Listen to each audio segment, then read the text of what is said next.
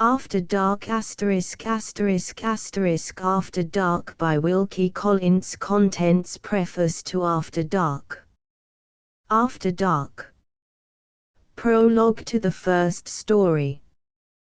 The traveler's story of a terribly strange bed. Prologue to the second story.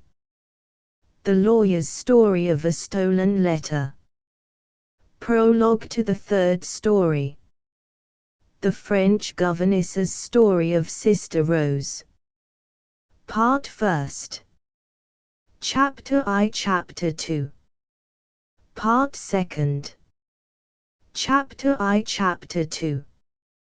Chapter 3. Chapter 4. Chapter V. Part third. Chapter 1. Chapter 2. Chapter 3. Epilogue to the third story. Prologue to the fourth story. The Angler's story of the Lady of Glenwith Grange. Prologue to the fifth story. The Nun's story of Gabriel's marriage. Chapter I. Chapter 2. Chapter 3. Chapter 4. Chapter V. Prologue to the sixth story. The Professor's story of the Yellow Mask. Part first. Chapter I. Chapter 2. Chapter 3. Part second. Chapter I. Chapter 2. Chapter 3. Part third. Chapter I. Chapter 2. Chapter 3. Chapter 4. Chapter V. Chapter 6. Chapter 7. Chapter 8. Preface to After Dark. I have taken some pains to string together the various stories contained in this volume on a single thread of interest, which, so far as I know, has at least the merit of not having been used before. The pages entitled Leah's Diary are, however, intended to fulfill another purpose besides that of serving as the framework for my collection of tales. In this part of the book, and subsequently in the prologues to the stories, it has been my object to give the reader one more glimpse at that artist life which circumstances have afforded me peculiar opportunities of studying, and which I have already tried to represent, under another aspect, in my fiction, Hide and Seek. This time I wish to ask some sympathy for the joys and sorrows of a poor traveling portrait painter, presented from his wife's point of view in Leah's diary and supposed to be briefly and simply narrated by himself in the prologues to the stories. I have purposely kept these two portions of the book within certain limits, only giving, in the one case, as much as the wife might naturally write in her diary at intervals of household leisure, and, in the other, as much as a modest and sensible man would be likely to say about himself and about the characters he met with in his wanderings. If I have been so fortunate as to make my idea intelligible by this brief and simple mode of treatment, and if I have, at the same time, achieved the necessary object of gathering several separate stories together as neatly fitting parts of one complete whole, I shall have succeeded in a design which I have for some time past been very anxious creditably to fulfill. Of the tales themselves, taken individually, I have only to say, by way of necessary explanation, that The Lady of Glenwith Grange is now offered to the reader for the first time, and that the other stories have appeared in the columns of Household Words.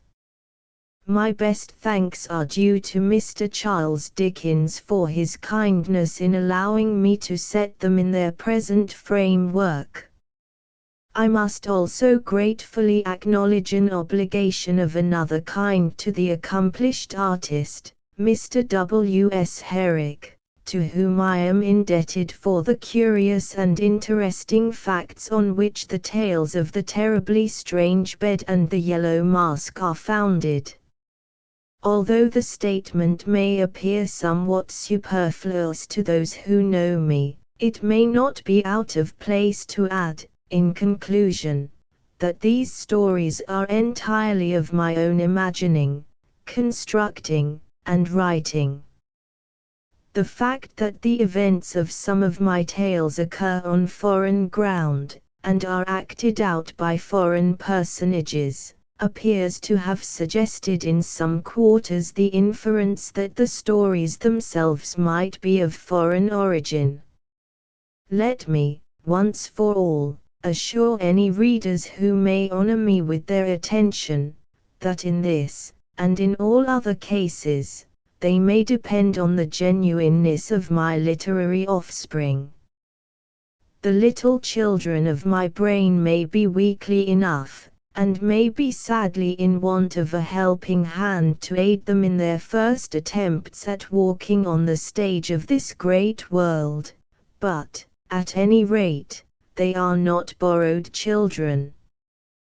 The members of my own literary family are indeed increasing so fast as to render the very idea of borrowing quite out of the question, and to suggest serious apprehension that I may not have done adding to the large book population, on my own sole responsibility, even yet. After Dark. Leaves from Leah's Diary. The 16th of February, 1827. The doctor has just called for the third time to examine my husband's eyes. Thank God, there is no fear at present of my poor William losing his sight, provided he can be prevailed on to attend rigidly to the medical instructions for preserving it. These instructions, which forbid him to exercise his profession for the next 6 months at least, are, in our case, very hard to follow. They will but too probably sentence us to poverty, perhaps to actual want, but they must be borne resignedly, and even thankfully, seeing that my husband's forced cessation from work will save him from the dreadful affliction of loss of sight. I think I can answer for my own cheerfulness and endurance, now that we know the worst. Can I answer for our children also? Surely I can, when there are only 2 of them.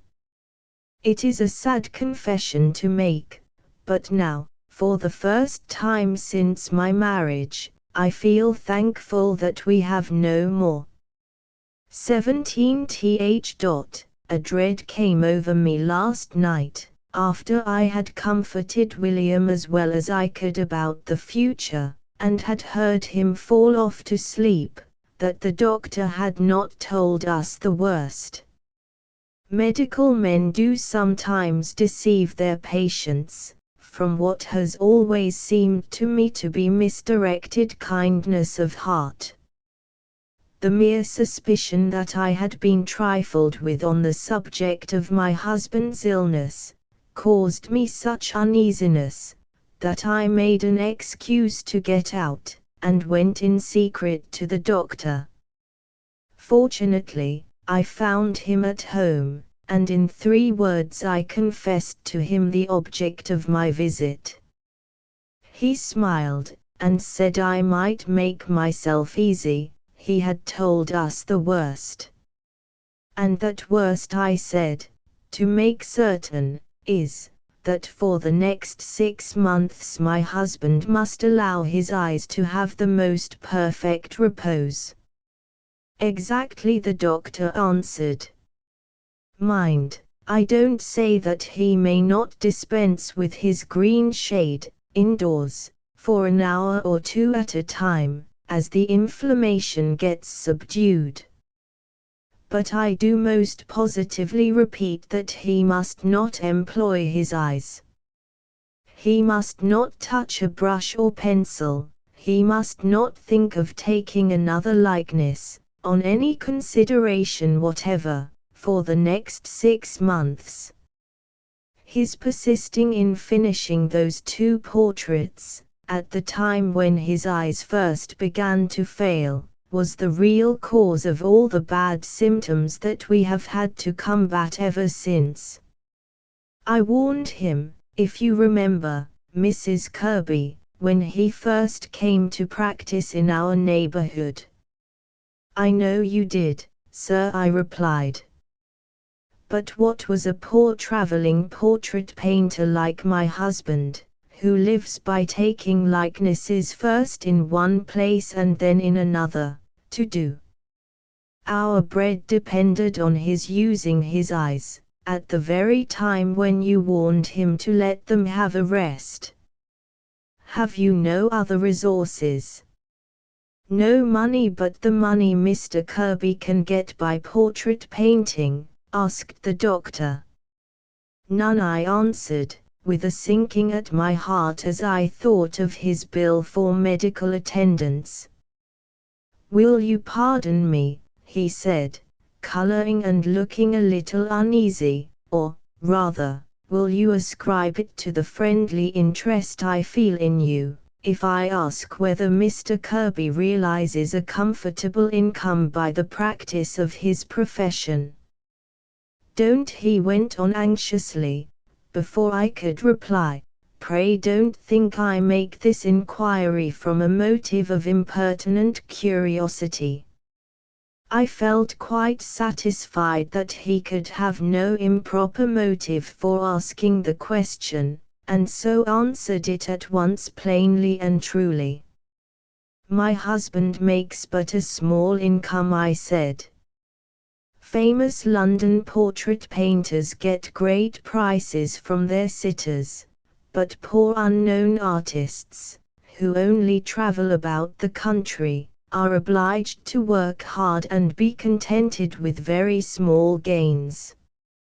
After we have paid all that we owe here, I am afraid we shall have little enough left to retire on, when we take refuge in some cheaper place.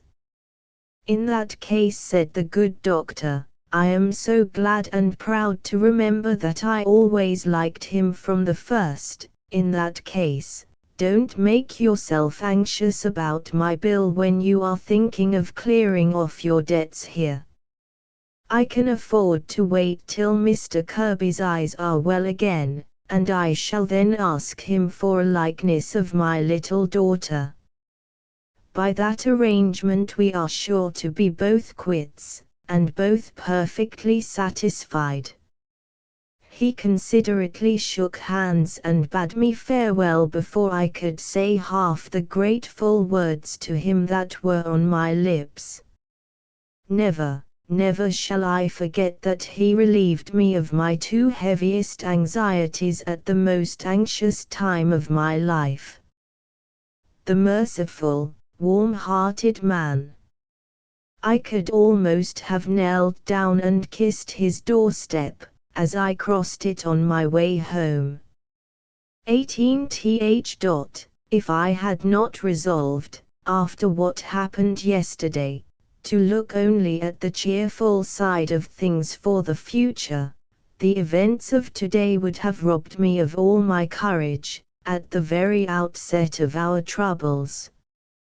First, there was the casting up of our bills, and the discovery, when the amount of them was balanced against all the money we have saved up, that we shall only have between £3 and £4 left in the cash box, after we have got out of debt. Then there was the sad necessity of writing letters in my husband's name to the rich people who were ready to employ him, telling them of the affliction that had overtaken him, and of the impossibility of his executing their orders for portraits for the next 6 months to come. And, lastly, there was the heartbreaking business for me to go through of giving our landlord warning, just as we had got comfortably settled in our new abode.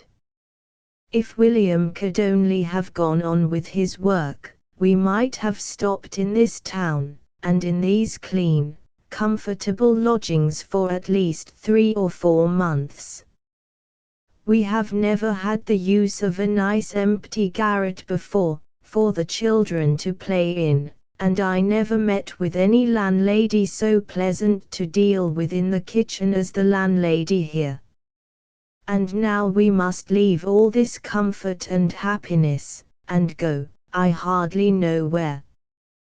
William, in his bitterness, says to the workhouse, but that shall never be, if I have to go out to service to prevent it. The darkness is coming on, and we must save in candles, or I could write much more. Ah, me! What a day this has been!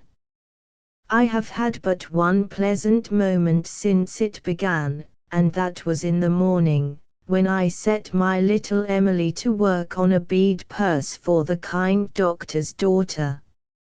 My child, young as she is wonderfully neat-handed at stringing beads, and even a poor little empty purse as a token of our gratitude, is better than nothing at all. 19th. A visit from our best friend, our only friend here, the doctor.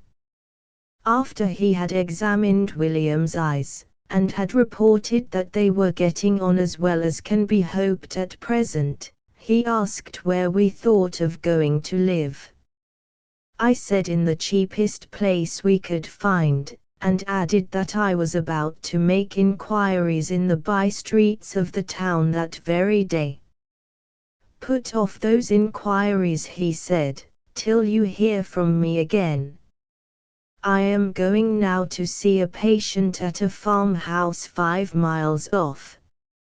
You needn't look at the children, Mrs. Kirby, it's nothing infectious, only a clumsy lad, who has broken his collarbone by a fall from a horse. They receive lodgers occasionally at the farmhouse, and I know no reason why they should not be willing to receive you. If you want to be well housed and well fed at a cheap rate, and if you like the society of honest, hearty people, the farm of Appletreewick is the very place for you. Don't thank me till you know whether I can get you these new lodgings or not. And in the meantime settle all your business affairs here, so as to be able to move at a moment's notice. With those words the kind-hearted gentleman nodded and went out. Pray heaven he may succeed at the farmhouse.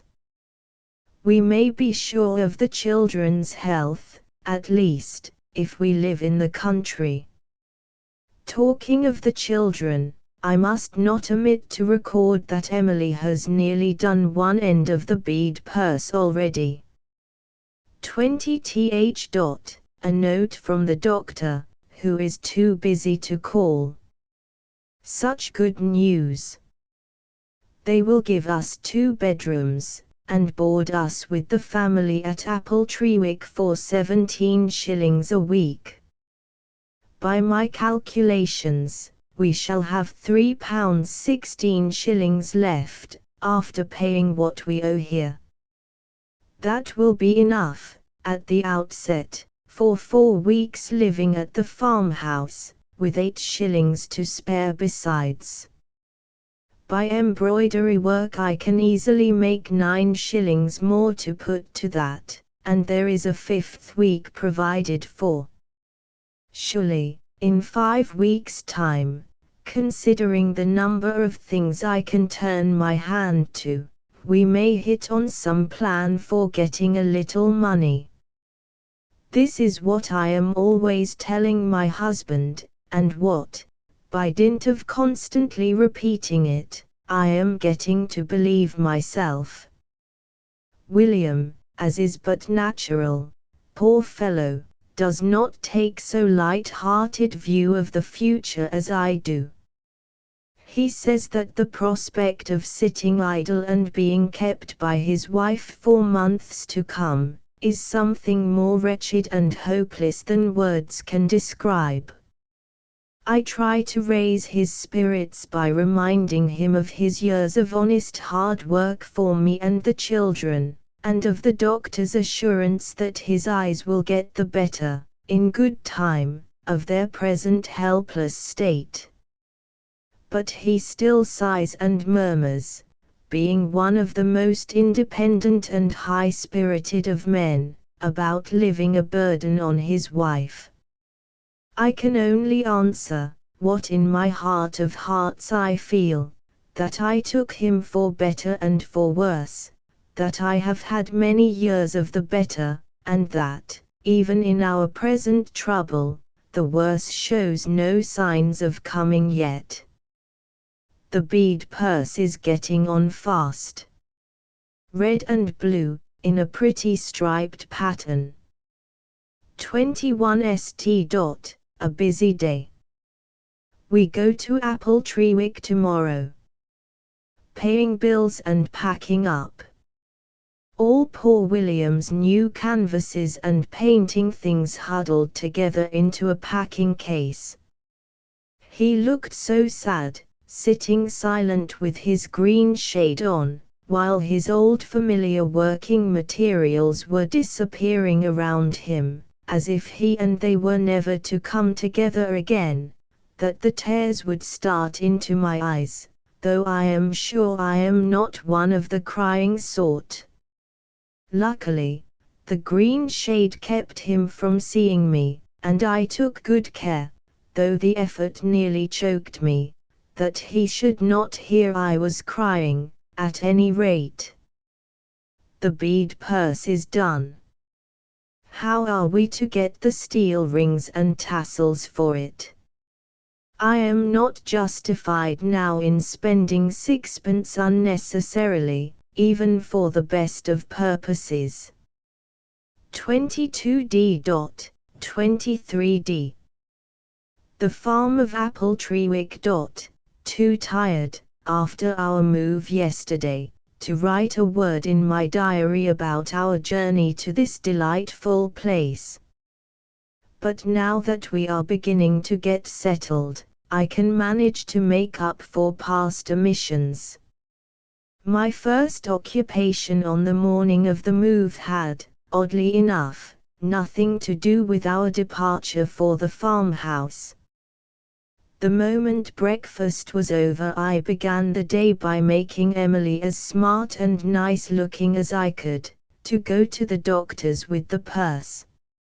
She had her best silk frock on, showing the mending a little in some places, I am afraid, and her straw hat trimmed with my bonnet ribbon.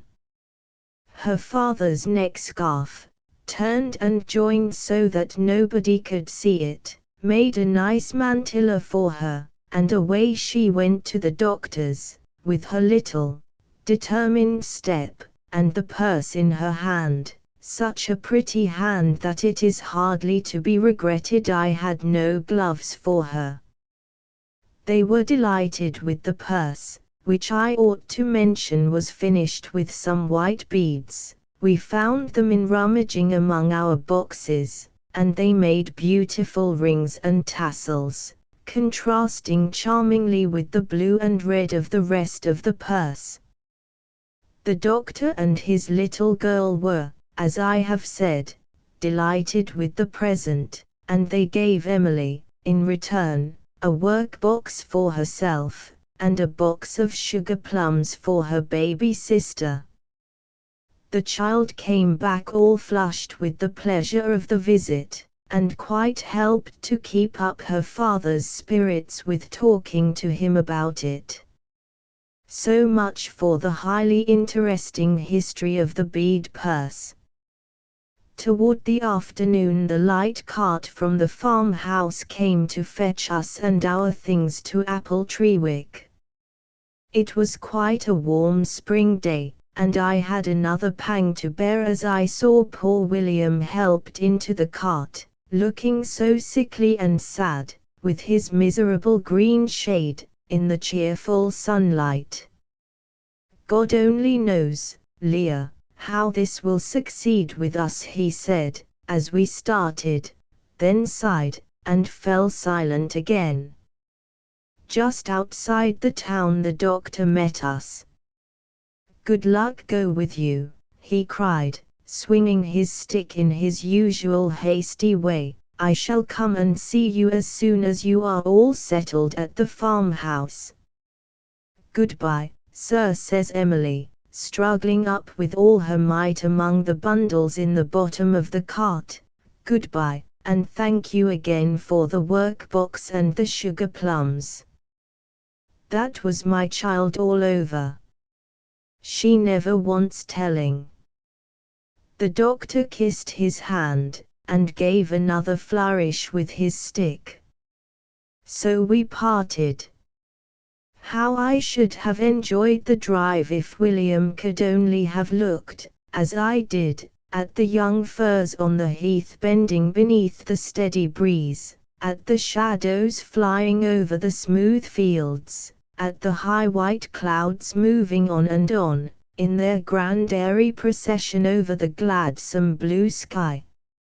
It was a hilly road, and I begged the lad who drove us not to press the horse, so we were nearly an hour, at our slow rate of going, before we drew up at the gate of Appletreewick. The 24th of February to 2d March. We have now been here long enough to know something of the place and the people. First, as to the place, where the farmhouse now is, there was once a famous priory. The tower is still standing, and the great room where the monks ate and drank, used at present as a granary. The house itself seems to have been tacked onto the ruins anyhow. No two rooms in it are on the same level. The children do nothing but tumble about the passages, because there always happens to be a step up or down, just at the darkest part of every one of them. As for staircases, there seems to me to be one for each bedroom. I do nothing but lose my way, and the farmer says, drolling, that he must have signposts put up for me in every corner of the house from top to bottom. On the ground floor, besides the usual domestic offices, we have the best parlor, a dark, airless, expensively furnished solitude, never invaded by anybody, the kitchen, and a kind of hall, with a fireplace as big as the drawing-room at our town lodgings. Here we live and take our meals, here the children can racket about to their heart's content, here the dogs come lumbering in, whenever they can get loose, here wages are paid, visitors are received, bacon is cured, cheese is tasted, pipes are smoked, and naps are taken every evening by the male members of the family. Never was such a comfortable, friendly dwelling place devised as this hall. I feel already as if half my life had been passed in it. Out of doors, looking beyond the flower garden, lawn, backyards, pigeon houses, and kitchen gardens, we are surrounded by a network of smooth grazing fields, each shut off from the other by its neat hedgerow and its sturdy gate.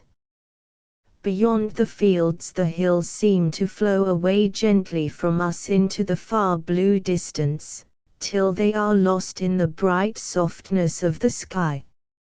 At one point, which we can see from our bedroom windows, they dip suddenly into the plain, and show, over the rich marshy flat, a strip of distant sea, a strip sometimes blue, sometimes grey, sometimes, when the sun sets, a streak of fire, sometimes, on showery days, a flash of silver light.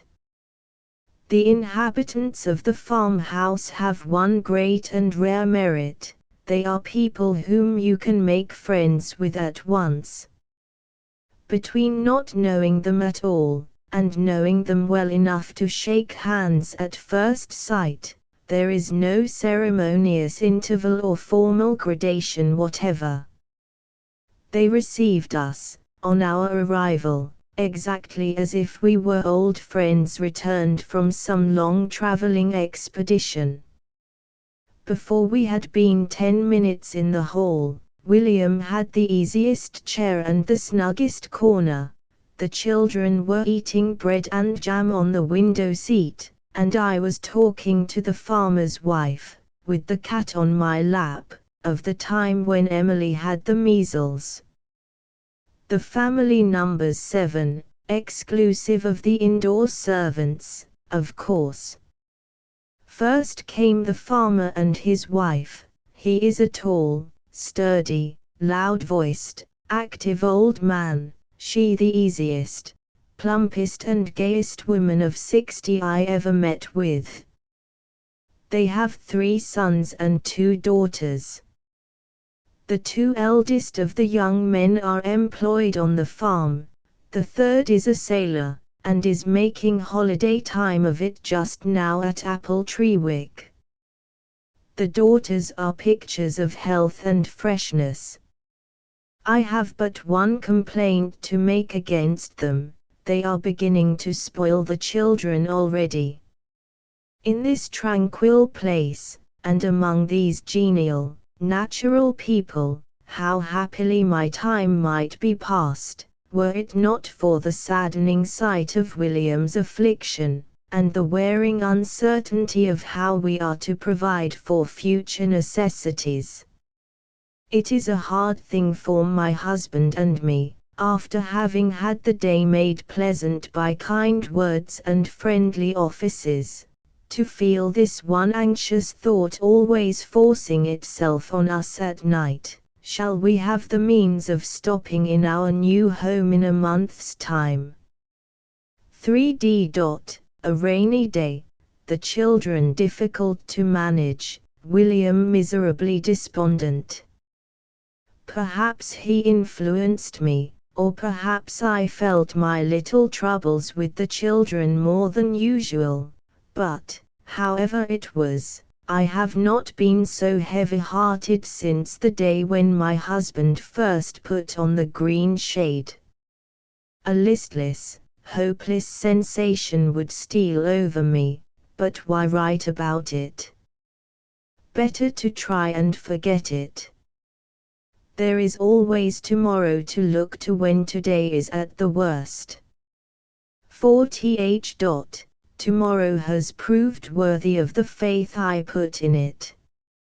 Sunshine again out of doors, and as clear and true a reflection of it in my own heart as I can hope to have just at this time. Oh! That month, that one poor month of respite. What are we to do at the end of the month? 5th. I made my short entry for yesterday in the afternoon just before tea time, little thinking of events destined to happen with the evening that would be really worth chronicling, for the sake of the excellent results to which they are sure to lead.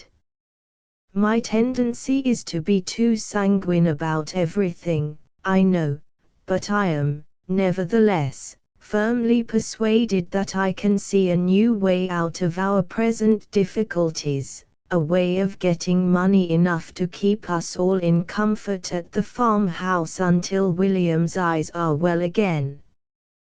The new project, which is to relieve us from all uncertainties for the next 6 months, actually originated with me. It has raised me many inches higher in my own estimation already. If the doctor only agrees with my view of the case when he comes tomorrow, William will allow himself to be persuaded, I know, and then let them say what they please, I will answer for the rest. This is how the new idea first found its way into my head. We had just done tea. William, in much better spirits than usual, was talking with the young sailor, who is jocosely called here by the very ugly name of Foul-weather Dick. The farmer and his two eldest sons were composing themselves on the oaken settles for their usual nap. The dame was knitting, the two girls were beginning to clear the tea table, and I was darning the children's socks. To all appearance, this was not a very propitious state of things for the creation of new ideas, and yet my idea grew out of it, for all that. Talking with my husband on various subjects connected with life in ships, the young sailor began giving us a description of his hammock, telling us how it was slung, how it was impossible to get into it any other way than stern foremost, whatever that may mean, how the rolling of the ship made it rock like a cradle, and how, on rough nights, it sometimes swayed to and fro at such a rate as to bump bodily against the ship's side and wake him up with the sensation of having just received a punch on the head from a remarkably hard fist. Hearing all this, I ventured to suggest that it must be an immense relief to him to sleep on shore in a good, motionless, solid four-post bed.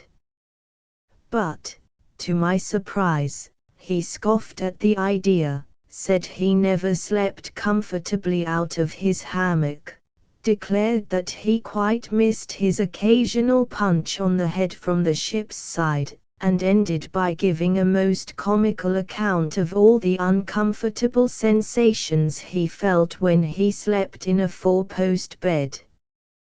The odd nature of one of the young sailor's objections to sleeping on shore reminded my husband, as indeed it did me too, of the terrible story of a bed in a French gambling house, which he once heard from a gentleman whose likeness he took.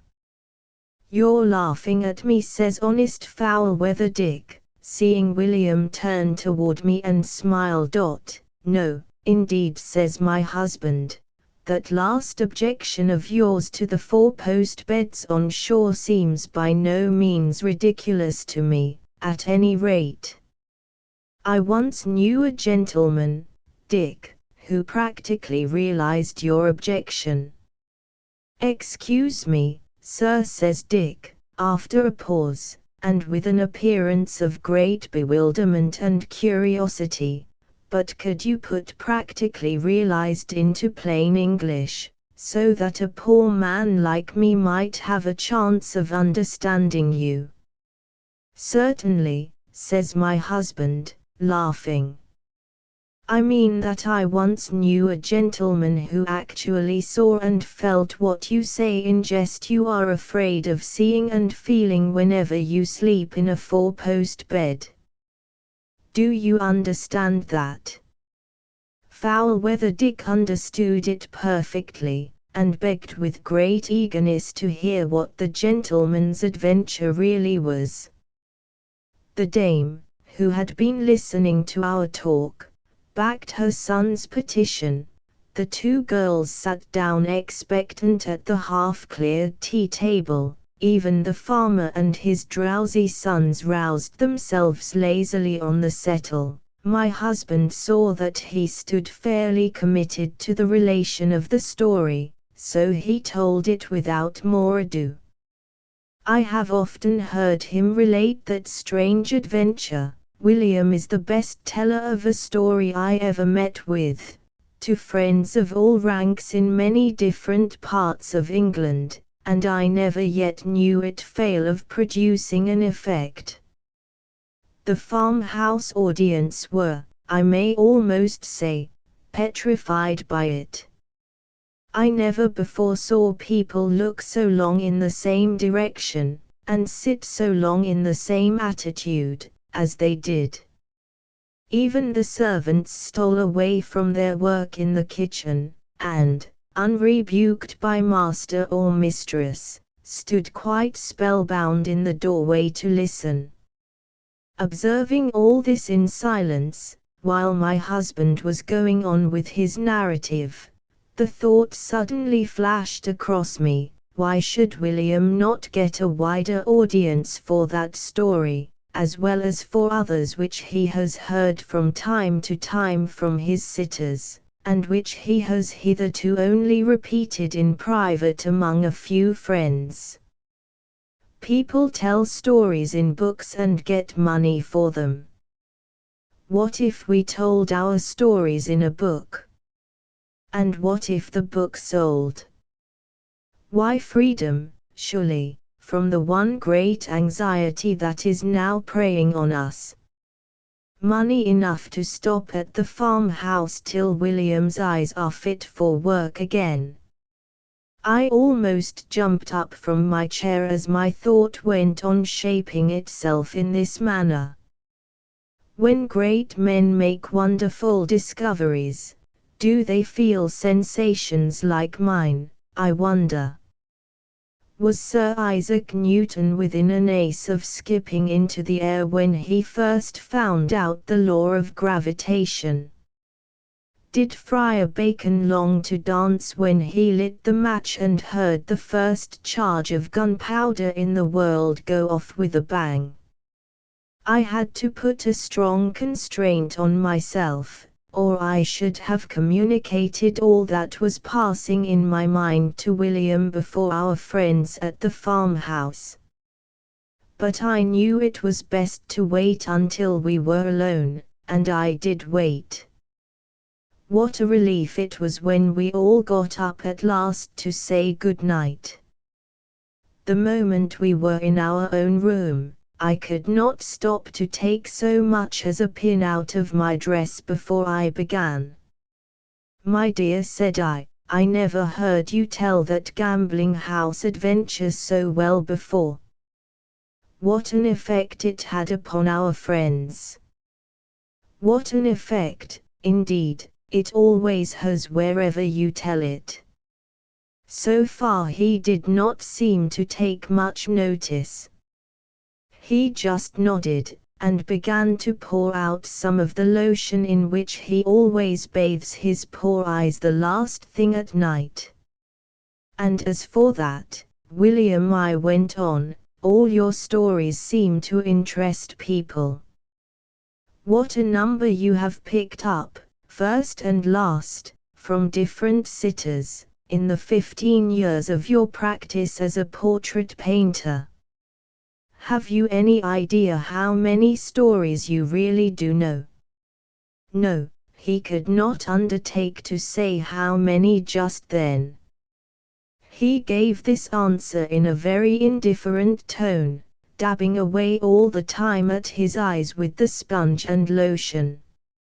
He did it so awkwardly and roughly, as it seemed to me, that I took the sponge from him and applied the lotion tenderly myself. "Do you think," said I, "if you turned over one of your stories carefully in your mind beforehand, say the one you told tonight, for example, that you could repeat it all to me so perfectly and deliberately that I should be able to take it down in writing from your lips?" Yes, of course he could. But why ask that question? Because I should like to have all the stories that you have been in the habit of relating to our friends set down fairly in writing, by way of preserving them from ever being forgotten. Would I bathe his left eye now, because that felt the hottest tonight? I began to forebode that his growing indifference to what I was saying would soon end in his fairly going to sleep before I had developed my new idea, unless I took some means forthwith of stimulating his curiosity, or, in other words, of waking him into a proper state of astonishment and attention. "William," said I, without another syllable of preface, "I have got a new plan for finding all the money we want for our expenses here." He jerked his head up directly, and looked at me. "What plan?" "This. The state of your eyes prevents you for the present from following your profession as an artist, does it not?" "Very well. What are you to do with your idle time, my dear?" "Turn author." "And how are you to get the money we want?" "By publishing a book." "Good gracious, Leah, are you out of your senses?" he exclaimed. I put my arm round his neck and sat down on his knee, the course I always take when I want to persuade him to anything with as few words as possible. "Now, William, listen patiently to me," I said. "An artist lies under this great disadvantage in case of accidents. His talents are of no service to him unless he can use his eyes and fingers.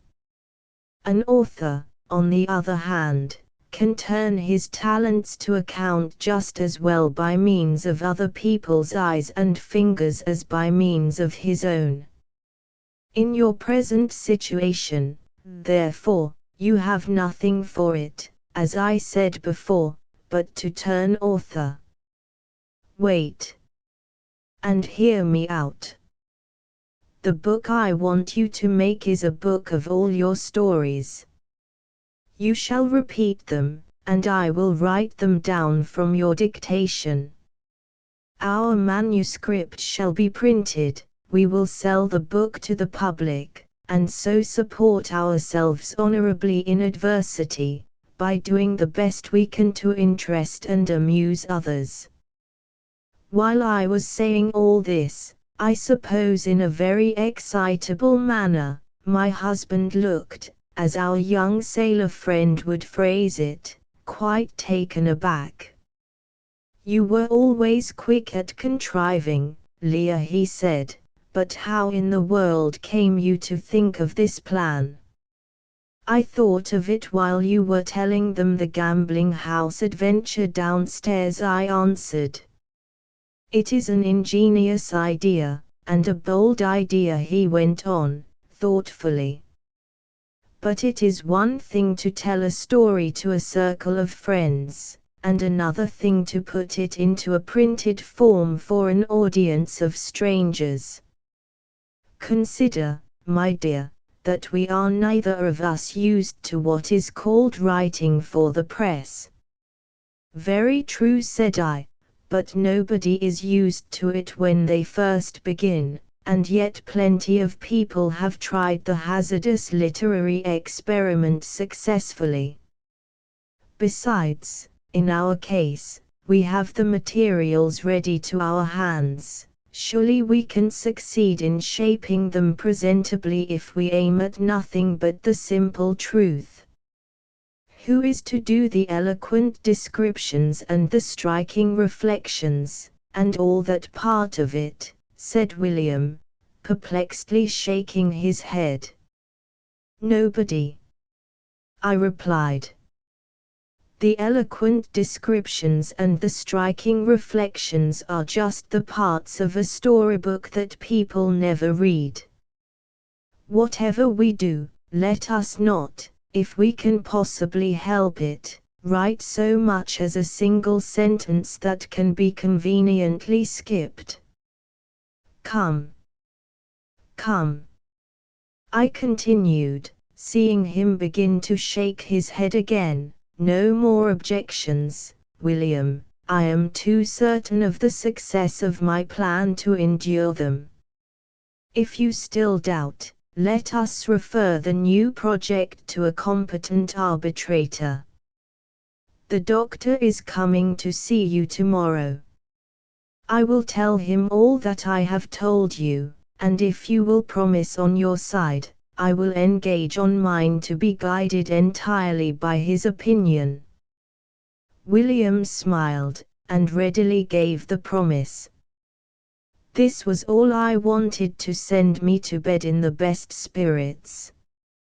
For, of course, I should never have thought of mentioning the doctor as an arbitrator, if I had not known beforehand that he was sure to be on my side. 6th. The arbitrator has shown that he deserved my confidence in him. He ranked himself entirely on my side before I had half done explaining to him what my new project really was. As to my husband's doubts and difficulties, the dear good man would not so much as hear them mentioned. No objections, he cried, gaily, set to work, Mr. Kirby, and make your fortune. I always said your wife was worth her weight in gold, and here she is now, all ready to get into the bookseller's scales and prove it. Set to work. Set to work. With all my heart, said William, beginning at last to catch the infection of our enthusiasm. But when my part of the work and my wife's has been completed, what are we to do with the produce of our labor?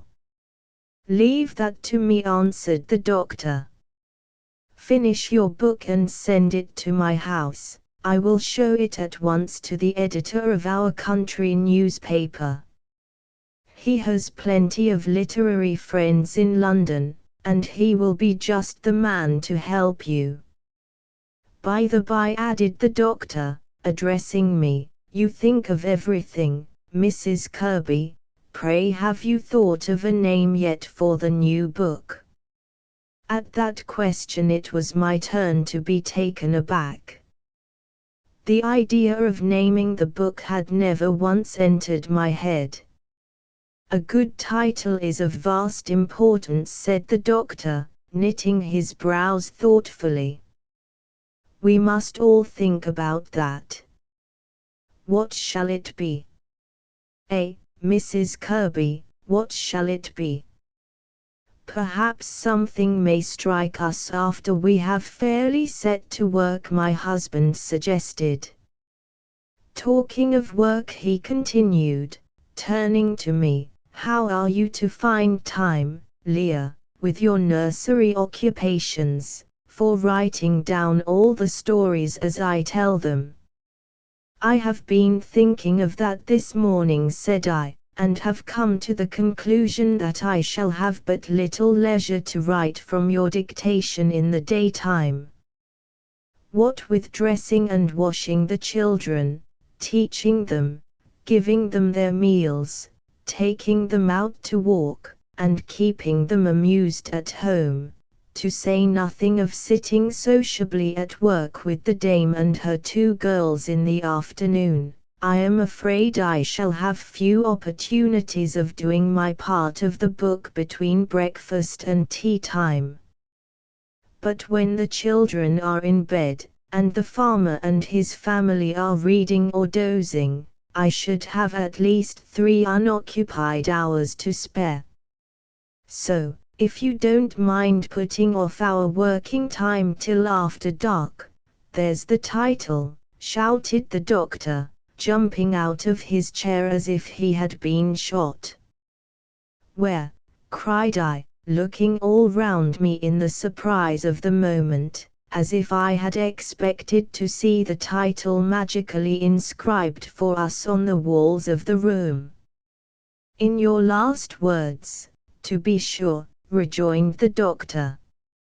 You said just now that you would not have leisure to write from Mr. Kirby's dictation till after dark. What can we do better than name the book after the time when the book is written? Call it boldly, After Dark. Stop. Before anybody says a word for or against it, let us see how the name looks on paper. I opened my writing desk in a great flutter.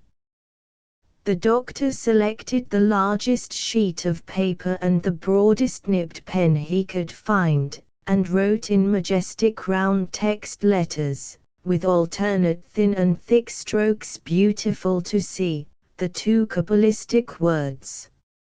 After dark. We all three laid our heads together over the paper, and in breathless silence studied the effect of the round text, William raising his green shade in the excitement of the moment, and actually disobeying the doctor's orders about not using his eyes, in the doctor's own presence. After a good long stare, we looked round solemnly in each other's faces and nodded. There was no doubt whatever on the subject after seeing the round text. In one happy moment the doctor had hit on the right name. "I have written the title page," said our good friend, taking up his hat to go. "And now I leave it to you two to write the book." Since then I have mended 4 pens and bought a quire of letter paper at the village shop. William is to ponder well over his stories in the daytime, so as to be quite ready for me after dark. We are to commence our new occupation this evening. My heart beats fast and my eyes moisten when I think of it. How many of our dearest interests depend upon the one little beginning that we are to make tonight. Prologue to the first story. Before I begin, by the aid of my wife's patient attention and ready pen, to relate any of the stories which I have heard at various times from persons whose likenesses I have been employed to take, it will not be amiss if I try to secure the reader's interest in the following pages, by briefly explaining how I became possessed of the narrative matter which they contain. Of myself I have nothing to say, but that I have followed the profession of a traveling portrait painter for the last 15 years. The pursuit of my calling has not only led me all through England, but has taken me twice to Scotland, and once to Ireland. In moving from district to district, I am never guided beforehand by any settled plan. Sometimes the letters of recommendation which I get from persons who are satisfied with the work I have done for them determine the direction in which I travel. Sometimes I hear of a new neighborhood in which there is no resident artist of ability, and remove thither on speculation. Sometimes my friends among the picture dealers say a good word on my behalf to their rich customers, and so pave the way for me in the large towns. Sometimes my prosperous and famous brother artists, hearing of small commissions which it is not worth their while to accept, mention my name, and procure me introductions to pleasant country houses. Thus I get on, now in one way and now in another, not winning a reputation or making a fortune, but happier, perhaps, on the whole, than many men who have got both the one and the other. So, at least, I try to think now, though I started in my youth with as high an ambition as the best of them. Thank God, it is not my business here to speak of past times and their disappointments. A twinge of the old hopeless heartache comes over me sometimes still, when I think of my student days. One peculiarity of my present way of life is, that it brings me into contact with all sorts of characters. I almost feel, by this time, as if I had painted every civilized variety of the human race. Upon the whole, my experience of the world, rough as it has been, has not taught me to think unkindly of my fellow creatures. I have certainly received such treatment at the hands of some of my sitters as I could not describe without saddening and shocking any kind-hearted reader, but, taking one year and one place with another, I have cause to remember with gratitude and respect, sometimes even with friendship and affection, a very large proportion of the numerous persons who have employed me. Some of the results of my experience are curious in a moral point of view. For example, I have found women almost uniformly less delicate in asking me about my terms, and less generous in remunerating me for my services, than men. On the other hand, men, within my knowledge, are decidedly vainer of their personal attractions, and more vexatiously anxious to have them done full justice to on canvas, than women. Taking both sexes together, I have found young people, for the most part, more gentle, more reasonable, and more considerate than old. And, summing up, in a general way, my experience of different ranks, which extends, let me premise, all the way down from peers to publicans, I have met with most of my formal and ungracious receptions among rich people of uncertain social standing. The highest classes and the lowest among my employers almost always contrive, in widely different ways, of course, to make me feel at home as soon as I enter their houses.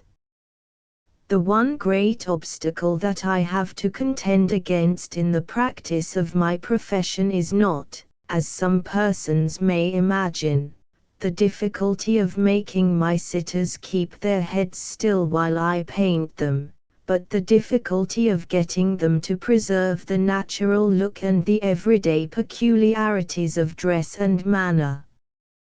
People will assume an expression, will brush up their hair, will correct any little characteristic carelessness in their apparel, will, in short, when they want to have their likenesses taken, look as if they were sitting for their pictures. If I paint them, under these artificial circumstances, I fail of course to present them in their habitual aspect, and my portrait, as a necessary consequence, disappoints everybody, the sitter always included. When we wish to judge of a man's character by his handwriting, we want his customary scrawl dashed off with his common workaday pen, not his best small text, traced laboriously with the finest procurable crow-quill point. So it is with portrait painting, which is, after all, nothing but a right reading of the externals of character recognizably presented to the view of others. Experience, after repeated trials, has proved to me that the only way of getting sitters who persist in assuming a set look to resume their habitual expression, is to lead them into talking about some subject in which they are greatly interested. If I can only beguile them into speaking earnestly, no matter on what topic, I am sure of recovering their natural expression, sure of seeing all the little precious everyday peculiarities of the man or woman peep out, one after another, quite unawares. The long, maundering stories about nothing, the wearisome recitals of petty grievances, the local anecdotes unrelieved by the faintest suspicion of anything like general interest, which I have been condemned to hear, as a consequence of thawing the ice off the features of formal sitters by the method just described, would fill hundreds of volumes, and promote the repose of thousands of readers. On the other hand, if I have suffered under the tediousness of the many, I have not been without my compensating gains from the wisdom and experience of the few.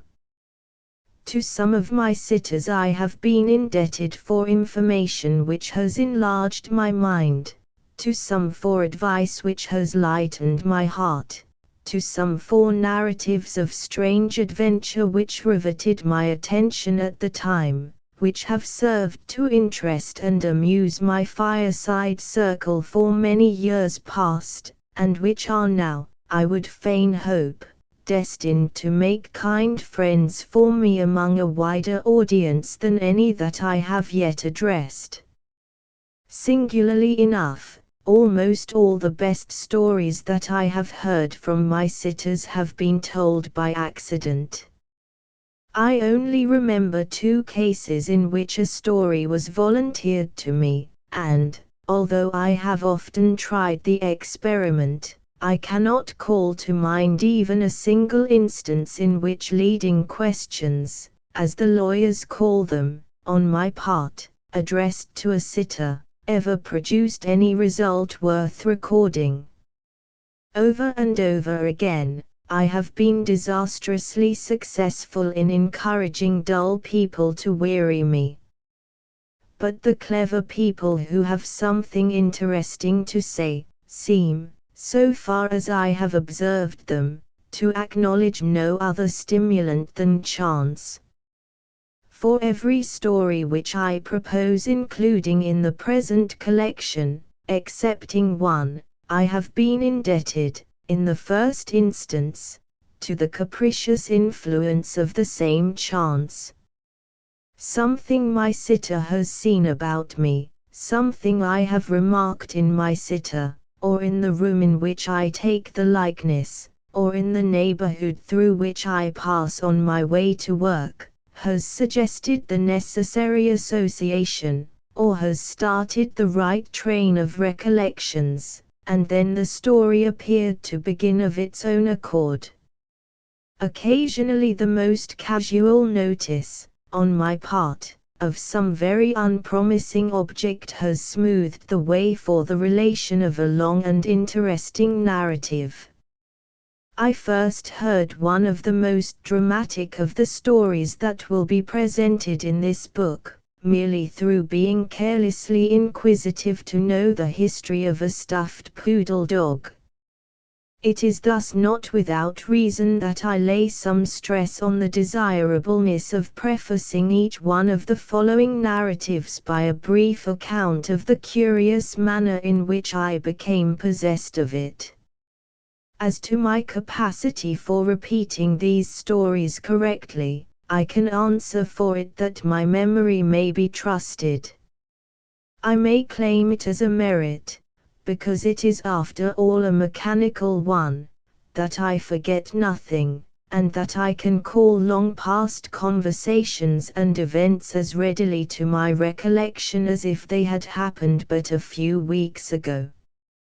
Of 2 things at least I feel tolerably certain beforehand, in meditating over the contents of this book. First, that I can repeat correctly all that I have heard, and, secondly, that I have never missed anything worth hearing when my sitters were addressing me on an interesting subject. Although I cannot take the lead in talking while I am engaged in painting, I can listen while others speak, and work all the better for it.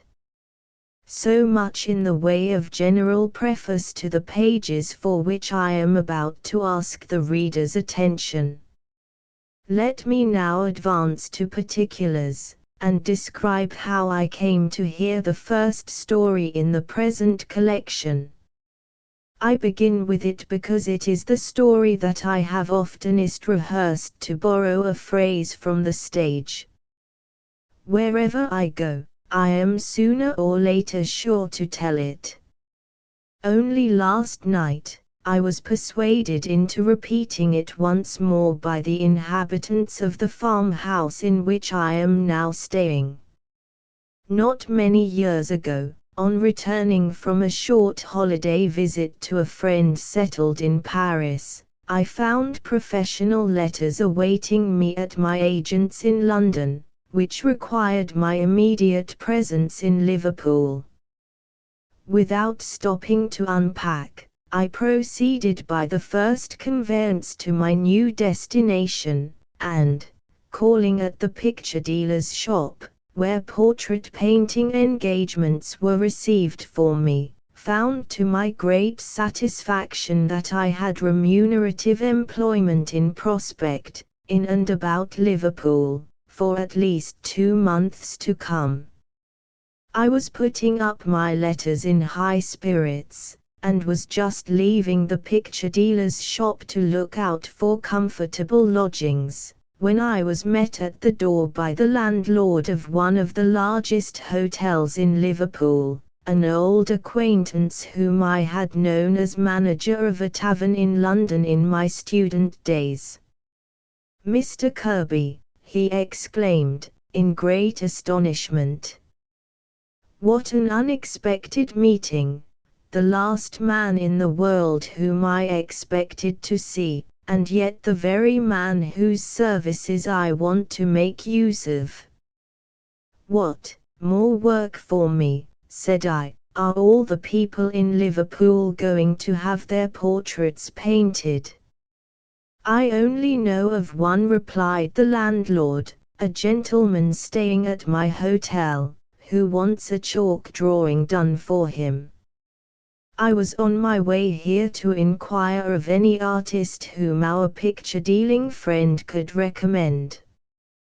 How glad I am that I met you before I had committed myself to employing a stranger.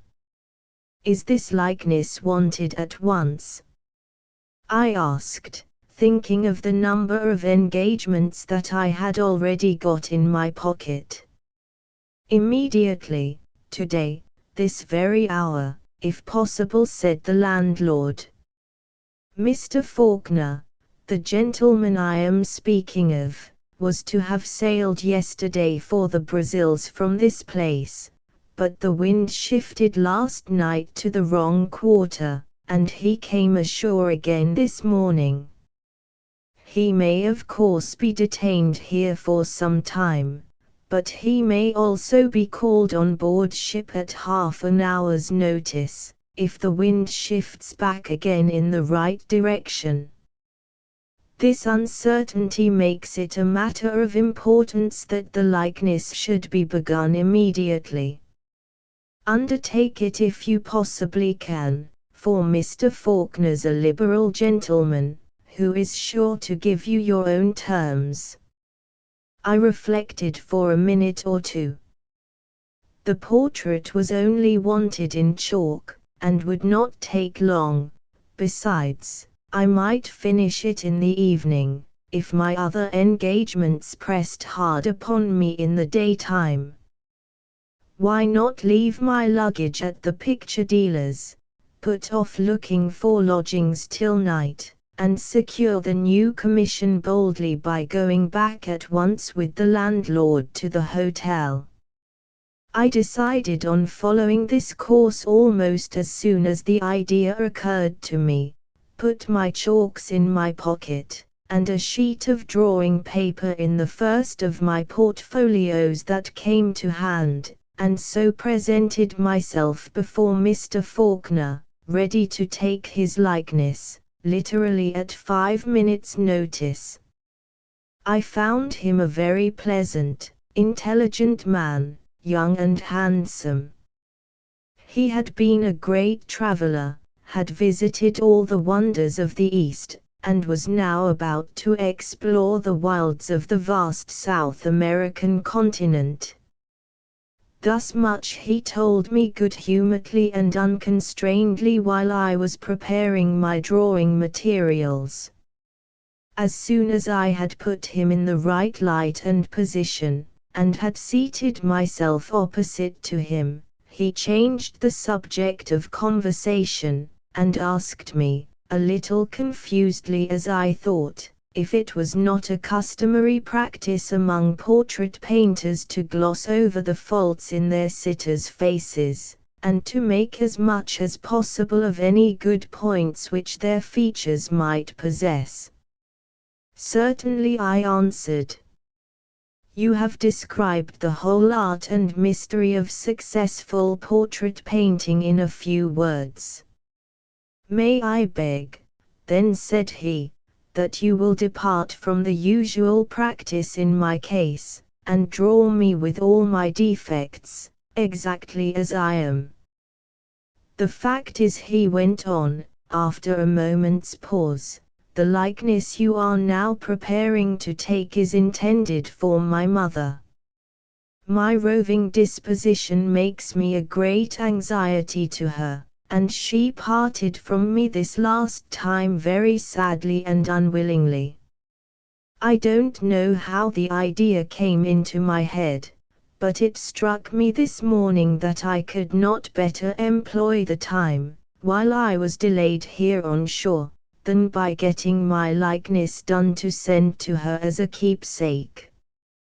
She has no portrait of me since I was a child, and she is sure to value a drawing of me more than anything else I could send to her.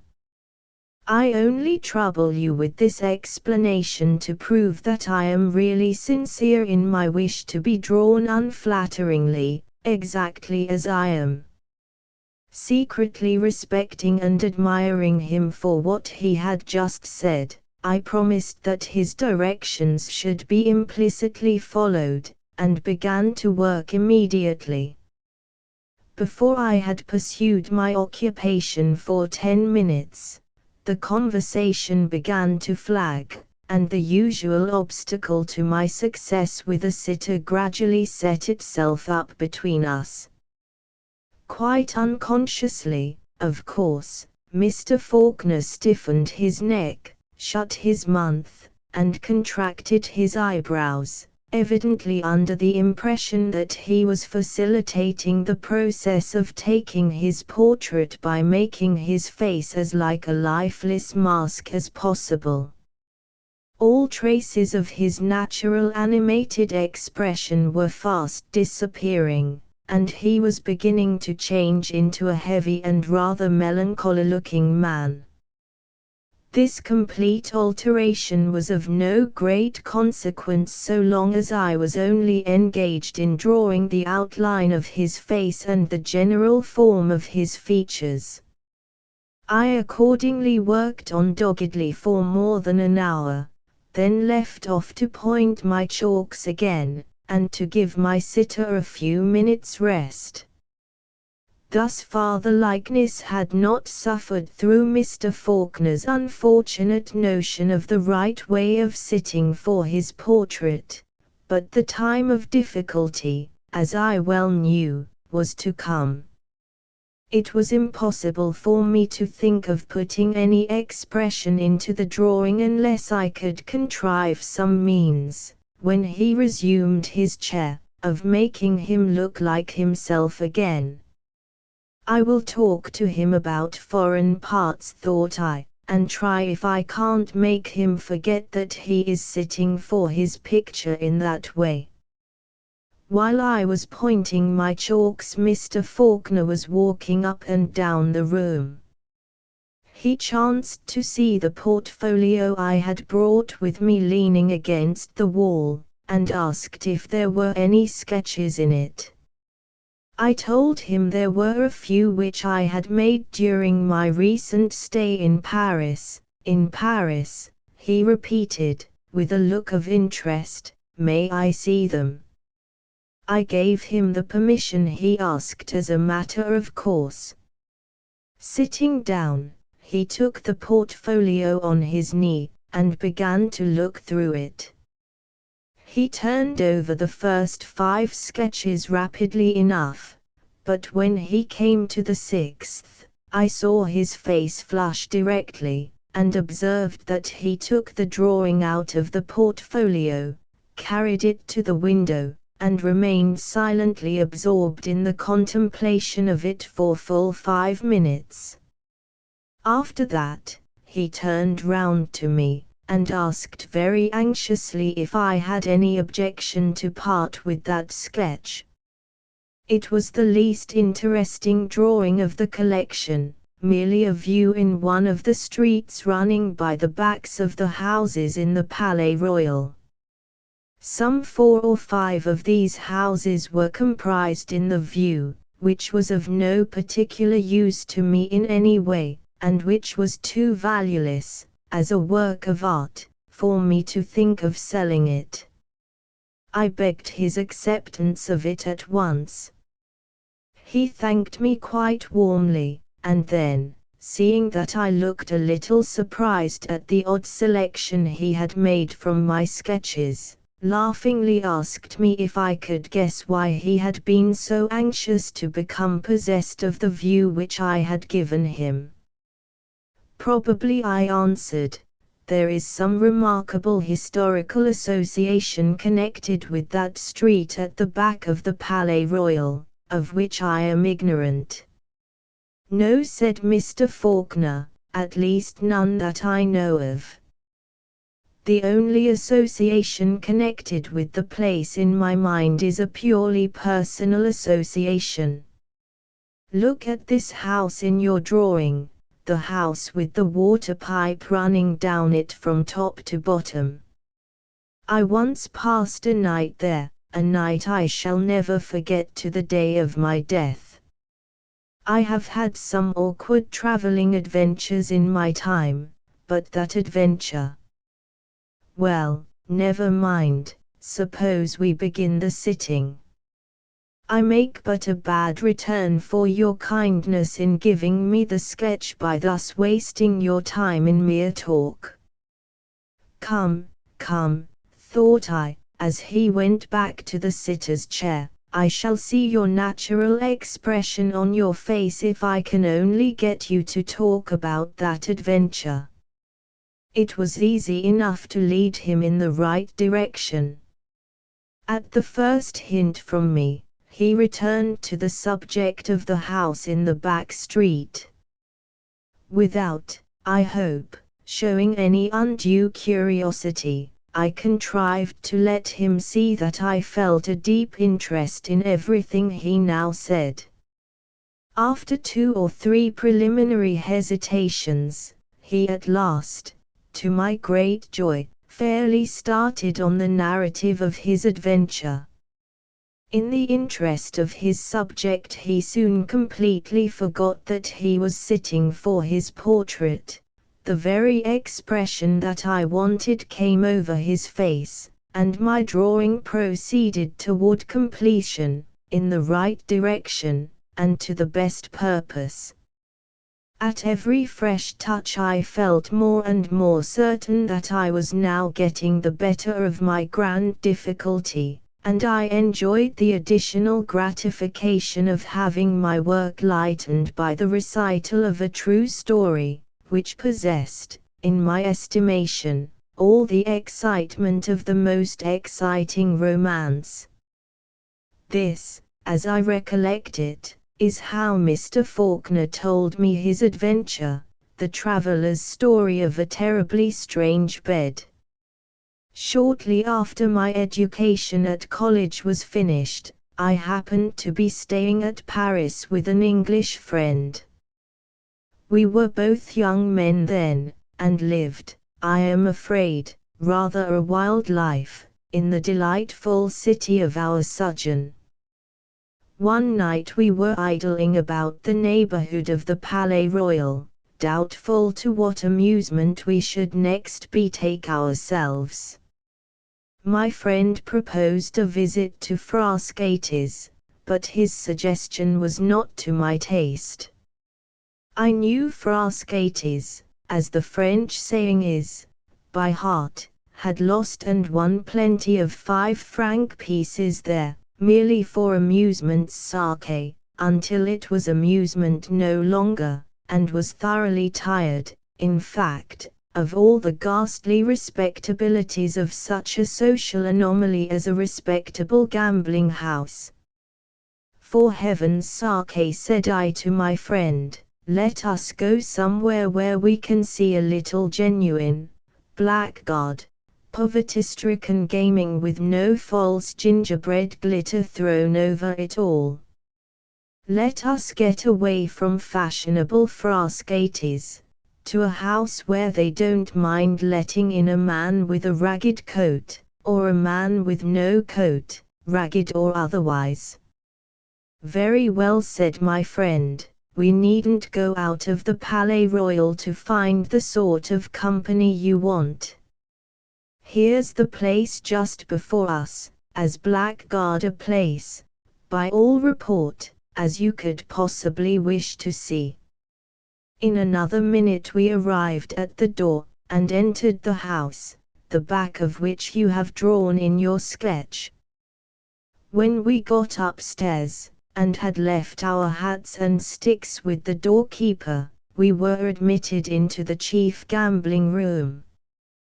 We did not find many people assembled there. But, few as the men were who looked up at us on our entrance, they were all types, lamentably true types, of their respective classes. We had come to see blackguards, but these men were something worse. There is a comic side, more or less appreciable, in all blackguardism. Here there was nothing but tragedy, mute, weird tragedy. The quiet in the room was horrible. The thin, haggard, long-haired young man, whose sunken eyes fiercely watched the turning up of the cards, never spoke. The flabby, fat-faced, pimply player, who pricked his piece of pasteboard perseveringly, to register how often black won, and how often red, never spoke. The dirty, wrinkled old man, with the vulture eyes and the darned great coat, who had lost his last sou, and still looked on desperately, after he could play no longer, never spoke. Even the voice of the croupier sounded as if it were strangely dulled and thickened in the atmosphere of the room. I had entered the place to laugh, but the spectacle before me was something to weep over. I soon found it necessary to take refuge in excitement from the depression of spirits which was fast stealing on me. Unfortunately, I sought the nearest excitement, by going to the table and beginning to play. Still more unfortunately, as the event will show, I won prodigiously, won incredibly, won at such a rate that the regular players at the table crowded round me, and staring at my stakes with hungry, superstitious eyes, whispered to one another that the English stranger was going to break the bank. The game was rouge et noir. I had played at it in every city in Europe, without, however, the care or the wish to study the theory of chances, that philosopher's stone of all gamblers. And a gambler, in the strict sense of the word, I had never been. I was heart-whole from the corroding passion for play. My gaming was a mere idle amusement. I never resorted to it by necessity, because I never knew what it was to want money. I never practiced it so incessantly as to lose more than I could afford, or to gain more than I could coolly pocket without being thrown off my balance by my good luck. In short, I had hitherto frequented gambling tables, just as I frequented ballrooms and opera houses, because they amused me, and because I had nothing better to do with my leisure hours. But on this occasion it was very different. Now, for the first time in my life, I felt what the passion for play really was. My success first bewildered, and then, in the most literal meaning of the word, intoxicated me.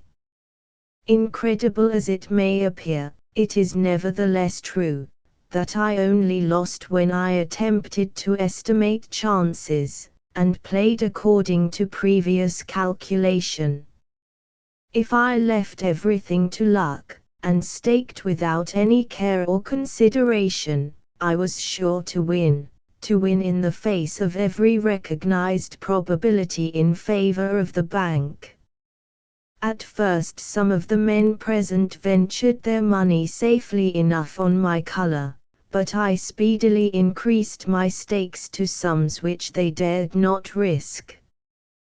One after another they left off playing, and breathlessly looked on at my game. Still, time after time, I staked higher and higher, and still won. The excitement in the room rose to fever pitch. The silence was interrupted by a deep muttered chorus of oaths and exclamations in different languages. Every time the gold was shoveled across to my side of the table, even the imperturbable croupier dashed his rake on the floor in a French fury of astonishment at my success. But one man present preserved his self-possession, and that man was my friend. He came to my side, and whispering in English, begged me to leave the place, satisfied with what I had already gained. I must do him the justice to say that he repeated his warnings and entreaties several times, and only left me and went away after I had rejected his advice. I was to all intents and purposes gambling drunk, in terms which rendered it impossible for him to address me again that night. Shortly after he had gone, a hoarse voice behind me cried, "Permit me, my dear sir, permit me to restore to their proper place 2 Napoleons which you have dropped." "Wonderful luck, sir. I pledge you my word of honor, as an old soldier, in the course of my long experience in this sort of thing, I never saw such luck as yours, never.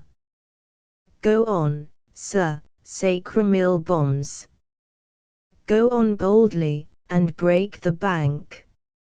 I turned round and saw, nodding and smiling at me with inveterate civility, a tall man, dressed in a frogged and braided surtout. If I had been in my senses, I should have considered him, personally, as being rather a suspicious specimen of an old soldier. He had goggling, bloodshot eyes, mangy mustaches, and a broken nose.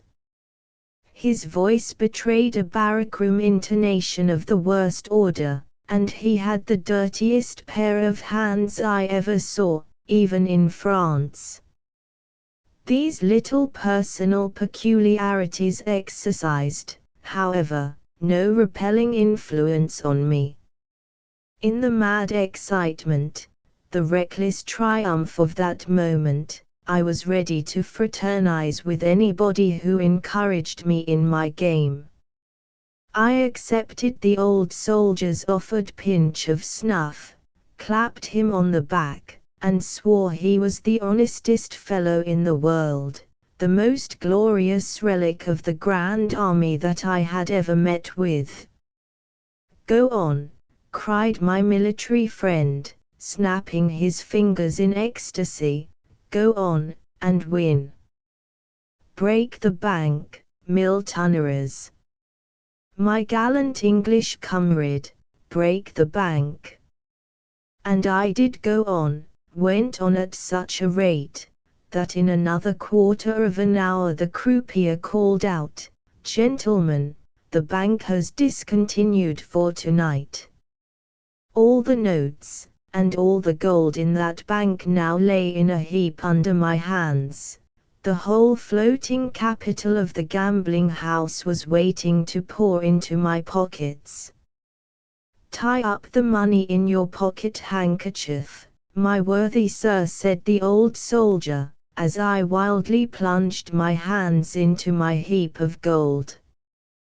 "Tie it up, as we used to tie up a bit of dinner in the Grand Army. Your winnings are too heavy for any breeches pockets that ever were sewed. There. That's it, shovel them in, notes and all. Creddy. What luck. Stop. Another Napoleon on the floor. Ah. Sacre petit polisson de Napoleon. Have I found thee at last? Now then, sir, 2 tight double knots each way with your honourable permission, and the money's safe. Feel it. Feel it, fortunate sir. Hard and round as a cannonball, ah, bah. If they had only fired such cannonballs at us at Austerlitz, NOMD unpipe. If they only had. And now, as an ancient grenadier, as an ex-brave of the French army, what remains for me to do? I ask what? Simply this, to entreat my valued English friend to drink a bottle of champagne with me, and toast the goddess Fortune in foaming goblets before we part. Excellent ex-brave. Convivial ancient grenadier.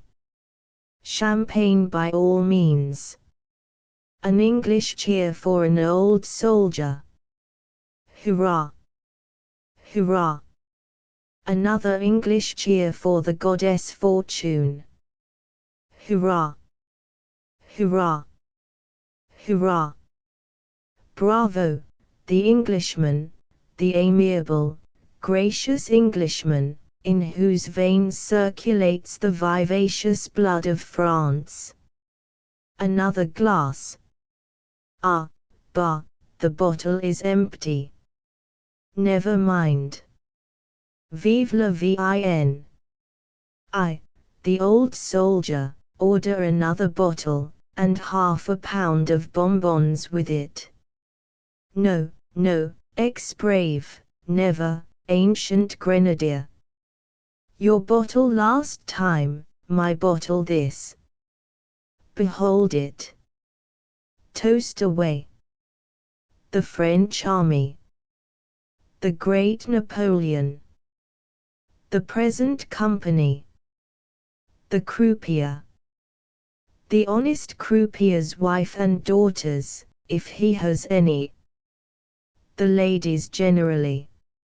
Everybody in the world. By the time the second bottle of champagne was emptied, I felt as if I had been drinking liquid fire, my brain seemed all aflame. No excess in wine had ever had this effect on me before in my life. Was it the result of a stimulant acting upon my system when I was in a highly excited state? Was my stomach in a particularly disordered condition? Or was the champagne amazingly strong? Ex-brave of the French army, cried I, in a mad state of exhilaration, I am on fire, how are you? You have set me on fire. Do you hear, my hero of Austerlitz? Let us have a third bottle of champagne to put the flame out. The old soldier wagged his head, rolled his goggle eyes, until I expected to see them slip out of their sockets, placed his dirty forefinger by the side of his broken nose, solemnly ejaculated coffee, and immediately ran off into an inner room. The word pronounced by the eccentric veteran seemed to have a magical effect on the rest of the company present. With one accord they all rose to depart. Probably they had expected to profit by my intoxication, but finding that my new friend was benevolently bent on preventing me from getting dead drunk, had now abandoned all hope of thriving pleasantly on my winnings. Whatever their motive might be, at any rate they went away in a body. When the old soldier returned, and sat down again opposite to me at the table, we had the room to ourselves. I could see the croupier, in a sort of vestibule which opened out of it, eating his supper in solitude. The silence was now deeper than ever. A sudden change, too, had come over the ex-brave. He assumed a portentously solemn look, and when he spoke to me again, his speech was ornamented by no oaths, enforced by no finger-snapping, enlivened by no apostrophes or exclamations. "Listen, my dear sir," said he, in mysteriously confidential tones, "listen to an old soldier's advice. I have been to the mistress of the house, a very charming woman, with a genius for cookery, to impress on her the necessity of making us some particularly strong and good coffee. You must drink this coffee in order to get rid of your little amiable exaltation of spirits before you think of going home. You must, my good and gracious friend. With all that money to take home tonight, it is a sacred duty to yourself to have your wits about you. You are known to be a winner to an enormous extent by several gentlemen present tonight, who, in a certain point of view, are very worthy and excellent fellows, but they are mortal men, my dear sir, and they have their amiable weaknesses. Need I say more? Ah, no, no. You understand me. Now, this is what you must do: send for a cabriolet when you feel quite well again, draw up all the windows when you get into it, and tell the driver to take you home only through the large and well-lighted thoroughfares. Do this, and you and your money will be safe. Do this, and tomorrow you will thank an old soldier for giving you a word of honest advice." Just as the ex-brave ended his oration in very lachrymose tones, the coffee came in, ready poured out in 2 cups. My attentive friend handed me one of the cups with a bow. I was parched with thirst, and drank it off at a draught. Almost instantly afterwards, I was seized with a fit of giddiness, and felt more completely intoxicated than ever. The room whirled round and round furiously. The old soldier seemed to be regularly bobbing up and down before me like the piston of a steam engine. I was half deafened by a violent singing in my ears. A feeling of utter bewilderment, helplessness, idiocy, overcame me. I rose from my chair, holding on by the table to keep my balance, and stammered out that I felt dreadfully unwell, so unwell that I did not know how I was to get home. "My dear friend," answered the old soldier, and even his voice seemed to be bobbing up and down as he spoke, "my dear friend, it would be madness to go home in your state. You would be sure to lose your money, you might be robbed and murdered with the greatest ease. I am going to sleep here. Do you sleep here, too? They make up capital beds in this house. Take one, sleep off the effects of the wine, and go home safely with your winnings tomorrow, in broad daylight." I had but 2 ideas left: 1, that I must never let go hold of my handkerchief full of money; the other, that I must lie down somewhere immediately, and fall off into a comfortable sleep. So I agreed to the proposal about the bed, and took the offered arm of the old soldier, carrying my money with my disengaged hand. Preceded by the croupier, we passed along some passages and up a flight of stairs into the bedroom which I was to occupy. The ex-brave shook me warmly by the hand, proposed that we should breakfast together, and then, followed by the croupier, left me for the night. I ran to the wash-hand stand, drank some of the water in my jug, poured the rest out, and plunged my face into it, then sat down in a chair and tried to compose myself. I soon felt better.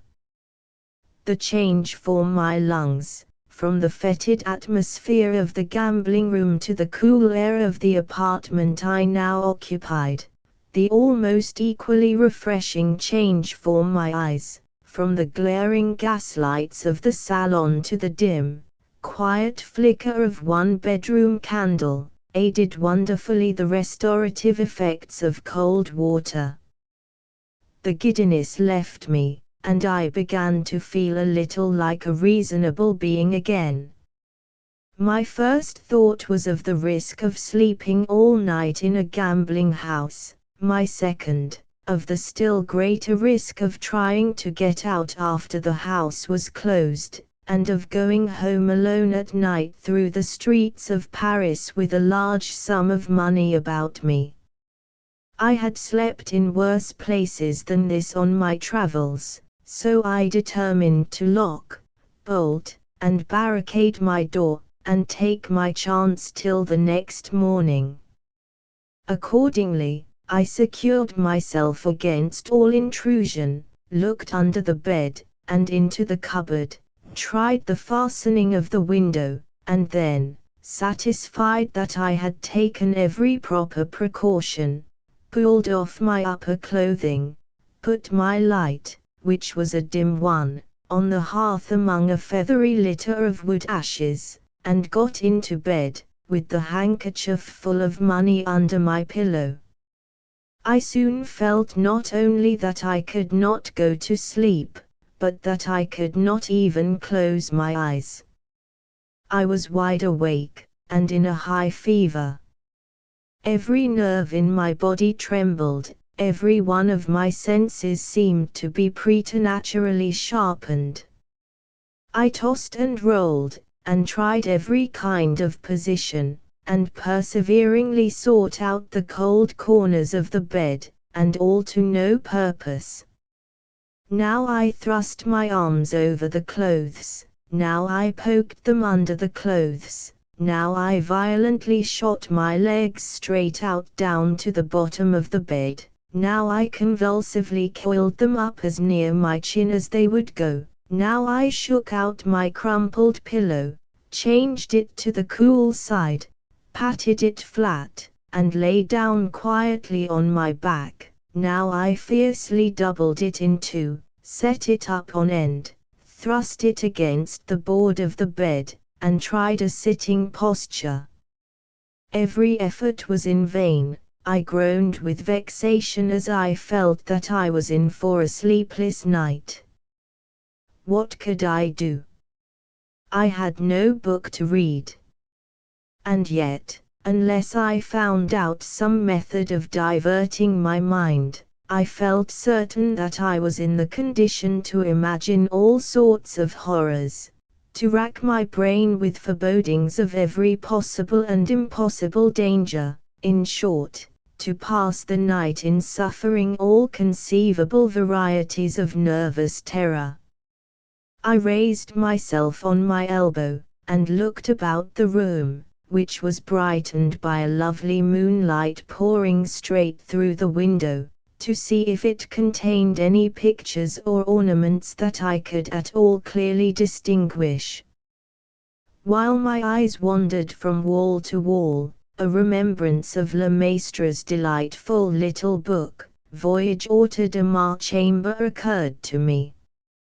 I resolved to imitate the French author, and find occupation and amusement enough to relieve the tedium of my wakefulness, by making a mental inventory of every article of furniture I could see, and by following up to their sources the multitude of associations which even a chair, a table, or a wash-hand stand may be made to call forth. In the nervous unsettled state of my mind at that moment, I found it much easier to make my inventory than to make my reflections, and thereupon soon gave up all hope of thinking in Le Maistre's fanciful track, or, indeed, of thinking at all. I looked about the room at the different articles of furniture, and did nothing more. There was, first, the bed I was lying in, a four-post bed, of all things in the world to meet with in Paris, yes, a thorough clumsy British four-poster, with the regular top lined with chintz, the regular fringed valance all round, the regular stifling, unwholesome curtains, which I remembered having mechanically drawn back against the posts without particularly noticing the bed when I first got into the room. Then there was the marble-topped wash-hand stand, from which the water I had spilled, in my hurry to pour it out, was still dripping, slowly and more slowly, onto the brick floor. Then two small chairs, with my coat, waistcoat, and trousers flung on them. Then a large elbow chair covered with dirty white dimity, with my cravat and shirt collar thrown over the back. Then a chest of drawers with two of the brass handles off, and a tawdry, broken china inkstand placed on it by way of ornament for the top. Then the dressing table, adorned by a very small looking glass, and a very large pincushion. Then the window, an unusually large window. Then a dark old picture, which the feeble candle dimly showed me. It was a picture of a fellow in a high Spanish hat, crowned with a plume of towering feathers. A swarthy, sinister ruffian, looking upward, shading his eyes with his hand, and looking intently upward, it might be at some tall gallows at which he was going to be hanged. At any rate, he had the appearance of thoroughly deserving it. This picture put a kind of constraint upon me to look upward too, at the top of the bed. It was a gloomy and not an interesting object, and I looked back at the picture. I counted the feathers in the man's hat. They stood out in relief, 3 white, 2 green. I observed the crown of his hat, which was of conical shape, according to the fashion supposed to have been favored by Guido Fawkes. I wondered what he was looking up at. It couldn't be at the stars, such a desperado was neither astrologer nor astronomer. It must be at the high gallows, and he was going to be hanged presently. Would the executioner come into possession of his conical crowned hat and plume of feathers? I counted the feathers again, 3 white, 2 green. While I still lingered over this very improving and intellectual employment, my thoughts insensibly began to wander. The moonlight shining into the room reminded me of a certain moonlight night in England, the night after a picnic party in a Welsh valley. Every incident of the drive homeward, through lovely scenery, which the moonlight made lovelier than ever, came back to my remembrance, though I had never given the picnic a thought for years, though, if I had tried to recollect it, I could certainly have recalled little or nothing of that scene long past. Of all the wonderful faculties that help to tell us we are immortal, which speaks the sublime truth more eloquently than memory? Here was I, in a strange house of the most suspicious character, in a situation of uncertainty, and even of peril, which might seem to make the cool exercise of my recollection almost out of the question, nevertheless, remembering, quite involuntarily, places, people, conversations, minute circumstances of every kind, which I had thought forgotten forever, which I could not possibly have recalled at will, even under the most favorable auspices. And what cause had produced in a moment the whole of this strange, complicated, mysterious effect? Nothing but some rays of moonlight shining in at my bedroom window. I was still thinking of the picnic, of our merriment on the drive home, of the sentimental young lady who would quote Childe Harold because it was moonlight. I was absorbed by these past scenes and past amusements, when, in an instant, the thread on which my memories hung snapped asunder. My attention immediately came back to present things more vividly than ever, and I found myself, I neither knew why nor wherefore, looking hard at the picture again. Looking for what? Good God! The man had pulled his hat down on his brows. No. The hat itself was gone. Where was the conical crown? Where the feathers, 3 white, 2 green? Not there. In place of the hat and feathers, what dusky object was it that now hid his forehead, his eyes, his shading hand? Was the bed moving? I turned on my back and looked up. Was I mad? Drunk? Dreaming? Giddy again? Or was the top of the bed really moving down, sinking slowly, regularly, silently, horribly, right down throughout the whole of its length and breadth, right down upon me, as I lay underneath? My blood seemed to stand still. A deadly paralyzing coldness stole all over me as I turned my head round on the pillow and determined to test whether the bed top was really moving or not, by keeping my eye on the man in the picture. The next look in that direction was enough. The dull, black, frowsy outline of the valance above me was within an inch of being parallel with his waist. I still looked breathlessly. And steadily and slowly, very slowly, I saw the figure, and the line of frame below the figure, vanish, as the valance moved down before it. I am, constitutionally, anything but timid.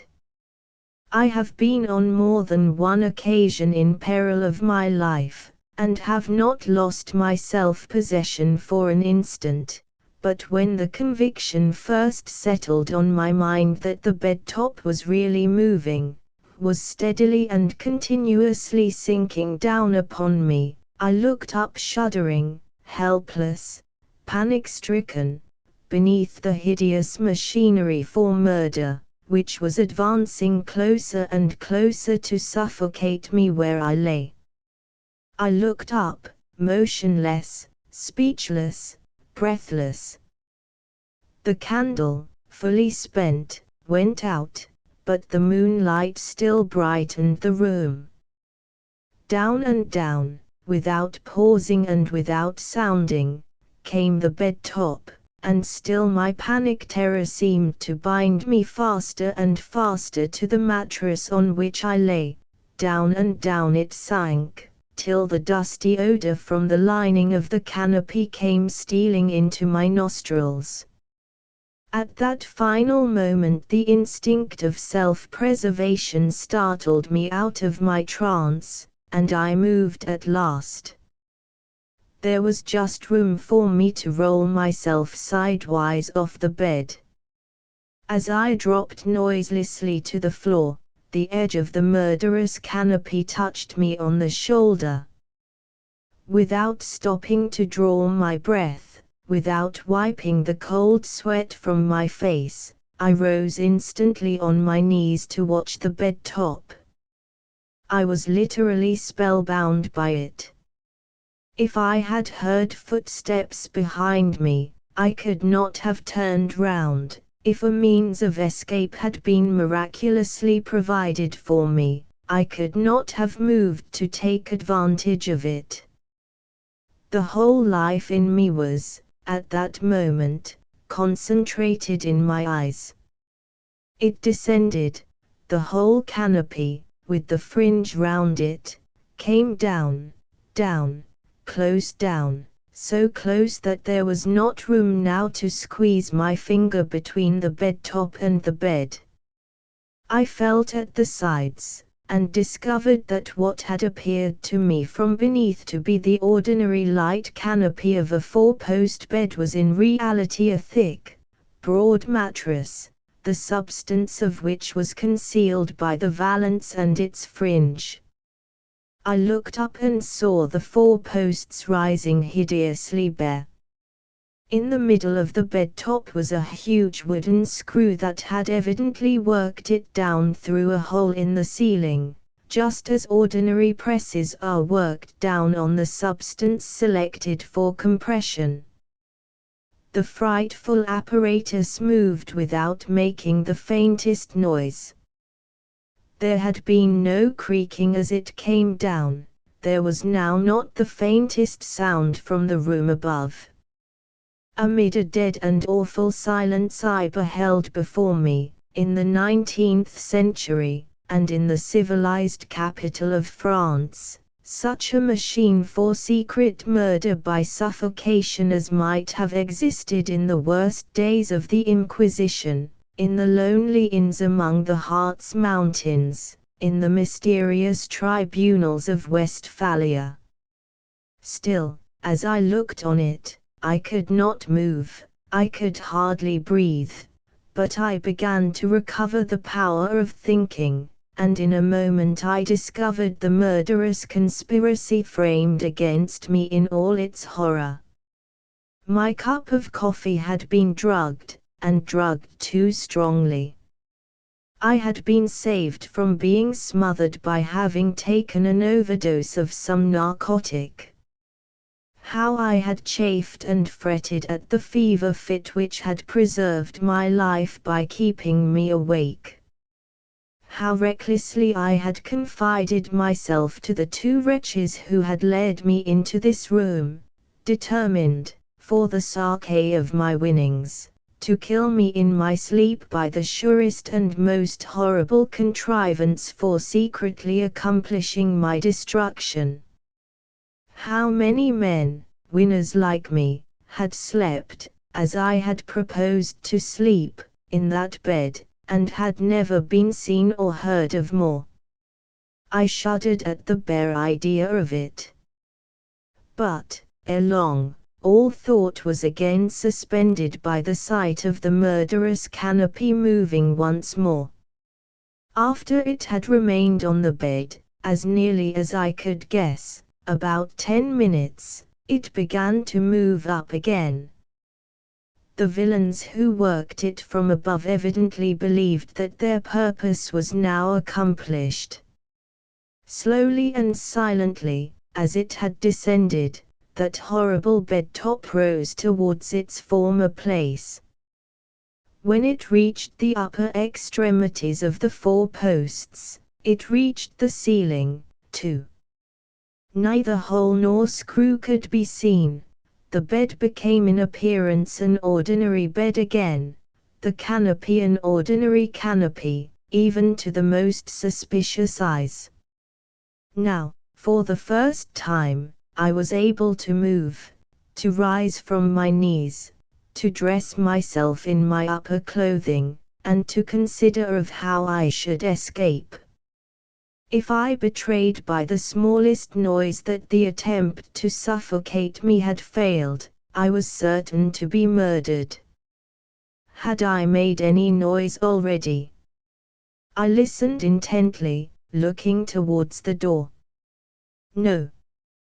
No footsteps in the passage outside, no sound of a tread, light or heavy, in the room above, absolute silence everywhere. Besides locking and bolting my door, I had moved an old wooden chest against it, which I had found under the bed. To remove this chest, my blood ran cold as I thought of what its contents might be. Without making some disturbance was impossible, and, moreover, to think of escaping through the house, now barred up for the night, was sheer insanity. Only one chance was left me, the window. I stole to it on tiptoe. My bedroom was on the first floor, above an entresol, and looked into a back street, which you have sketched in your view. I raised my hand to open the window, knowing that on that action hung, by the merest hairbreadth, my chance of safety. They keep vigilant watch in a house of murder. If any part of the frame cracked, if the hinge creaked, I was a lost man. It must have occupied me at least 5 minutes, reckoning by time, 5 hours, reckoning by suspense, to open that window.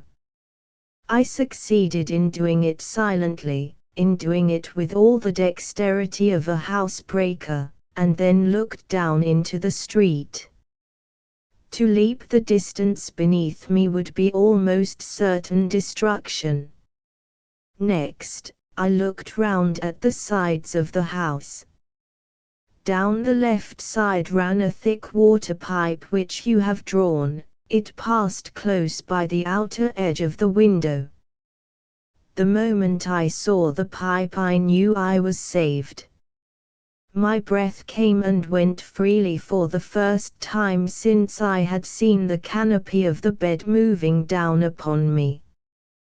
To some men the means of escape which I had discovered might have seemed difficult and dangerous enough. To me the prospect of slipping down the pipe into the street did not suggest even a thought of peril.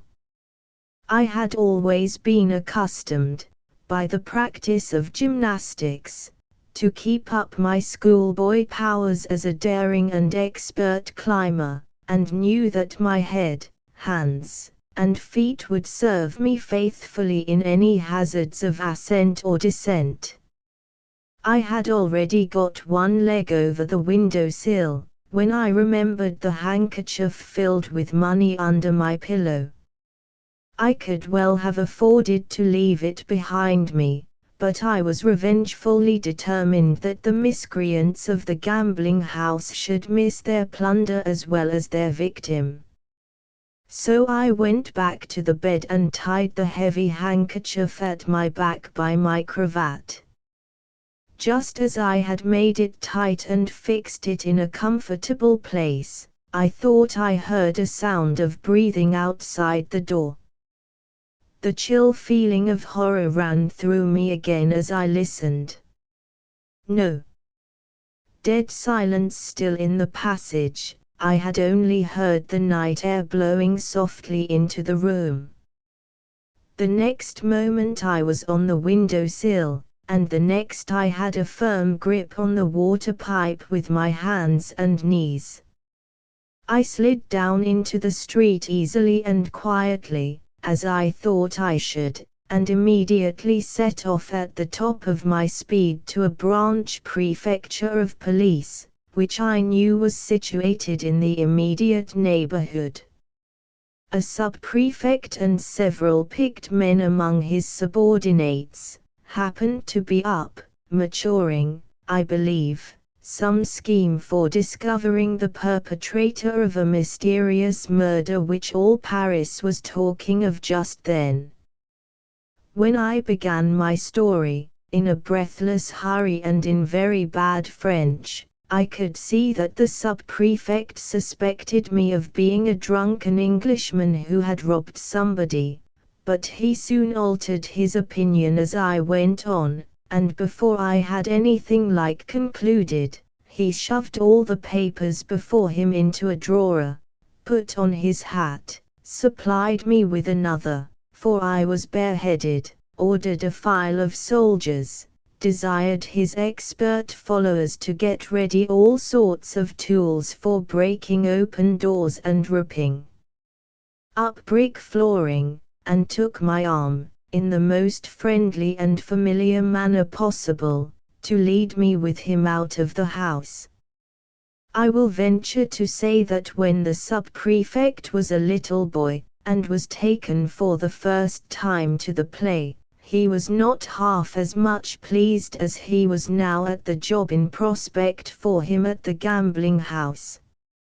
Away we went through the streets, the sub-prefect cross-examining and congratulating me in the same breath as we marched at the head of our formidable posse comitatus.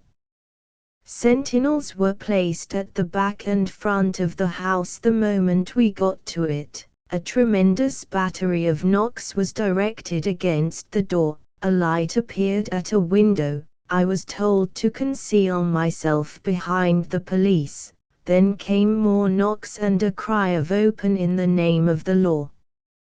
At that terrible summons bolts and locks gave way before an invisible hand, and the moment after the sub-prefect was in the passage, confronting a waiter half-dressed and ghastly pale. This was the short dialogue which immediately took place: "We want to see the Englishman who is sleeping in this house. He went away hours ago. He did no such thing.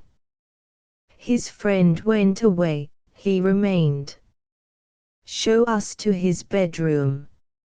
I swear to you, Monsieur le sous-prefect, he is not here. I swear to you, Monsieur le Garcon, he is. He slept here, he didn't find your bed comfortable, he came to us to complain of it, here he is among my men, and here am I ready to look for a flea or two in his bedstead." Renaudin, calling to one of the subordinates, and pointing to the waiter, "Collar that man and tie his hands behind him. Now, then, gentlemen, let us walk upstairs." Every man and woman in the house was secured, the old soldier the first. Then I identified the bed in which I had slept, and then we went into the room above. No object that was at all extraordinary appeared in any part of it. The sub-prefect looked round the place, commanded everybody to be silent, stamped twice on the floor, called for a candle, looked attentively at the spot he had stamped on, and ordered the flooring there to be carefully taken up.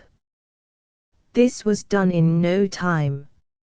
Lights were produced, and we saw a deep raftered cavity between the floor of this room and the ceiling of the room beneath. Through this cavity there ran perpendicularly a sort of case of iron thickly greased, and inside the case appeared the screw, which communicated with the bed top below. Extra lengths of screw, freshly oiled, levers covered with felt, all the complete upper works of a heavy press, constructed with infernal ingenuity so as to join the fixtures below, and when taken to pieces again, to go into the smallest possible compass, were next discovered and pulled out on the floor. After some little difficulty the sub-prefect succeeded in putting the machinery together, and, leaving his men to work it, descended with me to the bedroom. The smothering canopy was then lowered, but not so noiselessly as I had seen it lowered. When I mentioned this to the sub-prefect, his answer, simple as it was, had a terrible significance. "My men," said he, "are working down the bed top for the first time. The men whose money you won were in better practice." We left the house in the sole possession of 2 police agents, every one of the inmates being removed to prison on the spot. The sub-prefect, after taking down my procès-verbal in his office, returned with me to my hotel to get my passport. Do you think, I asked, as I gave it to him, that any men have really been smothered in that bed, as they tried to smother me? I have seen dozens of drowned men laid out at the morgue, answered the sub-prefect, in whose pocketbooks were found letters stating that they had committed suicide in the Seine, because they had lost everything at the gaming table. Do I know how many of those men entered the same gambling house that you entered? Won as you won. Took that bed as you took it. Slept in it. Were smothered in it. And were privately thrown into the river, with a letter of explanation written by the murderers and placed in their pocketbooks.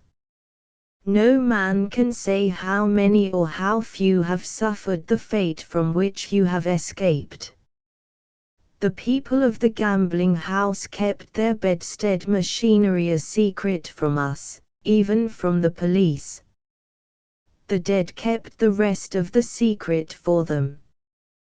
Good night, or rather good morning, Monsieur Faulkner.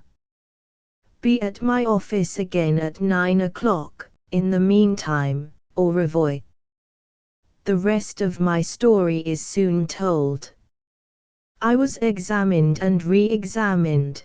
The gambling house was strictly searched all through from top to bottom. The prisoners were separately interrogated, and 2 of the less guilty among them made a confession. I discovered that the old soldier was the master of the gambling house. Justice discovered that he had been drummed out of the army as a vagabond years ago, that he had been guilty of all sorts of villainies since, that he was in possession of stolen property, which the owners identified, and that he, the croupier, another accomplice, and the woman who had made my cup of coffee, were all in the secret of the bedstead.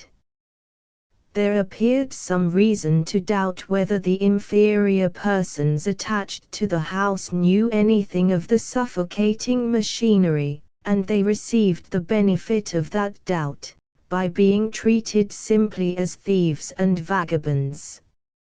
As for the old soldier and his 2 head myrmidons, they went to the galleys. The woman who had drugged my coffee was imprisoned for I forget how many years. The regular attendants at the gambling house were considered suspicious and placed under surveillance, and I became, for 1 whole week, which is a long time, the head lion in Parisian society.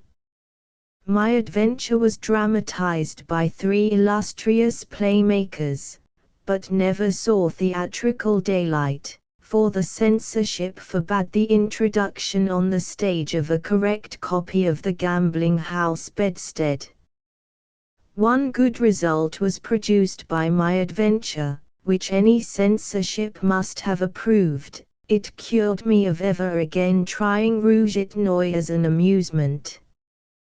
The sight of a green cloth, with packs of cards and heaps of money on it, will henceforth be forever associated in my mind with the sight of a bed canopy descending to suffocate me in the silence and darkness of the night.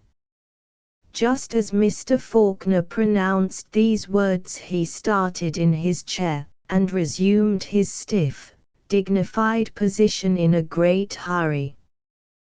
"Bless my soul," cried he, with a comic look of astonishment and vexation, "while I have been telling you what is the real secret of my interest in the sketch you have so kindly given to me, I have altogether forgotten that I came here to sit for my portrait. For the last hour or more I must have been the worst model you ever had to draw from. On the contrary, you have been the best," said I. "I have been trying to catch your likeness, and, while telling your story, you have unconsciously shown me the natural expression I wanted to ensure my success." Note by Mrs. Kirby. I cannot let this story end without mentioning what the chance saying was which caused it to be told at the farmhouse the other night. Our friend the young sailor, among his other quaint objections to sleeping on shore, declared that he particularly hated four-post beds, because he never slept in one without doubting whether the top might not come down in the night and suffocate him. I thought this chance reference to the distinguishing feature of William's narrative curious enough, and my husband agreed with me. But he says it is scarcely worthwhile to mention such a trifle in anything so important as a book. I cannot venture, after this, to do more than slip these lines in modestly at the end of the story. If the printer should notice my few last words, perhaps he may not mind the trouble of putting them into some out-of-the-way corner. Lk. Prologue to the second story.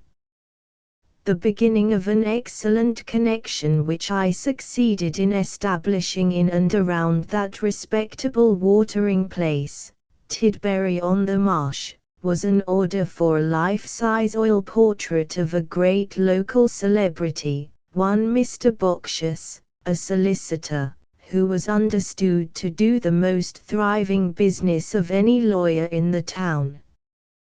The portrait was intended as a testimonial expressive, to use the language of the circular forwarded to me at the time, of the eminent services of Mr. Boxious in promoting and securing the prosperity of the town. It had been subscribed for by the municipal authorities and resident inhabitants of Tidbury on the Marsh, and it was to be presented, when done, to Mrs. Boxious, as a slight but sincere token, and so forth. A timely recommendation from one of my kindest friends and patrons placed the commission for painting the likeness in my lucky hands, and I was instructed to attend on a certain day at Mr. Boxious's private residence, with all my materials ready for taking a first sitting. On arriving at the house, I was shown into a very prettily furnished morning room. The bow window looked out on a large enclosed meadow, which represented the principal square in Tidbury. On the opposite side of the meadow I could see the new hotel, with a wing lately added, and close by, the old hotel obstinately unchanged since it had first been built. Then, further down the street, the doctor's house, with a colored lamp and a small door plate, and the banker's office, with a plain lamp and a big door plate, then some dreary private lodging houses, then, at right angles to these, a street of shops, the cheesemonger's very small, the chemist's very smart, the pastrycook's very dowdy, and the greengrocer's very dark. I was still looking out at the view thus presented, when I was suddenly apostrophized by a glib, disputatious voice behind me. "Now, then, Mr. Artist," cried the voice, "do you call that getting ready for work? Where are your paints and brushes, and all the rest of it? My name's Boxious, and I'm here to sit for my picture." I turned round, and confronted a little man with his legs astraddle, and his hands in his pockets. He had light grey eyes, red all round the lids, bristling pepper-coloured hair, an unnaturally rosy complexion, and an eager, impudent, clever look.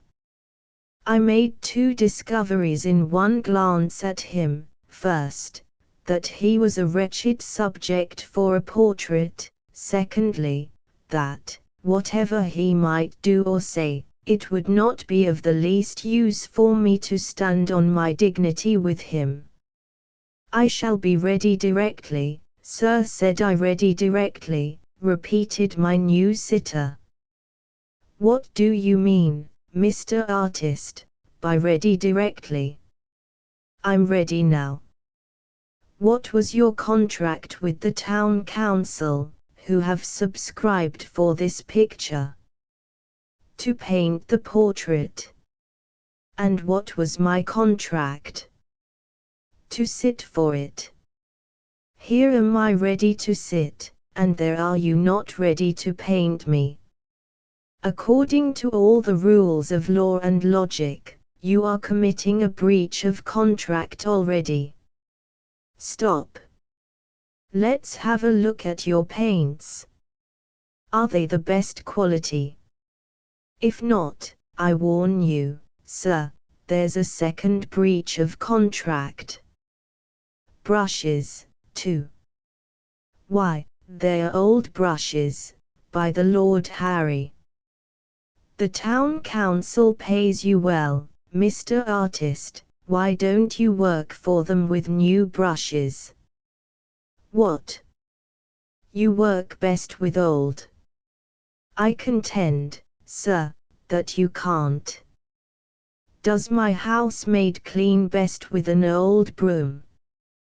Do my clerks write best with old pens? Don't colour up, and don't look as if you were going to quarrel with me. You can't quarrel with me. If you were 50 times as irritable a man as you look, you couldn't quarrel with me. I'm not young, and I'm not touchy, I'm Boccius, the lawyer, the only man in the world who can't be insulted, try it how you like. He chuckled as he said this, and walked away to the window. It was quite useless to take anything he said seriously, so I finished preparing my palette for the morning's work with the utmost serenity of look and manner that I could possibly assume. There, he went on, looking out of the window, do you see that fat man slouching along the parade, with a snuffy nose? That's my favorite enemy, Dunball. He tried to quarrel with me 10 years ago, and he has done nothing but bring out the hidden benevolence of my character ever since. Look at him. Look how he frowns as he turns this way. And now look at me. I can smile and nod to him. I make a point of always smiling and nodding to him, it keeps my hand in for other enemies. Good morning. I've cast him twice in heavy damages. Good morning, Mr. Dunball. He bears malice, you see, he won't speak, he's short in the neck, passionate, and 4 times as fat as he ought to be. He has fought against my amiability for 10 mortal years. When he can't fight any longer, he'll die suddenly, and I shall be the innocent cause of it. Mr. Boccius uttered this fatal prophecy with extraordinary complacency, nodding and smiling out of the window all the time at the unfortunate man who had rashly tried to provoke him. When his favorite enemy was out of sight, he turned away, and indulged himself in a brisk turn or two up and down the room. Meanwhile I lifted my canvas on the easel, and was on the point of asking him to sit down, when he assailed me again. Now, Mr. Artist, he cried, quickening his walk impatiently, in the interests of the town council, your employers, allow me to ask you for the last time when you are going to begin. And allow me, Mr. Boccius, in the interest of the town council also, said I, to ask you if your notion of the proper way of sitting for your portrait is to walk about the room.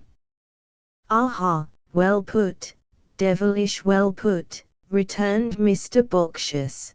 that's the only sensible thing you have said since you entered my house. I begin to like you already." With these words he nodded at me approvingly, and jumped into the high chair that I had placed for him with the alacrity of a young man. "I say, Mr. Artist," he went on, when I had put him into the right position. He insisted on the front view of his face being taken, because the town council would get the most for their money in that way. "You don't have many such good jobs as this, do you?" "Not many," I said. "I should not be a poor man if commissions for life-size portraits often fell in my way." "You poor," exclaimed Mr. Boxious, contemptuously. "I dispute that point with you at the outset. Why, you've got a good cloth coat, a clean shirt, and a smooth-shaved chin. You've got the sleek look of a man who has slept between sheets and had his breakfast. You can't humbug me about poverty, for I know what it is. Poverty means looking like a scarecrow, feeling like a scarecrow, and getting treated like a scarecrow. That was my luck, let me tell you, when I first thought of trying the law." "Poverty, indeed. Do you shake in your shoes, Mr. Artist, when you think what you were at 20? "I do, I can promise you." He began to shift about so irritably in his chair, that, in the interests of my work, I was obliged to make an effort to calm him. "It must be a pleasant occupation for you in your present prosperity," said I, "to look back sometimes at the gradual processes by which you passed from poverty to competence, and from that to the wealth you now enjoy."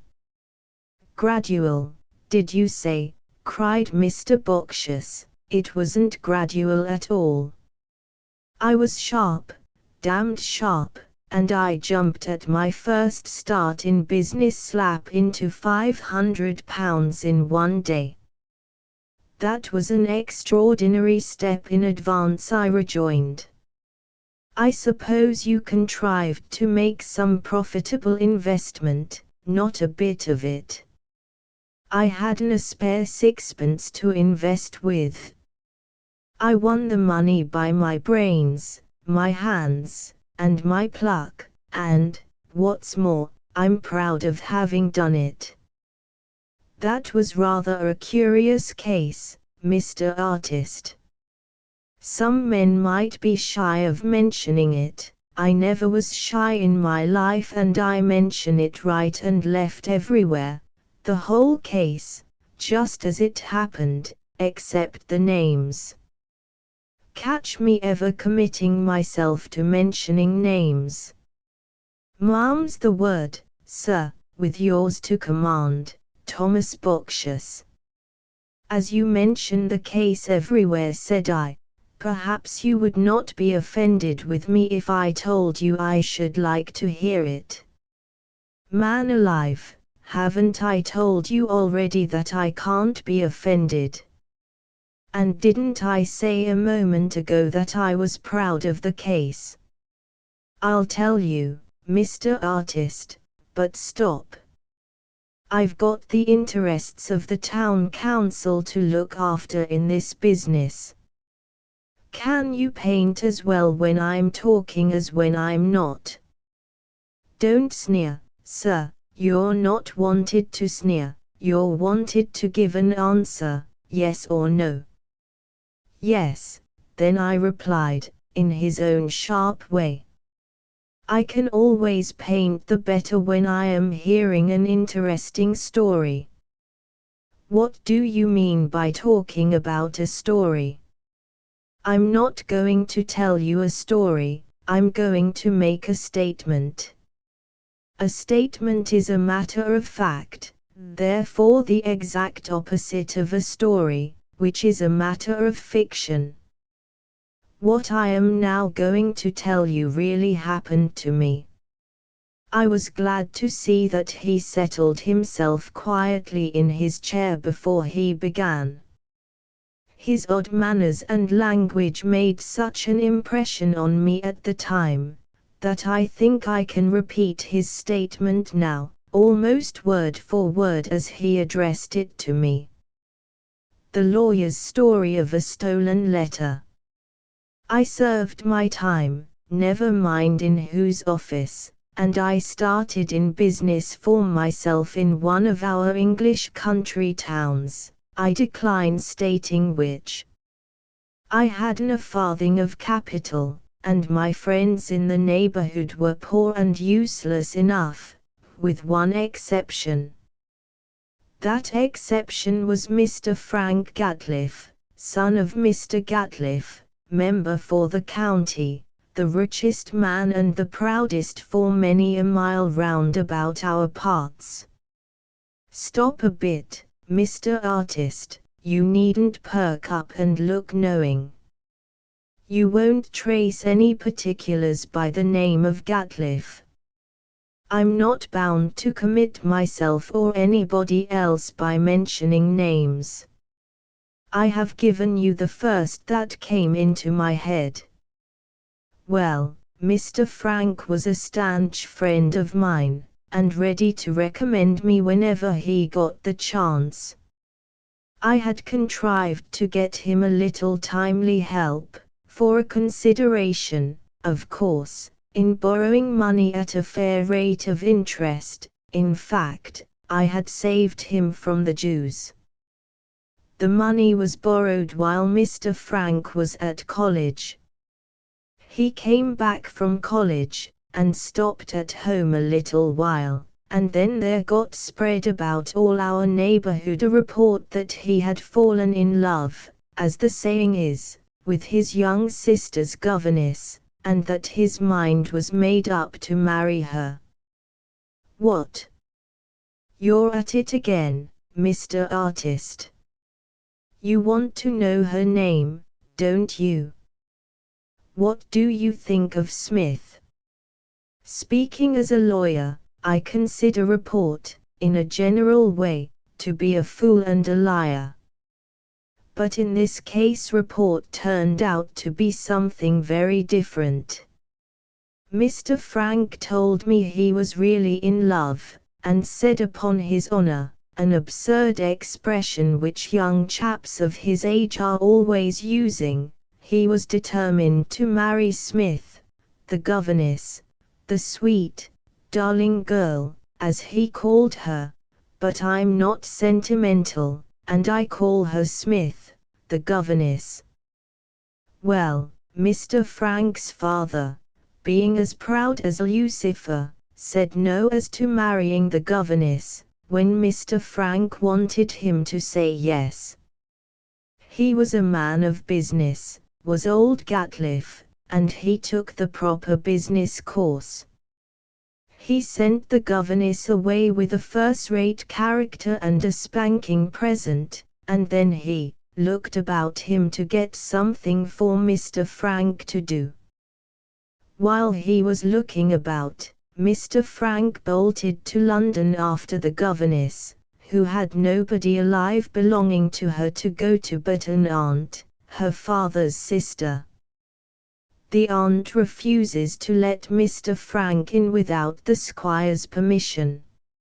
Mr. Frank writes to his father, and says he will marry the girl as soon as he is of age, or shoot himself.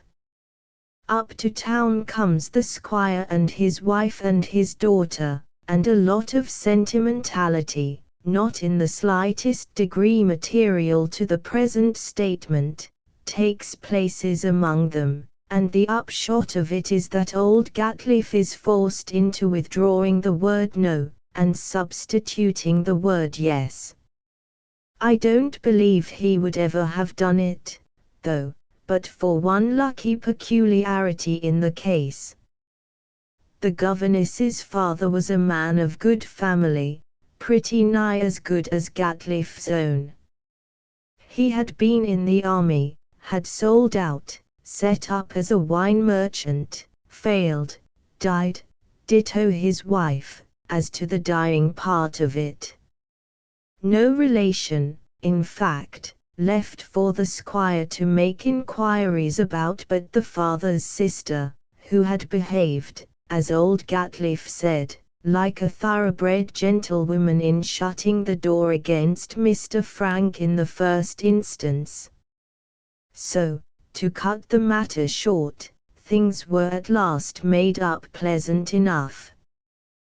The time was fixed for the wedding, and an announcement about it, marriage in high life and all that, put into the county paper. There was a regular biography, besides, of the governess's father, so as to stop people from talking, a great flourish about his pedigree, and a long account of his services in the army, but not a word, mind ye, of his having turned wine merchant afterward. Oh, no, not a word about that. I knew it, though, for Mr. Frank told me. He hadn't a bit of pride about him. He introduced me to his future wife one day when I met him out walking, and asked me if I did not think he was a lucky fellow. I don't mind admitting that I did, and that I told him so. Ah! But she was one of my sort, was that governess. Stood, to the best of my recollection, 5'4". Good lissom figure, that looked as if it had never been boxed up in a pair of stays. Eyes that made me feel as if I was under a pretty stiff cross-examination the moment she looked at me. Fine red, kiss and come again sort of lips.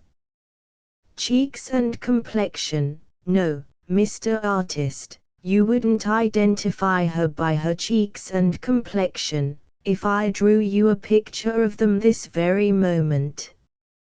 She has had a family of children since the time I'm talking of, and her cheeks are a trifle fatter, and her complexion is a shade or two redder now, than when I first met her out walking with Mr. Frank. The marriage was to take place on a Wednesday. I decline mentioning the year or the month. I had started as an attorney on my own account, say 6 weeks, more or less, and was sitting alone in my office on the Monday morning before the wedding day, trying to see my way clear before me and not succeeding particularly well, when Mr. Frank suddenly bursts in, as white as any ghost that ever was painted, and says he's got the most dreadful case for me to advise on, and not an hour to lose in acting on my advice. Is this in the way of business, Mr. Frank? Says I, stopping him just as he was beginning to get sentimental. Yes or no, Mr. Frank, rapping my new office paper knife on the table, to pull him up short all the sooner. My dear fellow, he was always familiar with me, it's in the way of business, certainly, but friendship, I was obliged to pull him up short again, and regularly examine him as if he had been in the witness box, or he would have kept me talking to no purpose half the day. Now, Mr. Frank, says I can't have any sentimentality mixed up with business matters. You please to stop talking, and let me ask questions. Answer in the fewest words you can use. Nod when nodding will do instead of words. I fixed him with my eye for about 3 seconds, as he sat groaning and wriggling in his chair. When I'd done fixing him, I gave another rap with my paper knife on the table to startle him up a bit. Then I went on. From what you have been stating up to the present time, says I I gather that you are in a scrape which is likely to interfere seriously with your marriage on Wednesday." He nodded, and I cut in again before he could say a word. "The scrape affects your young lady, and goes back to the period of a transaction in which her late father was engaged, doesn't it?" He nods, and I cut in once more. "There is a party, who turned up after seeing the announcement of your marriage in the paper, who is cognizant of what he oughtn't to know, and who is prepared to use his knowledge of the same to the prejudice of the young lady and of your marriage, unless he receives a sum of money to quiet him." "Very well. Now, first of all, Mr. Frank, state what you have been told by the young lady herself about the transaction of her late father. How did you first come to have any knowledge of it?" "She was talking to me about her father one day so tenderly and prettily, that she quite excited my interest about him," begins Mr. Frank, "and I asked her, among other things, what had occasioned his death. She said she believed it was distress of mind in the first instance, and added that this distress was connected with a shocking secret, which she and her mother had kept from everybody, but which she could not keep from me, because she was determined to begin her married life by having no secrets from her husband." Here Mr. Frank began to get sentimental again, and I pulled him up short once more with the paper knife. "She told me," Mr. Frank went on, "that the great mistake of her father's life was his selling out of the army and taking to the wine trade. He had no talent for business, things went wrong with him from the first. His clerk, it was strongly suspected, cheated him." "Stop a bit," says I. "What was that suspected clerk's name?" "Davidge," says he. "Davidge," says I, making a note of it. "Go on, Mr. Frank." "His affairs got more and more entangled," says Mr. Frank. "He was pressed for money in all directions. Bankruptcy, and consequent dishonor, as he considered it, stared him in the face. His mind was so affected by his troubles that both his wife and daughter, toward the last, considered him to be hardly responsible for his own acts. In this state of desperation and misery, here Mr. Frank began to hesitate. We have two ways in the law of drawing evidence off nice and clear from an unwilling client or witness. We give him a fright, or we treat him to a joke. I treated Mr. Frank to a joke. "Ah," says I know what he did. He had a signature to write, and, by the most natural mistake in the world, he wrote another gentleman's name instead of his own, It was to a bill," says Mr. Frank, looking very crestfallen, instead of taking the joke. His principal creditor wouldn't wait till he could raise the money, or the greater part of it. But he was resolved, if he sold off everything, to get the amount and repay. "Of course," says I, "drop that." The forgery was discovered. When? Before even the first attempt was made to negotiate the bill. He had done the whole thing in the most absurdly and innocently wrong way. The person whose name he had used was a stanch friend of his, and a relation of his wife's, a good man as well as a rich one. He had influence with the chief creditor, and he used it nobly. He had a real affection for the unfortunate man's wife, and he proved it generously. Come to the point, says I. What did he do? In a business way, what did he do? He put the false bill into the fire, drew a bill of his own to replace it, and then, only then, told my dear girl and her mother all that had happened.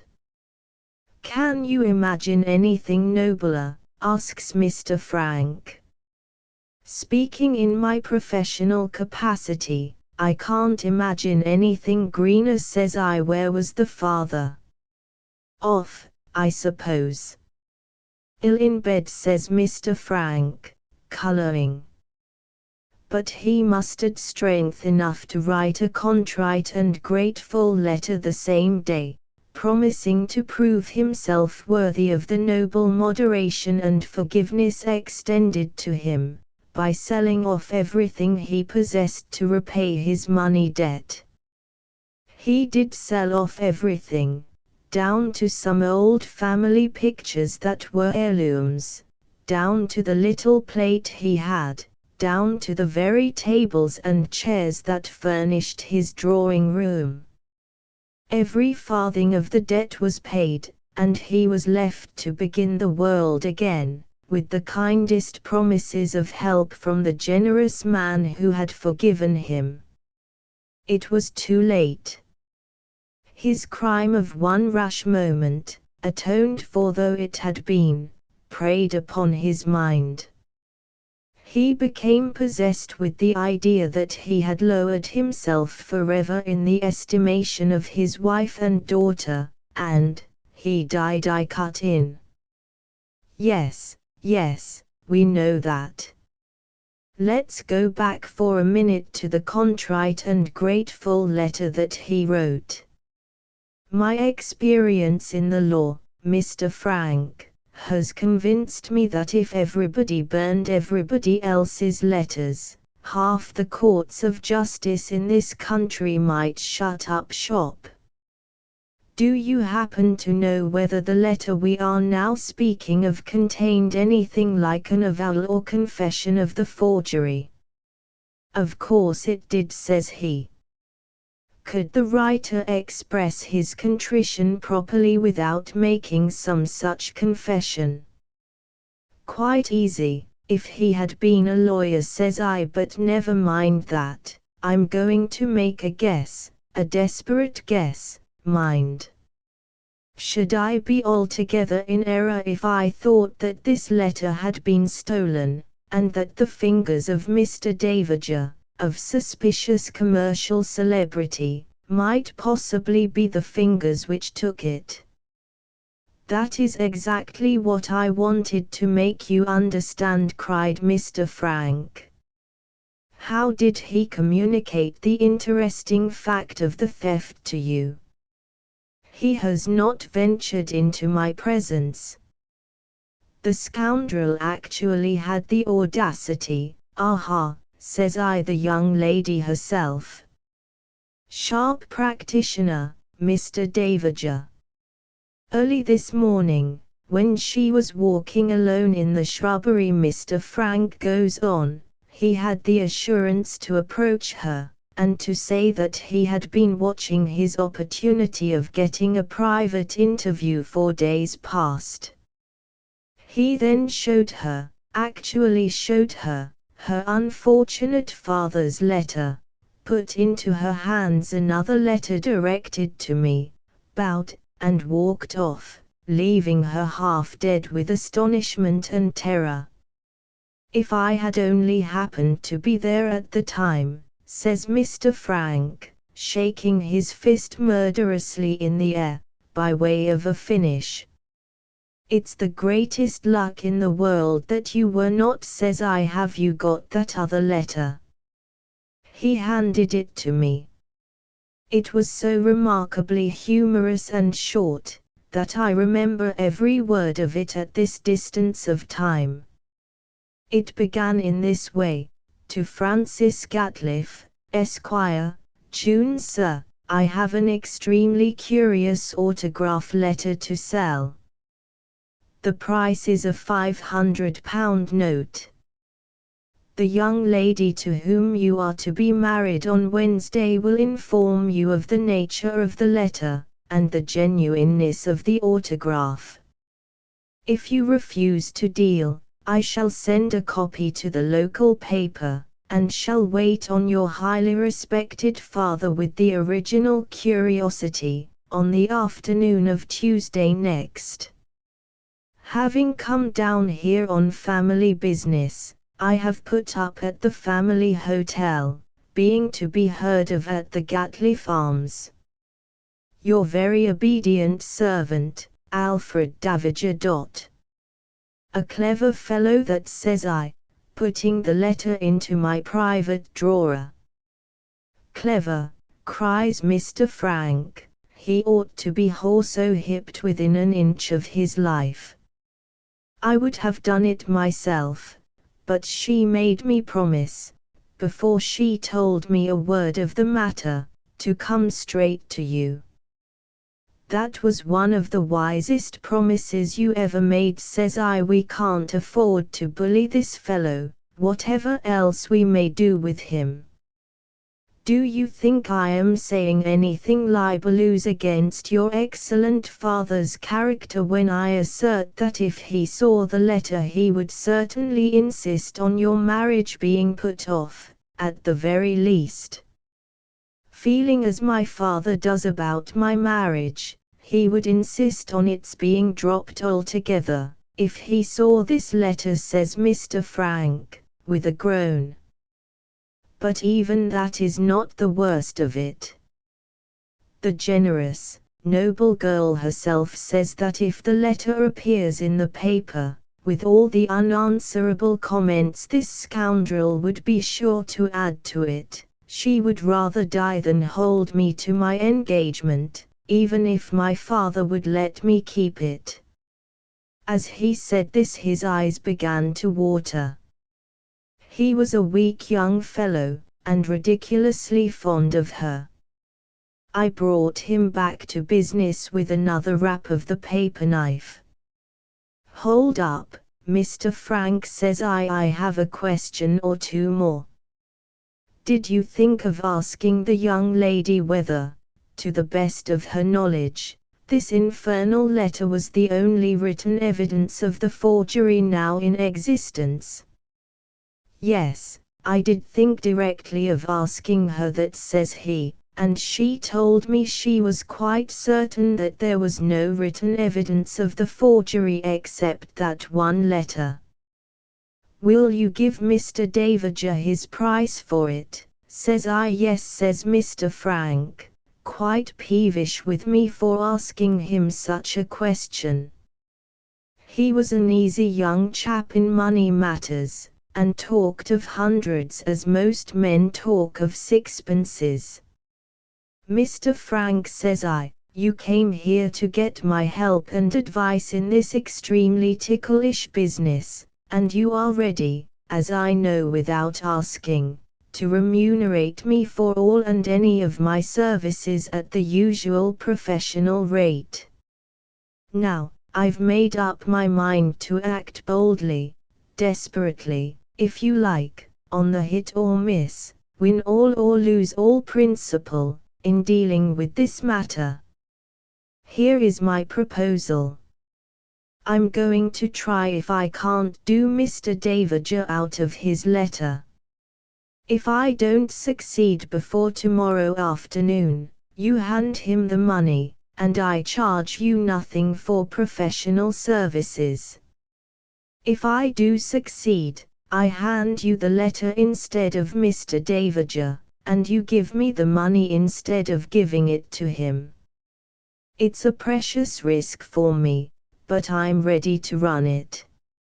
You must pay your 500 anyway. What do you say to my plan? Is it yes, Mr. Frank, or no? Hang your questions, cries Mr. Frank, jumping up. You know it's yes 10,000 times over. Only you earn the money and you will be too glad to give it to me. Very good. Now go home. Comfort the young lady, don't let Mr. Davager so much as set eyes on you, keep quiet, leave everything to me, and feel as certain as you please that all the letters in the world can't stop your being married on Wednesday." With these words I hustled him off out of the office, for I wanted to be left alone to make my mind up about what I should do. The first thing, of course, was to have a look at the enemy.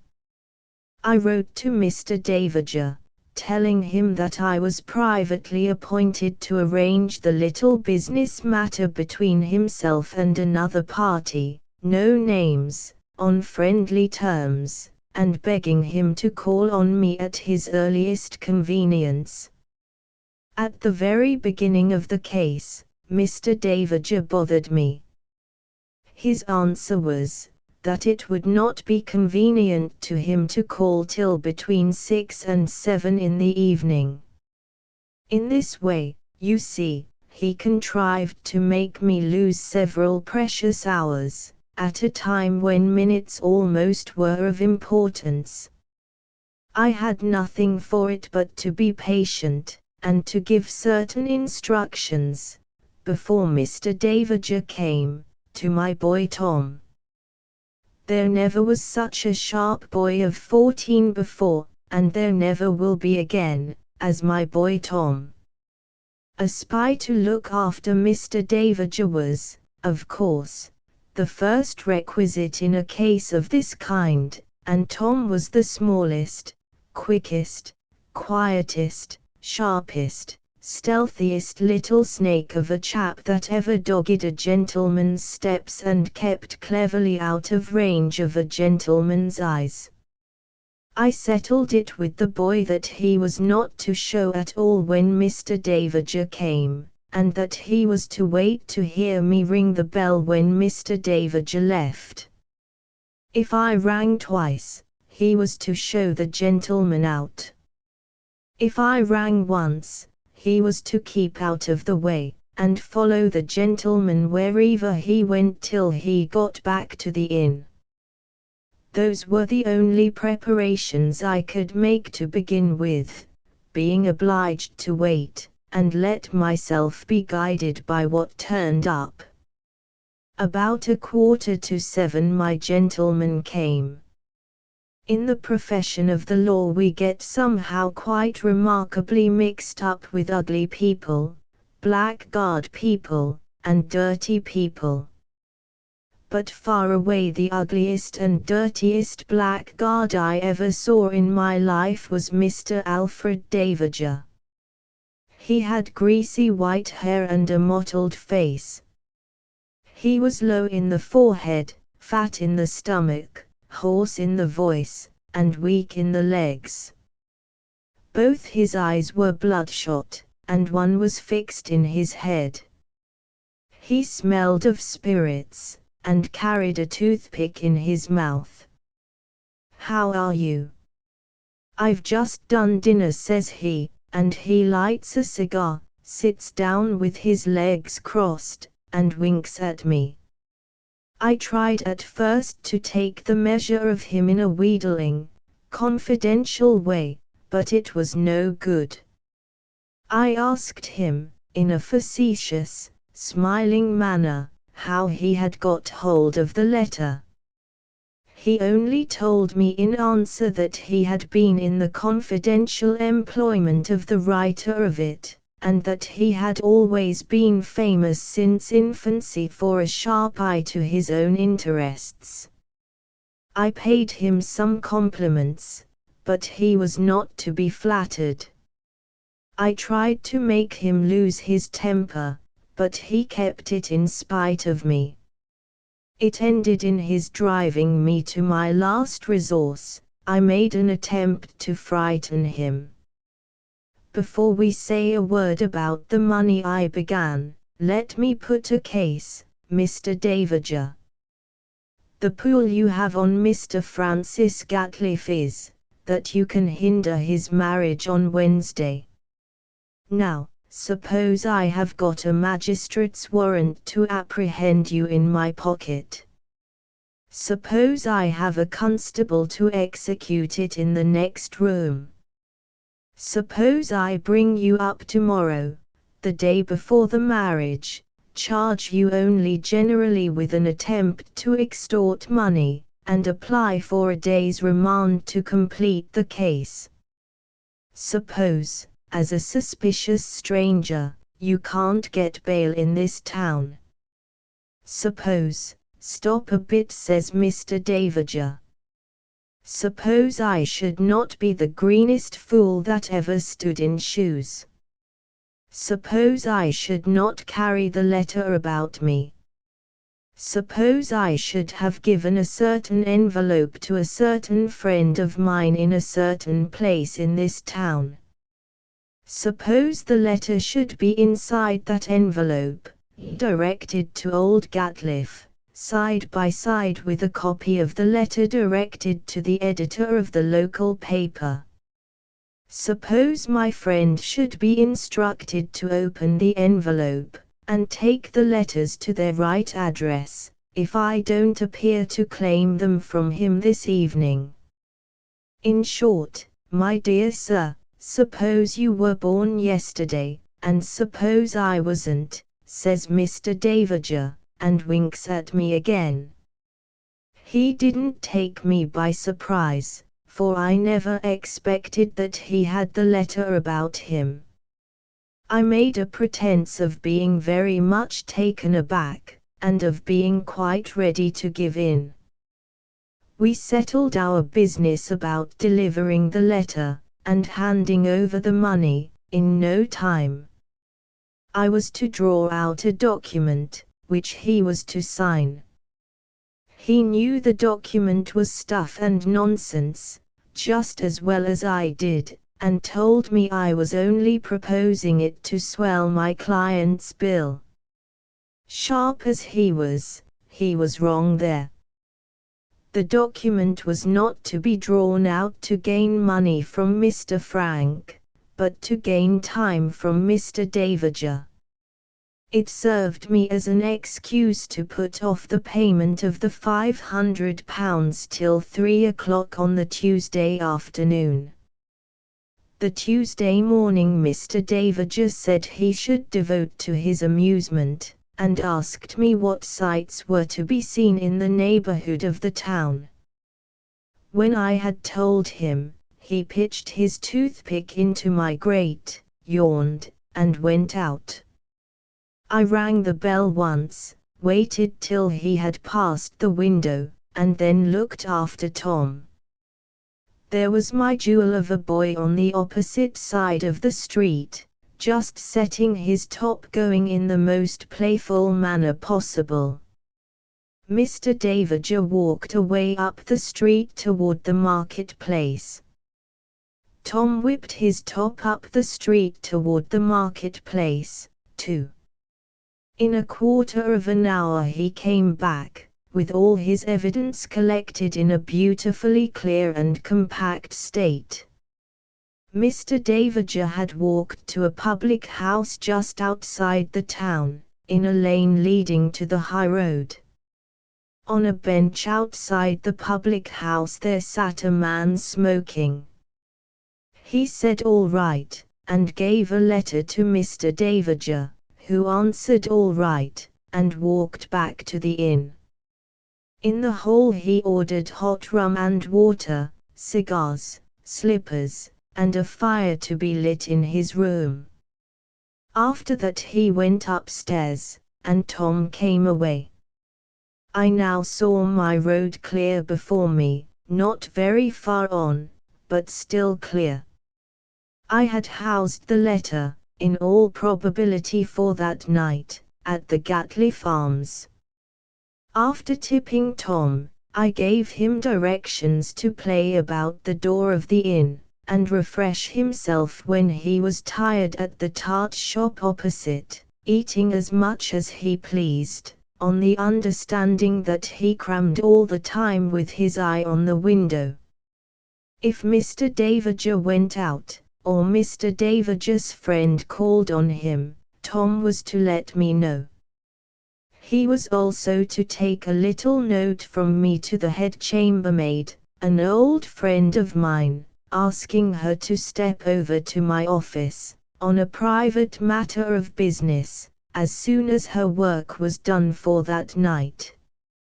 After settling these little matters, having half an hour to spare, I turned to and did myself a bloater at the office fire, and had a drop of gin and water hot, and felt comparatively happy. When the head chambermaid came, it turned out, as good luck would have it, that Mr. Davidge had drawn her attention rather too closely to his ugliness, by offering her a testimony of his regard in the shape of a kiss.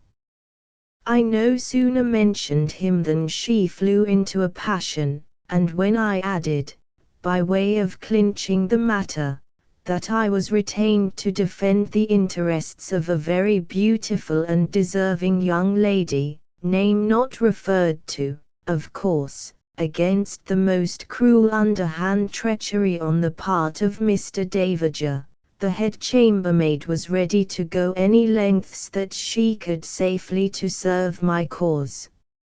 In a few words I discovered that Boots was to call Mr. Davidge at 8 the next morning, and was to take his clothes downstairs to brush as usual. If Mr. D. had not emptied his own pockets overnight, we arranged that Boots was to forget to empty them for him, and was to bring the clothes downstairs just as he found them. If Mr. D.'s pockets were emptied, then, of course, it would be necessary to transfer the searching process to Mr. D.'s room.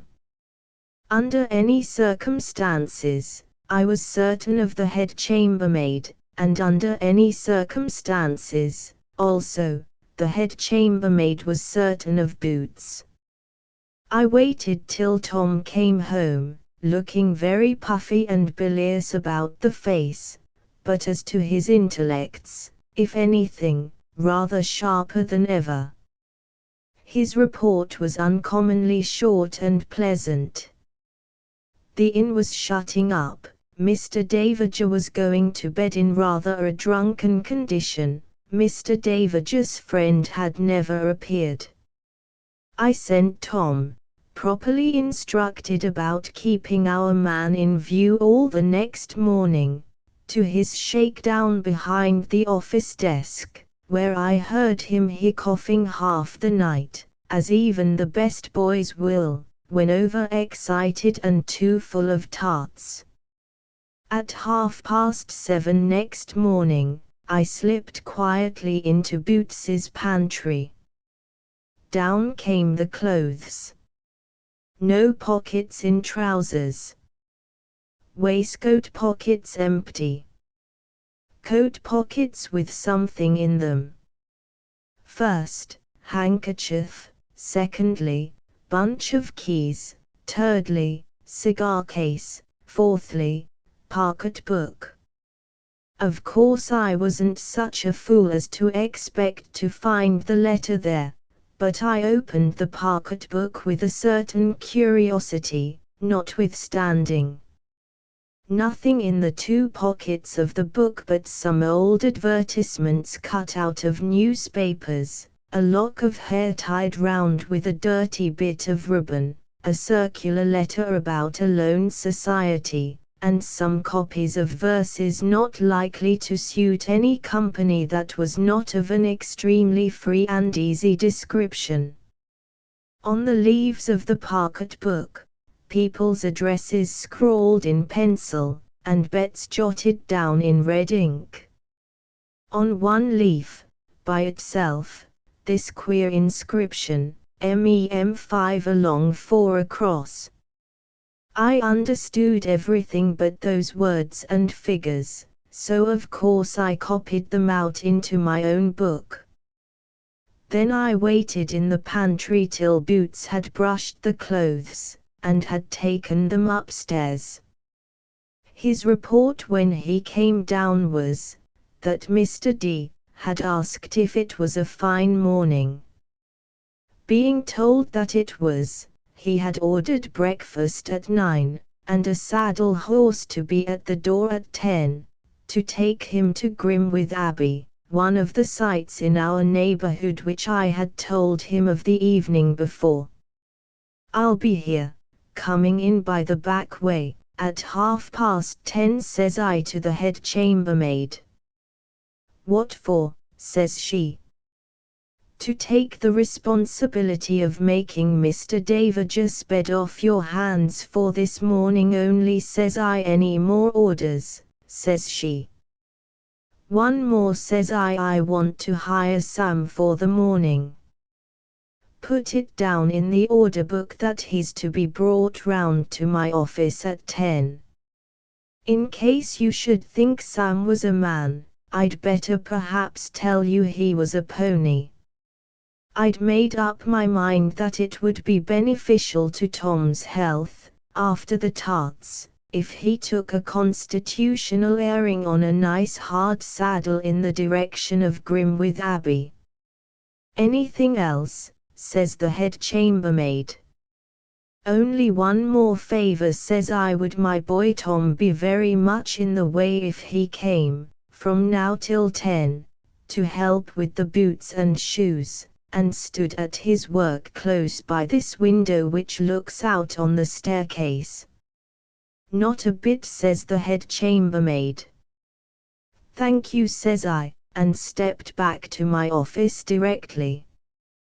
When I had sent Tom off to help with the boots and shoes, I reviewed the whole case exactly as it stood at that time.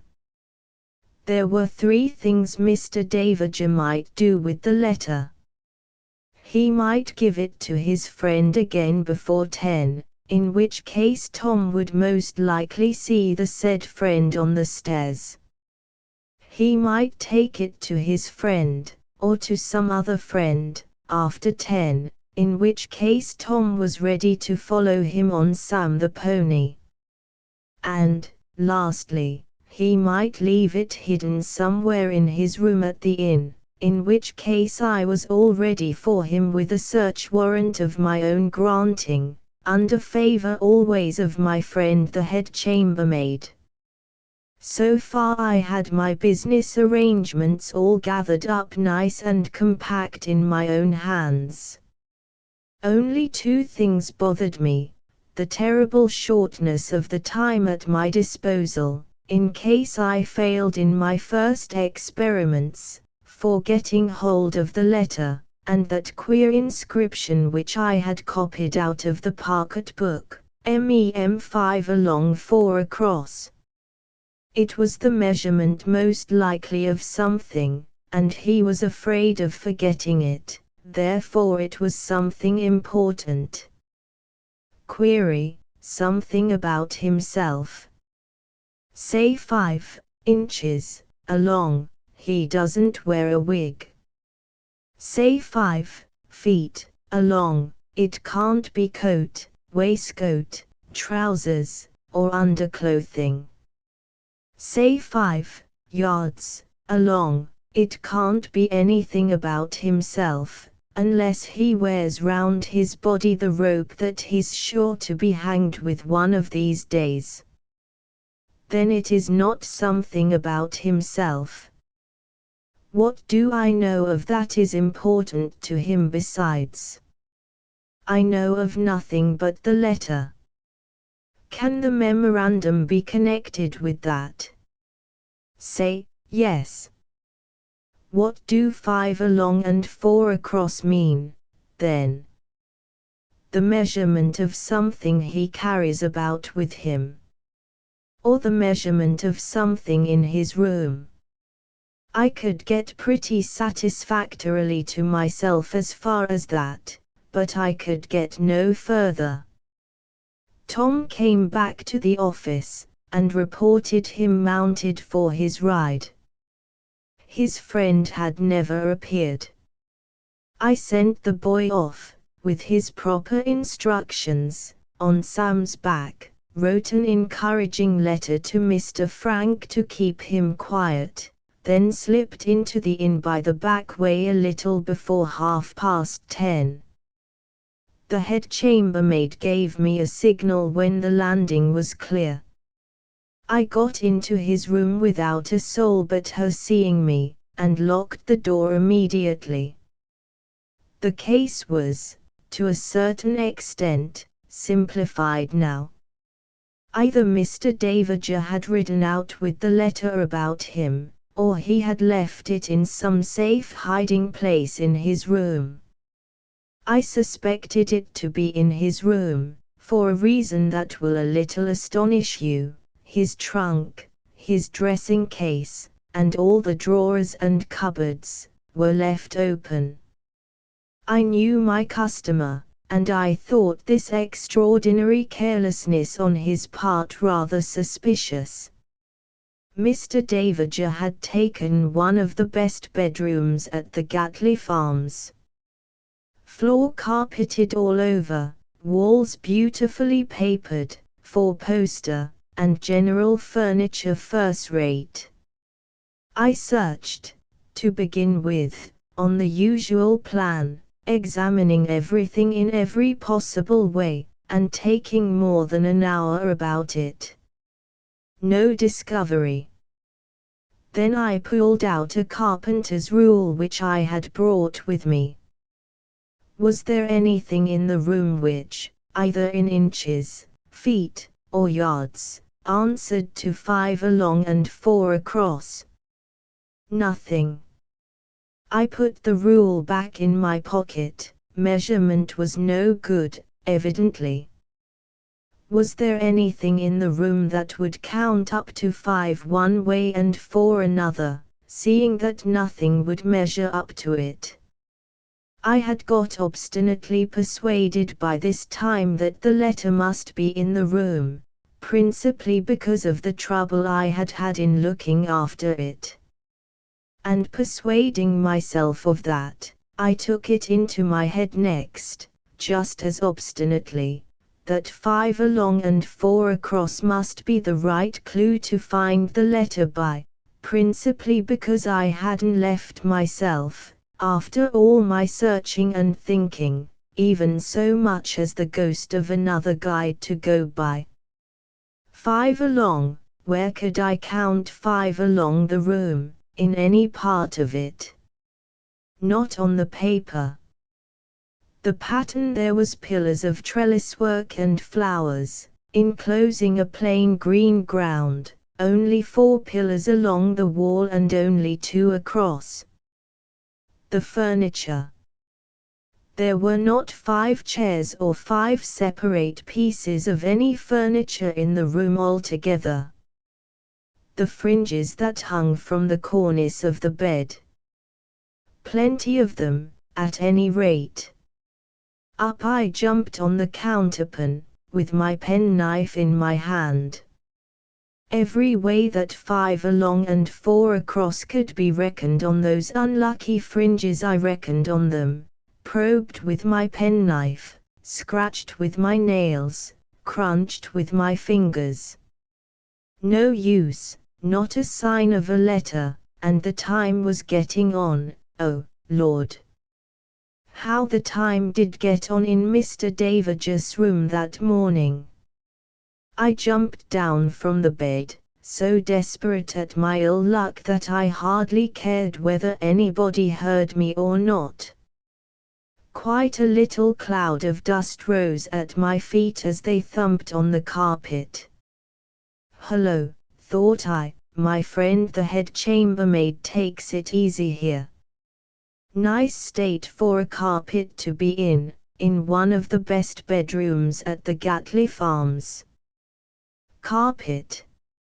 I had been jumping up on the bed, and staring up at the walls, but I had never so much as given a glance down at the carpet. Think of me pretending to be a lawyer, and not knowing how to look low enough. The carpet. It had been a stout article in its time, had evidently begun in a drawing room, then descended to a coffee room, then gone upstairs altogether to a bedroom. The ground was brown, and the pattern was bunches of leaves and roses speckled over the ground at regular distances. I reckoned up the bunches. 10 along the room, 8 across it. When I had stepped out 5 one way and 4 the other, and was down on my knees on the center bunch, as true as I sit on this chair I could hear my own heart beating so loud that it quite frightened me. I looked narrowly all over the bunch, and I felt all over it with the ends of my fingers, and nothing came of that. Then I scraped it over slowly and gently with my nails. My second fingernail stuck a little at one place. I parted the pile of the carpet over that place, and saw a thin slit which had been hidden by the pile being smoothed over it, a slit about half an inch long, with a little end of brown thread, exactly the color of the carpet ground, sticking out about 1/4 of an inch from the middle of it. Just as I laid hold of the thread gently, I heard a footstep outside the door. It was only the head chambermaid. "Haven't you done yet?" she whispers. "Give me 2 minutes," says I, "and don't let anybody come near the door. Whatever you do, don't let anybody startle me again by coming near the door." I took a little pull at the thread, and heard something rustle. I took a longer pull, and out came a piece of paper, rolled up tight like those candle lighters that the ladies make. I unrolled it, and, by George, there was the letter. The original letter. I knew it by the color of the ink. The letter that was worth £500 to me. It was all that I could do to keep myself at first from throwing my hat into the air, and hurrahing like mad. I had to take a chair and sit quiet in it for a minute or two, before I could cool myself down to my proper business level. I knew that I was safely down again when I found myself pondering how to let Mr. Davidge know that he had been done by the innocent country attorney, after all. It was not long before a nice little irritating plan occurred to me. I tore a blank leaf out of my pocket-book, wrote on it with my pencil, "Change for a £500 note," folded up the paper, tied the thread to it, poked it back into the hiding place, smoothed over the pile of the carpet, and then bolted off to Mr. Frank. He in his turn bolted off to show the letter to the young lady, who first certified to its genuineness, then dropped it into the fire, and then took the initiative for the first time since her marriage engagement, by flinging her arms round his neck, kissing him with all her might, and going into hysterics in his arms. So at least Mr. Frank told me, but that's not evidence. It is evidence, however, that I saw them married with my own eyes on the Wednesday, and that while they went off in a carriage and four to spend the honeymoon, I went off on my own legs to open a credit at the town and county bank with a £500 note in my pocket. As to Mr. Davidge, I can tell you nothing more about him, except what is derived from hearsay evidence, which is always unsatisfactory evidence, even in a lawyer's mouth. My inestimable boy, Tom, although twice kicked off by Sam the pony, never lost hold of the bridle, and kept his man in sight from first to last. He had nothing particular to report except that on the way out to the Abbey Mr. Davidge had stopped at the public house, had spoken a word or two to his friend of the night before, and had handed him what looked like a bit of paper. This was no doubt a clue to the thread that held the letter, to be used in case of accidents. In every other respect Mr. D had ridden out and ridden in like an ordinary sightseer. Tom reported him to me as having dismounted at the hotel about 2. At 1:30 I locked my office door, nailed a card under the knocker with "Not at home till tomorrow" written on it, and retired to a friend's house a mile or so out of the town for the rest of the day. Mr. Davager, I have been since given to understand, left the Gatley Farms that same night with his best clothes on his back, and with all the valuable contents of his dressing case in his pockets. I am not in a condition to state whether he ever went through the form of asking for his bill or not, but I can positively testify that he never paid it, and that the effects left in his bedroom did not pay it either. When I add to these fragments of evidence that he and I have never met, luckily for me, you will say, since I jockeyed him out of his bank note, I have about fulfilled my implied contract as maker of a statement with you, sir, as hearer of a statement. Observe the expression, will you? I said it was a statement before I began, and I say it's a statement now I've done. I defy you to prove it's a story. How are you getting on with my portrait?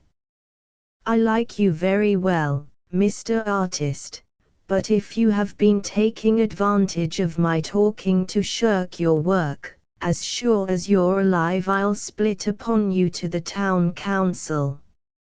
I attended a great many times at my queer sitter's house before his likeness was completed. To the last he was dissatisfied with the progress I made. Fortunately for me, the town council approved of the portrait when it was done.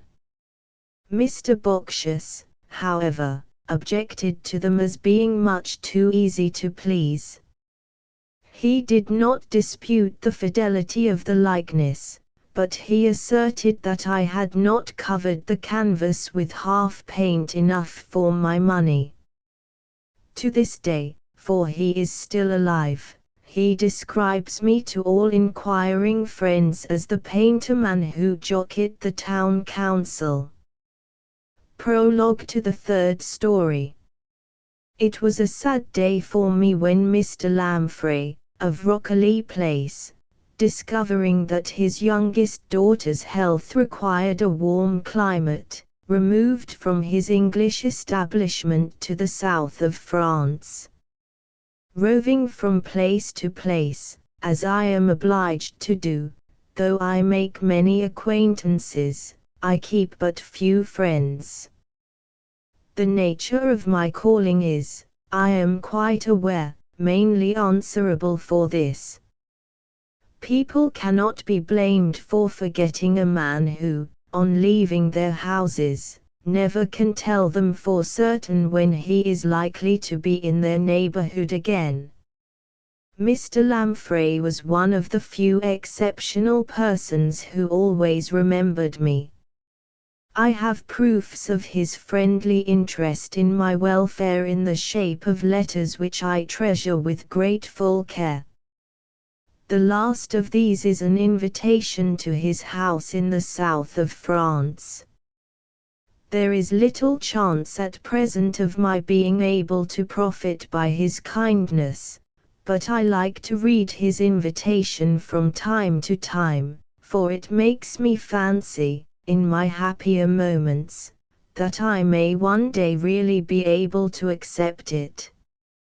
My introduction to this gentleman, in my capacity of portrait painter, did not promise much for me in a professional point of view. I was invited to Rockley, or to the place as it was more frequently called among the people of the county, to take a likeness in watercolors, on a small scale, of the French governess who lived with Mr. Lamprey's daughters. My first idea on hearing of this was, that the governess was about to leave her situation, and that her pupils wished to have a memorial of her in the shape of a portrait. Subsequent inquiry, however, informed me that I was in error. It was the eldest of Mr. Lamprey's daughters, who was on the point of leaving the house to accompany her husband to India, and it was for her that the portrait had been ordered as a home remembrance of her best and dearest friend. Besides these particulars, I discovered that the governess, though still called Mademoiselle, was an old lady, that Mr. Lamprey had been introduced to her many years since in France, after the death of his wife, that she was absolute mistress in the house, and that her 3 pupils had always looked up to her as a second mother, from the time when their father first placed them under her charge. These scraps of information made me rather anxious to see Mademoiselle Clairfait, the governess. On the day appointed for my attendance at the comfortable country house of Rockley, I was detained on the road, and did not arrive at my destination until late in the evening. The welcome accorded to me by Mr. Lamprey gave an earnest of the unvarying kindness that I was to experience at his hands in afterlife. I was received at once on equal terms, as if I had been a friend of the family, and was presented the same evening to my host's daughters. They were not merely 3 elegant and attractive young women, but, what means much more than that, 3 admirable subjects for pictures, the bride particularly. Her young husband did not strike me much at first sight, he seemed rather shy and silent. After I had been introduced to him, I looked round for Mademoiselle Clairfait, but she was not present, and I was soon afterward informed by Mr. Lamprey that she always spent the latter part of the evening in her own room. At the breakfast table the next morning, I again looked for my sitter, and once more in vain. "Mamma, as we call her," said one of the ladies, "is dressing expressly for her picture, Mr. Kirby. I hope you are not above painting silk, lace, and jewelry." The dear old lady, who is perfection in everything else, is perfection also in dress, and is bent on being painted in all her splendor. This explanation prepared me for something extraordinary, but I found that my anticipations had fallen far below the reality when Mademoiselle Clairfait at last made her appearance, and announced that she was ready to sit for her portrait. Never before or since have I seen such perfect dressing and such active old age in combination. Mademoiselle was short and thin, her face was perfectly white all over, the skin being puckered up in an infinite variety of the smallest possible wrinkles. Her bright black eyes were perfect marvels of youthfulness and vivacity. They sparkled, and beamed, and ogled, and moved about over everybody and everything at such a rate, that the plain grey hair above them looked unnaturally venerable, and the wrinkles below an artful piece of masquerade to represent old age. As for her dress, I remember few harder pieces of work than the painting of it. She wore a silver-grey silk gown that seemed always flashing out into some new light whenever she moved. It was as stiff as a board, and rustled like the wind. Her head, neck, and bosom were enveloped in clouds of the airiest-looking lace I ever saw, disposed about each part of her with the most exquisite grace and propriety, and glistening at all sorts of unexpected places with little fairy-like toys in gold and precious stones. On her right wrist she wore 3 small bracelets, with the hair of her 3 pupils worked into them, and on her left, 1 large bracelet with a miniature let-in over the clasp. She had a dark crimson and gold scarf thrown coquettishly over her shoulders, and held a lovely little feather fan in her hand.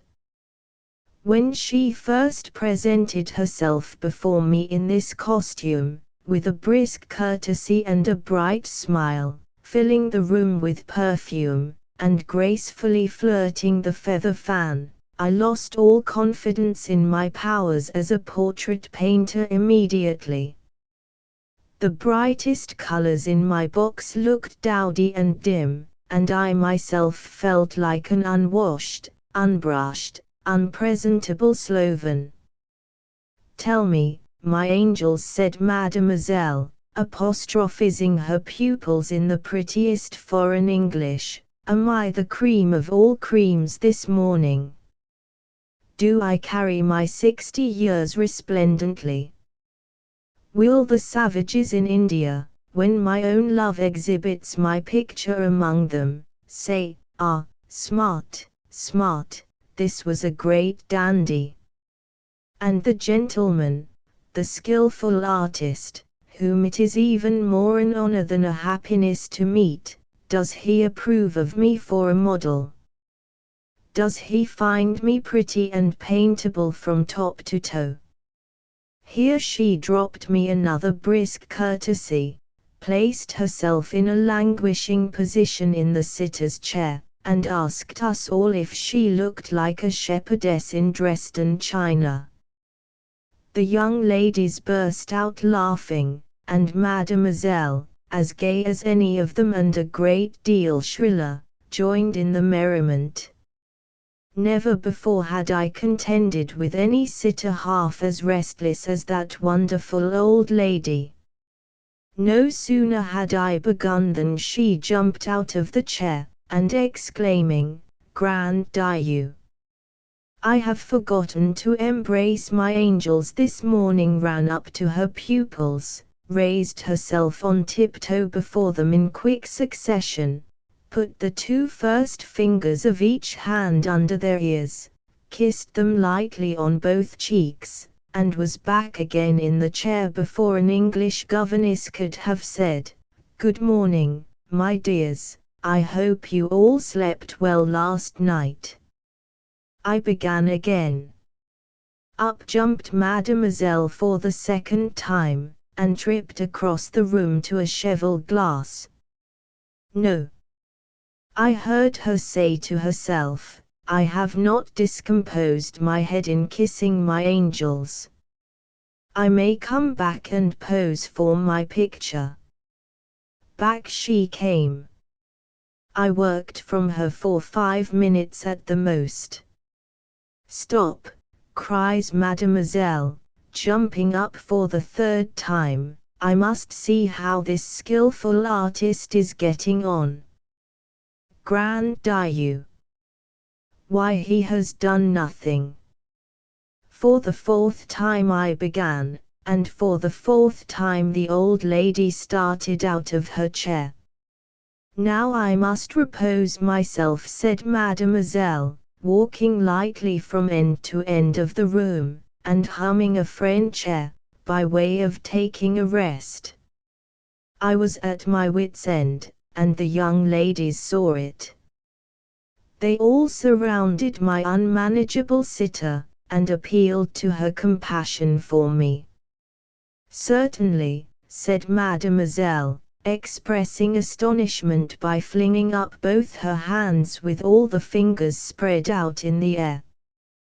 "But why apostrophize me thus? I am here, I am ready, I am at the service of this skillful artist. Why is me? A fortunate chance question of mine steadied her for some time. I inquired if I was expected to draw the whole of my sitter's figure as well as her face. Mademoiselle replied by a comic scream of indignation.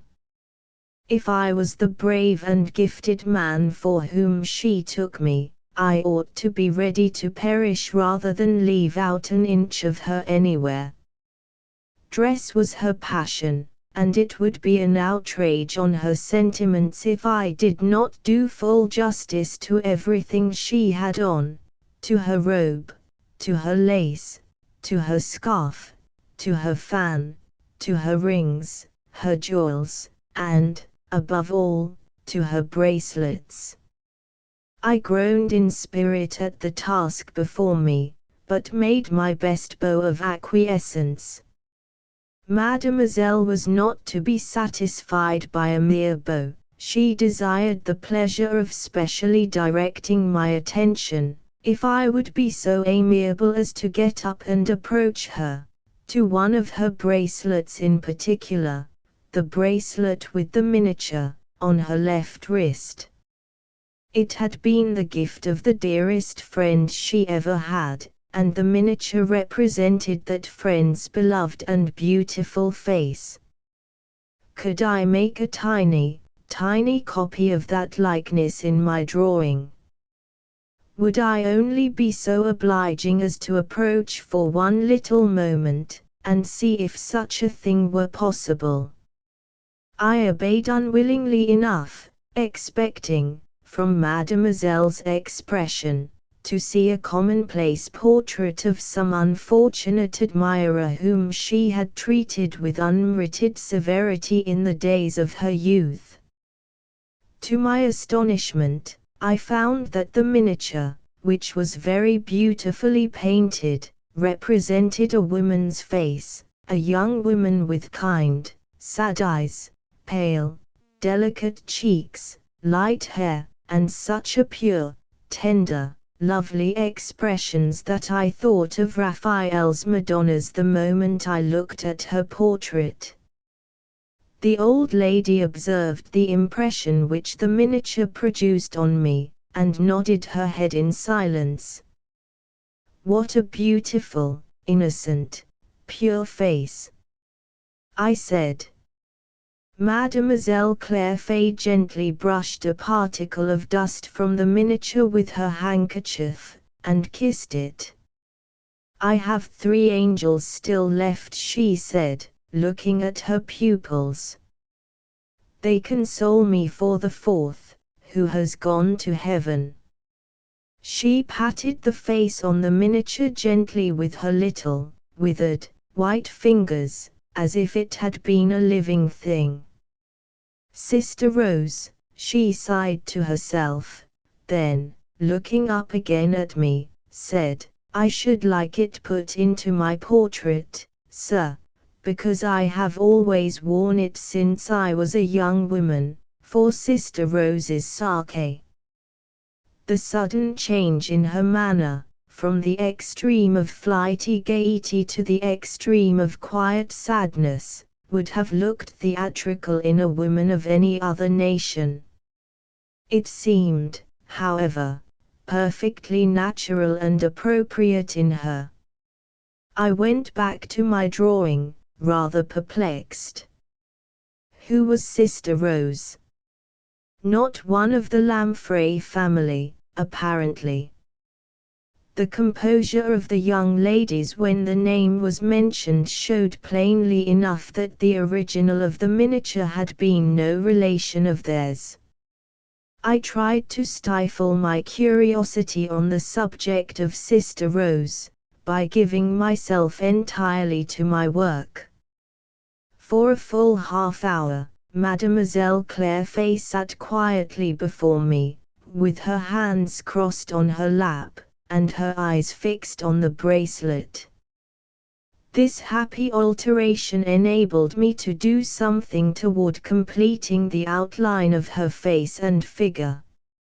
I might even, under fortunate circumstances, have vanquished the preliminary difficulties of my task at one effort, but the fates were against me that day.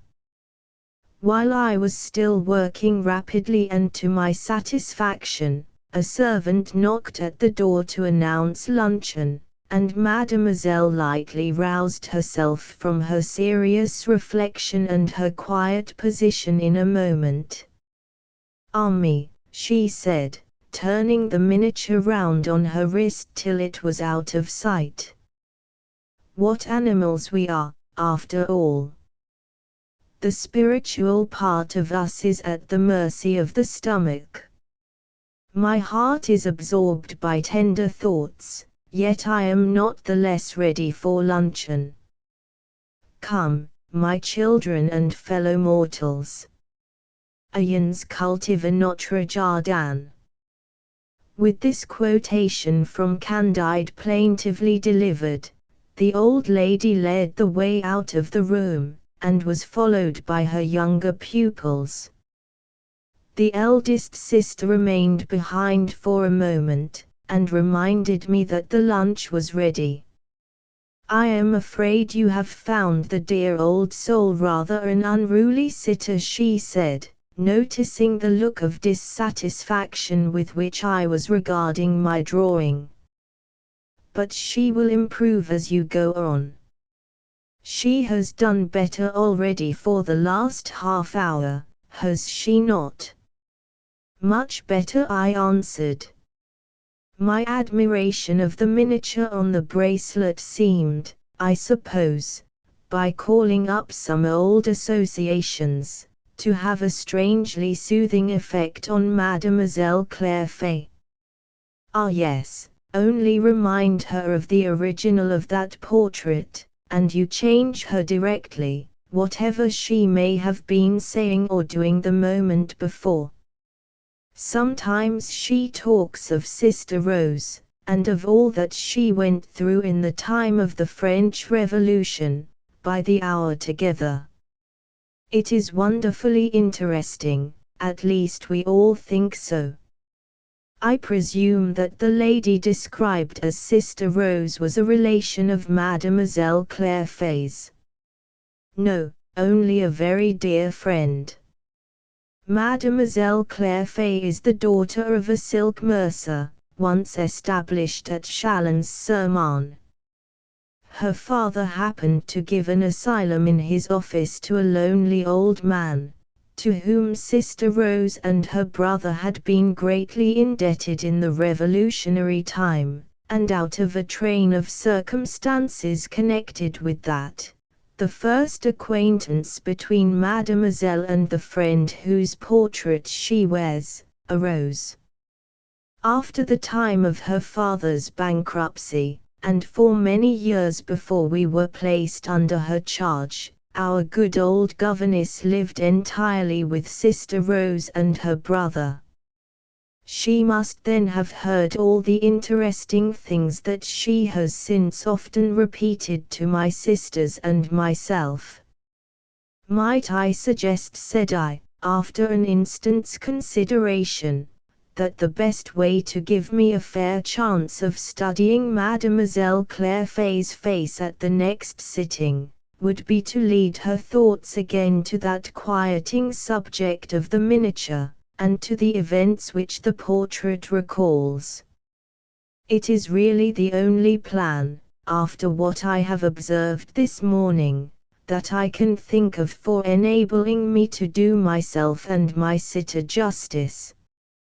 "I am delighted to hear you say so," replied the lady, "for the execution of your plan, by me or by my sisters, will be the easiest thing in the world. A word from us at any time will set Mademoiselle thinking, and talking too, of the friend of her youthful days. Depend on our assistance so far. And now let me show you the way to the luncheon table." 2 good results followed the ready rendering of the help I had asked from my host's daughters. I succeeded with my portrait of Mademoiselle Claire Fay, and I heard the story which occupies the following pages. In the case of the preceding narratives, I have repeated what was related to me, as nearly as possible in the very words of my sitters. In the case of this third story, it is impossible for me to proceed upon the same plan. The circumstances of Sister Rose's eventful history were narrated to me at different times, and in the most fragmentary and discursive manner.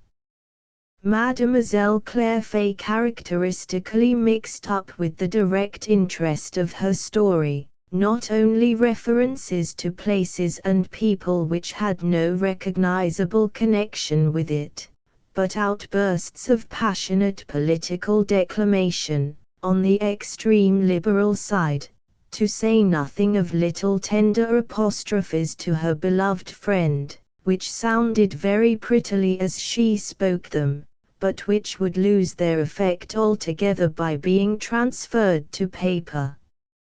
Under these circumstances, I have thought it best to tell the story in my own way, rigidly adhering to the events of it exactly as they were related, and never interfering on my own responsibility except to keep order in the march of the incidents, and to present them, to the best of my ability, variously as well as interestingly to the reader.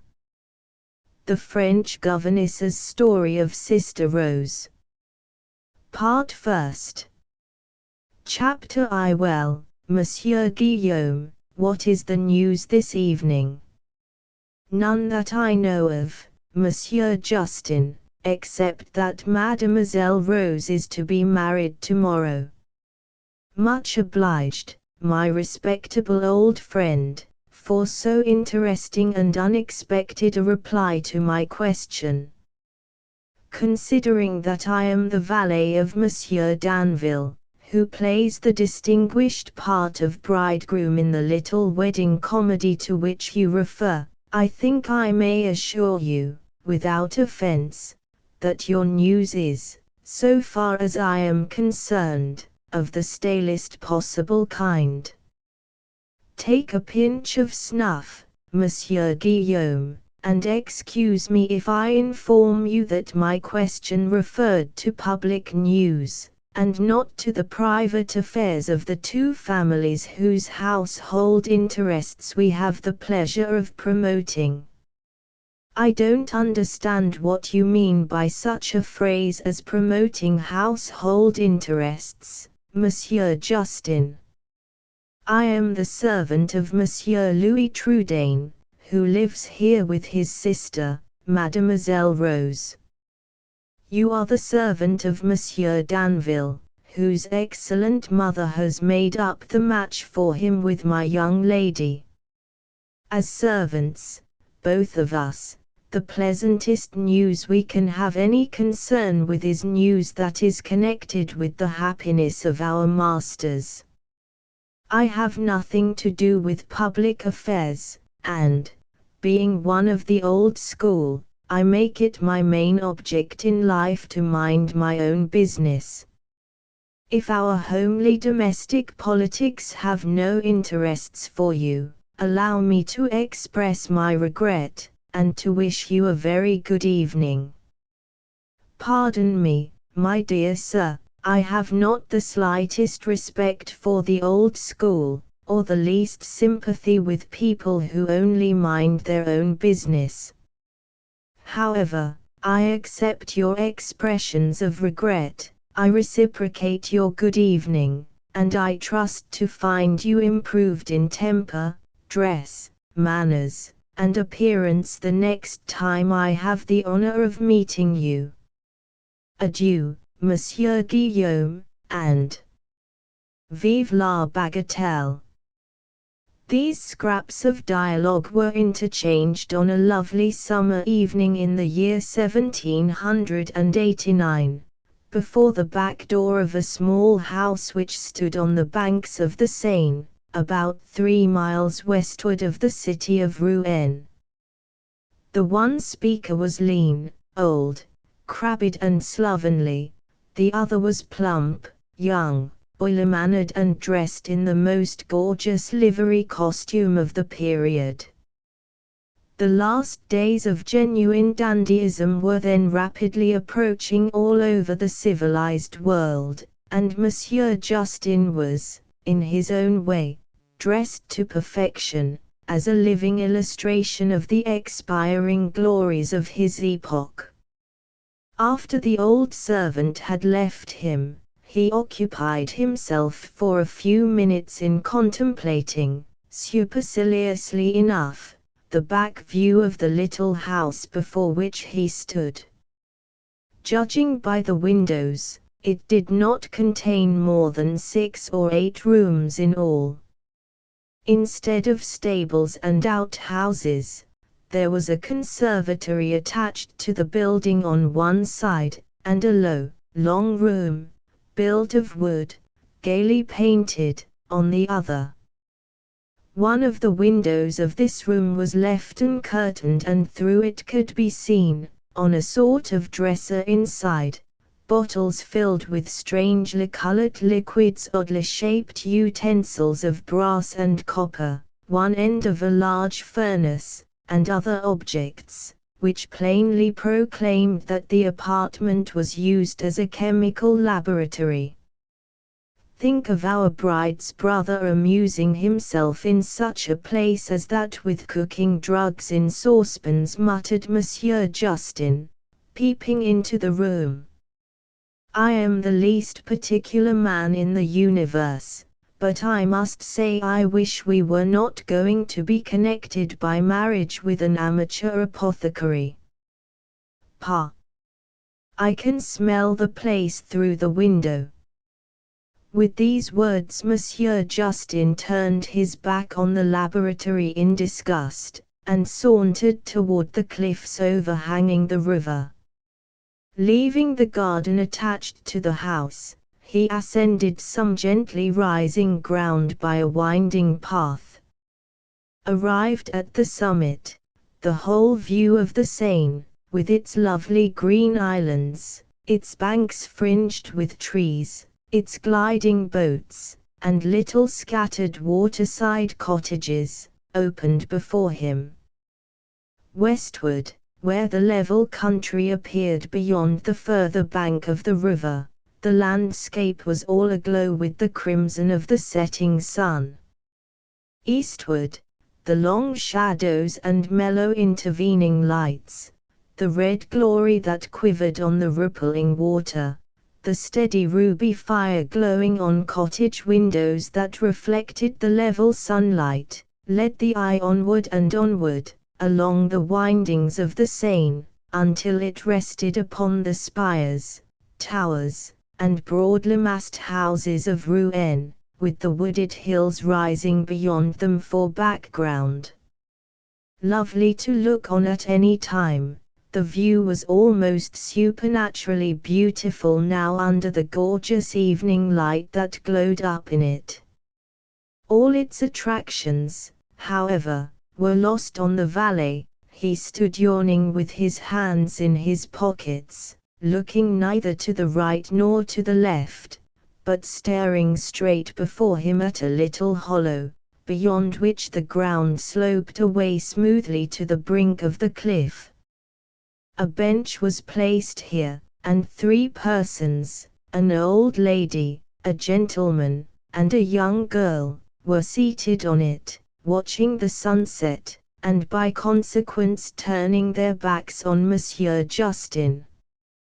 Near them stood 2 gentlemen, also looking toward the river and the distant view. These 5 figures attracted the valet's attention, to the exclusion of every other object around him. There they are still, he said to himself, discontentedly. Madame Danville in the same place on the seat, my master, the bridegroom, dutifully next to her, Mademoiselle Rose, the bride, bashfully next to him, Monsieur Trudaine, the amateur apothecary brother, affectionately next to her, and Monsieur Lomaque, our queer land steward, officially in waiting on the whole party. There they all are indeed, incomprehensibly wasting their time still in looking at nothing. Yes, continued Monsieur Justin, lifting his eyes wearily, and staring hard, first up the river at Rouen, then down the river at the setting sun. Yes, plague take them, looking at nothing, absolutely and positively at nothing, all this while. Here Monsieur Justin yawned again, and, returning to the garden, sat himself down in an arbor and resignedly went to sleep. If the valet had ventured near the 5 persons whom he had been apostrophizing from a distance, and if he had been possessed of some little refinement of observation, he could hardly have failed to remark that the bride and bridegroom of the morrow, and their companions on either side, were all, in a greater or less degree, under the influence of some secret restraint, which affected their conversation, their gestures, and even the expression of their faces.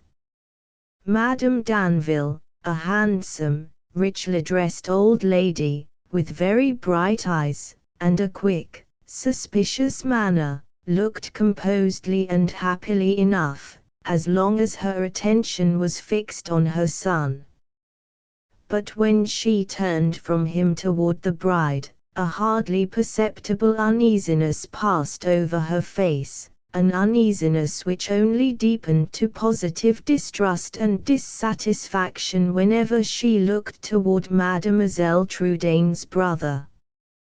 In the same way, her son, who was all smiles and happiness while he was speaking with his future wife, altered visibly in manner and look exactly as his mother altered, whenever the presence of Monsieur Trudaine specially impressed itself on his attention. Then, again, Lomaque, the land steward, quiet, sharp, skinny Lomaque, with the submissive manner, and the red-rimmed eyes, never looked up at his master's future brother-in-law without looking away again rather uneasily, and thoughtfully drilling holes in the grass with his long sharp-pointed cane. Even the bride herself, the pretty, innocent girl, with her childish shyness of manner, seemed to be affected like the others. Doubt, if not distress, overshadowed her face from time to time, and the hand which her lover held trembled a little, and grew restless, when she accidentally caught her brother's eye. Strangely enough, there was nothing to repel, but, on the contrary, everything to attract in the look and manner of the person whose mere presence seemed to exercise such a curiously constraining influence over the wedding party.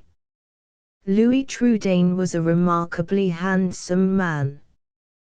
His expression was singularly kind and gentle, his manner irresistibly winning in its frank, manly firmness and composure.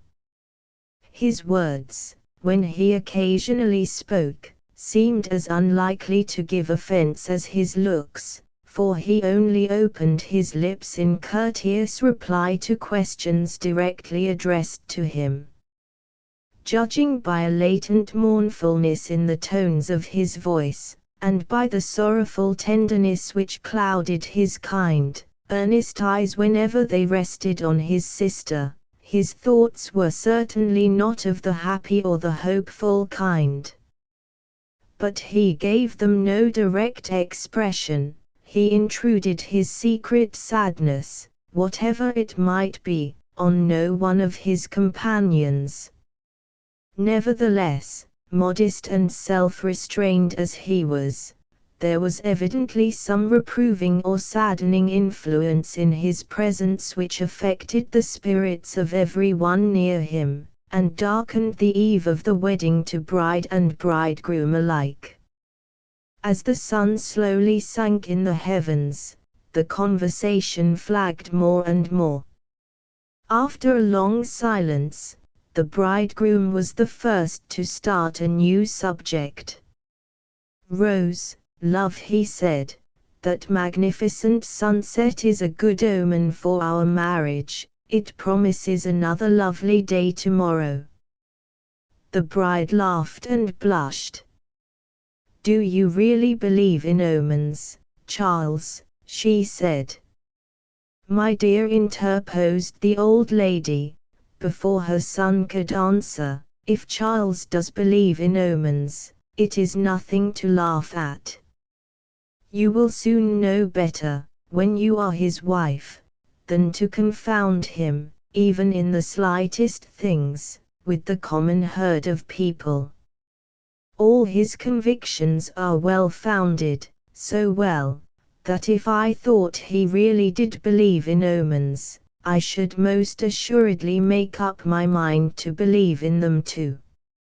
"I beg your pardon," Madame Rose began, tremulously, "I only meant, my dear child, have you so little knowledge of the world as to suppose that I could be offended?" "Let Rose speak," said the young man.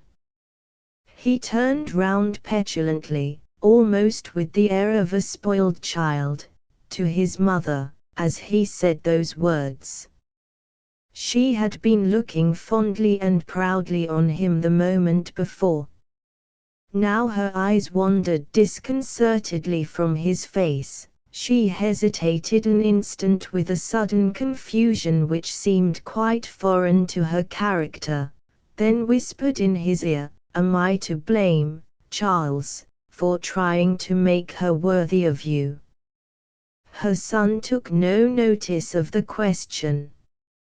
He only reiterated sharply, "Let Rose speak." "I really had nothing to say," faltered the young girl, growing more and more confused. "Oh, but you had." There was such an ungracious sharpness in his voice, such an outburst of petulance in his manner as he spoke, that his mother gave him a warning touch on the arm, and whispered, "Hush." Monsieur Lomaque, the land steward, and Monsieur Trudaine, the brother, both glanced searchingly at the bride, as the words passed the bridegroom's lips. She seemed to be frightened and astonished, rather than irritated or hurt.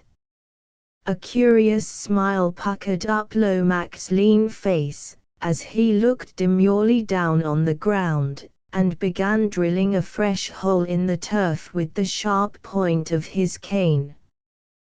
Trudaine turned aside quickly, and, sighing, walked away a few paces, then came back, and seemed about to speak, but Danville interrupted him.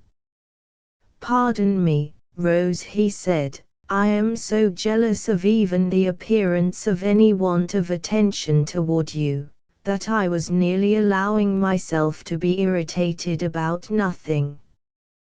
He kissed her hand very gracefully and tenderly as he made his excuse, but there was a latent expression in his eye which was at variance with the apparent spirit of his action. It was noticed by nobody but observant and submissive Monsieur Lomaque, who smiled to himself again, and drilled harder than ever at his hole in the grass. "I think Monsieur Trudaine was about to speak," said Madame Danville. "Perhaps he will have no objection to let us hear what he was going to say." "None, Madame," replied Trudaine, politely. "I was about to take upon myself the blame of Rose's want of respect for believers in omens, by confessing that I have always encouraged her to laugh at superstitions of every kind." "You a ridiculer of superstitions," said Danville, turning quickly on him. "You, who have built a laboratory, you, who are an amateur professor of the occult arts of chemistry, a seeker after the elixir of life. On my word of honor, you astonish me." There was an ironical politeness in his voice, look, and manner as he said this, which his mother and his land steward, Monsieur Lomaque, evidently knew how to interpret. The first touched his arm again and whispered, "Be careful." The second suddenly grew serious, and left off drilling his hole in the grass. Rose neither heard the warning of Madame Danville, nor noticed the alteration in Lomaque. She was looking round at her brother, and was waiting with a bright, affectionate smile to hear his answer. He nodded, as if to reassure her, before he spoke again to Danville. "You have rather romantic ideas about experiments in chemistry," he said, quietly. "Mine have so little connection with what you call the occult arts that all the world might see them, if all the world thought it worthwhile. The only elixirs of life that I know of are a quiet heart and a contented mind. Both those I found, years and years ago, when Rose and I first came to live together in the house yonder." He spoke with a quiet sadness in his voice, which meant far more to his sister than the simple words he uttered. Her eyes filled with tears. She turned for a moment from her lover, and took her brother's hand. "Don't talk, Louis, as if you thought you were going to lose your sister, because—" her lips began to tremble, and she stopped suddenly. "More jealous than ever of your taking her away from him," whispered Madame Danville in her son's ear. "Hush, don't, for God's sake, take any notice of it," she added, hurriedly, as he rose from the seat and faced Trudaine with undisguised irritation and impatience in his manner. Before he could speak, the old servant Guillaume made his appearance, and announced that coffee was ready. Madame Danville again said hush, and quickly took one of his arms, while he offered the other to Rose.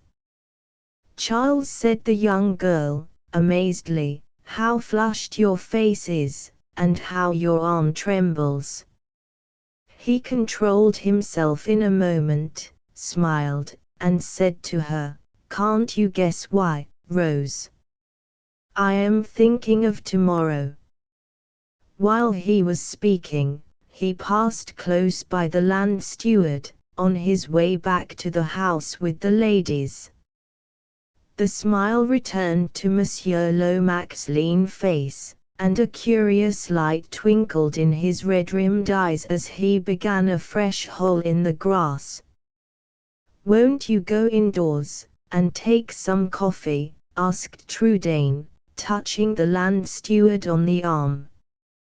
Monsieur Lomaque started a little and left his cane sticking in the ground. "1,000 thanks, monsieur," he said. "May I be allowed to follow you? I confess the beauty of the evening makes me a little unwilling to leave this place just yet." "Ah, the beauties of nature, I feel them with you, Monsieur Trudaine, I feel them here." Saying this, Lomaque laid one hand on his heart, and with the other pulled his stick out of the grass. He had looked as little at the landscape or the setting sun as Monsieur Justin himself. They sat down, side by side, on the empty bench, and then there followed an awkward pause.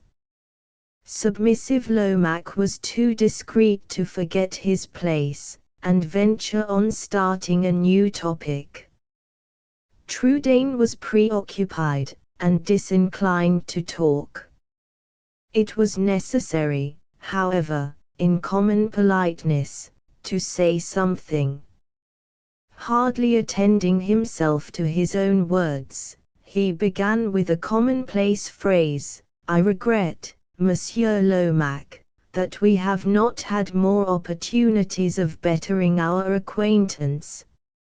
"I feel deeply indebted," rejoined the land steward, "to the admirable Madame Danville for having chosen me as her escort hither from her son's estate near Lyons, and having thereby procured for me the honor of this introduction."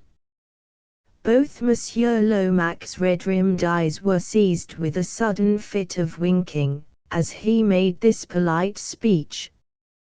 His enemies were accustomed to say that, whenever he was particularly insincere, or particularly deceitful, he always took refuge in the weakness of his eyes, and so evaded the trying ordeal of being obliged to look steadily at the person whom he was speaking with. "I was pleased to hear you mention my late father's name, at dinner, in terms of high respect," continued Trudaine, resolutely keeping up the conversation. "Did you know him?" "I am indirectly indebted to your excellent father," answered the land steward, "for the very situation which I now hold. At a time when the good word of a man of substance and reputation was needed to save me from poverty and ruin, your father spoke that word. Since then I have, in my own very small way, succeeded in life, until I have risen to the honor of superintending the estate of Monsieur Danville. Excuse me, but your way of speaking of your present situation rather surprises me.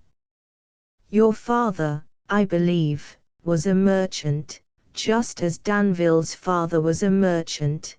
The only difference between them was that one failed and the other realized a large fortune.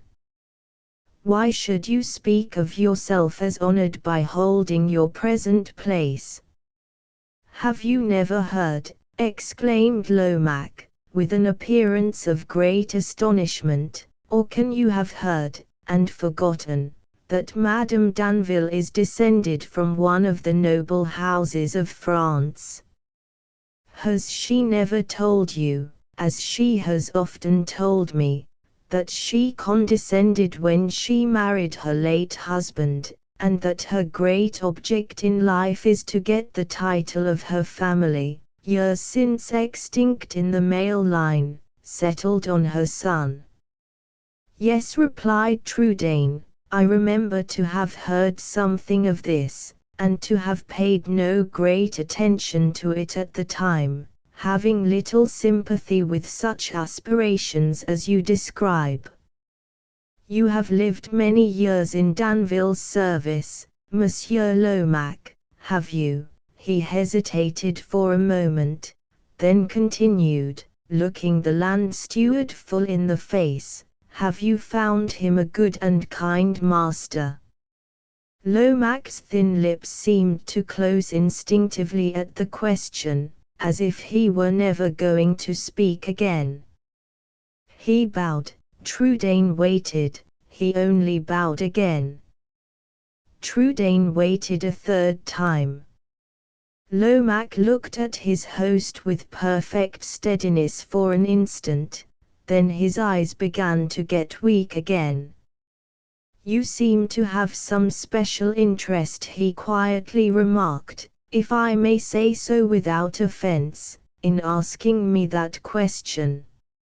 "I deal frankly, at all hazards, with every one," returned Trudaine, "and stranger as you are, I will deal frankly with you. I acknowledge that I have an interest in asking that question, the dearest, the tenderest of all interests." At those last words, his voice trembled for a moment, but he went on firmly, "From the beginning of my sister's engagement with Danville, I made it my duty not to conceal my own feelings, My conscience and my affection for Rose counseled me to be candid to the last, even though my candor should distress or offend others. When we first made the acquaintance of Madame Danville, and when I first discovered that her son's attentions to Rose were not unfavorably received, I felt astonished, and, though it cost me a hard effort, I did not conceal that astonishment from my sister. Lomaque, who had hitherto been all attention, started here, and threw up his hands in amazement. Astonished, did I hear you say? Astonished, Monsieur Trudaine, that the attentions of a young gentleman, possessed of all the graces and accomplishments of a highly-bred Frenchman, should be favorably received by a young lady.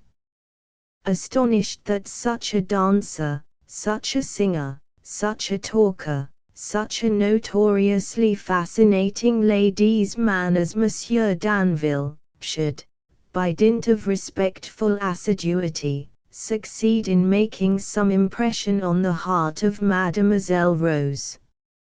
Oh, Monsieur Trudaine, venerated Monsieur Trudaine, this is almost too much to credit. Lomaque's eyes grew weaker than ever, and winked incessantly as he uttered this apostrophe. At the end, he threw up his hands again, and blinked inquiringly all round him, in mute appeal to universal nature. When, in the course of time, matters were further advanced, continued Trudaine, without paying any attention to the interruption, when the offer of marriage was made, and when I knew that Rose had in her own heart accepted it, I objected, and I did not conceal my objections. Heavens, interposed Lomaque again, clasping his hands this time with a look of bewilderment, what objections? What possible objections to a man young and well-bred, with an immense fortune and an uncompromised character? I have heard of these objections, I know they have made bad blood, and I ask myself again and again, what can they be? God knows I have often tried to dismiss them from my mind as fanciful and absurd, said Trudaine, and I have always failed. It is impossible, in your presence, that I can describe in detail what my own impressions have been, from the first, of the master whom you serve. Let it be enough if I confide to you that I cannot, even now, persuade myself of the sincerity of his attachment to my sister, and that I feel, in spite of myself, in spite of my earnest desire to put the most implicit confidence in Rose's choice, a distrust of his character and temper, which now, on the eve of the marriage, amounts to positive terror. Long secret suffering, doubt, and suspense, wring this confession from me, Monsieur Lomaque, almost unawares, in defiance of caution, in defiance of all the conventionalities of society. You have lived for years under the same roof with this man, you have seen him in his most unguarded and private moments. I tempt you to betray no confidence, I only ask you if you can make me happy by telling me that I have been doing your master grievous injustice by my opinion of him. I ask you to take my hand, and tell me if you can, in all honor, that my sister is not risking the happiness of her whole life by giving herself in marriage to Danville tomorrow. He held out his hand while he spoke. By some strange chance, Lomaque happened just at that moment to be looking away toward those beauties of nature which he admired so greatly. Really, Monsieur Trudaine, really such an appeal from you, at such a time, amazes me." Having got so far, he stopped and said no more. "When we first sat down together here, I had no thought of making this appeal, no idea of talking to you as I have talked," pursued the other. "My words have escaped me, as I told you, almost unawares. You must make allowances for them and for me. I cannot expect others, Monsieur Lomaque, to appreciate and understand my feelings for Rose. We two have lived alone in the world together, father, mother, kindred, they all died years since, and left us. I am so much older than my sister that I have learned to feel toward her more as a father than as a brother. All my life, all my dearest hopes, all my highest expectations, have centered in her. I was past the period of my boyhood when my mother put my little child sister's hand in mine, and said to me on her deathbed, 'Louis, be all to her that I have been, for she has no one left to look to but you.' Since then the loves and ambitions of other men have not been my loves or my ambitions. Sister Rose, as we all used to call her in those past days, as I love to call her still, Sister Rose has been the one aim, the one happiness, the one precious trust, the one treasured reward, of all my life. I have lived in this poor house, in this dull retirement, as in a paradise, because Sister Rose, my innocent, happy, bright-faced Eve, has lived here with me. Even if the husband of her choice had been the husband of mine, the necessity of parting with her would have been the hardest, the bitterest of trials. As it is, thinking what I think, dreading what I dread, judge what my feelings must be on the eve of her marriage, and know why, and with what object, I made the appeal which surprised you a moment since, but which cannot surprise you now. Speak if you will, I can say no more." He sighed bitterly, his head dropped on his breast, and the hand which he had extended to Lomaque trembled as he withdrew it and let it fall at his side. The land steward was not a man accustomed to hesitate, but he hesitated now. He was not usually at a loss for phrases in which to express himself, but he stammered at the very outset of his reply. "Suppose I answered," he began, slowly, "suppose I told you that you wronged him, would my testimony really be strong enough to shake opinions, or rather presumptions, which have been taking firmer and firmer hold of you for months and months past? Suppose, on the other hand, that my master had his little—" Lomaque hesitated before he pronounced the next word, "his little infirmities, let me say, but only hypothetically, mind that, infirmities, and suppose I had observed them, and was willing to confide them to you, what purpose would such a confidence answer now, at the 11th hour, with Mademoiselle Rose's heart engaged, with the marriage fixed for tomorrow? No. No. Trust me." Trudaine looked up suddenly.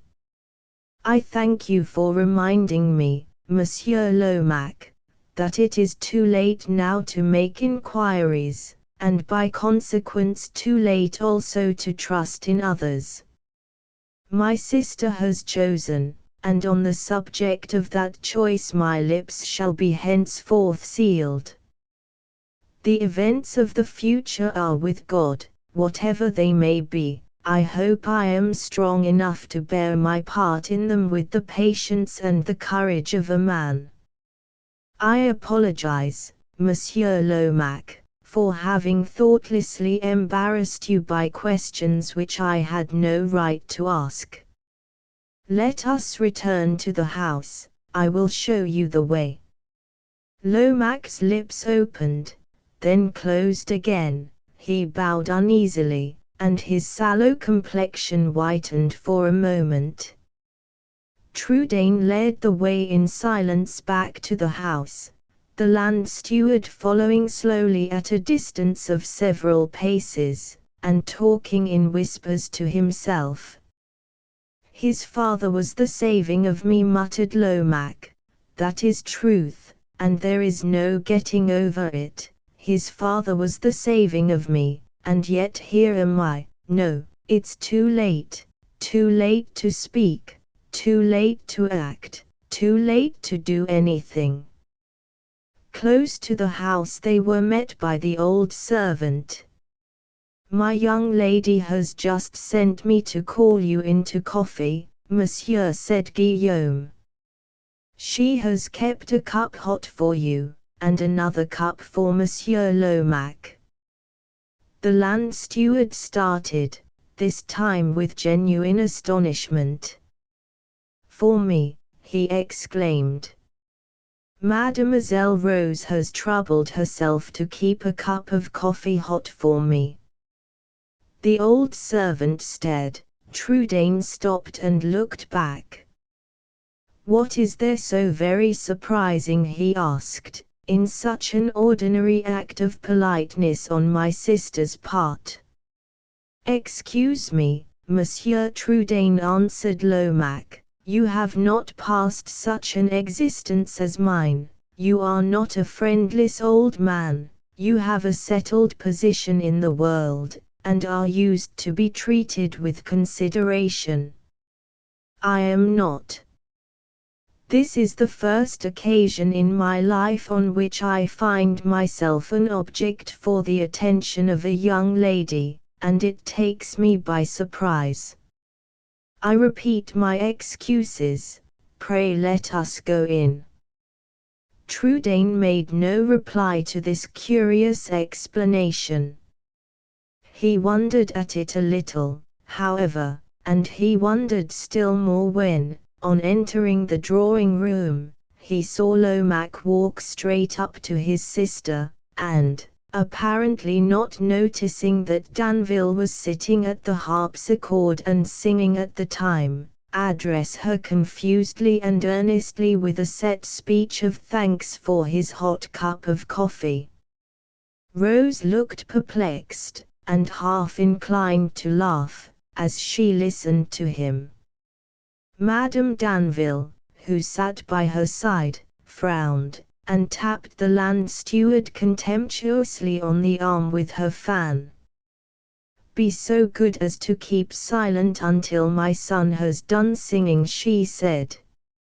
Lomac made a low bow, and retiring to a table in a corner, took up a newspaper lying on it. If Madame Danville had seen the expression that came over his face when he turned away from her, proud as she was, her aristocratic composure might possibly have been a little ruffled. Danville had finished his song, had quitted the harpsichord, and was talking in whispers to his bride. Madame Danville was adding a word to the conversation every now and then. Trudaine was seated apart at the far end of the room, thoughtfully reading a letter which he had taken from his pocket, when an exclamation from Lomac, who was still engaged with the newspaper, caused all the other occupants of the apartment to suspend their employments and look up. "What is it?" asked Danville, impatiently. "Shall I be interrupting if I explain?" inquired Lomac, getting very weak in the eyes again, as he deferentially addressed himself to Madame Danville. "You have already interrupted us," said the old lady, sharply, "so you may now just as well explain. It is a passage from the scientific intelligence which has given me great delight, and which will be joyful news for everyone here." Saying this, Lomaque looked significantly at Trudaine, and then read from the newspaper these lines: "Academy of Sciences, Paris. The vacant sub-professorship of chemistry has been offered, we are rejoiced to hear, to a gentleman whose modesty has hitherto prevented his scientific merits from becoming sufficiently prominent in the world. To the members of the Academy he has been long since known as the originator of some of the most remarkable improvements in chemistry which have been made of late years, improvements, the credit of which he has, with rare, and we were almost about to add, culpable moderation, allowed others to profit by with impunity. No man in any profession is more thoroughly entitled to have a position of trust and distinction conferred on him by the state than the gentleman to whom we refer, M. Louis Trudaine." Before Lomaque could look up from the paper to observe the impression which his news produced, Rose had gained her brother's side and was kissing him in a flutter of delight. "Dear Louis," she cried, clapping her hands, "let me be the first to congratulate you. How proud and glad I am! You accept the professorship, of course." Trudaine, who had hastily and confusedly put his letter back in his pocket the moment Lomaque began to read, seemed at a loss for an answer. He patted his sister's hand rather absently, and said, "I have not made up my mind. Don't ask me why, Rose, at least not now, not just now." An expression of perplexity and distress came over his face, as he gently motioned her to resume her chair. "Pray, is a sub-professor of chemistry supposed to hold the rank of a gentleman?" asked Madame Danville, without the slightest appearance of any special interest in Lomaque's news. "Of course not," replied her son, with a sarcastic laugh. "He is expected to work and make himself useful." "What gentleman does that?" "Charles," exclaimed the old lady, reddening with anger. "Bah!" cried Danville, turning his back on her, "enough of chemistry. Lomaque, now you have begun reading the newspaper, try if you can't find something interesting to read about. What are the last accounts from Paris? Any more symptoms of a general revolt?" Lomaque turned to another part of the paper. "Bad, very bad prospects for the restoration of tranquility," he said. "Necker, the people's minister, is dismissed. Placards against popular gatherings are posted all over Paris. The Swiss Guards have been ordered to the Champs-Élysées, with 4 pieces of artillery. No more is yet known, but the worst is dreaded. The breach between the aristocracy and the people is widening fatally almost hour by hour."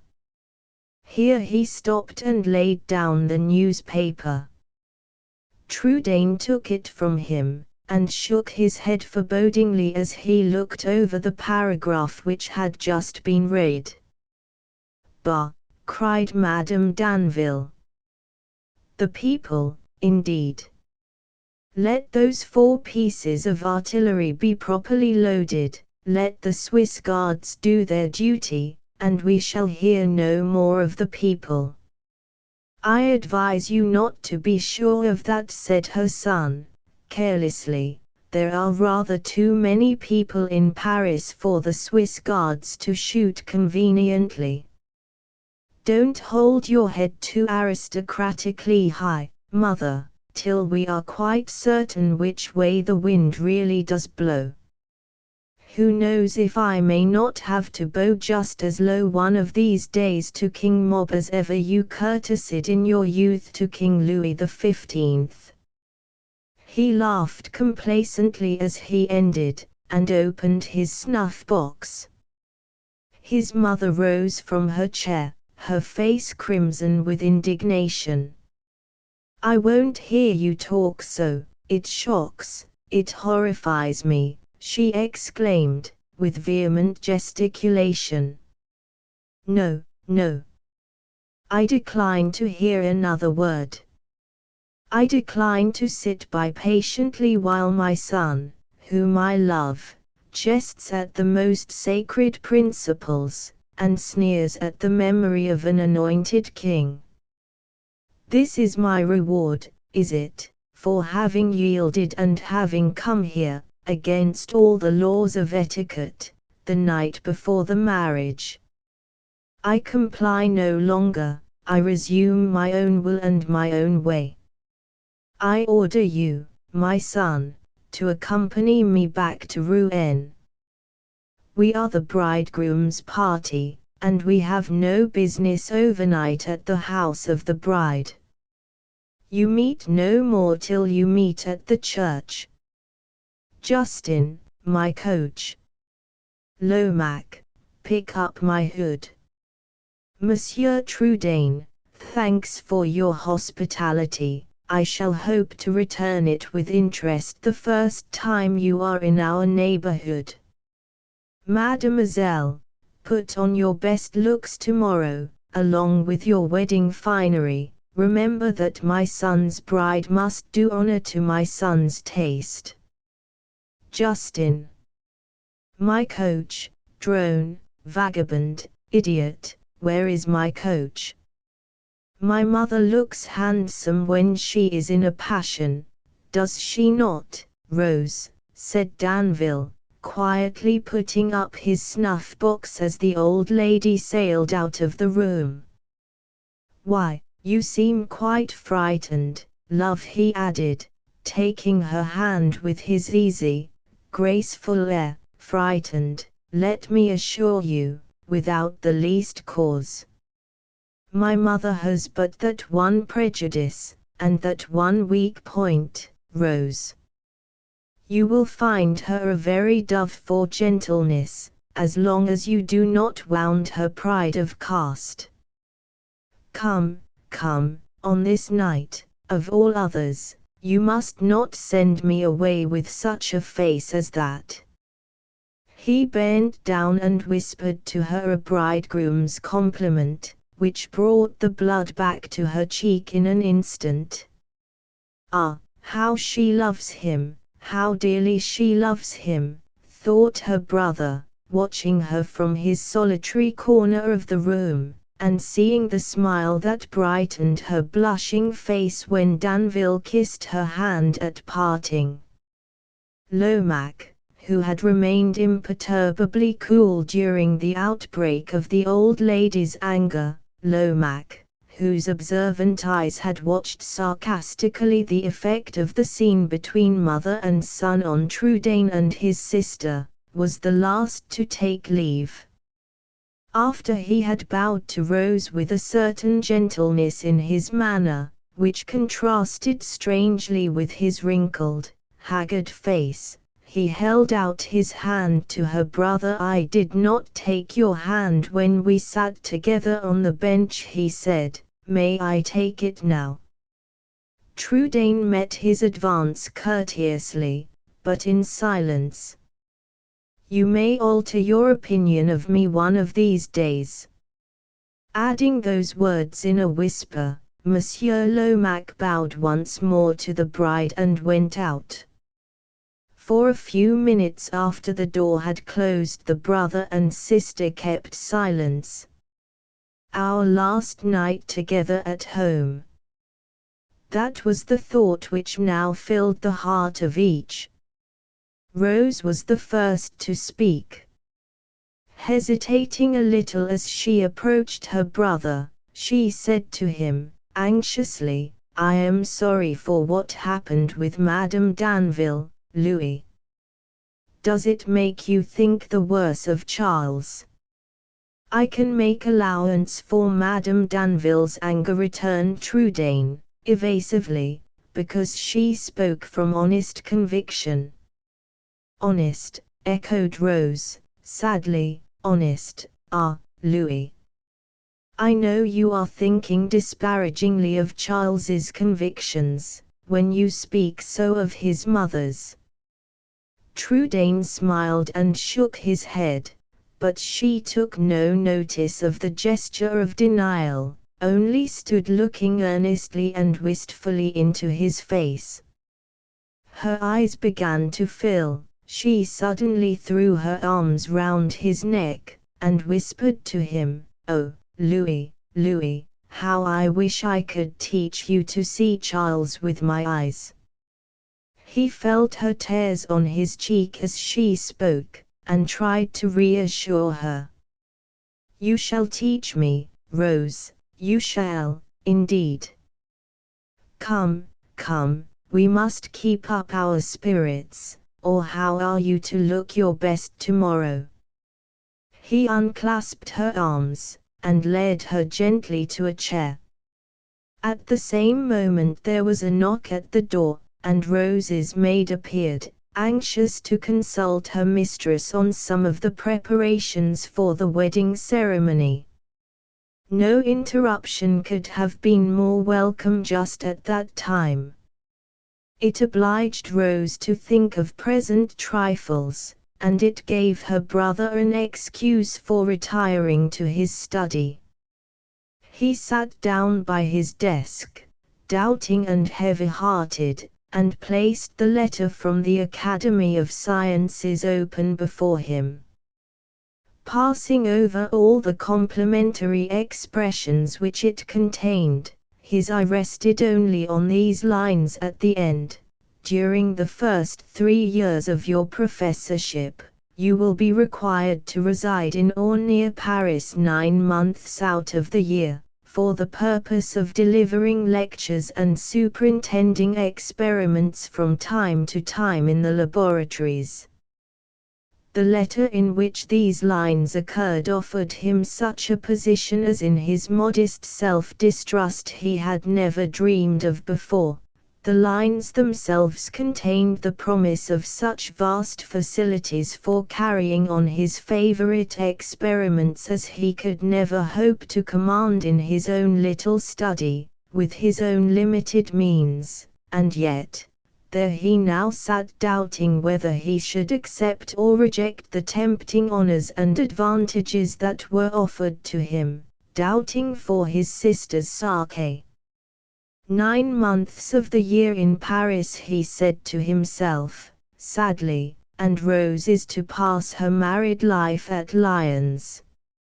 Oh, if I could clear my heart of its dread on her account, if I could free my mind of its forebodings for her future, how gladly I would answer this letter by accepting the trust it offers me.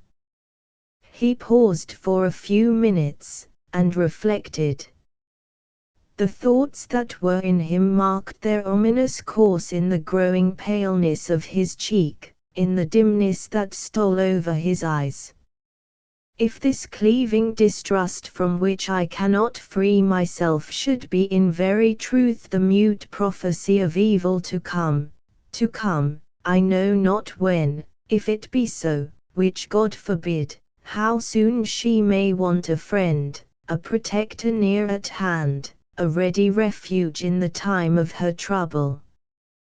Where shall she then find protection or refuge? With that passionate woman? With her husband's kindred and friends? He shuddered as the thought crossed his mind, and opening a blank sheet of paper, dipped his pen in the ink. "Be all to her, Louis, that I have been," he murmured to himself, repeating his mother's last words, and beginning the letter while he uttered them. It was soon completed. It expressed in the most respectful terms his gratitude for the offer made to him, and his inability to accept it, in consequence of domestic circumstances which it was needless to explain. The letter was directed, sealed. It only remained for him to place it in the post-bag, lying near at hand. At this last decisive act he hesitated. He had told Lomaque, and he had firmly believed himself, that he had conquered all ambitions for his sister's sake. He knew now, for the first time, that he had only lulled them to rest. He knew that the letter from Paris had aroused them. His answer was written, his hand was on the post-bag, and at that moment the whole struggle had to be risked over again, risked when he was most unfit for it. He was not a man under any ordinary circumstances to procrastinate, but he procrastinated now. Night brings counsel. I will wait till tomorrow, he said to himself, and put the letter of refusal in his pocket, and hastily quitted the laboratory. Chapter 2. Inexorably the important morrow came, irretrievably, for good or for evil, the momentous marriage vow was pronounced. Charles Danville and Rose Trudaine were now man and wife.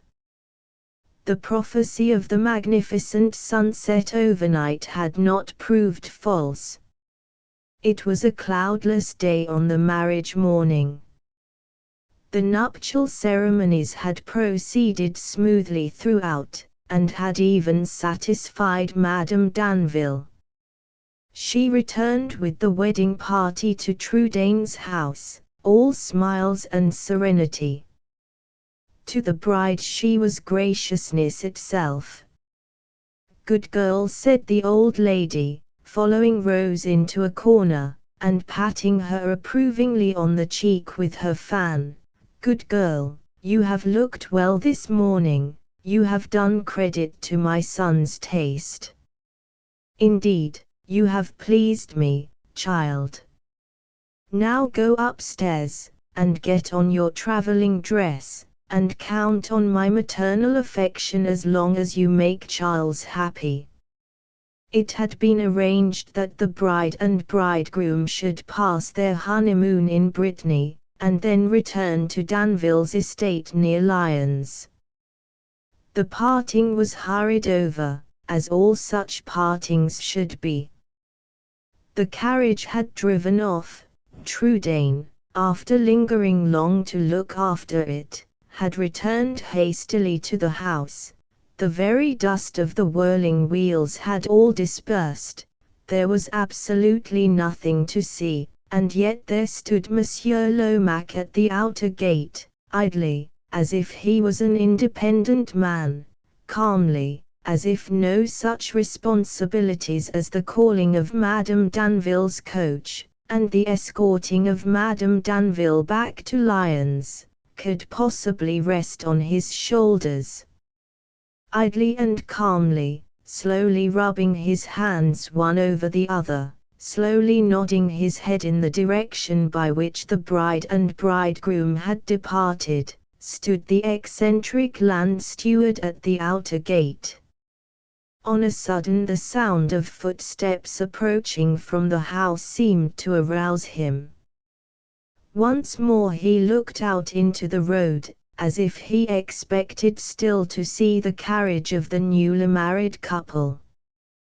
"Poor girl, ah, poor girl," said Monsieur Lomaque softly to himself, turning round to ascertain who was coming from the house. It was only the postman with a letter in his hand, and the post-bag crumpled up under his arm. "Any fresh news from Paris, friend?" asked Lomaque. "Very bad, monsieur," answered the postman. "Camille Desmoulins has appealed to the people in the Palais Royal. There are fears of a riot." "Only a riot," repeated Lomaque, sarcastically. "Oh, What a brave government not to be afraid of anything worse. Any letters, he added, hastily dropping the subject. None to the house, said the postman, only one from it, given me by Monsieur Trudaine.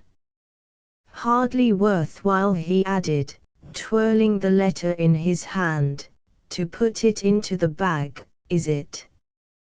Lomaque looked over his shoulder as he spoke, and saw that the letter was directed to the President of the Academy of Sciences, Paris.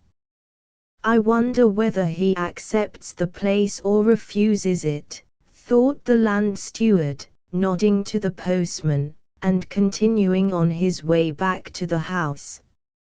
At the door he met Trudaine, who said to him, rather hastily, "You are going back to Lyons with Madame Danville, I suppose?" "This very day," answered Lomaque. "If you should hear of a convenient bachelor lodging, at Lyons, or near it," continued the other, dropping his voice and speaking more rapidly than before, "you would be doing me a favor if you would let me know about it." Lomaque assented, but before he could add a question which was on the tip of his tongue, Trudaine had vanished in the interior of the house.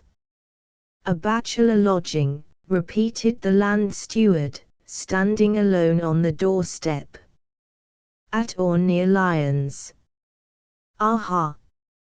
Monsieur Trudaine, I put your bachelor lodging and your talk to me last night together, and I make out a sum total which is, I think, pretty near the mark.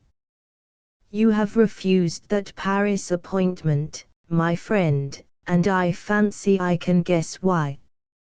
He paused thoughtfully, and shook his head with ominous frowns and bitings of his lips. "All clear enough in that sky," he continued, after a while, looking up at the lustrous midday heaven. "All clear enough there, but I think I see a little cloud rising in a certain household firmament already, a little cloud which hides much, and which I for one shall watch carefully." Part Second. Chapter I. 5 years have elapsed since Monsieur Lomaque stood thoughtfully at the gate of Trudaine's house, looking after the carriage of the bride and bridegroom, and seriously reflecting on the events of the future. Great changes have passed over that domestic firmament in which he prophetically discerned the little warning cloud. Greater changes have passed over the firmament of France. What was revolt 5 years ago is revolution now, revolution which has engulfed thrones, and principalities, and powers, which has set up crownless, in hereditary kings and councillors of its own, and has bloodily torn them down again by dozens, which has raged and raged on unrestrainedly in fierce earnest, until but one king can still govern and control it for a little while. That king is named Terror, and 1794 is the year of his reign. Monsieur Lomaque, land steward no longer, sits alone in an official-looking room in one of the official buildings of Paris. It is another July evening, as fine as that evening when he and Trudaine sat talking together on the bench overlooking the Seine. The window of the room is wide open, and a faint, pleasant breeze is beginning to flow through it. But Lomaque breathes uneasily, as if still oppressed by the sultry midday heat, and there are signs of perplexity and trouble in his face as he looks down absently now and then into the street. The times he lives in are enough of themselves to sadden any man's face. In the reign of terror no living being in all the city of Paris can rise in the morning and be certain of escaping the spy, the denunciation, the arrest, or the guillotine, before night. Such times are trying enough to oppress any man's spirits, but Lomaque is not thinking of them or caring for them now. Out of a mass of papers which lie before him on his old writing table, he has just taken up and read one, which has carried his thoughts back to the past, and to the changes which have taken place since he stood alone on the doorstep of Trudaine's house, pondering on what might happen. More rapidly even than he had foreboded, those changes had occurred. In less time even than he had anticipated, the sad emergency for which Rose's brother had prepared, as for a barely possible calamity, overtook Trudaine, and called for all the patience, the courage, the self-sacrifice which he had to give for his sister's sake. By slow gradations downward, from bad to worse, her husband's character manifested itself less and less disguisedly almost day by day. Occasional slights, ending in habitual neglect, careless estrangement, turning to cool enmity, small insults, which ripened evilly to great injuries. These were the pitiless signs which showed her that she had risked all and lost all while still a young woman. These were the unmerited afflictions which found her helpless, and would have left her helpless, but for the ever-present comfort and support of her brother's self-denying love. From the first, Trudaine had devoted himself to meet such trials as now assailed him, and like a man he met them, in defiance alike of persecution from the mother and of insult from the son. The hard task was only lightened when, as time advanced, public trouble began to mingle itself with private grief. Then absorbing political necessities came as a relief to domestic misery. Then it grew to be the one purpose and pursuit of Danville's life cunningly to shape his course so that he might move safely onward with the advancing revolutionary tide, he cared not whither, as long as he kept his possessions safe and his life out of danger. His mother, inflexibly true to her old-world convictions through all peril, might entreat and upbraid, might talk of honor, and courage, and sincerity, he heeded her not, or heeded only to laugh. As he had taken the false way with his wife, so he was now bent on taking it with the world. The years passed on, destroying changes swept hurricane-like over the old governing system of France, and still Danville shifted successfully with the shifting times. The first days of the Terror approached, in public and in private, in high places and in low. Each man now suspected his brother. Crafty as Danville was, even he fell under suspicion at last, at headquarters in Paris, principally on his mother's account. This was his first political failure, and, in a moment of thoughtless rage and disappointment, he wreaked the irritation caused by it on Lomaque. Suspected himself, he in turn suspected the land steward. His mother fomented the suspicion, Lomaque was dismissed. In the old times the victim would have been ruined. In the new times he was simply rendered eligible for a political vocation in life. Lomaque was poor, quick-witted, secret, not scrupulous. He was a good patriot, he had good patriot friends, plenty of ambition, a subtle, cat-like courage, nothing to dread, and he went to Paris. There were plenty of small chances there for men of his caliber. He waited for one of them. It came, he made the most of it, attracted favorably the notice of the terrible Wilkie at Inville, and won his way to a place in the office of the secret police.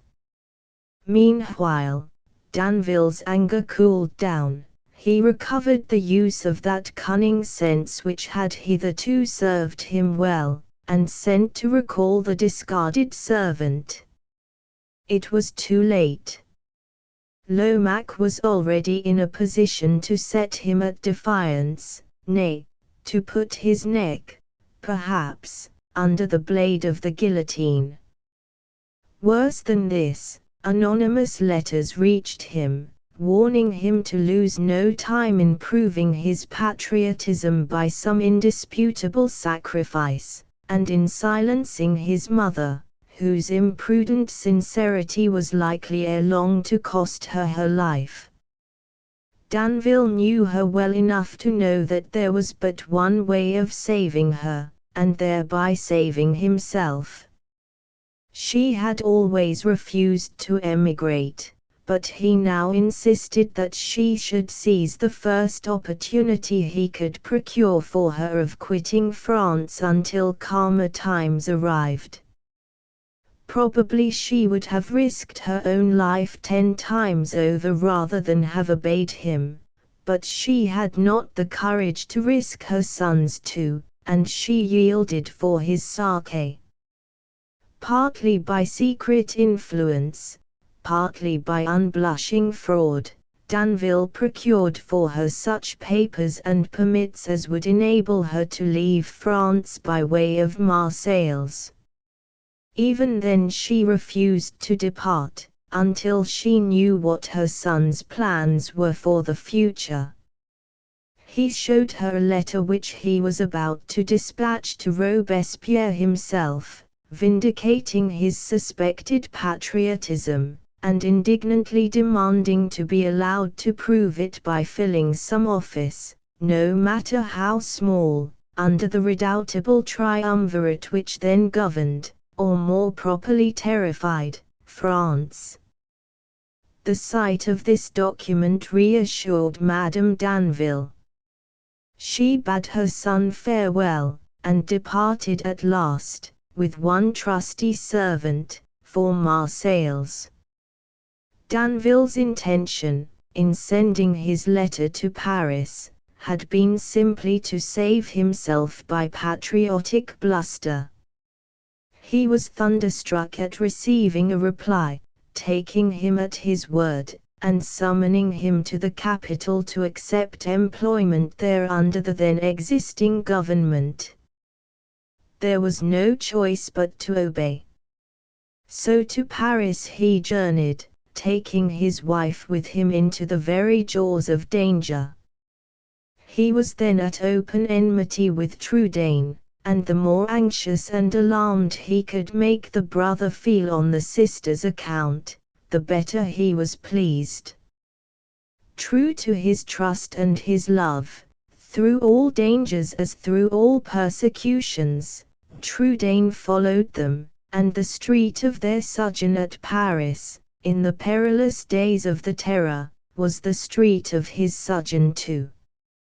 Danville had been astonished at the acceptance of his proffered services. He was still more amazed when he found that the post selected for him was one of the superintendent's places in that very office of secret police in which Lomaque was employed as agent.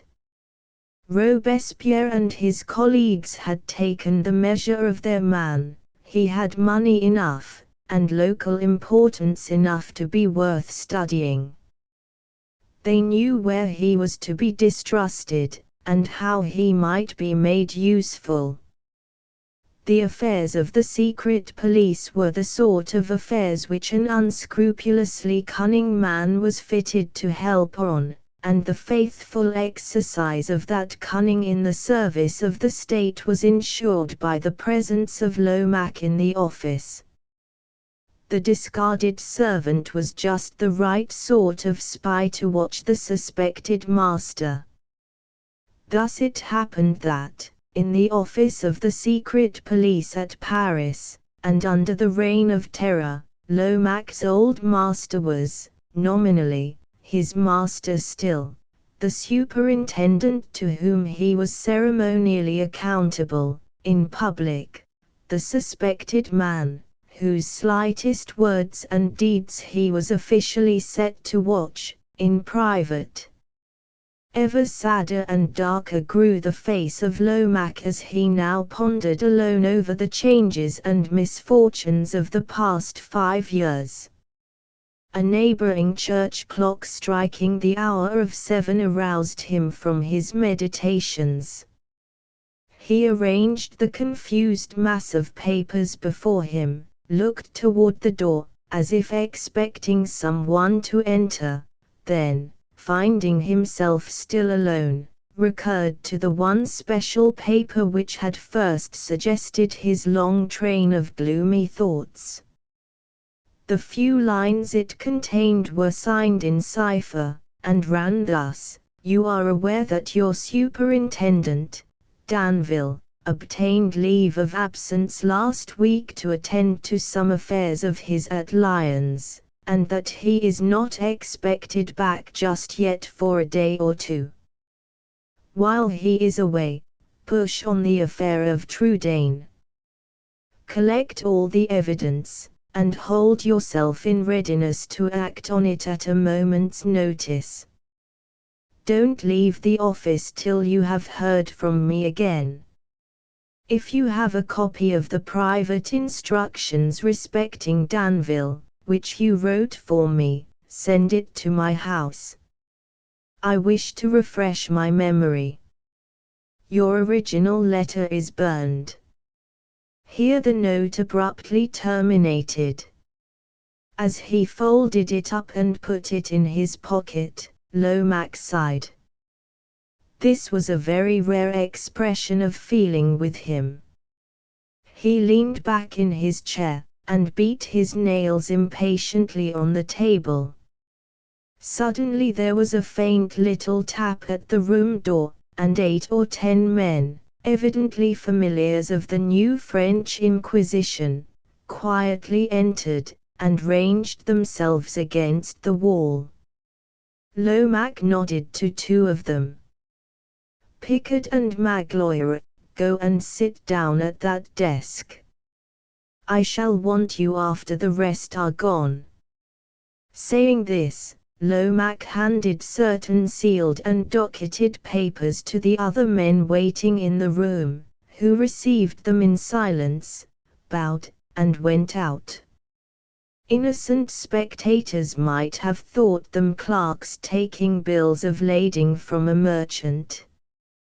Who could have imagined that the giving and receiving of denunciations, arrest orders, and death warrants, the providing of its doomed human meal for the all-devouring guillotine, could have been managed so coolly and quietly, with such unruffled calmness of official routine?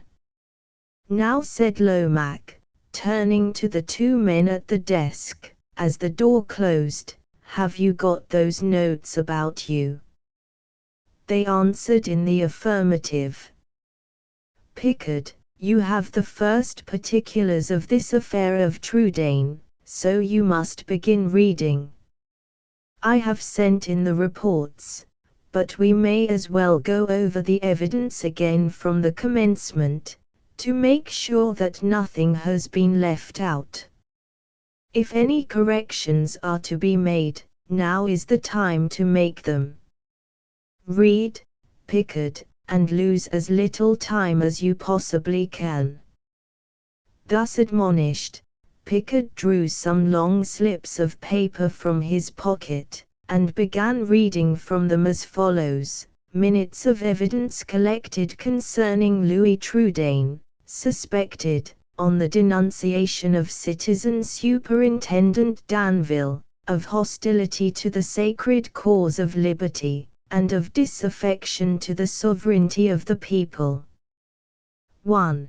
The suspected person is placed under secret observation, and these facts are elicited, he is twice seen passing at night from his own house to a house in the Rue de Cl. On the first night he carries with him money, on the second, papers. He returns without either. These particulars have been obtained through a citizen engaged to help Trudaine in housekeeping, one of the sort called servants in the days of the tyrants. This man is a good patriot, who can be trusted to watch Trudaine's actions. 2. The inmates of the house in the Rue de Cl are numerous, and in some cases not so well known to the government as could be wished. It is found difficult to gain certain information about the person or persons visited by Trudaine without having recourse to an arrest. 3. An arrest is thought premature at this preliminary stage of the proceedings, being likely to stop the development of conspiracy, and give warning to the guilty to fly. Order thereupon given to watch and wait for the present. 4. Citizen Superintendent Danville quits Paris for a short time. The office of watching Trudaine is then taken out of the hands of the undersigned, and is confided to his comrade, Magloire. Signed, Pickard. Countersigned, Lomaque. Having read so far, the police agent placed his papers on the writing table, waited a moment for orders, and, receiving none, went out. No change came over the sadness and perplexity of Lomaque's face. He still beat his nails anxiously on the writing table, and did not even look at the second agent as he ordered the man to read his report. Magloire produced some slips of paper precisely similar to Pickard's and read from them in the same rapid, businesslike, unmodulated tones, "Affair of Trudaine." Minutes continued. Citizen Agent Magloire, having been appointed to continue the surveillance of Trudaine, reports the discovery of additional facts of importance. 1. Appearances make it probable that Trudaine meditates a third secret visit to the house in the Rue de Cl. The proper measures are taken for observing him closely, and the result is the implication of another person discovered to be connected with the supposed conspiracy. This person is the sister of Trudaine, and the wife of Citizen Superintendent Danville. "Poor, lost creature, poor, lost creature," muttered Lomaque to himself, sighing again, and shifting uneasily from side to side, in his mangy old leathern armchair. Apparently, Magloire was not accustomed to sighs, interruptions, and expressions of regret from the usually imperturbable chief agent. He looked up from his papers with a stare of wonder. "Go on, Magloire," cried Lomaque, with a sudden outburst of irritability. "Why the devil don't you go on?"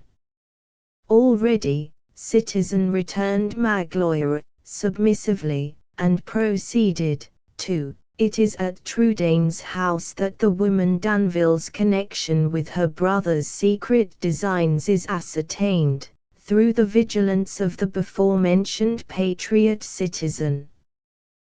The interview of the two suspected persons is private. Their conversation is carried on in whispers.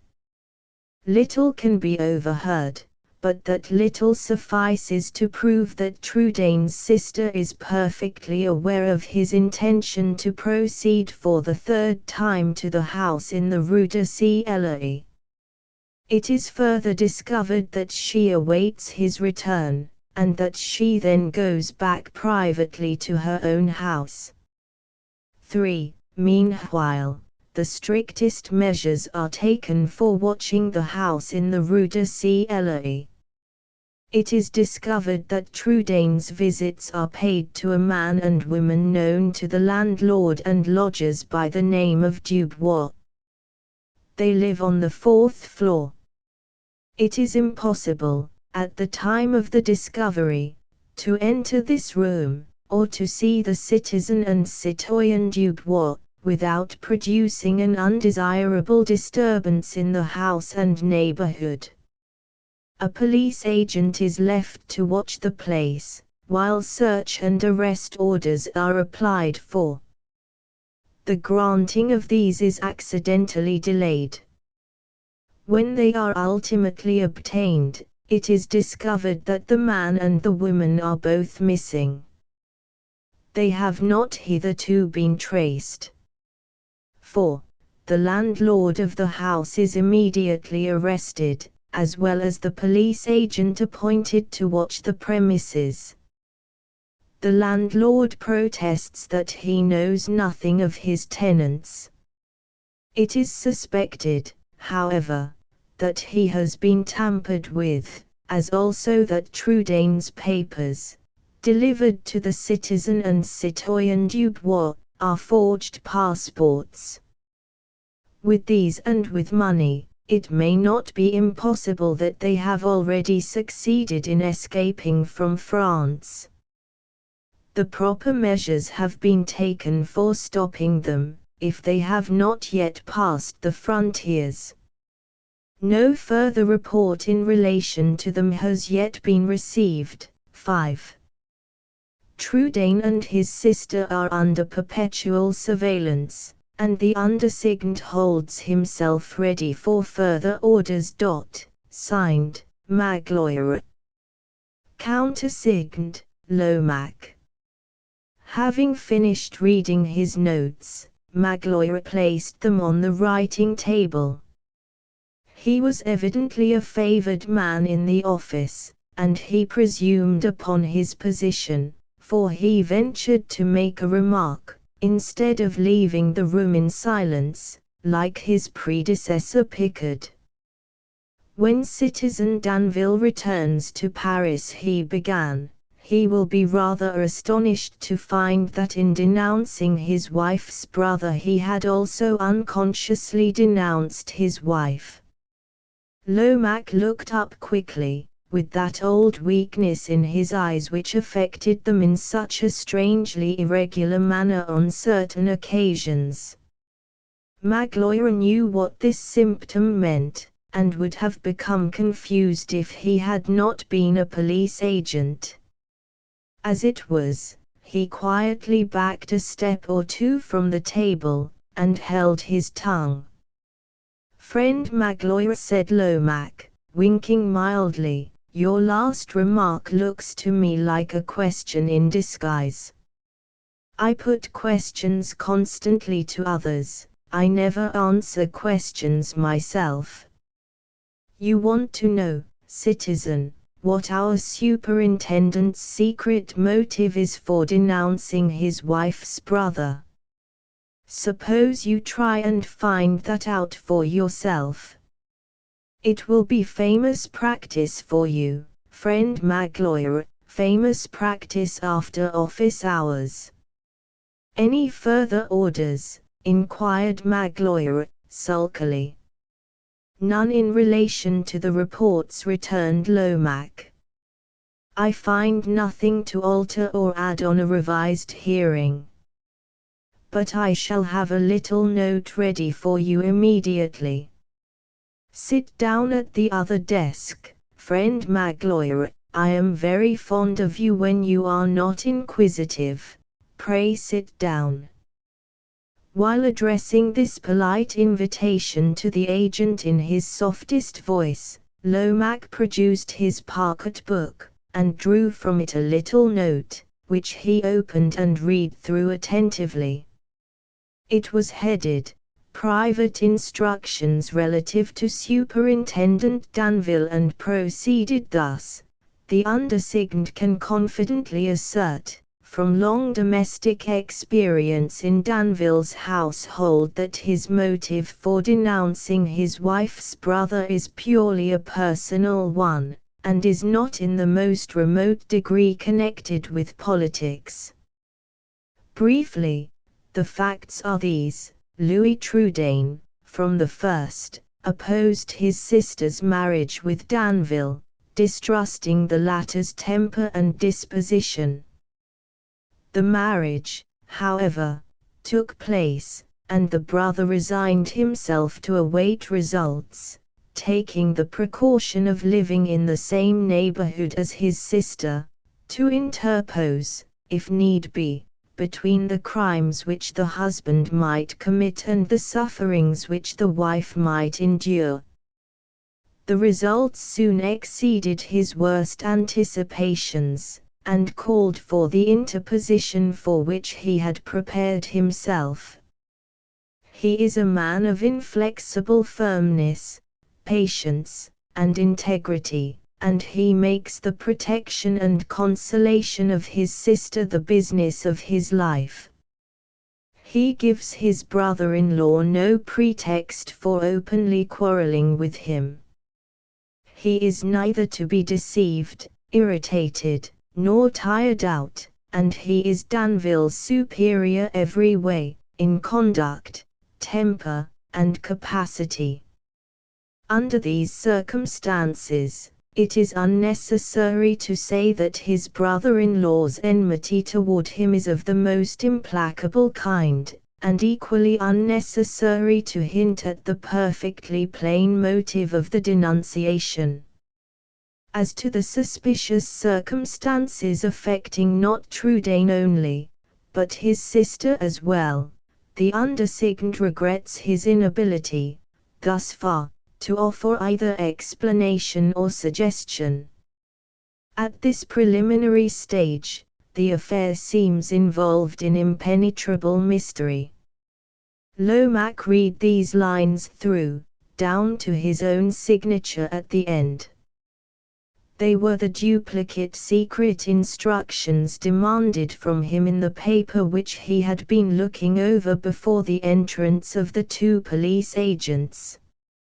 Slowly, and, as it seemed, unwillingly, he folded the note up in a fresh sheet of paper, and was preparing to seal it when a tap at the door stopped him.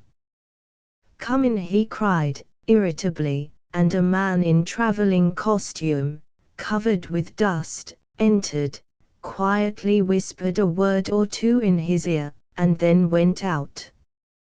Lomaque started at the whisper, and, opening his note again, hastily wrote under his signature, "I have just heard that Danville has hastened his return to Paris, and may be expected back tonight."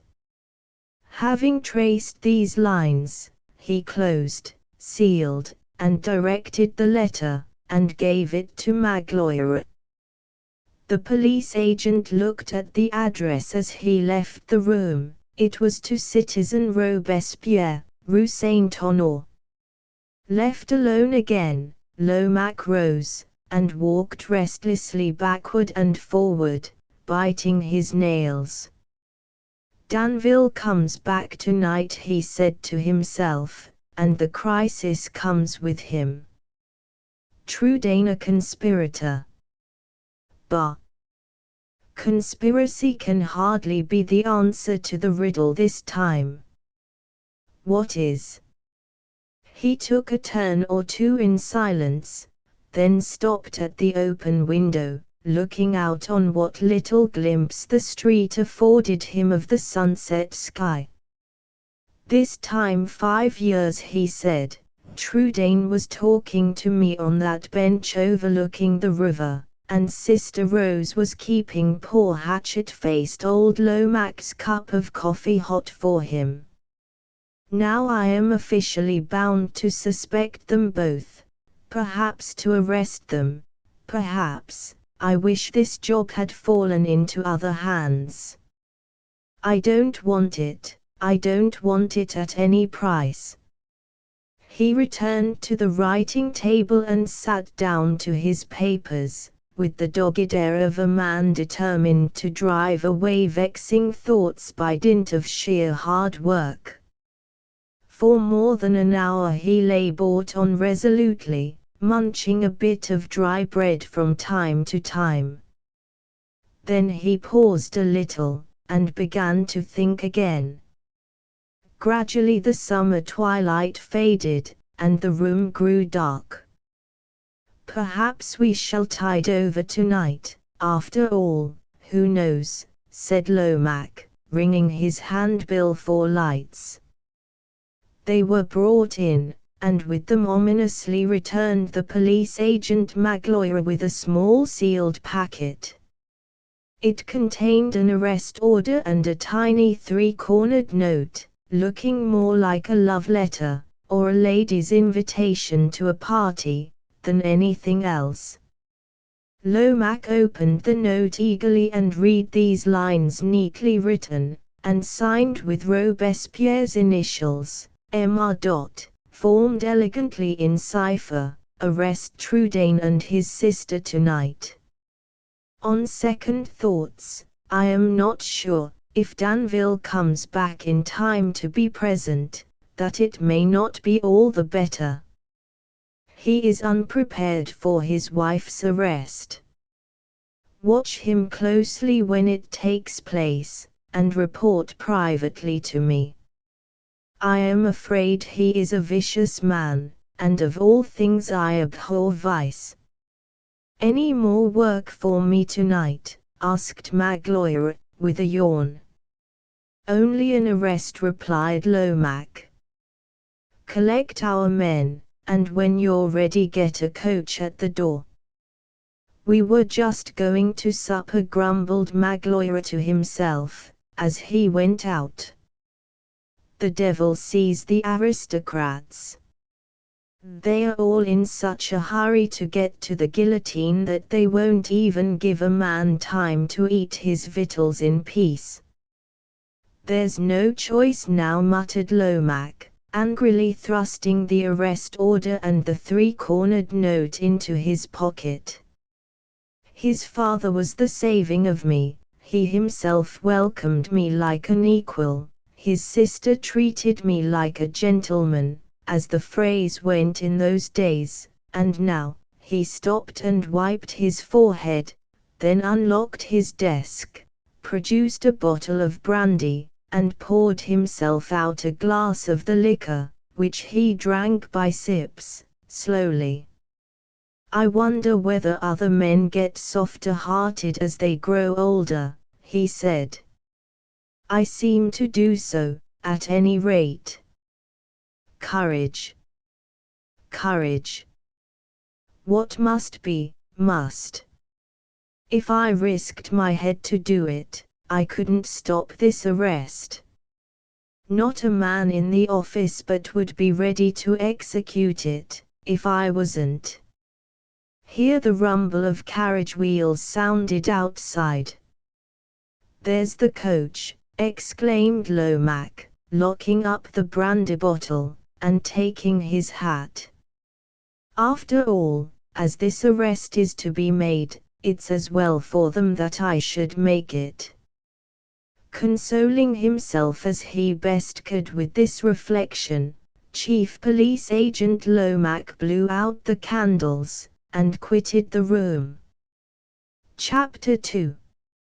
Ignorant of the change in her husband's plans, which was to bring him back to Paris a day before the time that had been fixed for his return, Sister Rose had left her solitary home to spend the evening with her brother. They had sat talking together long after sunset, and had let the darkness steal on them insensibly, as people will who are only occupied with quiet, familiar conversation. Thus it happened, by a curious coincidence, that just as Lomaque was blowing out his candles at the office, Rose was lighting the reading lamp at her brother's lodgings. 5 years of disappointment and sorrow had sadly changed her to outward view. Her face looked thinner and longer, the once delicate red and white of her complexion was gone, her figure had wasted under the influence of some weakness, which had already made her stoop a little when she walked. Her manner had lost its maiden shyness, only to become unnaturally quiet and subdued. Of all the charms which had so fatally, yet so innocently, allured her heartless husband, but one remained, the winning gentleness of her voice. It might be touched now and then with a note of sadness, but the soft attraction of its even, natural tone still remained.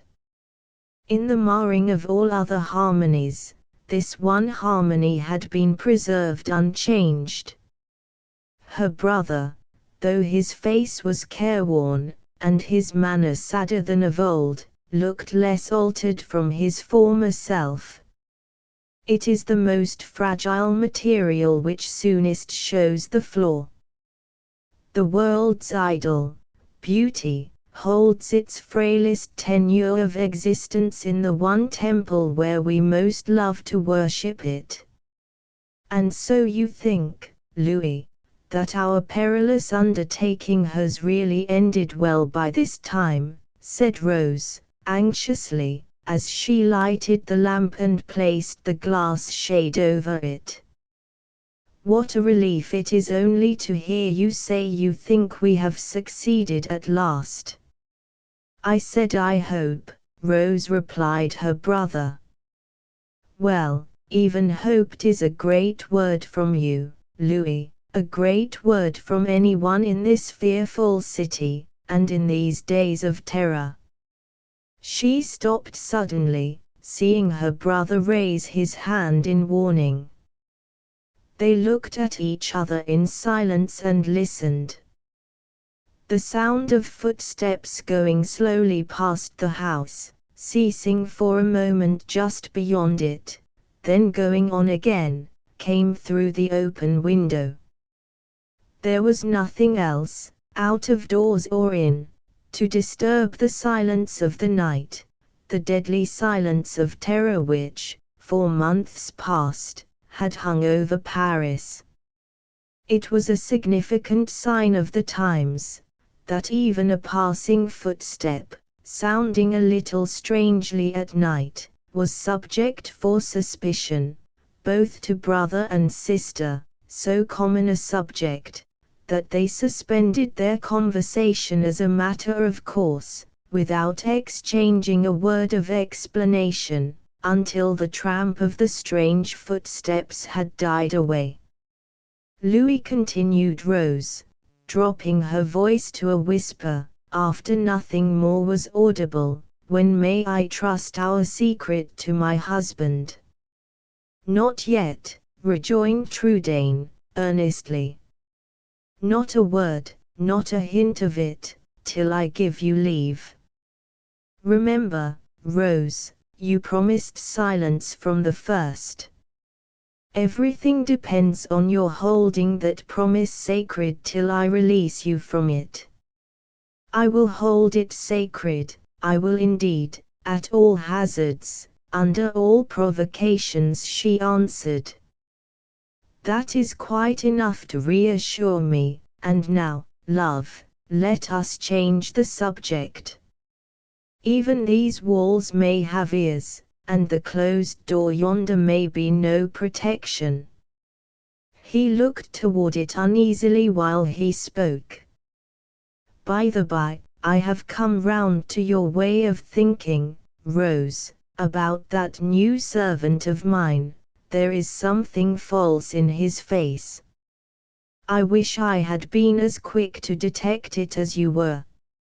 Rose glanced at him affrightedly. Has he done anything suspicious? Have you caught him watching you? Tell me the worst, Louis. Hush, hush, my dear, not so loud.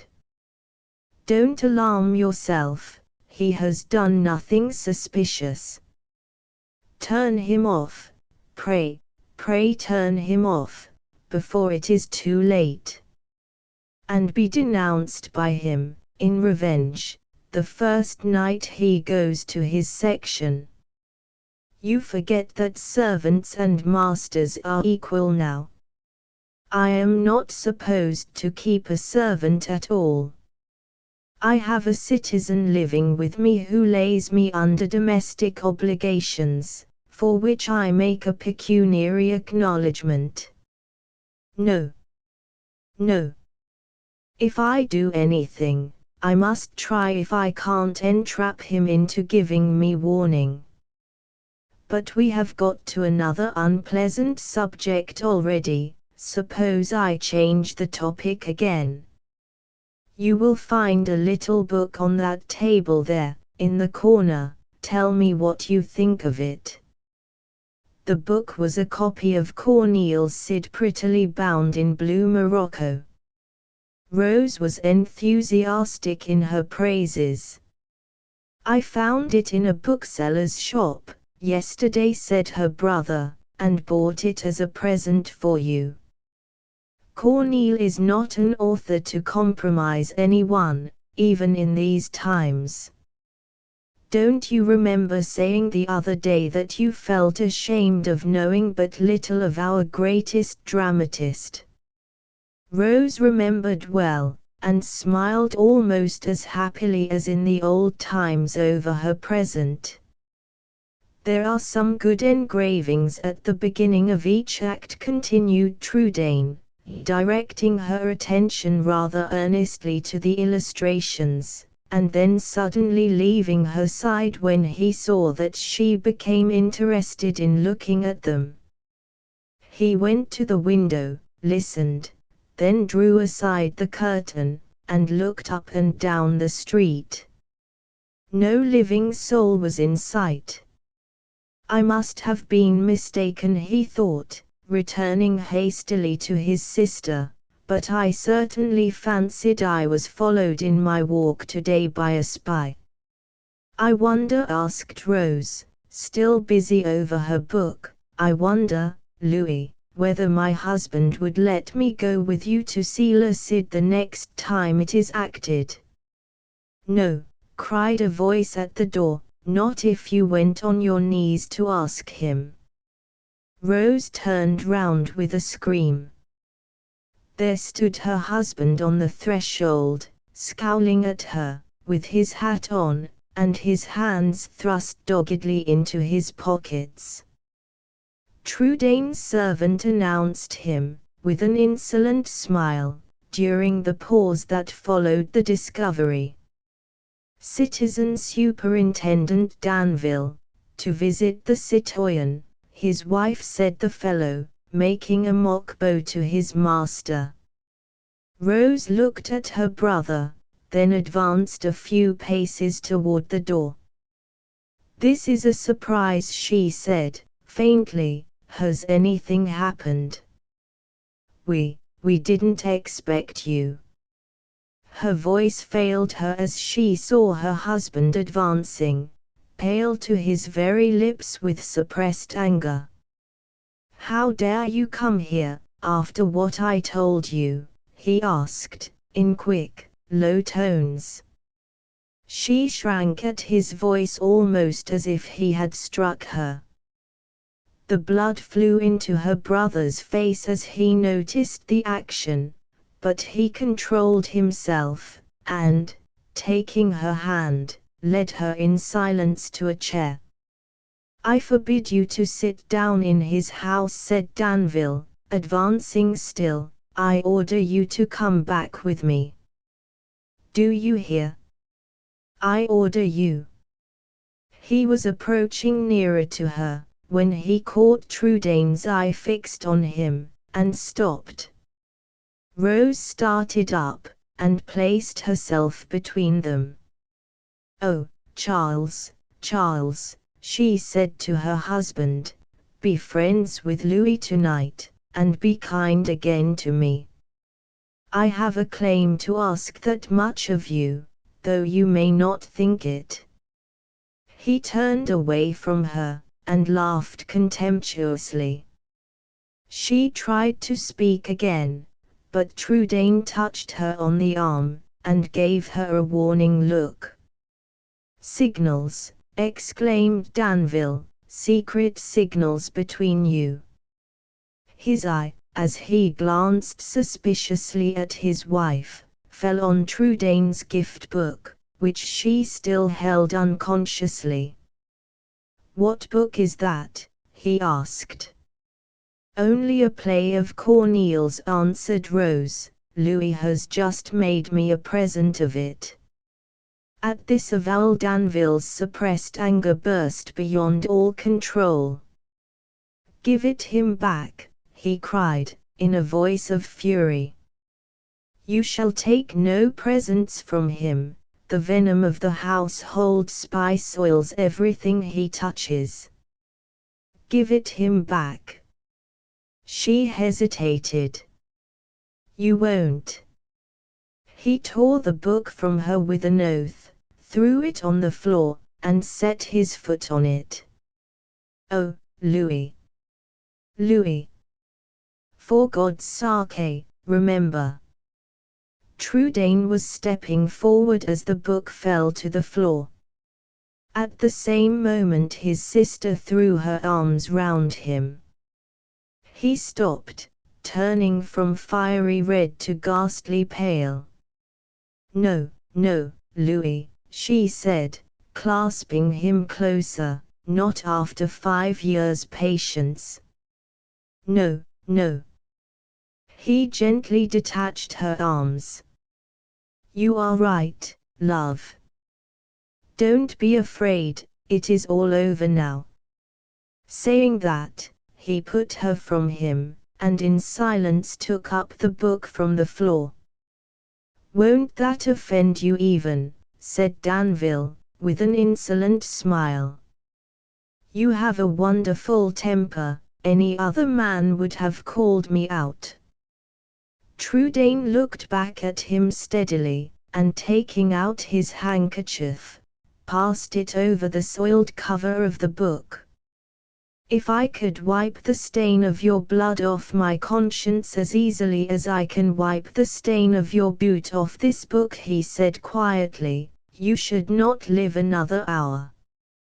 Don't cry, Rose," he continued, turning again to his sister. "I will take care of your book for you until you can keep it yourself." "You will do this, you will do that," cried Danville, growing more and more exasperated, and letting his anger got the better even of his cunning now. "Talk less confidently of the future, you don't know what it has in store for you. Govern your tongue when you are in my presence. A day may come when you will want my help, do you hear that?" Trudaine turned his face from his sister, as if he feared to let her see it when those words were spoken. "The man who followed me today was a spy, Danville's spy." That thought flashed across his mind, but he gave it no utterance. There was an instant's pause of silence, and through it there came heavily on the still night air the rumbling of distant wheels. The sound advanced nearer and nearer, advanced and ceased under the window. Danville hurried to it, and looked out eagerly. "I have not hastened my return without reason. I wouldn't have missed this arrest for anything," thought he, peering into the night. The stars were out, but there was no moon. He could not recognize either the coach or the persons who got out of it, and he turned again into the interior of the room. His wife had sunk into a chair, her brother was locking up in a cabinet the book which he had promised to take care of for her. The dead silence made the noise of slowly ascending footsteps on the stairs painfully audible. At last the door opened softly. "Citizen Danville, health and fraternity," said Lomaque, appearing in the doorway, followed by his agents. "Citizen Louis Trudaine," he continued, beginning with the usual form. Rose started out of her chair, but her brother's hand was on her lips before she could speak. "My name is Louis Trudaine," he answered. "Charles," cried his sister, breaking from him and appealing to her husband, "who are these men? What are they here for?" He gave her no answer. "Louis Trudaine," said Lomaque, slowly, drawing the order from his pocket, "in the name of the Republic, I arrest you." "Rose, come back," cried Trudaine. It was too late. She had broken from him, and in the recklessness of terror, had seized her husband by the arm. "Save him," she cried. "Save him, by all you hold dearest in the world. You are that man's superior, Charles, order him from the room." Danville roughly shook her hand off his arm. "Lomaque is doing his duty." "Yes," he added, with a glance of malicious triumph at Trudaine, "yes, doing his duty. Look at me as you please, your looks won't move me. I denounced you. I admit it, I glory in it. I have rid myself of an enemy, and the state of a bad citizen. Remember your secret visits to the house in the Rue de Cl. His wife uttered a cry of horror. She seized his arm again with both hands, frail, trembling hands, that seemed suddenly nerved with all the strength of a man's. "Come here, come here. I must and will speak to you."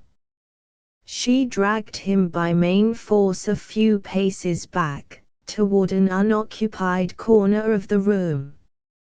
With deathly cheeks and wild eyes she raised herself on tiptoe, and put her lips to her husband's ear. At that instant Trudaine called to her, "Rose, if you speak I am lost." She stopped at the sound of his voice, dropped her hold on her husband's arm, and faced her brother, shuddering. "Rose," he continued, "you have promised, and your promise is sacred. If you prize your honor, if you love me, come here, and be silent." He held out his hand. She ran to him, and, laying her head on his bosom, burst into a passion of tears. Danville turned uneasily toward the police agents. "Remove your prisoner," he said. "You have done your duty here." "Only half of it," retorted Lomaque, eyeing him attentively. "Rose Danville, my wife," exclaimed the other. "What about my wife?" "Rose Danville," continued Lomaque, impassibly, "you are included in the arrest of Louis Trudaine." Rose raised her head quickly from her brother's breast. His firmness had deserted him, he was trembling. She heard him whispering to himself, "Rose, too. Oh, my God! I was not prepared for that." She heard these words, and dashed the tears from her eyes, and kissed him, saying, "I am glad of it, Louis. We risked all together, we shall now suffer together. I am glad of it." Danville looked incredulously at Lomaque, after the first shock of astonishment was over. "Impossible," he exclaimed. "I never denounced my wife. There is some mistake, you have exceeded your orders." "Silence," retorted Lomaque, imperiously. Silence, citizen, and respect to a decree of the Republic. You blackguard, show me the arrest order, said Danville. Who has dared to denounce my wife? You have, said Lomaque, turning on him with a grin of contempt. You, and blackguard back in your teeth. You, in denouncing her brother. Aha! We work hard in our office, we don't waste time in calling names, we make discoveries. If Trudaine is guilty, your wife is implicated in his guilt. We know it, and we arrest her. I resist the arrest, cried Danville. I am the authority here. Who opposes me? The impassible chief agent made no answer.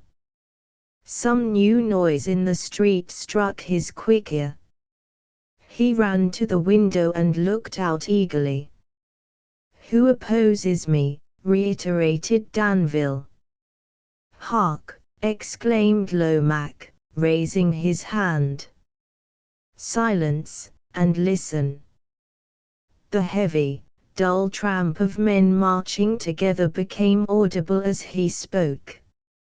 Voices humming low and in unison the Marseillaise hymn, joined solemnly with the heavy, regular footfalls. Soon the flare of torchlight began to glimmer redder and redder under the dim, starlight sky. Do you hear that? Do you see the advancing torchlight? Cried Lomaque, pointing exultingly into the street. Respect to the national hymn, and to the man who holds in the hollow of his hand the destinies of all France. Hat off, Citizen Danville. Robespierre is in the street. His bodyguard, the hard-hitters, are lighting him on his way to the Jacobin Club. Who shall oppose you, did you say? Your master and mine, the man whose signature is at the bottom of this order, the man who with a scratch of his pen can send both our heads rolling together into the sack of the guillotine. Shall I call to him as he passes the house? Shall I tell him that Superintendent Danville resists me in making an arrest? Shall I? Shall I? And in the immensity of his contempt, Lomaque seemed absolutely to rise in stature, as he thrust the arrest order under Danville's eyes and pointed to the signature with the head of his stick. Rose looked round in terror, as Lomaque spoke his last words, looked round, and saw her husband recoil before the signature on the arrest order, as if the guillotine itself had suddenly arisen before him. Her brother felt her shrinking back in his arms, and trembled for the preservation of her self-control if the terror and suspense of the arrest lasted any longer.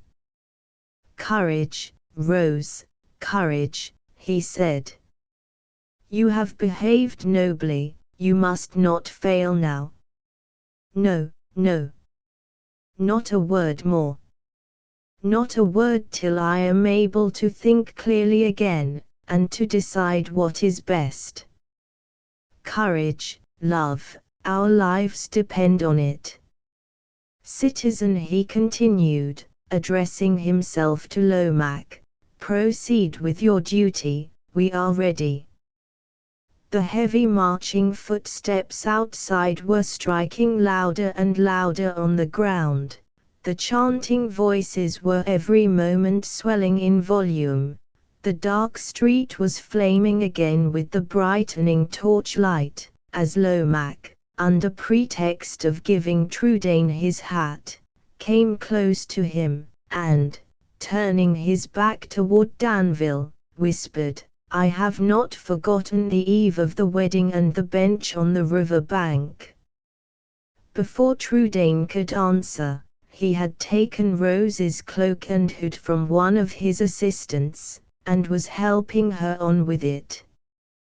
Danville, still pale and trembling, advanced a step when he saw these preparations for departure, and addressed a word or two to his wife, but he spoke in low tones, and the fast advancing march of feet and sullen low roar of singing outside drowned his voice. An oath burst from his lips, and he struck his fist, in impotent fury, on a table near him. "The seals are set on everything in this room and in the bedroom," said Magloire, approaching Lomaque, who nodded and signed to him to bring up the other police agents at the door. "Ready!" cried Magloire, coming forward immediately with his men, and raising his voice to make himself heard. "Where to?" Robespierre and his hard-hitters were passing the house. The smoke of the torchlight was rolling in at the window, the tramping footsteps struck heavier and heavier on the ground, the low sullen roar of the Marseillaise was swelling to its loudest, as Lomaque referred for a moment to his arrest order, and then answered, to the prison of Saint Lazaria. Chapter 3. The head jailer of Saint Lazaria stood in the outer hall of the prison, 2 days after the arrest at Trudaine's lodgings, smoking his morning pipe.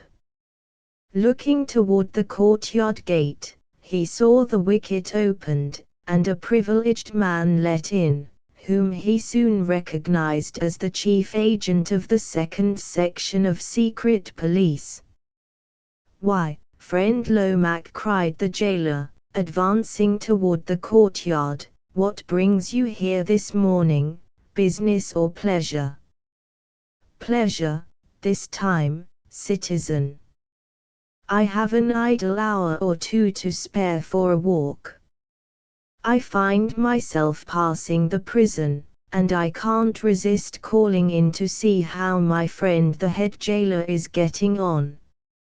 Lomaque spoke in a surprisingly brisk and airy manner. His eyes were suffering under a violent fit of weakness and winking, but he smiled, notwithstanding, with an air of the most inveterate cheerfulness.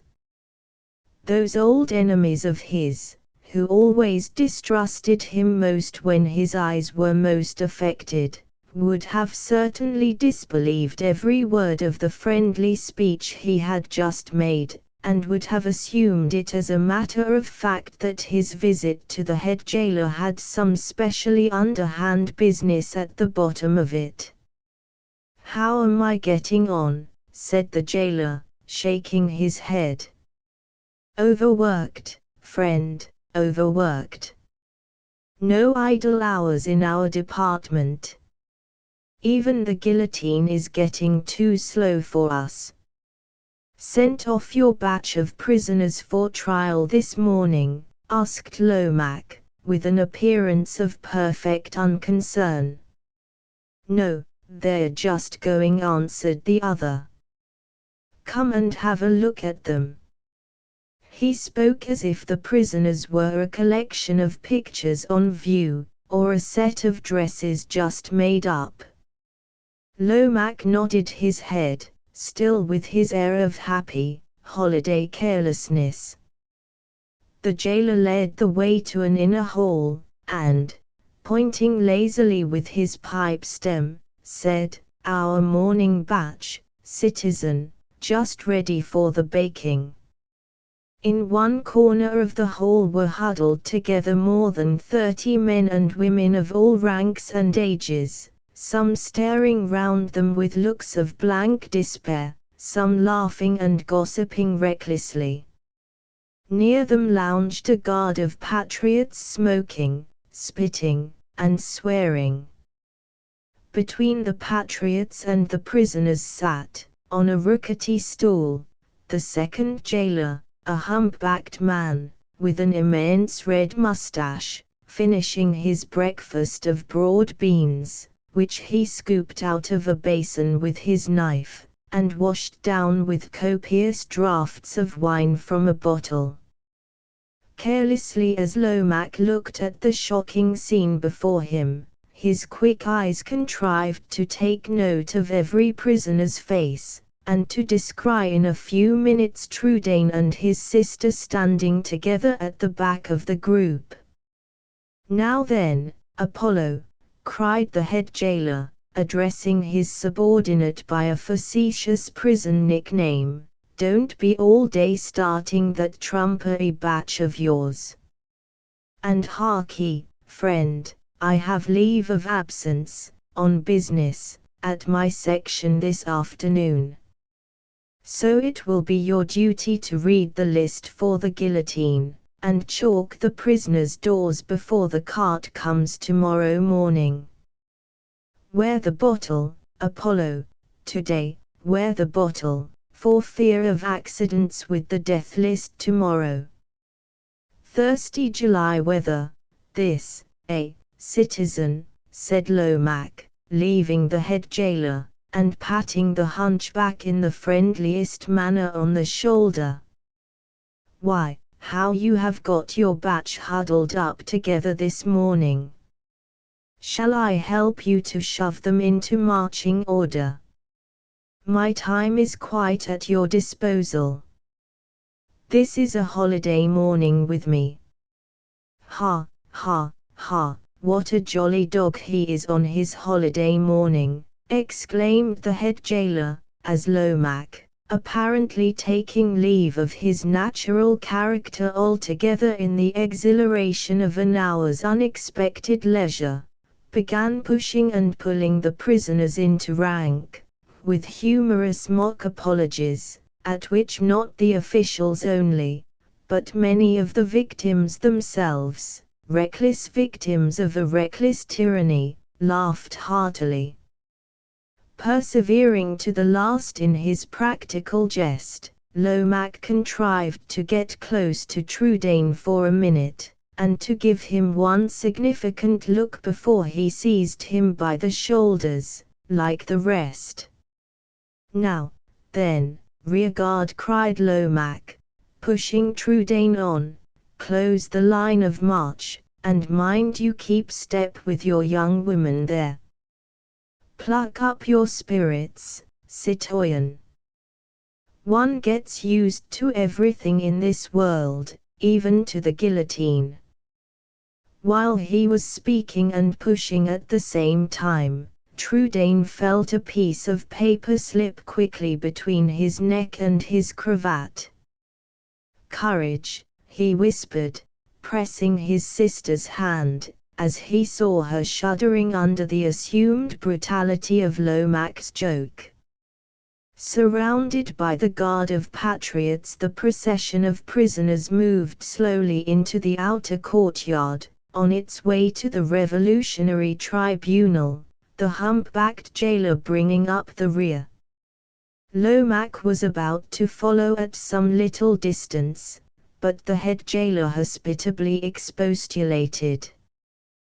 "What a hurry you're in," said he. "Now that incorrigible drinker, my second in command, has gone off with his batch, I don't mind asking you to step in and have a drop of wine." "Thank you," answered Lomaque, "but I have rather a fancy for hearing the trial this morning. Suppose I come back afterward? What time do you go to your section?" "At 2 o'clock, Good. I shall try if I can't get here soon after 1. With these words he nodded and went out. The brilliant sunlight in the courtyard made him wink faster than ever. Had any of his old enemies been with him, they would have whispered within themselves, "If you mean to come back at all, Citizen Lomaque, it will not be soon after 1. On his way through the streets, the chief agent met one or two police office friends, who delayed his progress, so that when he arrived at the revolutionary tribunal the trials of the day were just about to begin. The principal article of furniture in the Hall of Justice was a long, clumsy, deal table, covered with green baize. At the head of this table sat the president and his court, with their hats on, backed by a heterogeneous collection of patriots officially connected in various ways with the proceedings that were to take place. Below the front of the table, a railed-off space, with a gallery beyond, was appropriated to the general public, mostly represented, as to the gallery, on this occasion, by women, all sitting together on forms, knitting, shirt-mending, and baby linen-making, as coolly as if they were at home. Parallel with the side of the table furthest from the great door of entrance was a low platform railed off, on which the prisoners, surrounded by their guard, were now assembled to await their trial. The sun shone in brightly from a high window, and a hum of ceaseless talking pervaded the hall cheerfully as Lomaque entered it. He was a privileged man here, as at the prison, and he made his way in by a private door, so as to pass to the prisoners' platform, and to walk round it, before he got to a place behind the president's chair. Trudaine, standing with his sister on the outermost limits of the group, nodded significantly as Lomaque looked up at him for an instant. He had contrived, on his way to the tribunal, to get an opportunity of reading the paper which the chief agent had slipped into his cravat. It contained these lines: "I have just discovered who the citizen and citoyen Dubois are. There is no chance for you but to confess everything. By that means you may inculpate a certain citizen holding authority, and may make it his interest, if he loves his own life, to save yours and your sister's." Arrived at the back of the president's chair, Lomaque recognized his two trusty subordinates, Magloire and Picard, waiting among the assembled patriot officials, to give their evidence. Beyond them, leaning against the wall, addressed by no one, and speaking to no one, stood the superintendent, Danville. Doubt and suspense were written in every line of his face. The fretfulness of an uneasy mind expressed itself in his slightest gesture, even in his manner of passing a handkerchief from time to time over his face, on which the perspiration was gathering thick and fast already. "Silence!" cried the usher of the court for the time being, a hoarse-voiced man in top boots with a huge saber buckled to his side, and a bludgeon in his hand. "Silence for the citizen president," he reiterated, striking his bludgeon on the table. The president rose and proclaimed that the sitting for the day had begun, then sat down again. The momentary silence which followed was interrupted by a sudden confusion among the prisoners on the platform. Two of the guards sprang in among them. There was the thump of a heavy fall, a scream of terror from some of the female prisoners, then another dead silence, broken by one of the guards, who walked across the hall with a bloody knife in his hand, and laid it on the table. "Citizen President," he said, "I have to report that one of the prisoners has just stabbed himself." There was a murmuring exclamation, "Is that all?" among the women spectators, as they resumed their work. Suicide at the bar of justice was no uncommon occurrence, under the Reign of Terror. "Name," asked the president, quietly taking up his pen and opening a book. Martigny answered the humpbacked jailer, coming forward to the table. Description: ex-royalist coachmaker to the tyrant Capet. Accusation: conspiracy in prison. The president nodded, and entered in the book. Martigny, coachmaker. Accused of conspiring in prison.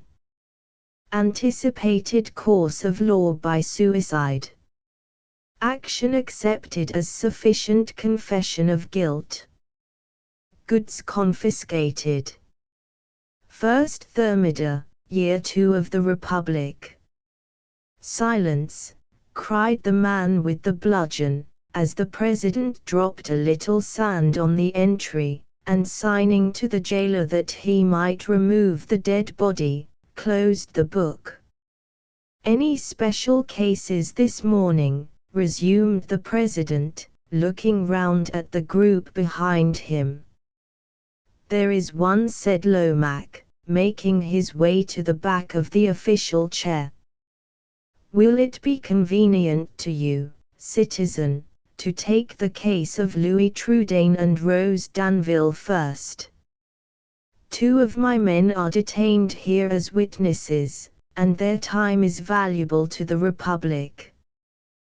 The president marked a list of names before him, and handed it to the crier or usher, placing the figures 1 and 2 against Louis Trudaine and Rose Danville. While Lomaque was backing again to his former place behind the chair, Danville approached and whispered to him, "There is a rumor that secret information has reached you about the citizen and citoyen Dubois. Is it true? Do you know who they are?" "Yes," answered Lomaque, "but I have superior orders to keep the information to myself just at present." The eagerness with which Danville put his question, and the disappointment he showed on getting no satisfactory answer to it, were of a nature to satisfy the observant chief agent that his superintendent was really as ignorant as he appeared to be on the subject of the man and woman Dubois. That one mystery, at any rate, was still, for Danville, a mystery unrevealed. Louis Trudaine. Rose Danville, shouted the crier, with another rap of his bludgeon. The 2 came forward, at the appeal, to the front railing of the platform.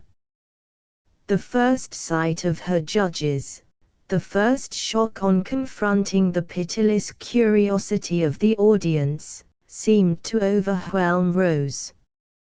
She turned from deadly pale to crimson, then to pale again, and hid her face on her brother's shoulder. How fast she heard his heart throbbing! How the tears filled her eyes as she felt that his fear was all for her.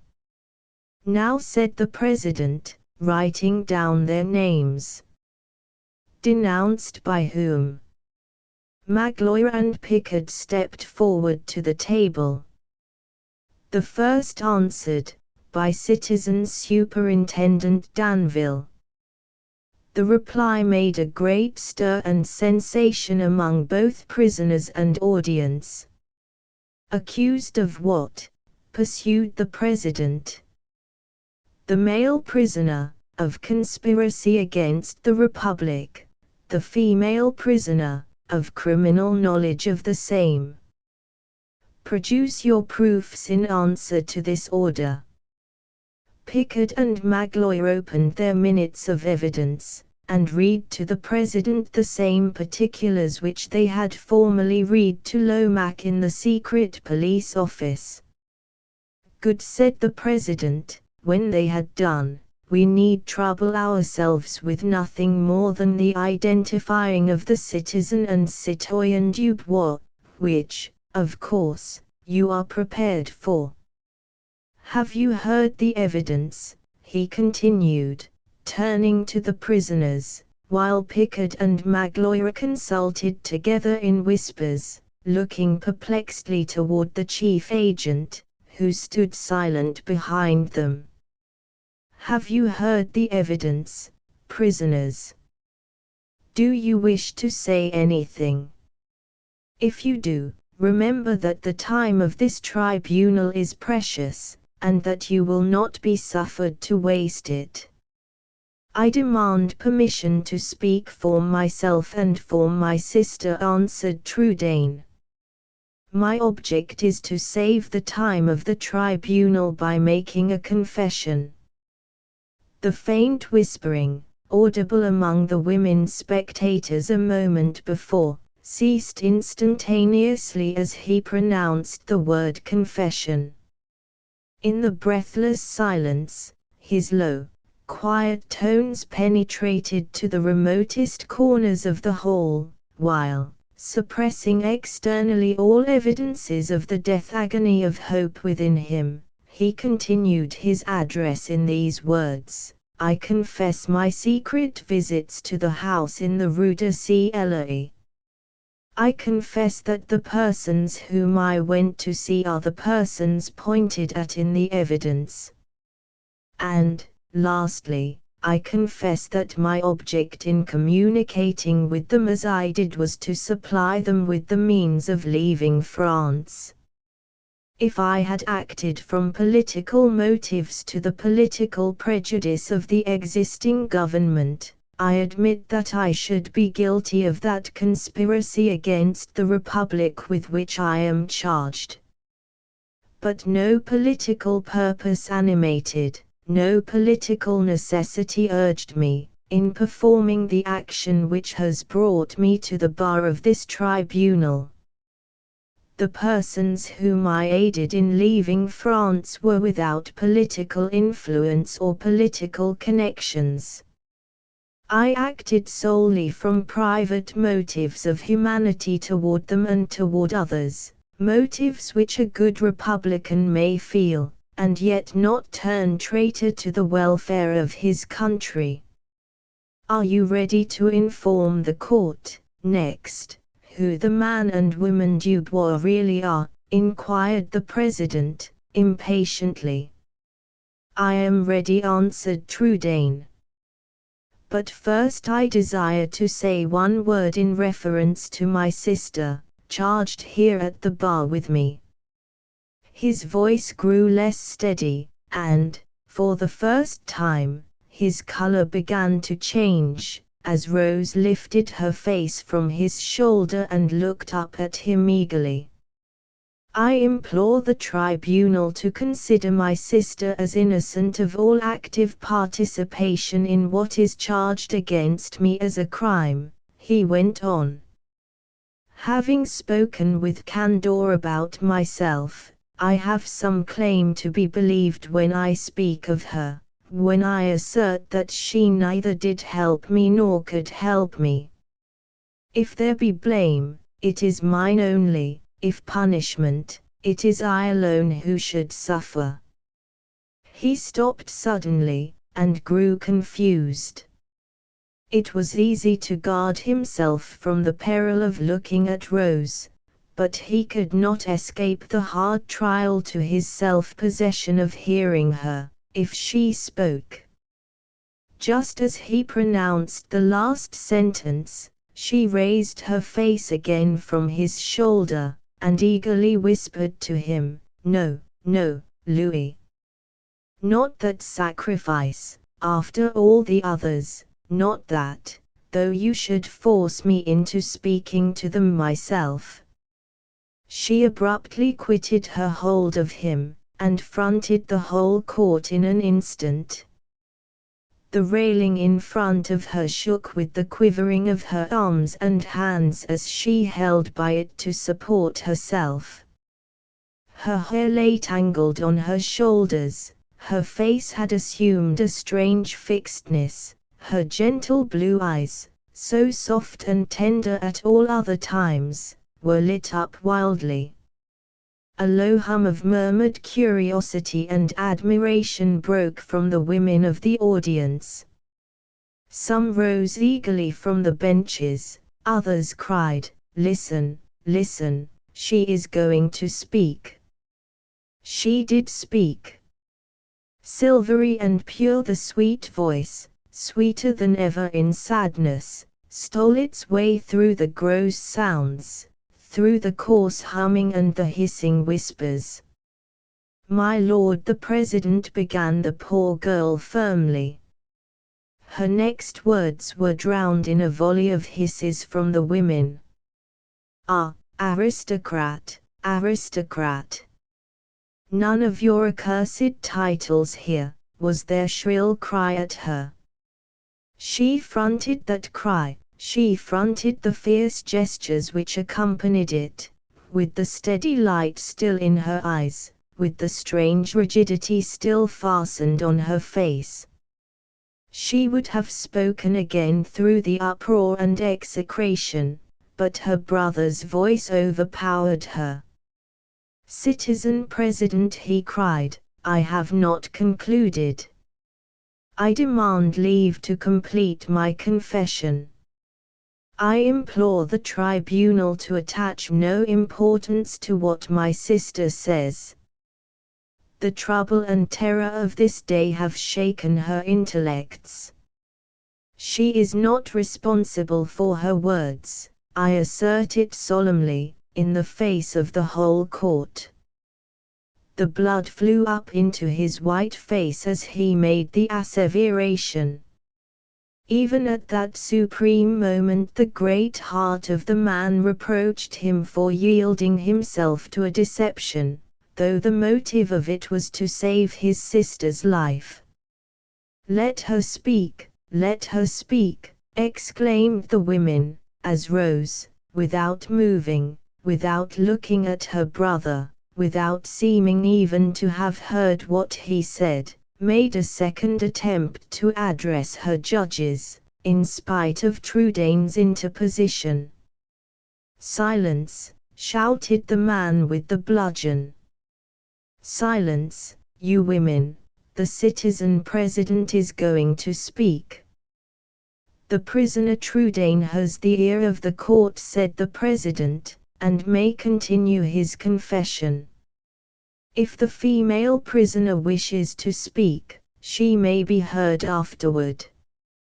I enjoin both the accused persons to make short work of it with their addresses to me, or they will make their case worse instead of better.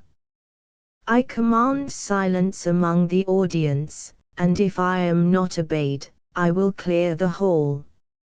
Now, prisoner Trudaine, I invite you to proceed. No more about your sister, let her speak for herself. Your business and ours is with the man and woman Dubois. Are you, or are you not, ready to tell the court who they are?"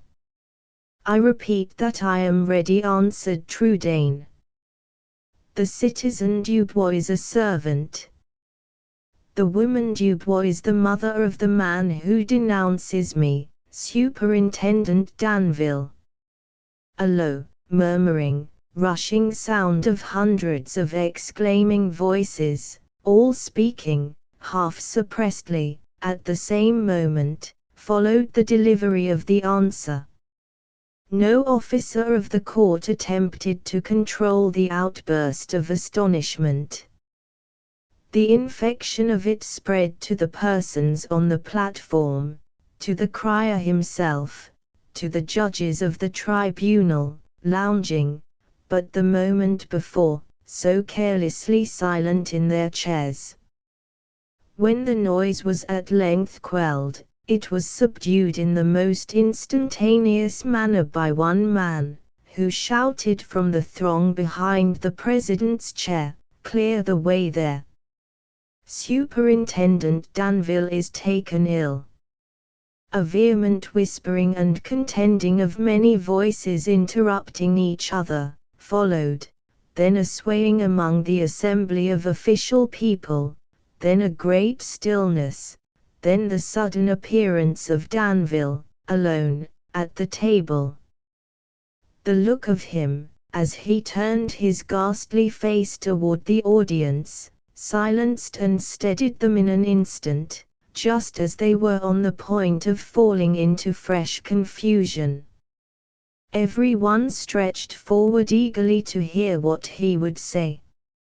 His lips moved, but the few words that fell from them were inaudible, except to the persons who happened to be close by him.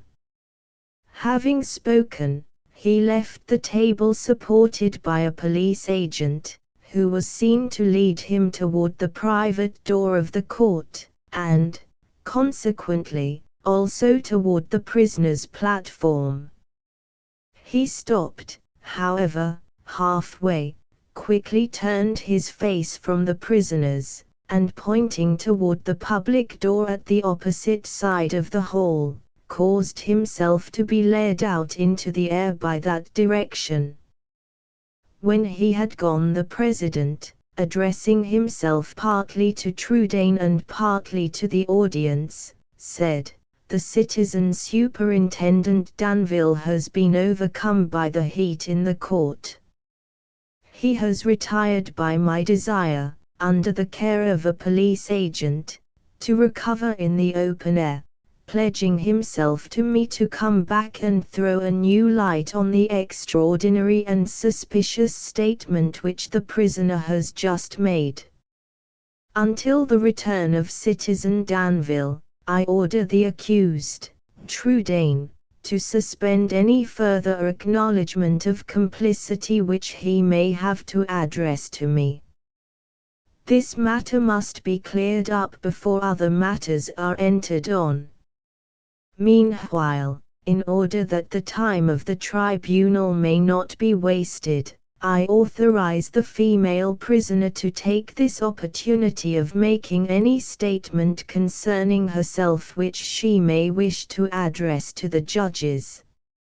Silence him. Remove him out of court. Gag him. Guillotine him." These cries rose from the audience the moment the president had done speaking.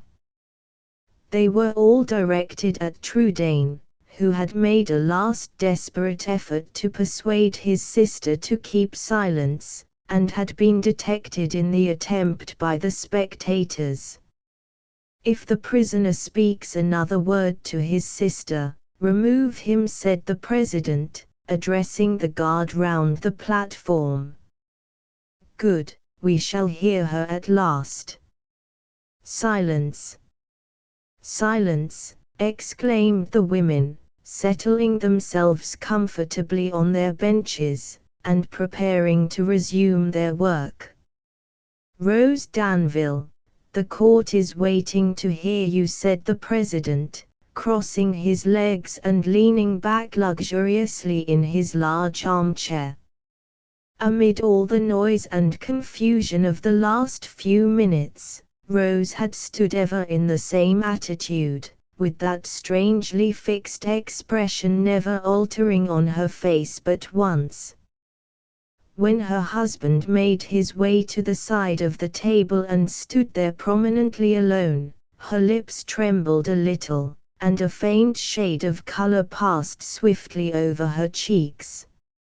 Even that slight change had vanished now. She was paler, stiller, more widely altered from her former self than ever, as she faced the president and said these words, "I wish to follow my brother's example and make my confession, as he has made his.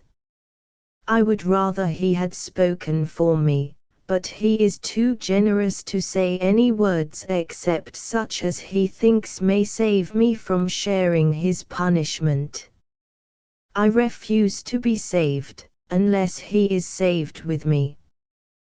Where he goes when he leaves this place, I will go. What he suffers, I will suffer. If he is to die, I believe God will grant me the strength to die resignedly with him." She paused for a moment, and half turned toward Trudaine, then checked herself instantly and went on. This is what I now wish to say, as to my share in the offense charged against my brother.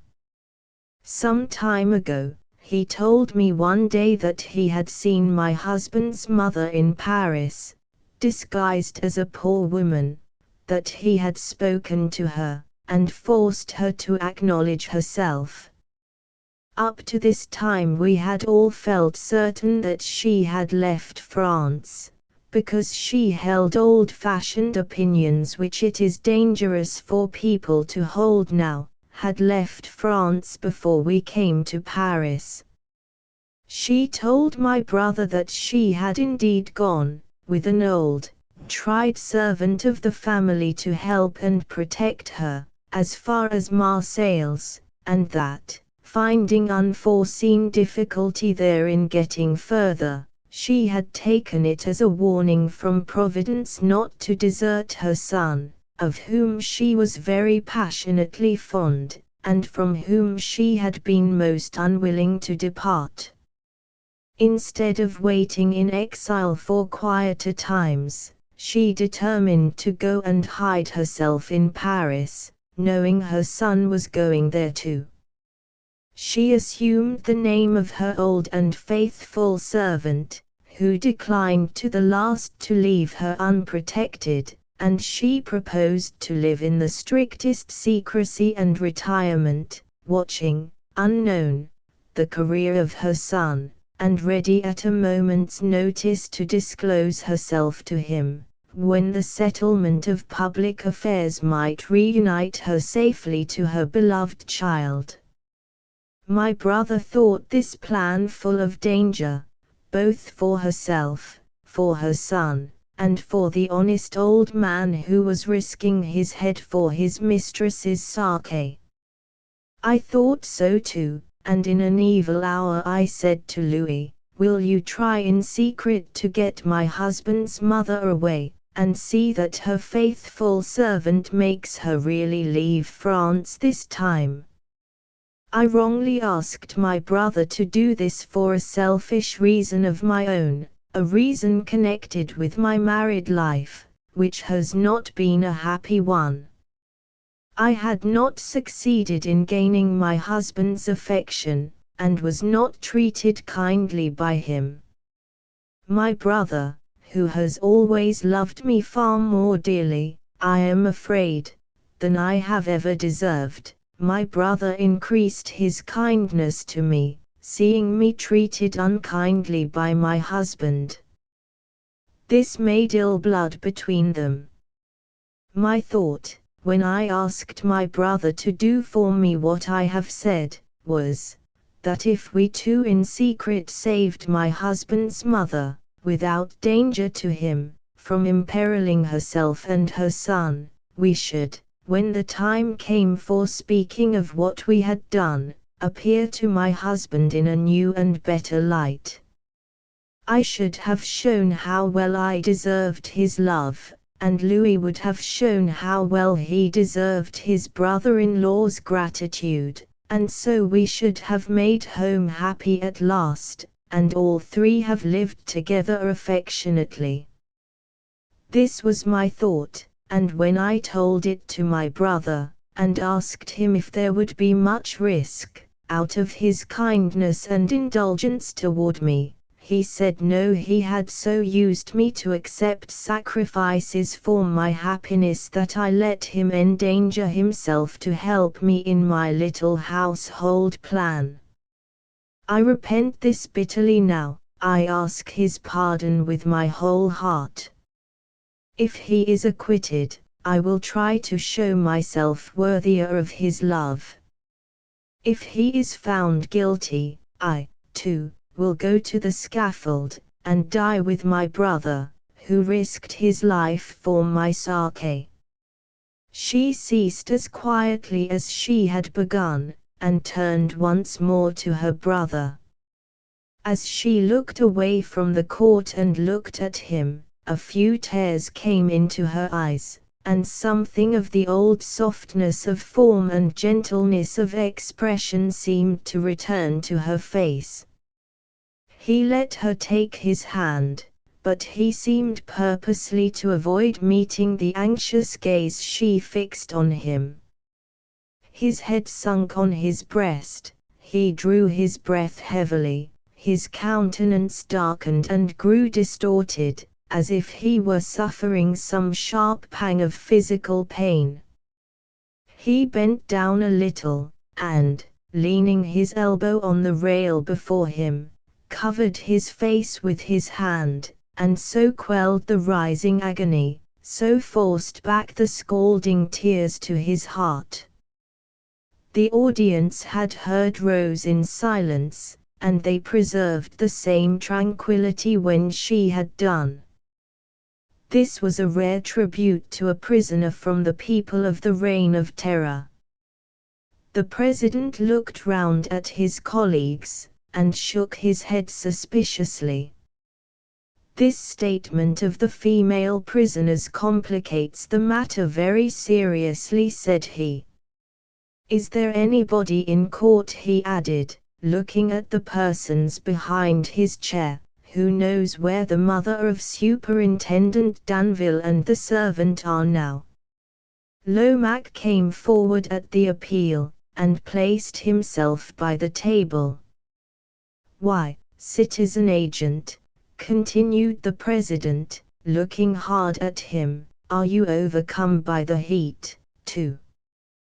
The fit seemed to take him, citizen president. When the female prisoner had made an end of her statement, exclaimed Magloire, pressing forward officiously.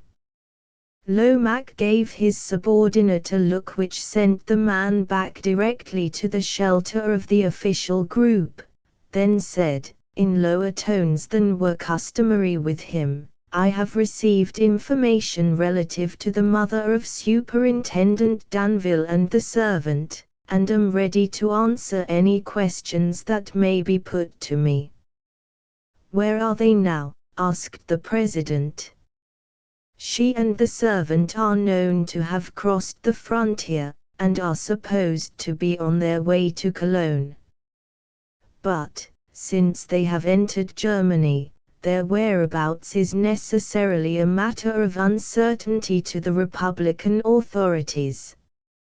Have you any information relative to the conduct of the old servant while he was in Paris?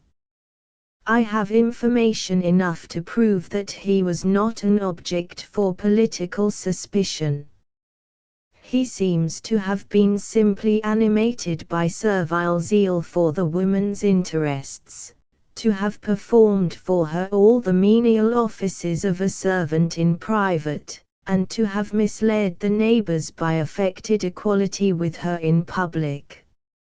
Have you any reason to believe that Superintendent Danville was privy to his mother's first attempt at escaping from France? I infer it from what the female prisoner has said, and for other reasons which it would be irregular to detail before the tribunal. The proofs can no doubt be obtained if I am allowed time to communicate with the authorities at Lyons and Marseilles. At this moment Danville re-entered the court, and, advancing to the table, placed himself close by the chief agent's side. They looked each other steadily in the face for an instant.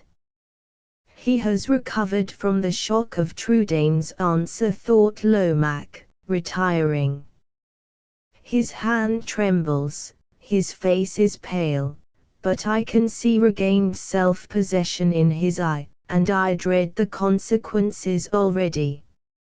Citizen President, began Danville, I demand to know if anything has transpired affecting my honor and patriotism in my absence.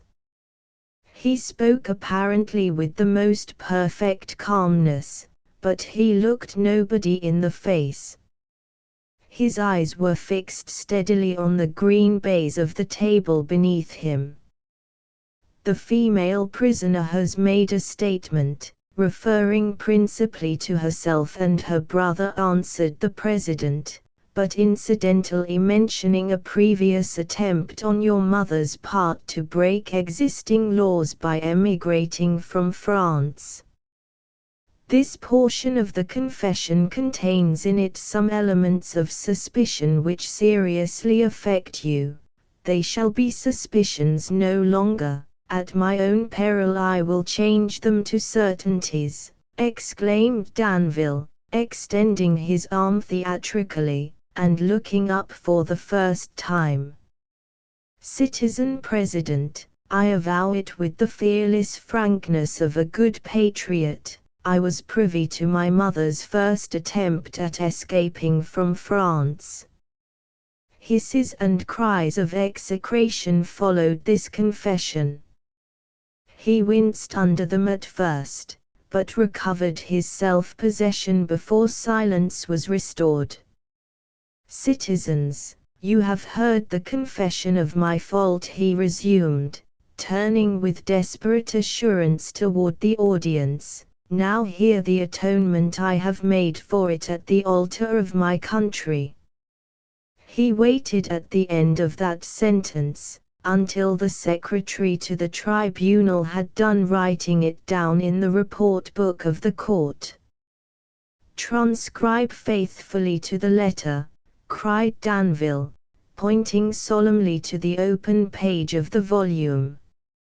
Life and death hang on my words. The secretary took a fresh dip of ink, and nodded to show that he was ready. Danville went on, in these times of glory and trial for France, he proceeded, pitching his voice to a tone of deep emotion, what are all good citizens most sacredly bound to do? To immolate their dearest private affections and interests before their public duties. On the first attempt of my mother to violate the laws against emigration, by escaping from France, I failed in making the heroic sacrifice which inexorable patriotism demanded of me. My situation was more terrible than the situation of Brutus sitting in judgment on his own sons. I had not the Roman fortitude to rise equal to it. I erred, citizens, erred as Coriolanus did, when his august mother pleaded with him for the safety of Rome. For that error I deserved to be purged out of the republican community, but I escaped my merited punishment, nay, I even rose to the honor of holding an office under the government. Time passed, and again my mother attempted an escape from France. Again, inevitable fate brought my civic virtue to the test. How did I meet this second supremest trial? By an atonement for past weakness, terrible as the trial itself. Citizens, you will shudder, but you will applaud while you tremble. Citizens, look. And while you look, remember well the evidence given at the opening of this case. Yonder stands the enemy of his country, who intrigued to help my mother to escape. Here stands the patriot son, whose voice was the first, the only voice, to denounce him for the crime.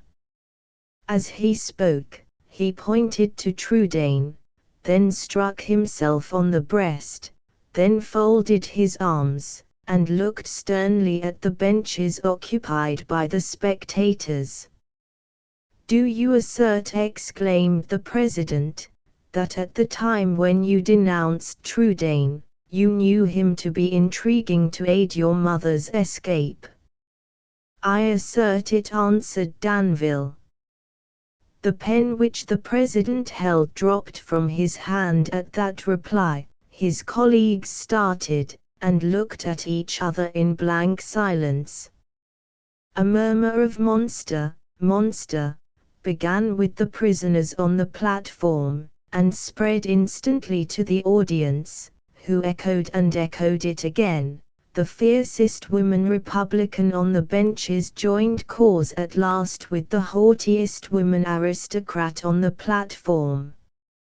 Even in that sphere of direst discords, in that age of sharpest enmities, the one touch of nature preserved its old eternal virtue, and roused the mother instinct which makes the whole world kin.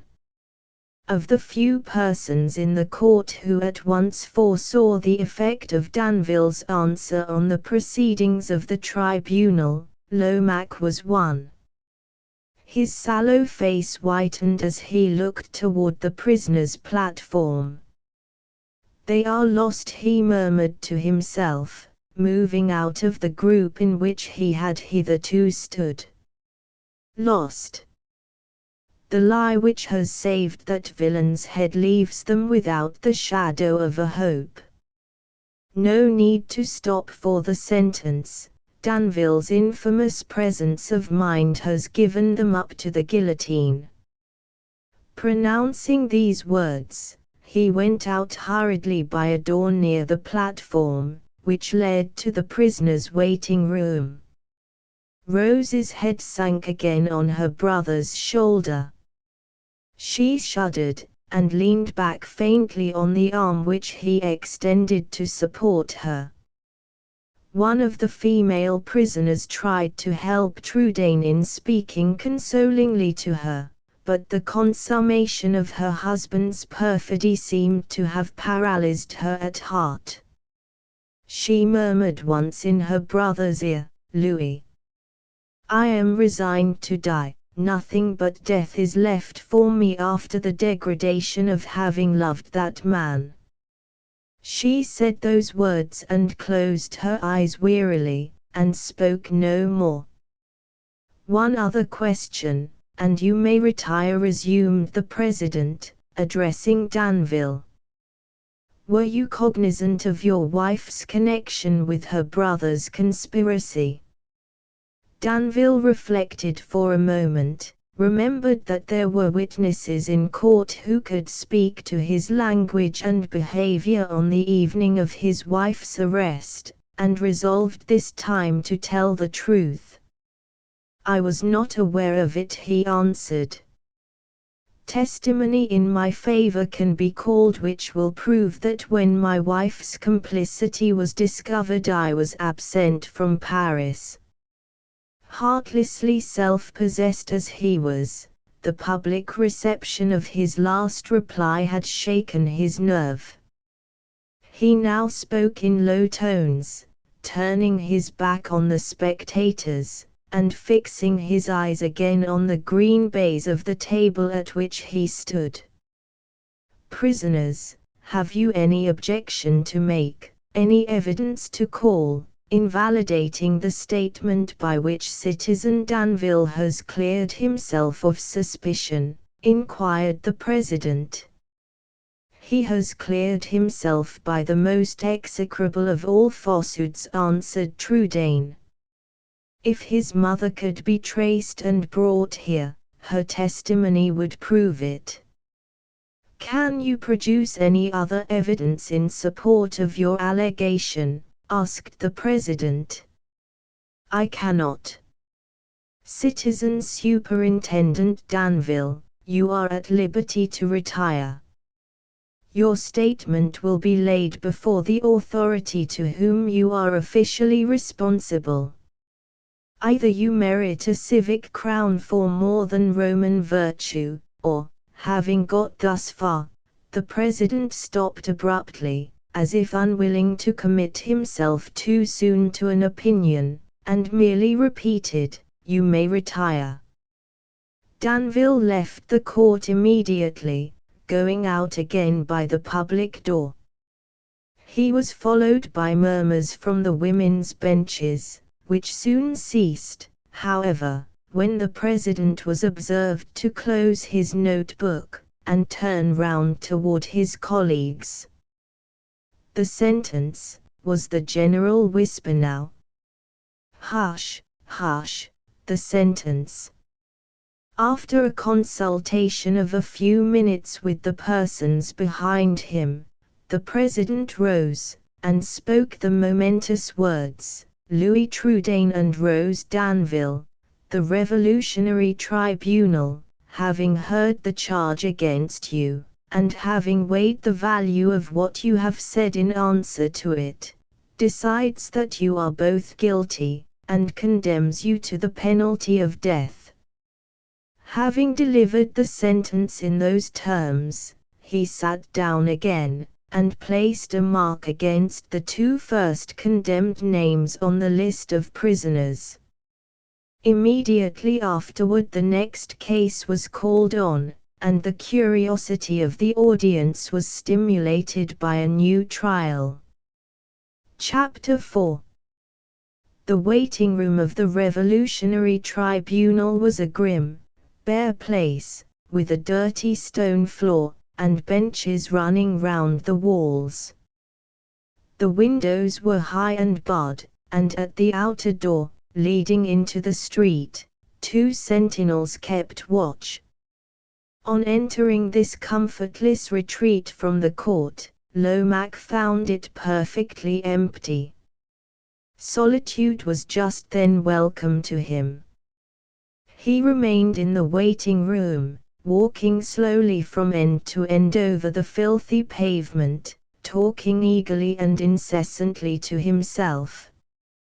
After a while, the door communicating with the tribunal opened, and the humpbacked jailer made his appearance, leading in Trudaine and Rose.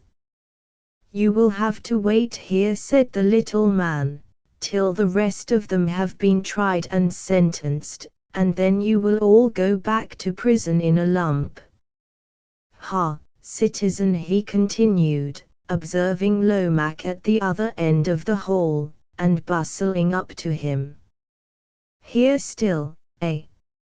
If you were going to stop much longer, I should ask a favor of you." "I am in no hurry," said Lomaque, with a glance at the 2 prisoners. "Good," cried the humpback, drawing his hand across his mouth, "I am parched with thirst, and dying to moisten my throat at the wine shop over the way.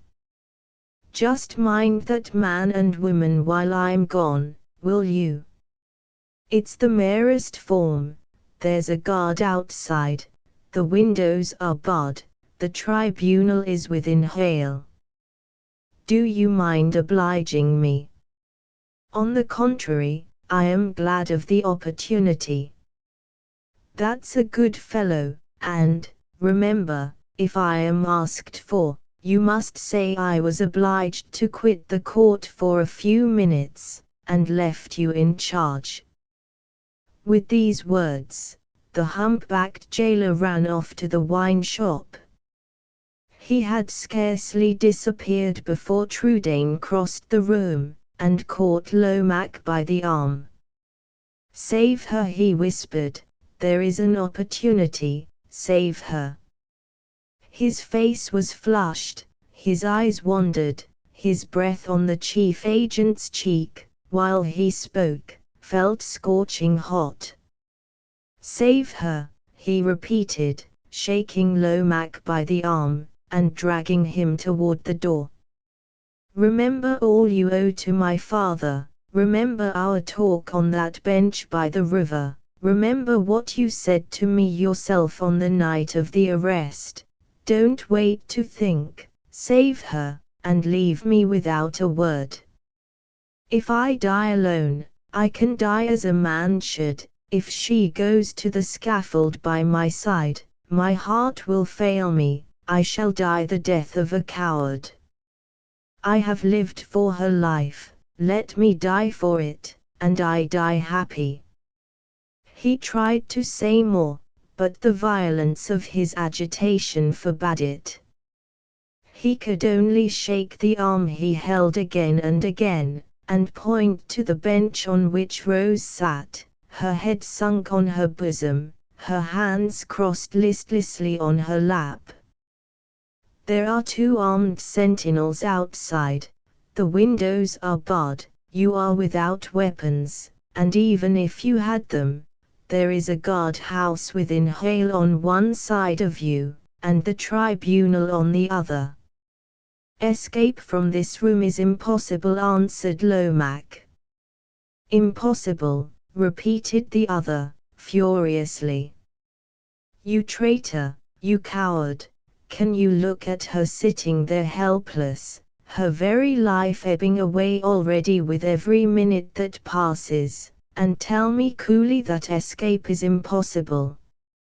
In the frenzy of his grief and despair, he lifted his disengaged hand threateningly while he spoke.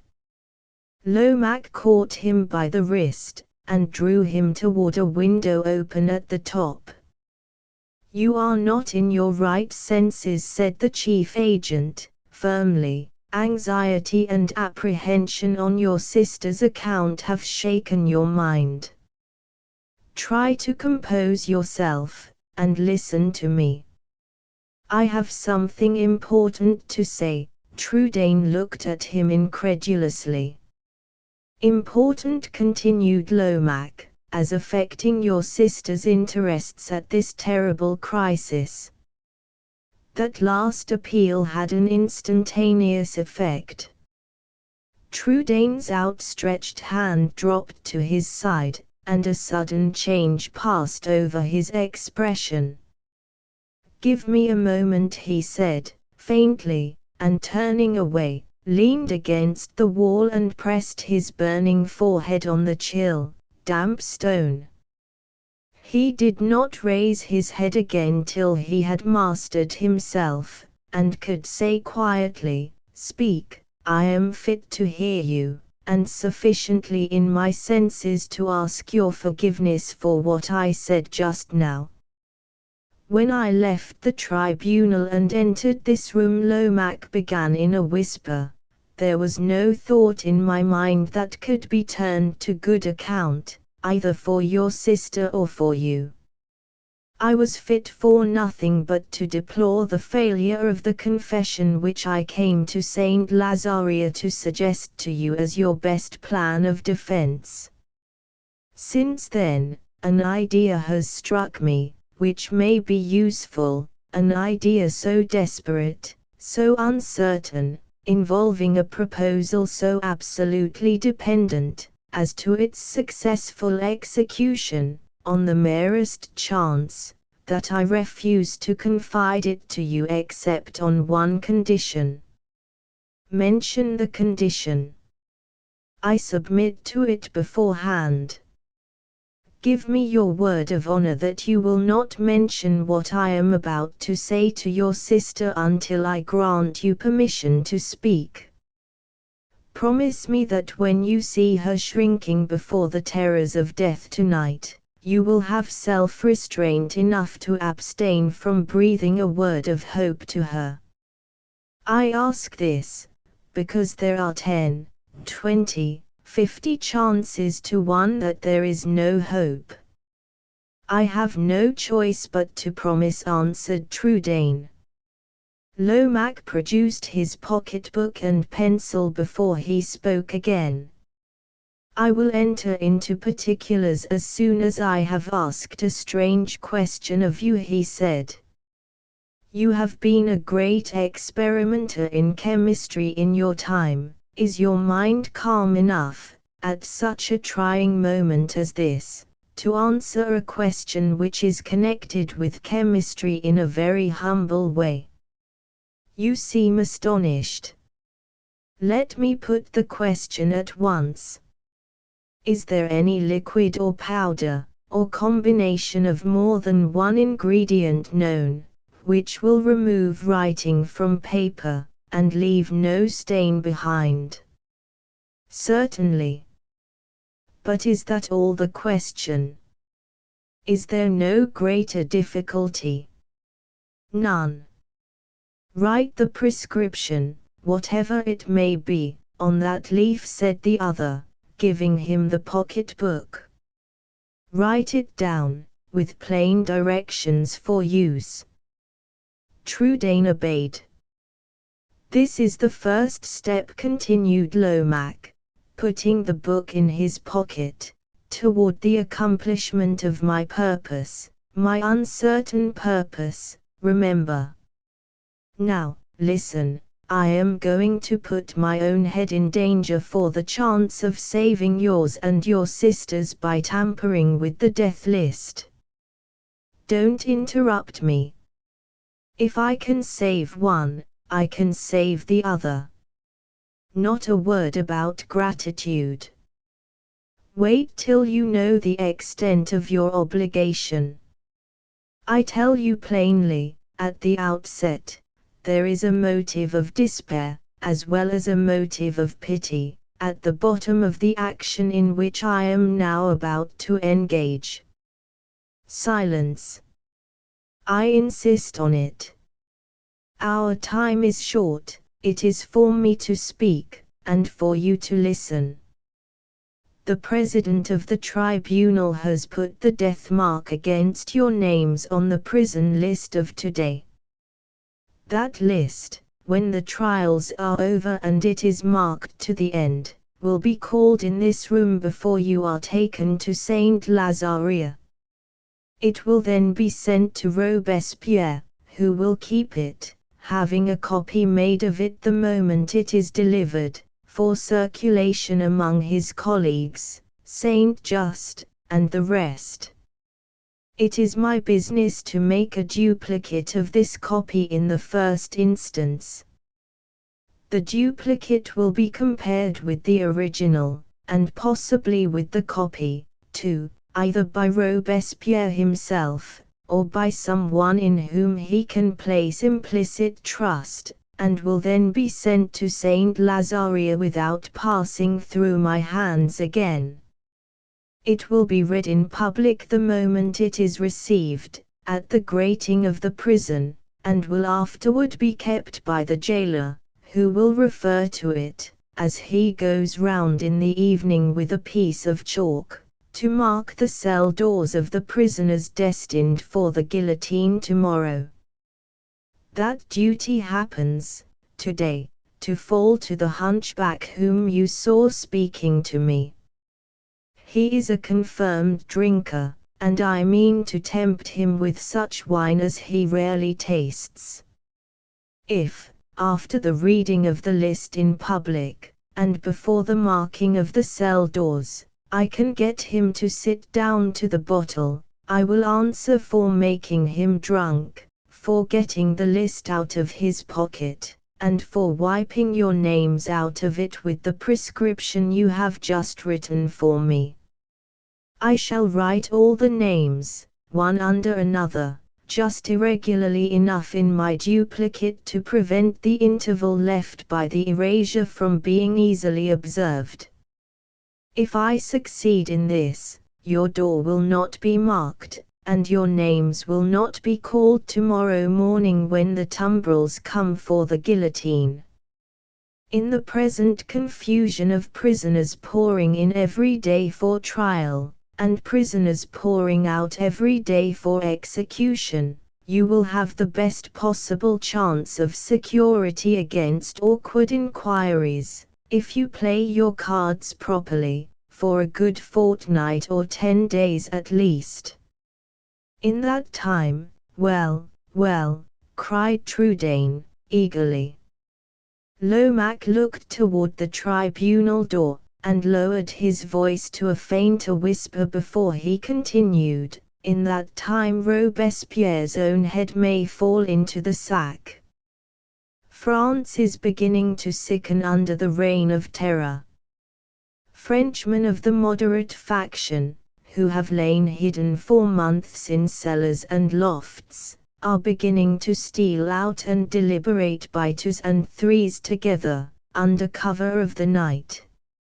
Robespierre has not ventured for weeks past to face the Convention Committee.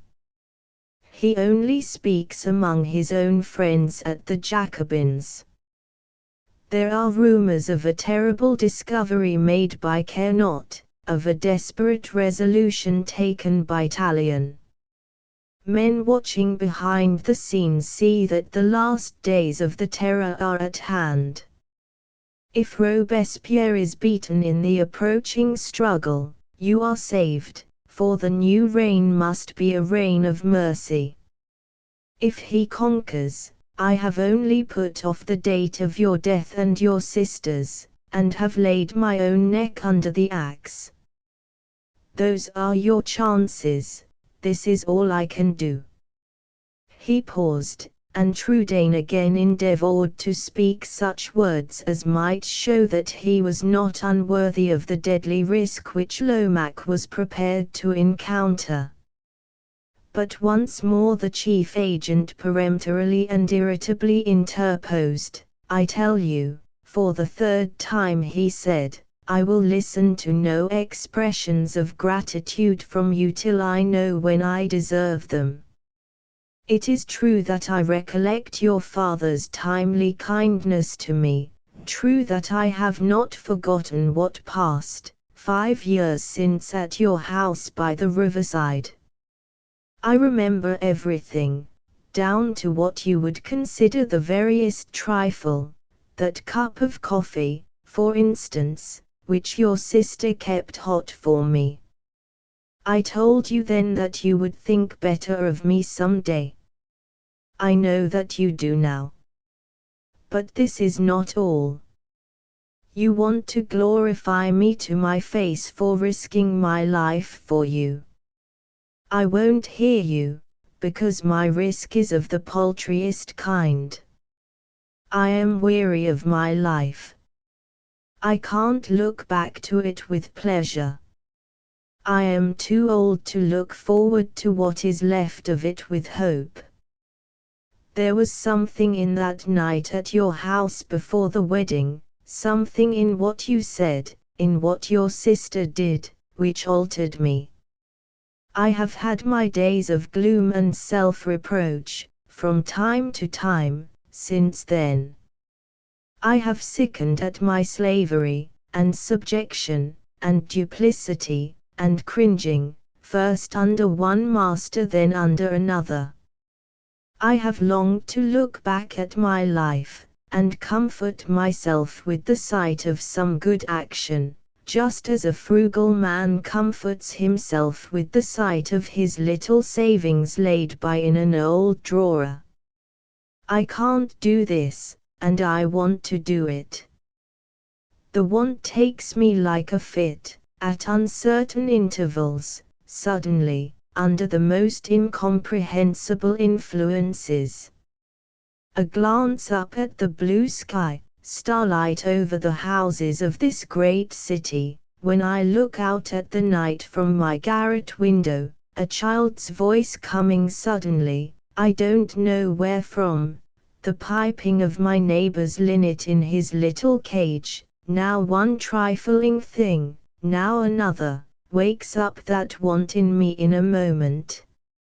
Rascal as I am, those few simple words your sister spoke to the judge went through and through me like a knife. Strange, in a man like me, isn't it? I am amazed at it myself. My life. Bah! I've let it out for hire to be kicked about by rascals from one dirty place to another, like a football. It's my whim to give it a last kick myself, and throw it away decently before it lodges on the dunghill forever. Your sister kept a good cup of coffee hot for me, and I give her a bad life in return for the compliment. You want to thank me for it. What folly! Thank me when I have done something useful.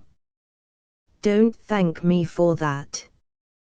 He snapped his fingers contemptuously as he spoke, and walked away to the outer door to receive the jailer, who returned at that moment. "Well," inquired the hunchback, "has anybody asked for me?" "No," answered Lomaque, "not a soul has entered the room." "What sort of wine did you get?" "So-so." good at a pinch, friend, good at a pinch. Ah, you should go to my shop and try a certain cask, filled with a particular vintage. What shop? Which vintage? I can't stop to tell you now, but we shall most likely meet again today. I expect to be at the prison this afternoon. Shall I ask for you? Good. I won't forget. With those farewell words he went out, and never so much as looked back at the prisoners before he closed the door.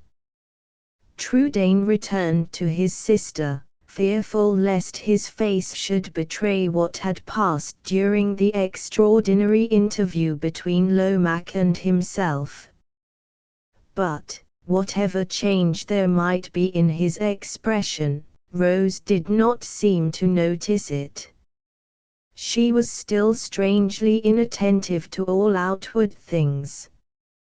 That spirit of resignation, which is the courage of women in all great emergencies, seemed now to be the one animating spirit that fed the flame of life within her. When her brother sat down by her, she only took his hand gently and said, "Let us stop together like this, Louis, till the time comes. I am not afraid of it, for I have nothing but you to make me love life, and you, too, are going to die. Do you remember the time when I used to grieve that I had never had a child to be some comfort to me? I was thinking, a moment ago, how terrible it would have been now, if my wish had been granted. It is a blessing for me, in this great misery, that I am childless. Let us talk of old days, Louis, as long as we can, not of my husband, or my marriage, only of the old times, before I was a burden and a trouble to you." Chapter V. The day wore on. By ones and twos and threes at a time, the condemned prisoners came from the tribunal, and collected in the waiting room. At 2 o'clock all was ready for the calling over of the death list. It was read and verified by an officer of the court, and then the jailer took his prisoners back to Saint Lazaria. Evening came. The prisoners' meal had been served, the duplicate of the death list had been read in public at the grate, the cell doors were all locked. From the day of their arrest, Rose and her brother, partly through the influence of a bribe, partly through Lomaque's intercession, had been confined together in one cell, and together they now awaited the dread event of the morrow. To Rose that event was death, death, to the thought of which, at least, she was now resigned. To Trudaine the fast-nearing future was darkening hour by hour, with the uncertainty which is worse than death, with the faint, fearful, unpartaken suspense, which keeps the mind ever on the rack, and wears away the heart slowly. Through the long unsolaced agony of that dreadful night, but one relief came to him. The tension of every nerve, the crushing weight of the one fatal oppression that clung to every thought, relaxed a little when Rose's bodily powers began to sink under her mental exhaustion, when her sad, dying talk of the happy times that were past ceased softly, and she laid her head on his shoulder, and let the angel of slumber take her yet for a little while, even though she lay already under the shadow of the angel of death. The morning came, and the hot summer sunrise. What life was left in the terror-struck city awoke for the day faintly, and still the suspense of the long night remained unlightened. It was drawing near the hour when the tumbrils were to come for the victims doomed on the day before. Trudaine's ear could detect even the faintest sound in the echoing prison region outside his cell. Soon, listening near the door, he heard voices disputing on the other side of it. Suddenly, the bolts were drawn back, the key turned in the lock, and he found himself standing face to face with the hunchback and one of the subordinate attendants on the prisoners. "Look," muttered this last man sulkily, "there they are, safe in their cell, just as I said, but I tell you again they are not down in the list." "What do you mean by bullying me about not chalking their door, last night, along with the rest? Catch me doing your work for you again, when you're too drunk to do it yourself. Hold your tongue, and let me have another look at the list," returned the hunchback, turning away from the cell door, and snatching a slip of paper from the other's hand. "The devil take me if I can make head or tail of it," he exclaimed, scratching his head, after a careful examination of the list. "I could swear that I read over their names at the grate yesterday afternoon with my own lips, and yet, look as long as I may, I certainly can't find them written down here. Give us a pinch, friend. Am I awake, or dreaming? Drunk or sober this morning?" "Sober, I hope," said a quiet voice at his elbow. "I have just looked in to see how you are after yesterday." "How I am, Citizen Lomax?" Petrified with astonishment. "You yourself took charge of that man and woman for me, in the waiting room, yesterday morning, and as for myself, I could swear to having read their names at the grate yesterday afternoon. Yet this morning here are no such things as these said names to be found in the list. What do you think of that?" "And what do you think," interrupted the aggrieved subordinate, "of his having the impudence to bully me for being careless in chalking the doors, when he was too drunk to do it himself, too drunk to know his right hand from his left? If I wasn't the best-natured man in the world, I should report him to the head jailer." "Quite right of you to excuse him, and quite wrong of him to bully you," said Lomax, persuasively. "Take my advice," he continued, confidentially, to the hunchback, "and don't trust too implicitly to that slippery memory of yours, after our little drinking bout yesterday. You could not really have read their names at the grate, you know, or of course they would be down on the list. As for the waiting room at the tribunal, a word in your ear, chief agents of police know strange secrets. The president of the court condemns and pardons in public, but there is somebody else, with the power of 10,000 presidents, who now and then condemns and pardons in private. You can guess who. I say no more, except that I recommend you to keep your head on your shoulders, by troubling it about nothing but the list there in your hand. Stick to that literally, and nobody can blame you. Make a fuss about mysteries that don't concern you," and Lomax stopped, and holding his hand edgewise, let it drop significantly over the hunchback's head. That action and the hints which preceded it seemed to bewilder the little man more than ever. He stared perplexedly at Lomax, uttered a word or two of rough apology to his subordinate, and rolling his misshapen head portentously, walked away with the death list crumpled up nervously in his hand. I should like to have a sight of them, and see if they really are the same man and woman whom I looked after yesterday morning in the waiting room, said Lomaque, putting his hand on the cell door, just as the deputy jailer was about to close it again. Look in, by all means, said the man. No doubt you will find that drunken booby as wrong in what he told you about them as he is about everything else.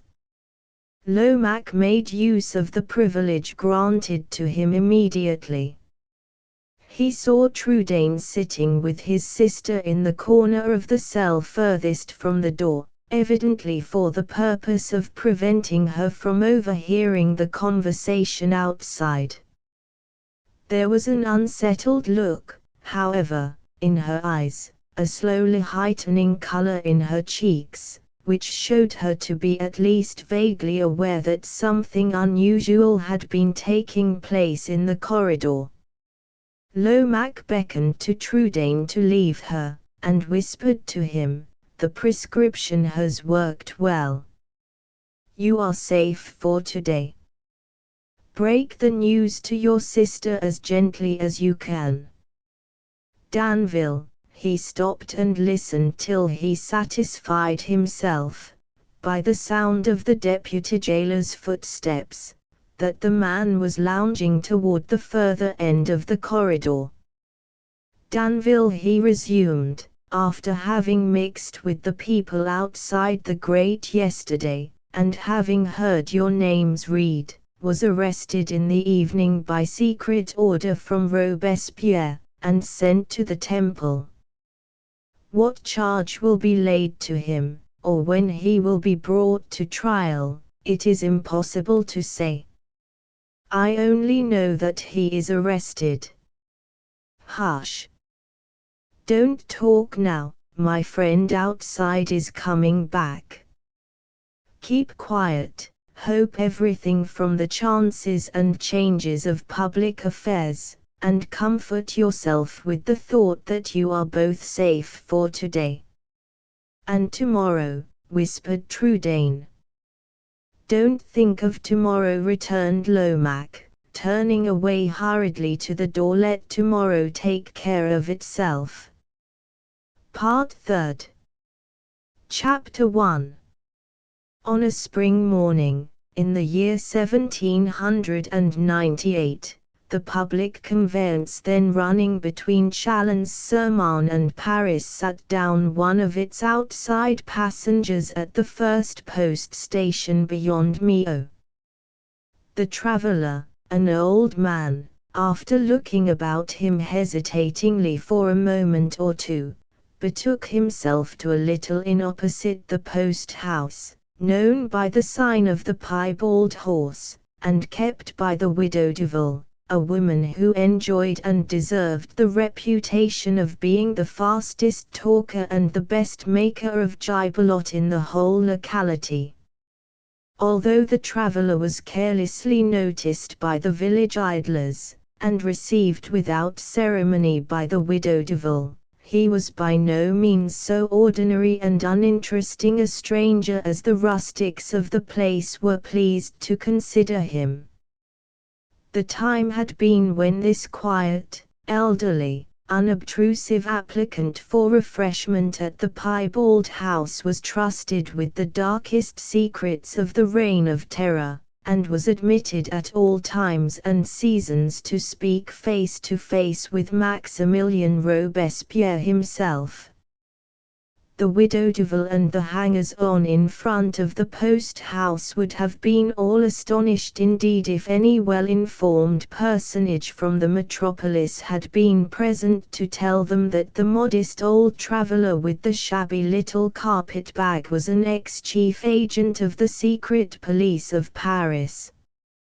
Between 3 and 4 years had elapsed since Lomaque had exercised, for the last time, his official functions under the Reign of Terror. His shoulders had contracted an extra stoop, and his hair had all fallen off, except at the sides and back of his head. In some other respects, however, advancing age seemed to have improved rather than deteriorated him in personal appearance. His complexion looked healthier, his expression cheerfuler, his eyes brighter than they had ever been of late years. He walked, too, with a brisker step than the step of old times in the police office, and his dress, although it certainly did not look like the costume of a man in affluent circumstances, was cleaner and far more nearly worn than ever it had been in the past days of his political employment at Paris. He sat down alone in the inn parlor, and occupied the time, while his hostess had gone to fetch the half-bottle of wine that he ordered, in examining a dirty old card which he extricated from a mass of papers in his pocket-book, and which bore, written on it, these lines: "When the troubles are over, do not forget those who remember you with eternal gratitude. Stop at the first post station beyond Millau, on the highroad to Paris, and ask at the inn for Citizen Maurice, whenever you wish to see us or to hear of us again." "Pray," inquired Lomaque, putting the card in his pocket when the widow Duval brought in the wine, "can you inform me whether a person named Maurice lives anywhere in this neighborhood?" "Can I inform you?" repeated the voluble widow. "Of course I can. Citizen Maurice, and the citoyen, his amiable sister, who is not to be passed over because you don't mention her, my honest man, lives within 10 minutes' walk of my house. A charming cottage, in a charming situation, inhabited by 2 charming people, so quiet, so retiring, such excellent pay. I supply them with everything: fowls, eggs, bread, butter, vegetables, not that they eat much of anything, wine, which they don't drink half enough of to do them good. In short, I victual the dear little hermitage, and love the 2 amiable recluses with all my heart. Ah! They have had their troubles, poor people, the sister especially, though they never talk about them. When they first came to live in our neighborhood, I beg pardon, citoyen, but if you would only be so kind as to direct me, which is 3 years and a half ago, in short, just after the time when that Satan of a man, Robespierre, had his head cut off, and serve him right, I said to my husband, who was on his last legs then, poor man. She'll die, meaning the lady. She didn't though. My fowls, eggs, bread, butter, vegetables, and wine carried her through, always in combination with the anxious care of Citizen Maurice. Yes, yes. Let us be tenderly conscientious in giving credit where credit is due. Let us never forget that the Citizen Maurice contributed something to the cure of the interesting invalid, as well as the victuals and drink from the piebald horse. There she is now, the prettiest little woman in the prettiest little cottage. Where? Will you be so obliging as to tell me where? And in excellent health, except that she is subject now and then to nervous attacks, having evidently, as I believe, been struck with some dreadful fright, most likely during that accursed time of the Terror, for they came from Paris. You don't drink, honest man. Why don't you drink? Very, very pretty in a pale way, figure perhaps too thin. Let me pour it out for you. but an angel of gentleness, and attached in such a touching way to the citizen Maurice. Citizen hostess, will you, or will you not, tell me where they live? You droll little man, why did you not ask me that before, if you wanted to know? Finish your wine, and come to the door. There's your change, and thank you for your custom, though it isn't much. Come to the door, I say, and don't interrupt me. You're an old man, can you see 40 yards before you? Yes, you can. Don't be peevish, that never did anybody any good yet. Now look back, along the road where I am pointing. You see a large heap of stones. Good. On the other side of the heap of stones there is a little path. You can't see that, but you can remember what I tell you. Good. You go down the path till you get to a stream, down the stream till you get to a bridge, down the other bank of the stream, after crossing the bridge, till you get to an old water-mill, a jewel of a water-mill, famous for miles round. Artists from the 4 quarters of the globe are always coming to sketch it. Ah! What, you are getting peevish again. You won't wait. Impatient old man, what a life your wife must lead, if you have got one. Remember the bridge. Ah! Your poor wife and children, I pity them, your daughters especially. PSD. PSD. Remember the bridge, peevish old man, remember the bridge. Walking as fast as he could out of hearing of the widow Deville's tongue, Lomaque took the path by the heap of stones which led out of the high road, crossed the stream, and arrived at the old water-mill. Close by it stood a cottage, a rough, simple building, with a strip of garden in front.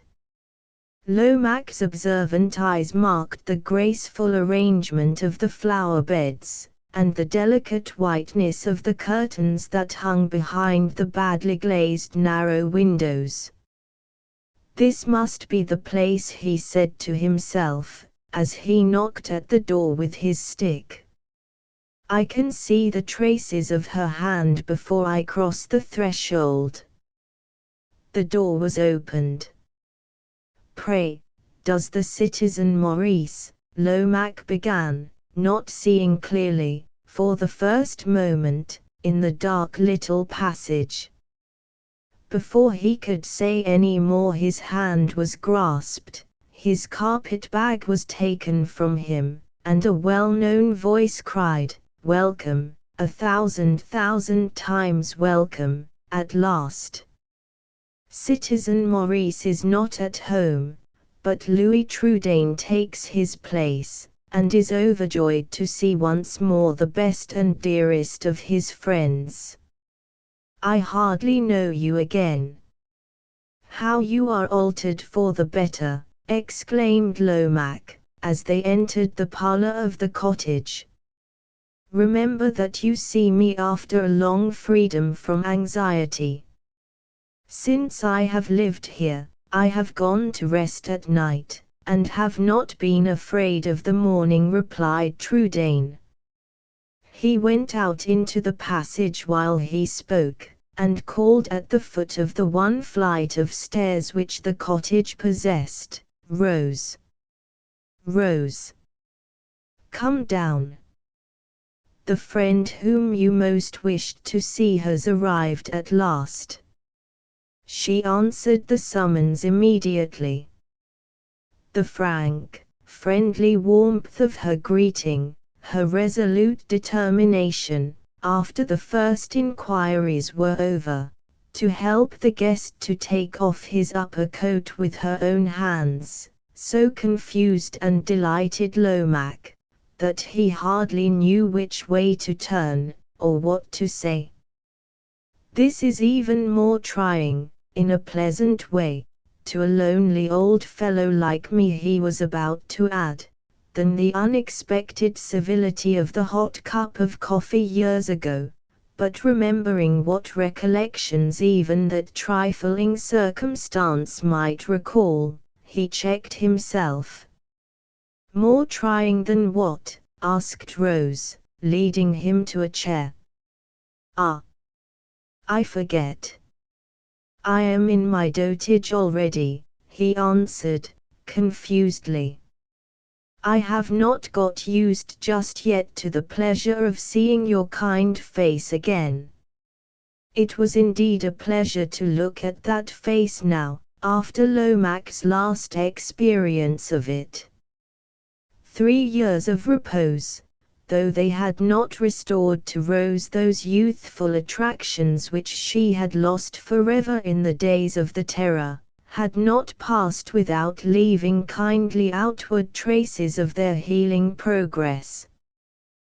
Though the girlish roundness had not returned to her cheeks, or the girlish delicacy of color to her complexion, her eyes had recovered much of their old softness, and her expression all of its old winning charm.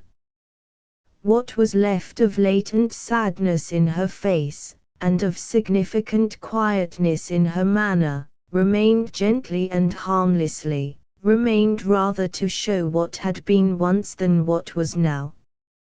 When they were all seated, there was, however, something like a momentary return to the suspense and anxiety of past days in their faces, as Trudaine, looking earnestly at Lomaque, asked, "Do you bring any news from Paris?" "None," he replied, "but excellent news, instead, from Rouen. I have heard, accidentally, through the employer whom I have been serving since we parted, that your old house by the riverside is to let again." Rose started from her chair. "Oh, Louis, if we could only live there once more! My flower garden," she continued to Lomaque.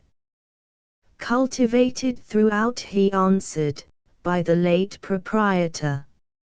"And the laboratory," added her brother. "Left standing," said Lomaque. "Here is a letter with all the particulars. You may depend upon them, for the writer is the person charged with the letting of the house." Trudaine looked over the letter eagerly. "The price is not beyond our means," he said. "After our 3 years' economy here, we can afford to give something for a great pleasure." "Oh, what a day of happiness it will be when we go home again," cried Rose.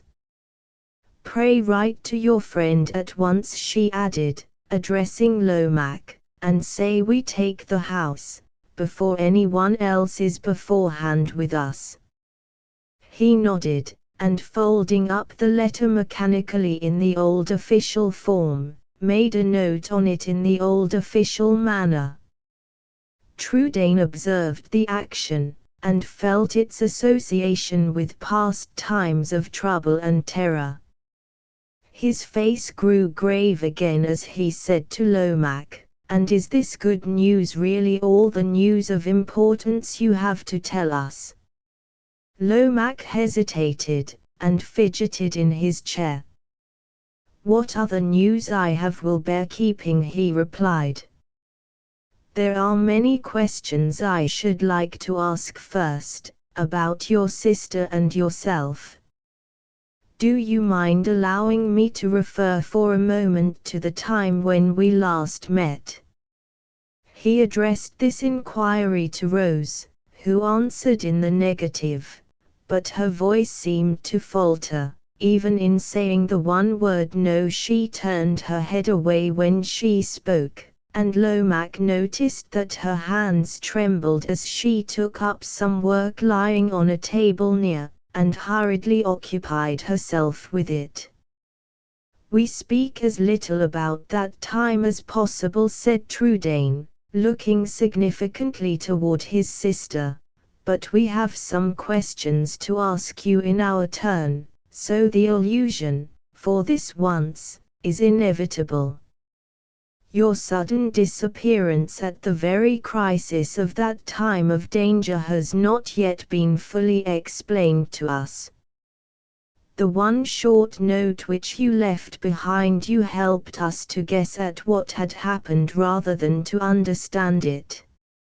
I can easily explain it now, answered Lomac. The sudden overthrow of the reign of terror, which was salvation to you, was destruction to me. The new Republican reign was a reign of mercy, except for the tale of Robespierre, as the phrase ran then. Every man who had been so wicked or so unfortunate as to be involved, even in the meanest capacity, with the machinery of the government of terror, was threatened, and justly, with the fate of Robespierre. I, among others, fell under this menace of death.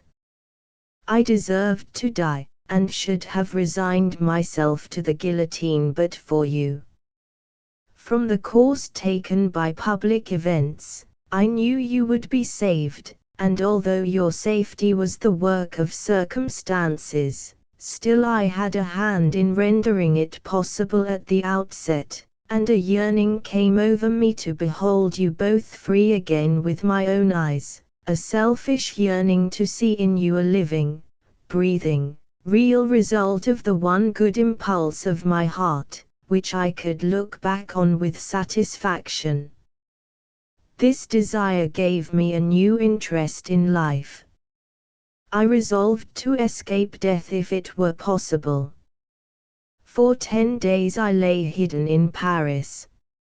After that, thanks to certain scraps of useful knowledge which my experience in the office of secret police had given me, I succeeded in getting clear of Paris and in making my way safely to Switzerland. The rest of my story is so short and so soon told that I may as well get it over at once. The only relation I knew of in the world to apply to was a cousin of mine, whom I had never seen before, established as a silk mercer at Bern. I threw myself on this man's mercy. He discovered that I was likely, with my business habits, to be of some use to him, and he took me into his house. I worked for what he pleased to give me, traveled about for him in Switzerland, deserved his confidence, and won it.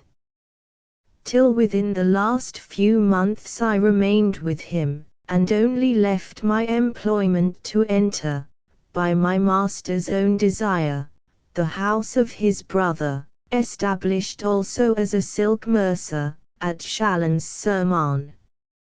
In the counting house of this merchant I am corresponding clerk, and am only able to come and see you now by offering to undertake a special business mission for my employer at Paris.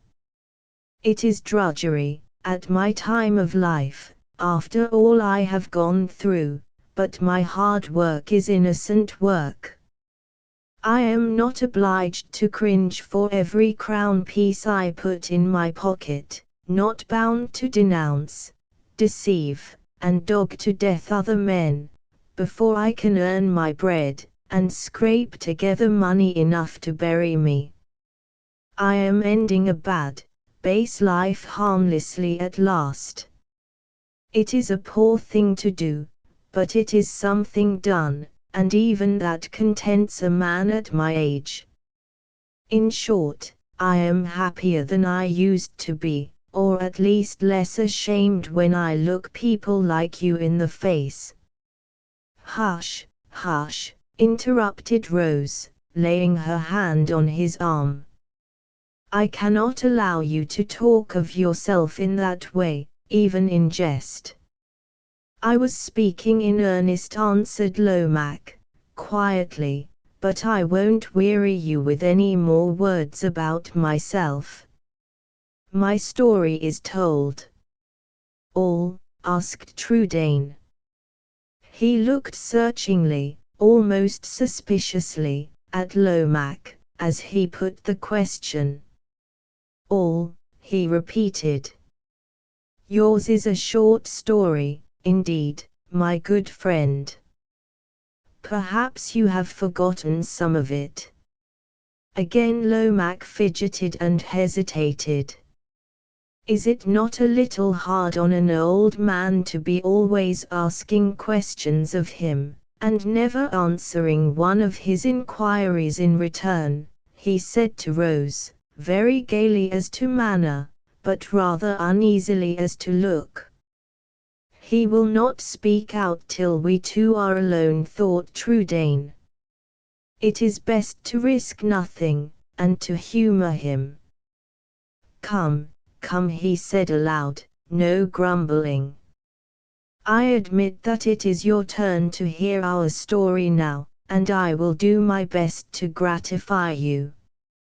But before I begin," he added, turning to his sister, "let me suggest, Rose, that if you have any household matters to settle upstairs—" "I know what you mean," she interrupted, hurriedly, taking up the work which, during the last few minutes, she had allowed to drop into her lap, "but I am stronger than you think. I can face the worst of our recollections composedly." "Go on, Louis, pray go on. I am quite fit to stop and hear you." "You know what we suffered in the first days of our suspense, after the success of your stratagem," said Trudaine, turning to Lomaque. "I think it was on the evening after we had seen you for the last time at Saint Lazaria that strange, confused rumors of an impending convulsion in Paris first penetrated within our prison walls. During the next few days the faces of our jailers were enough to show us that those rumors were true, and that the reign of terror was actually threatened with overthrow at the hands of the moderate party. We had hardly time to hope everything from this blessed change before the tremendous news of Robespierre's attempted suicide, then of his condemnation and execution, reached us. The confusion produced in the prison was beyond all description. The accused who had been tried and the accused who had not been tried got mingled together. From the day of Robespierre's arrest, no orders came to the authorities, no death lists reached the prison. The jailers, terrified by rumors that the lowest accomplices of the tyrant would be held responsible, and be condemned with him, made no attempt to maintain order. Some of them, that hunchback man among the rest, deserted their duties altogether. The disorganization was so complete, that when the commissioners from the new government came to Saint Lazaria, some of us were actually half starving from want of the bare necessities of life. To inquire separately into our cases was found to be impossible. Sometimes the necessary papers were lost, sometimes what documents remained were incomprehensible to the new commissioners. They were obliged, at last, to make short work of it by calling us up before them in dozens. Tried or not tried, we had all been arrested by the tyrant, had all been accused of conspiracy against him, and were all ready to hail the new government as the salvation of France. In 9 cases out of 10, our best claim to be discharged was derived from these circumstances. We were trusted by Tallien and the men of the 9th Thermidor, because we had been suspected by Robespierre, Couthon, and Saint Just. Arrested informally, we were now liberated informally. When it came to my sister's turn and mine, we were not under examination 5 minutes. No such thing as a searching question was asked of us. I believe we might even have given our own names with perfect impunity. But I had previously instructed Rose that we were to assume our mother's maiden name, Maurice. As the citizen and citoyen Maurice, accordingly, we passed out of prison, under the same name we have lived ever since in hiding here. Our past repose has depended, our future happiness will depend, on our escape from death being kept the profoundest secret among us three. For one all-sufficient reason, which you can easily guess at, the brother and sister Maurice must still know nothing of Louis Trudaine and Rose Danville, except that they were two among the hundreds of victims guillotined during the Reign of Terror. He spoke the last sentence with a faint smile, and with the air of a man trying, in spite of himself, to treat a grave subject lightly. His face clouded again, however, in a moment, when he looked toward his sister, as he ceased. Her work had once more dropped on her lap, her face was turned away so that he could not see it, but he knew by the trembling of her clasped hands, as they rested on her knee, and by the slight swelling of the veins on her neck which she could not hide from him, that her boasted strength of nerve had deserted her.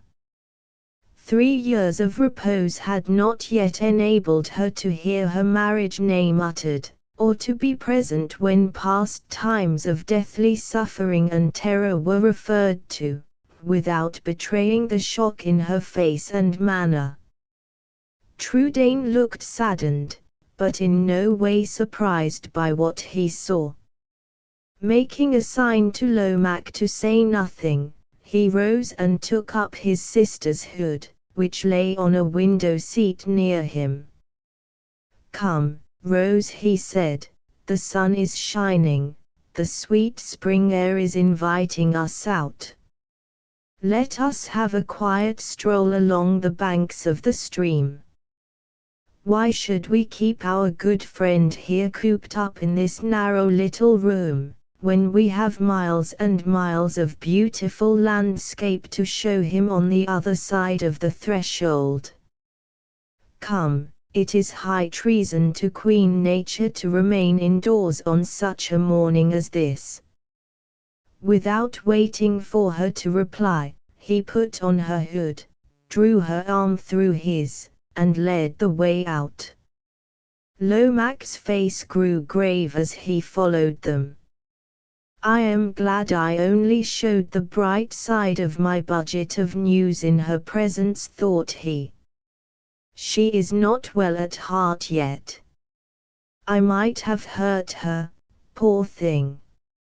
I might have hurt her again sadly, if I had not held my tongue." They walked for a little while down the banks of the stream, talking of indifferent matters, then returned to the cottage. By that time Rose had recovered her spirits, and could listen with interest and amusement to Lomaque's dryly humorous description of his life as a clerk at Chalons-sur-Marne. They parted for a little while at the cottage door. Rose retired to the upstairs room from which she had been summoned by her brother. Trudaine and Lomaque returned to wander again along the banks of the stream. With one accord, and without a word passing between them, they left the neighborhood of the cottage hurriedly, then stopped on a sudden, and attentively looked each other in the face, looked in silence for an instant. Trudaine spoke first. "I thank you for having spared her," he began, abruptly. She is not strong enough yet to bear hearing of a new misfortune, unless I break the tidings to her first. You suspect me, then, of bringing bad news, said Lomaque. I know you do. When I saw your first look at her, after we were all seated in the cottage parlor, I knew it. Speak without fear, without caution, without one useless word of preface. After 3 years of repose, if it pleases God to afflict us again, I can bear the trial calmly, and, if need be, can strengthen her to bear it calmly, too. I say again, Lomaque, speak at once, and speak out. I know your news is bad, for I know beforehand that it is news of Danville. You are right, my bad news is news of him. He has discovered the secret of our escape from the guillotine. No, he has not a suspicion of it. He believes, as his mother, as everyone does, that you were both executed the day after the Revolutionary Tribunal sentenced you to death. Lomaque, you speak positively of that belief of his, but you cannot be certain of it. I can, on the most indisputable, the most startling evidence, on the authority of Danville's own act. You have asked me to speak out, I ask you again, I insist on it. Your news, Lomaque, your news, without another word of preface. You shall have it without another word of preface. Danville is on the point of being married. As the answer was given, they both stopped by the bank of the stream, and again looked each other in the face. There was a minute of dead silence between them. During that minute, the water bubbling by happily over its bed of pebbles seemed strangely loud, the singing of birds in a little wood by the stream side strangely near and shrill, in both their ears. The light breeze, for all its midday warmth, touched their cheeks coldly, and the spring sunlight pouring on their faces felt as if it were glimmering on them through winter clouds. Let us walk on, said Trudaine, in a low voice. I was prepared for bad news, yet not for that. Are you certain of what you have just told me? As certain as that the stream here is flowing by our side. Hear how I made the discovery, and you will doubt no longer. Before last week I knew nothing of Danville, except that his arrest on suspicion by Robespierre's order was, as events turned out, the saving of his life. He was imprisoned, as I told you, on the evening after he had heard your names read from the death list at the prison grate. He remained in confinement at the Temple, unnoticed in the political confusion out of doors, just as you remained unnoticed at Saint Lazaria, and he profited precisely in the same manner that you profited by the timely insurrection which overthrew the reign of terror. I knew this, and I knew that he walked out of prison in the character of a persecuted victim of Robespierre's, and, for better than 3 years past, I knew no more. Now listen.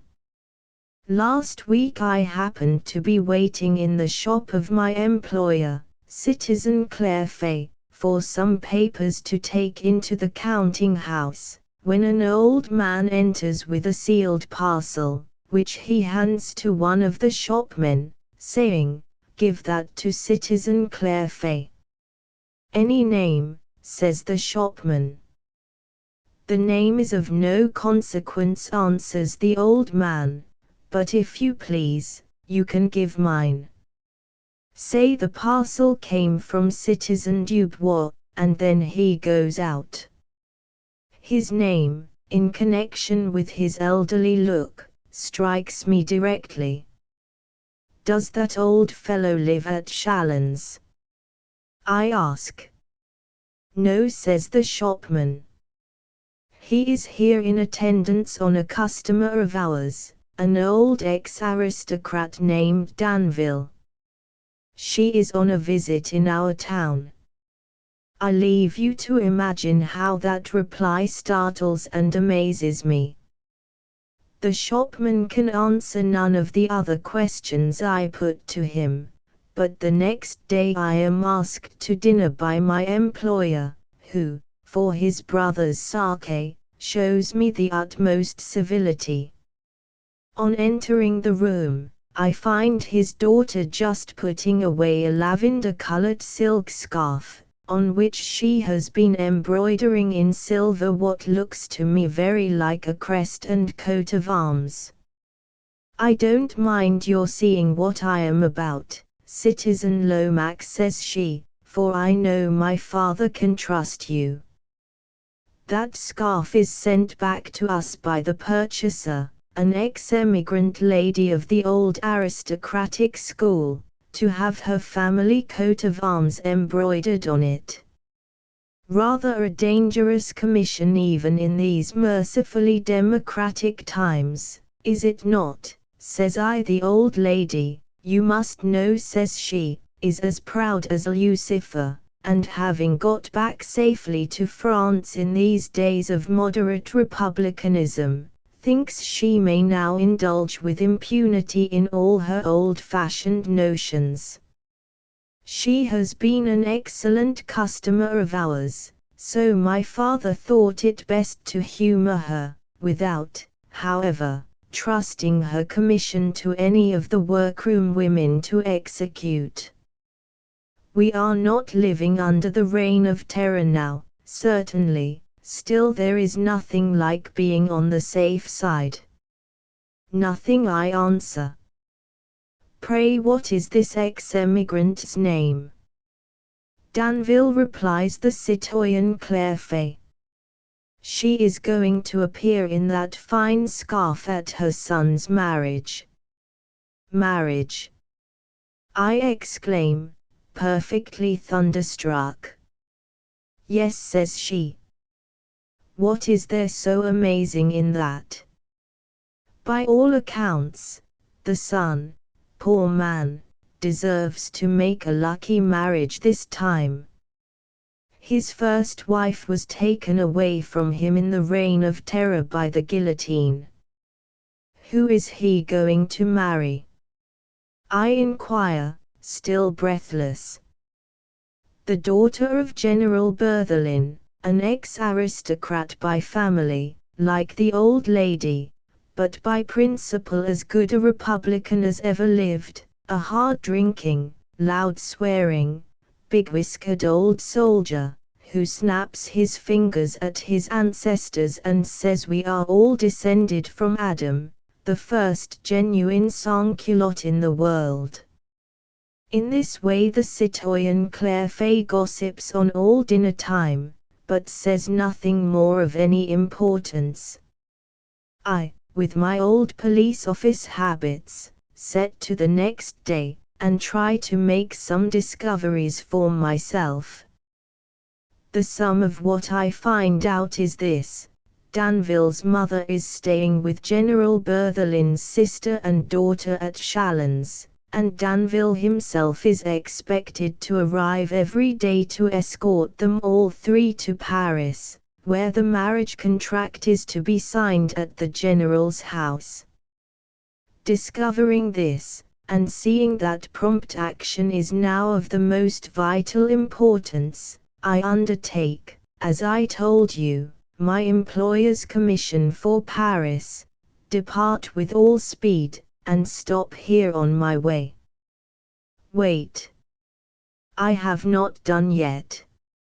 All the haste I can make is not haste enough to give me a good start of the wedding party.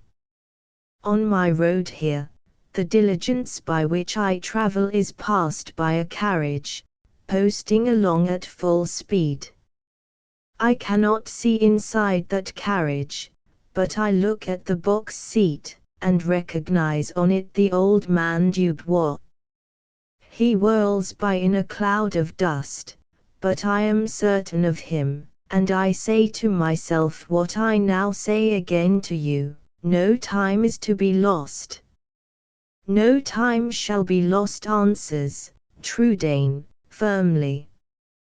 3 years have passed, he continued, in a lower voice, speaking to himself rather than to Lomaque. 3 years since the day when I led my sister out of the gates of the prison. 3 years since I said in my heart, I will be patient, and will not seek to avenge myself. Our wrongs cry from earth to heaven, from man who inflicts to God who redresses. When the day of reckoning comes, let it be the day of his vengeance, not of mine. In my heart I said those words, I have been true to them, I have waited. The day has come, and the duty it demands of me shall be fulfilled. There was a moment's silence before Lomaque spoke again. Your sister, he began, hesitatingly.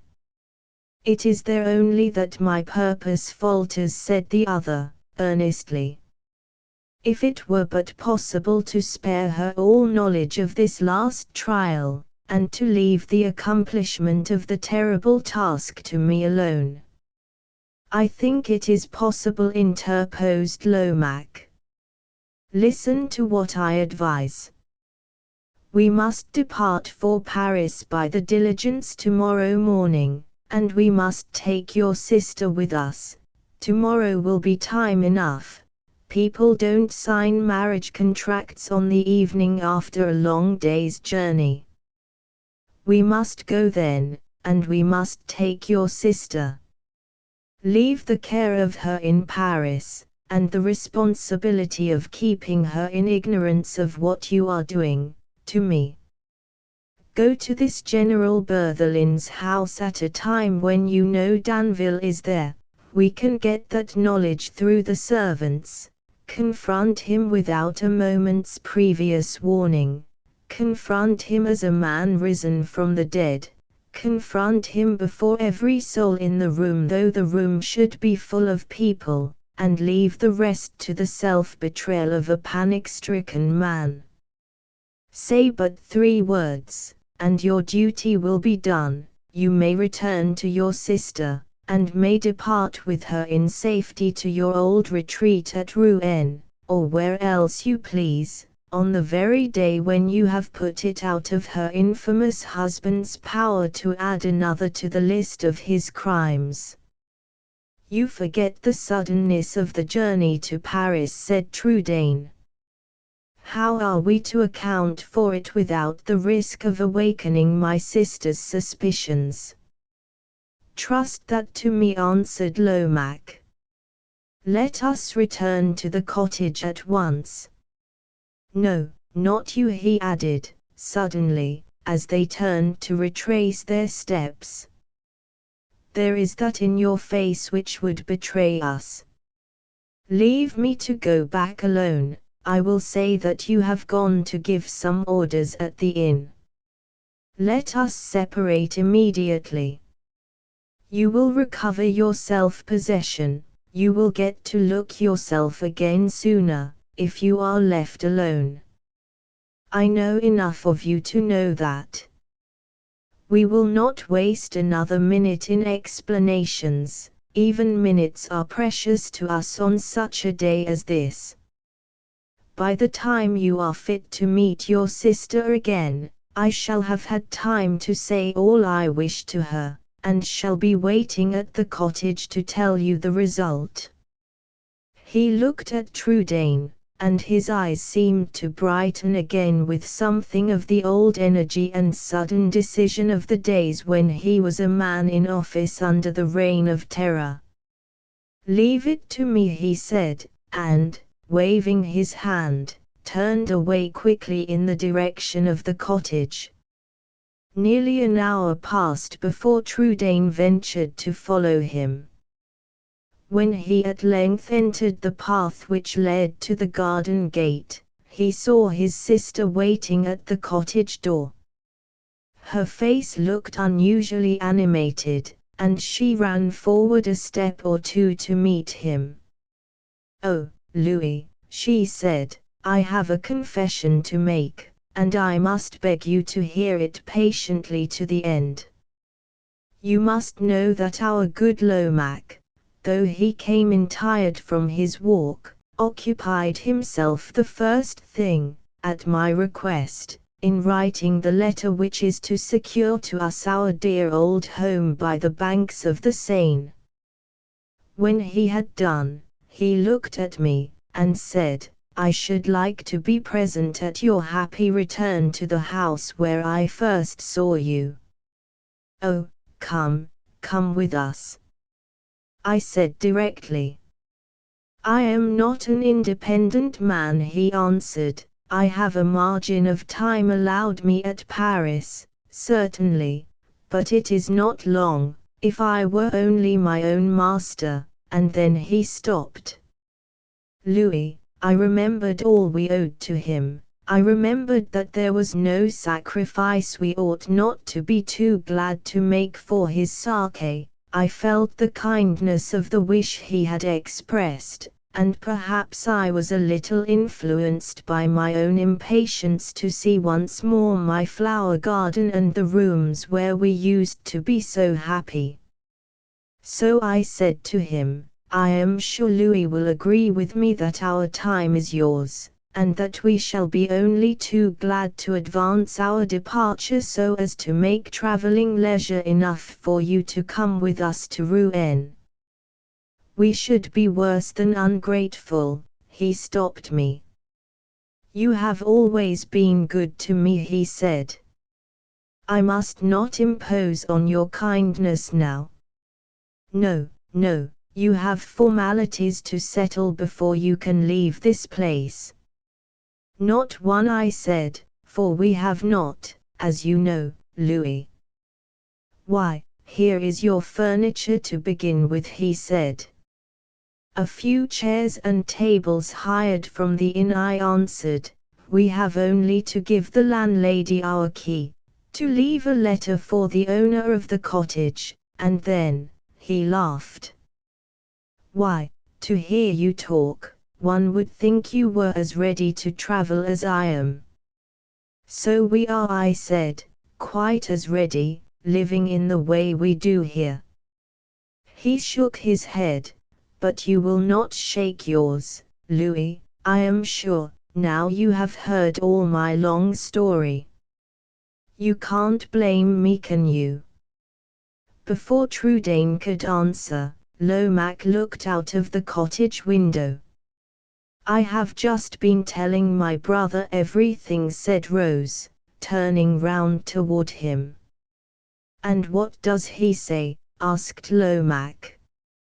"He says what I say," replied Rose, answering for her brother, "that our time is your time, the time of our best and dearest friend."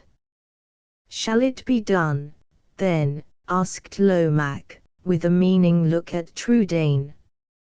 Rose glanced anxiously at her brother. His face was much graver than she had expected to see it, but his answer relieved her from all suspense.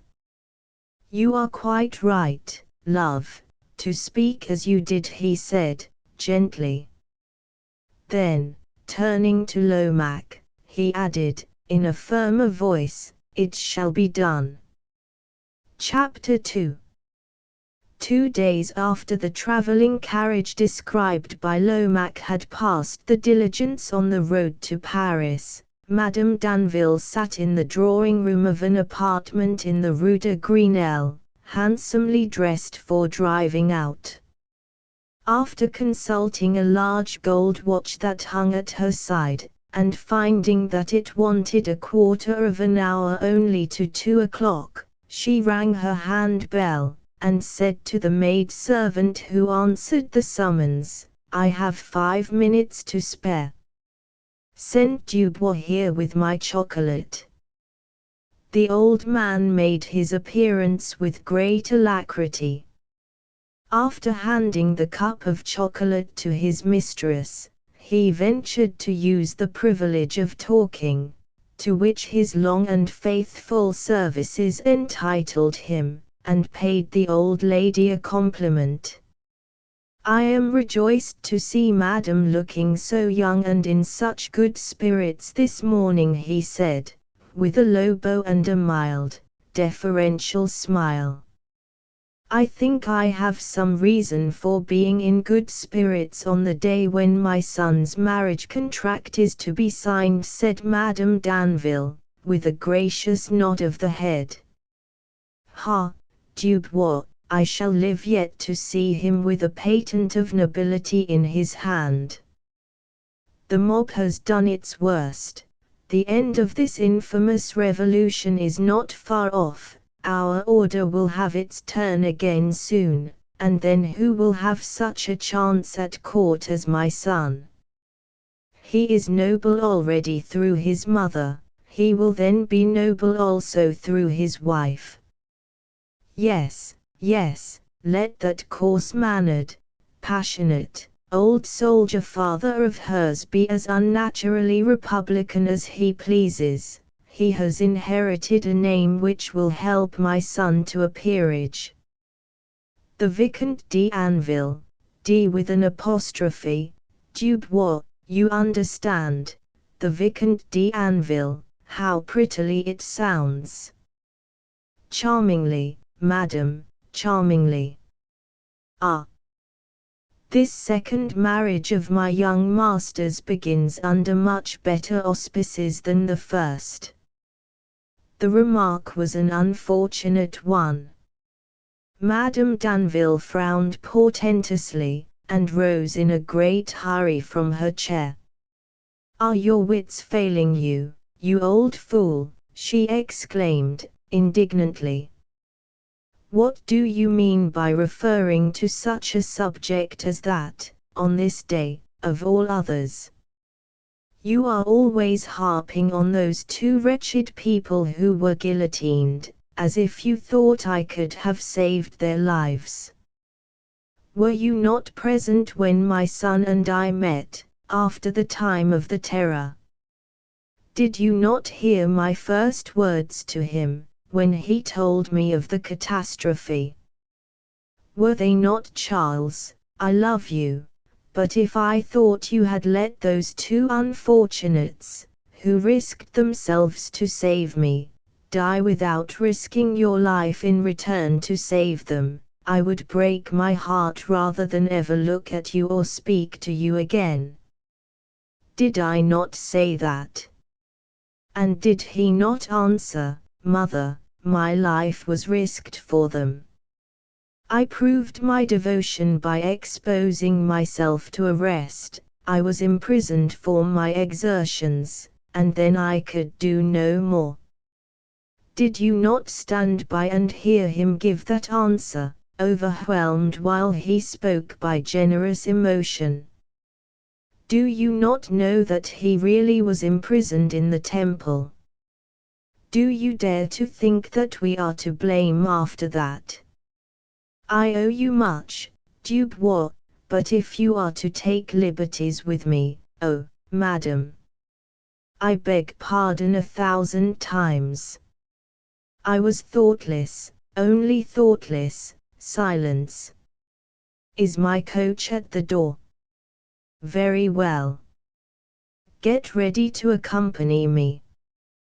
Your master will not have time to return here.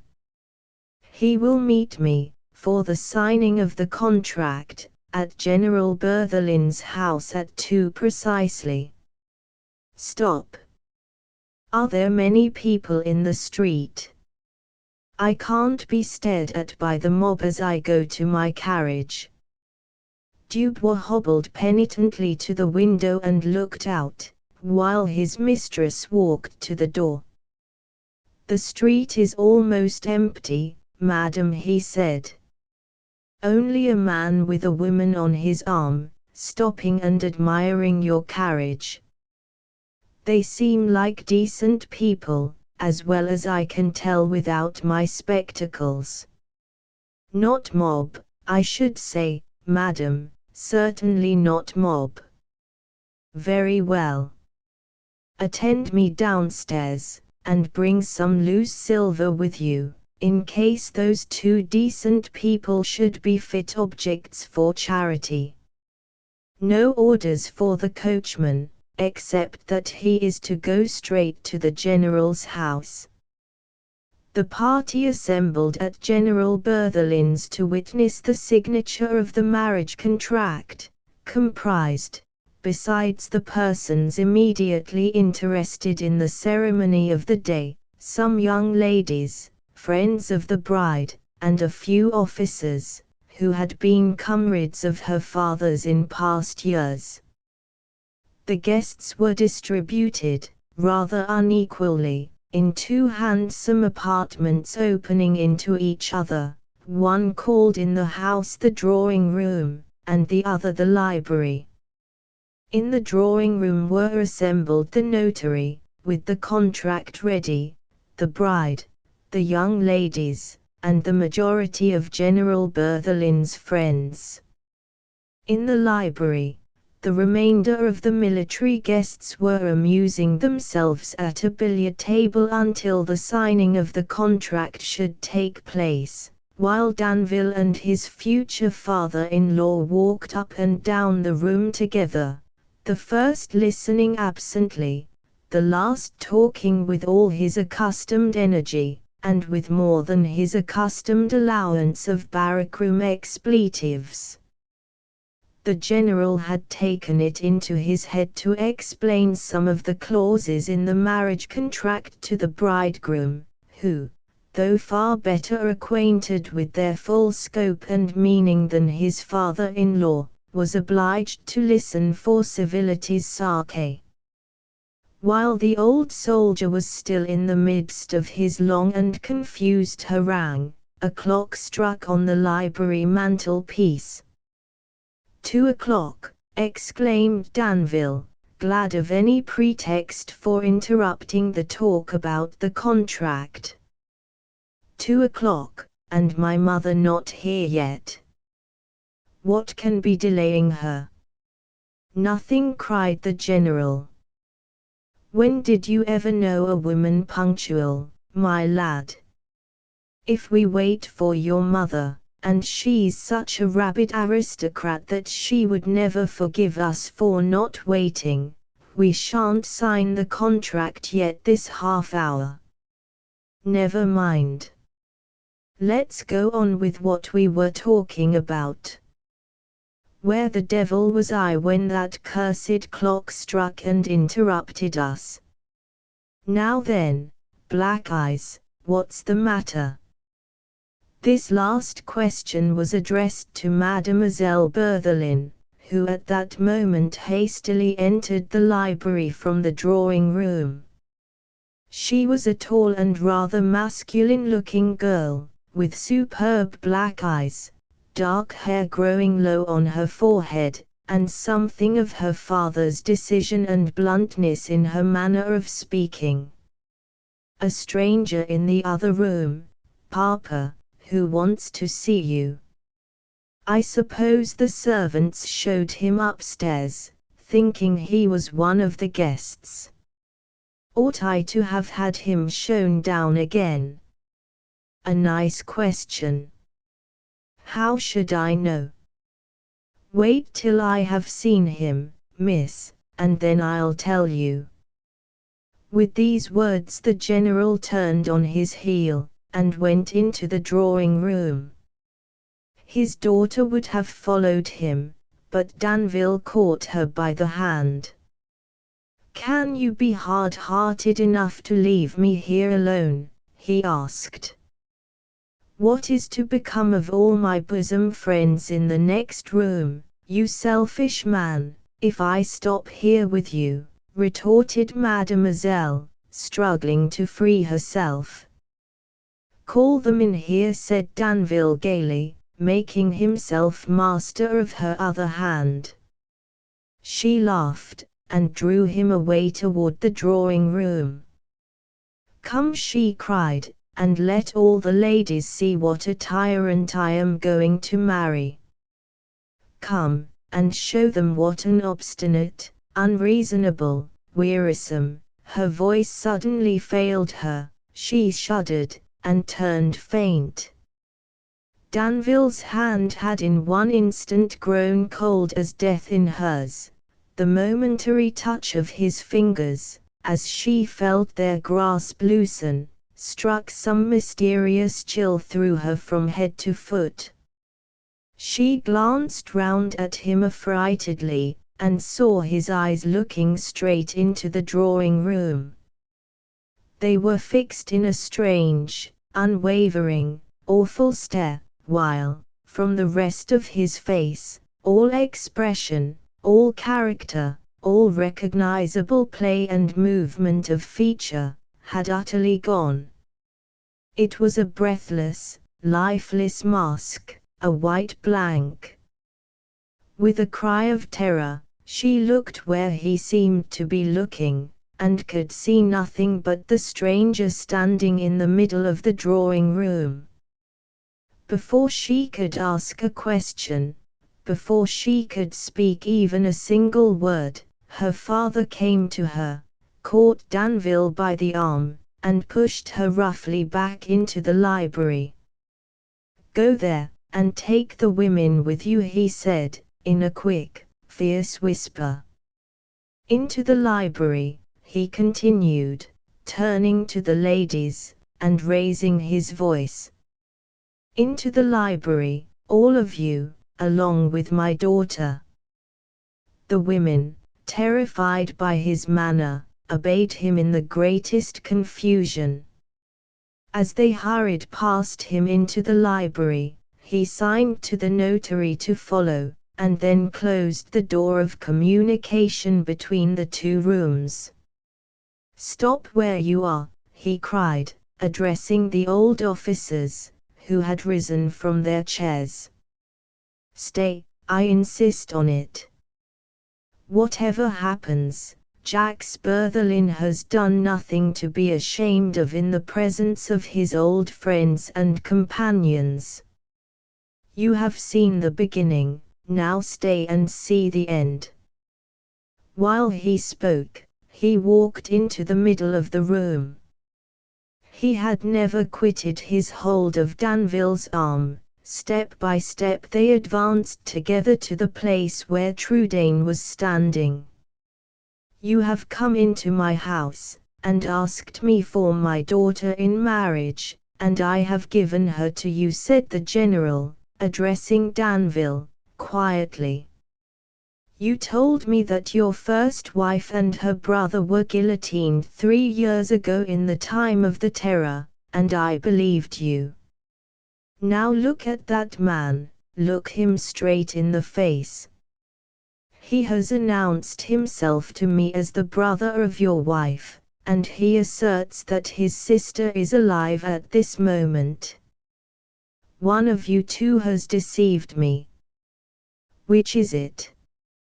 Danville tried to speak, but no sound passed his lips, tried to wrench his arm from the grasp that was on it, but could not stir the old soldier's steady hand.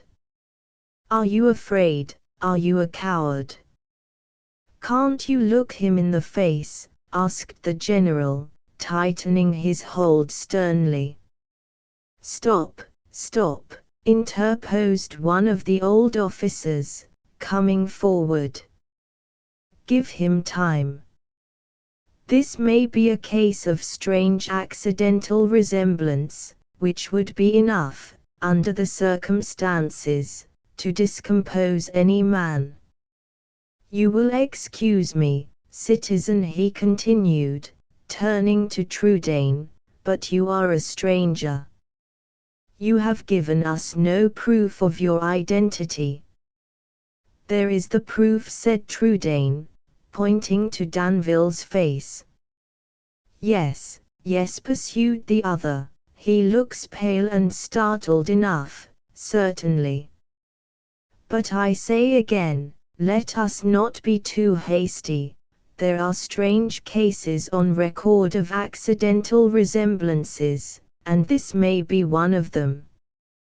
As he repeated those words, Danville looked at him with a faint, cringing gratitude, stealing slowly over the blank terror of his face.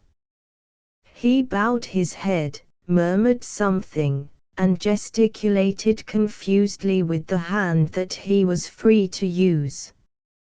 "Look," cried the old officer, "look, Berthelin, he denies the man's identity."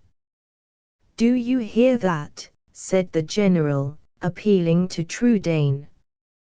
"Have you proofs to confute him? If you have, produce them instantly."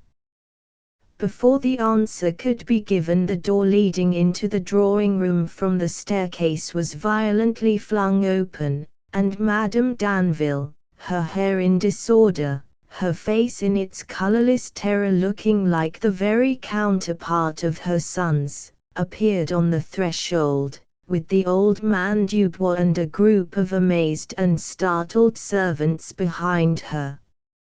"For God's sake, don't sign, for God's sake, come away," she cried. "I have seen your wife, in the spirit, or in the flesh, I know not which, but I have seen her. Charles! Charles! As true as heaven is above us, I have seen your wife. You have seen her in the flesh, living and breathing as you see her brother yonder," said a firm, quiet voice, from among the servants on the landing outside. "Let that man enter, whoever he is," cried the general. Lomaque passed Madame Danville on the threshold. She trembled as he brushed by her, then, supporting herself by the wall, followed him a few paces into the room. She looked first at her son, after that, at Trudaine, after that back again at her son. Something in her presence silenced every one.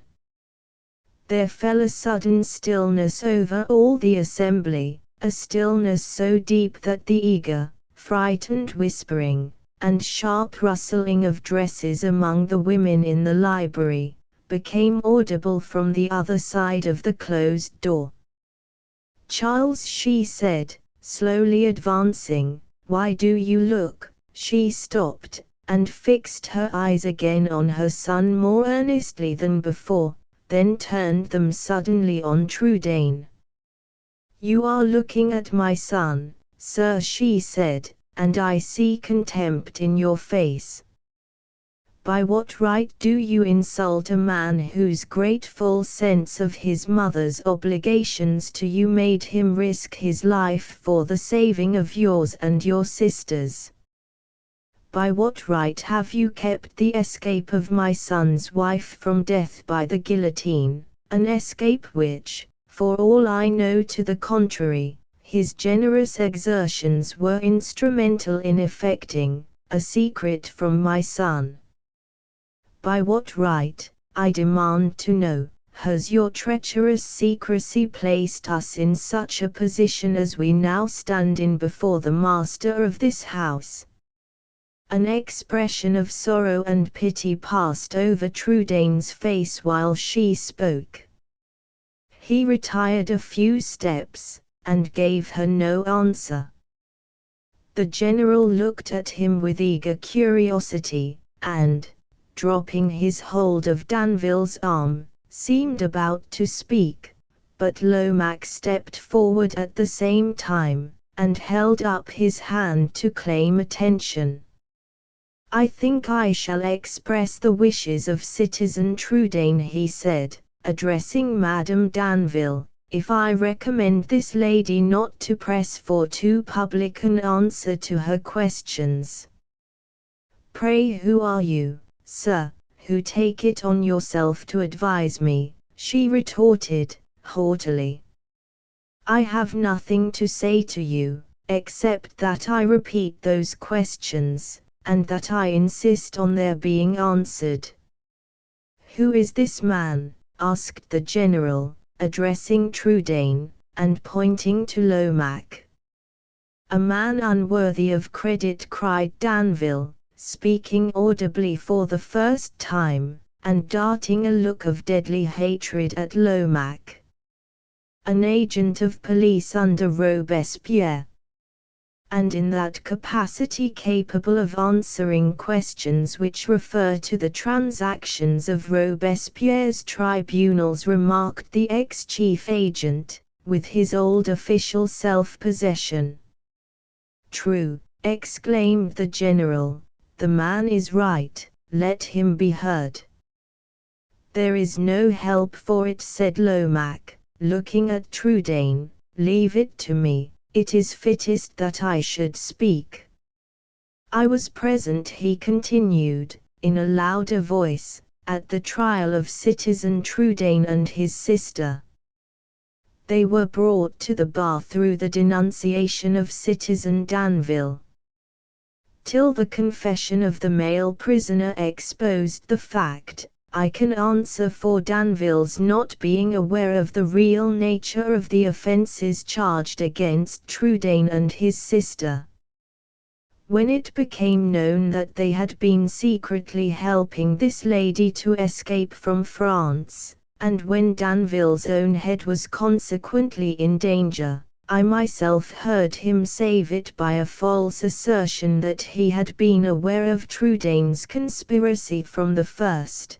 Do you mean to say, interrupted the general, that he proclaimed himself in open court as having knowingly denounced the man who was on trial for saving his mother? I do, answered Lomaque. A murmur of horror and indignation rose from all the strangers present at that reply. The reports of the tribunal are existing to prove the truth of what I say, he went on. As to the escape of Citizen Trudaine and the wife of Danville from the guillotine, it was the work of political circumstances, which there are persons living to speak to if necessary, and of a little stratagem of mine, which need not be referred to now. And, last, with reference to the concealment which followed the escape, I beg to inform you that it was abandoned the moment we knew of what was going on here, and that it was only persevered in up to this time, as a natural measure of precaution on the part of Citizen Trudaine. From a similar motive we now abstain from exposing his sister to the shock and the peril of being present here. What man with an atom of feeling would risk letting her even look again on such a husband as that? He glanced round him, and pointed to Danville, as he put the question.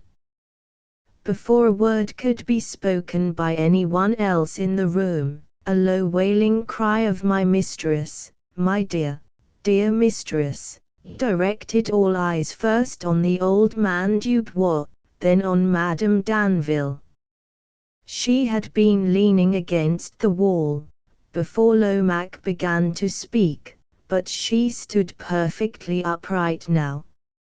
She neither spoke nor moved.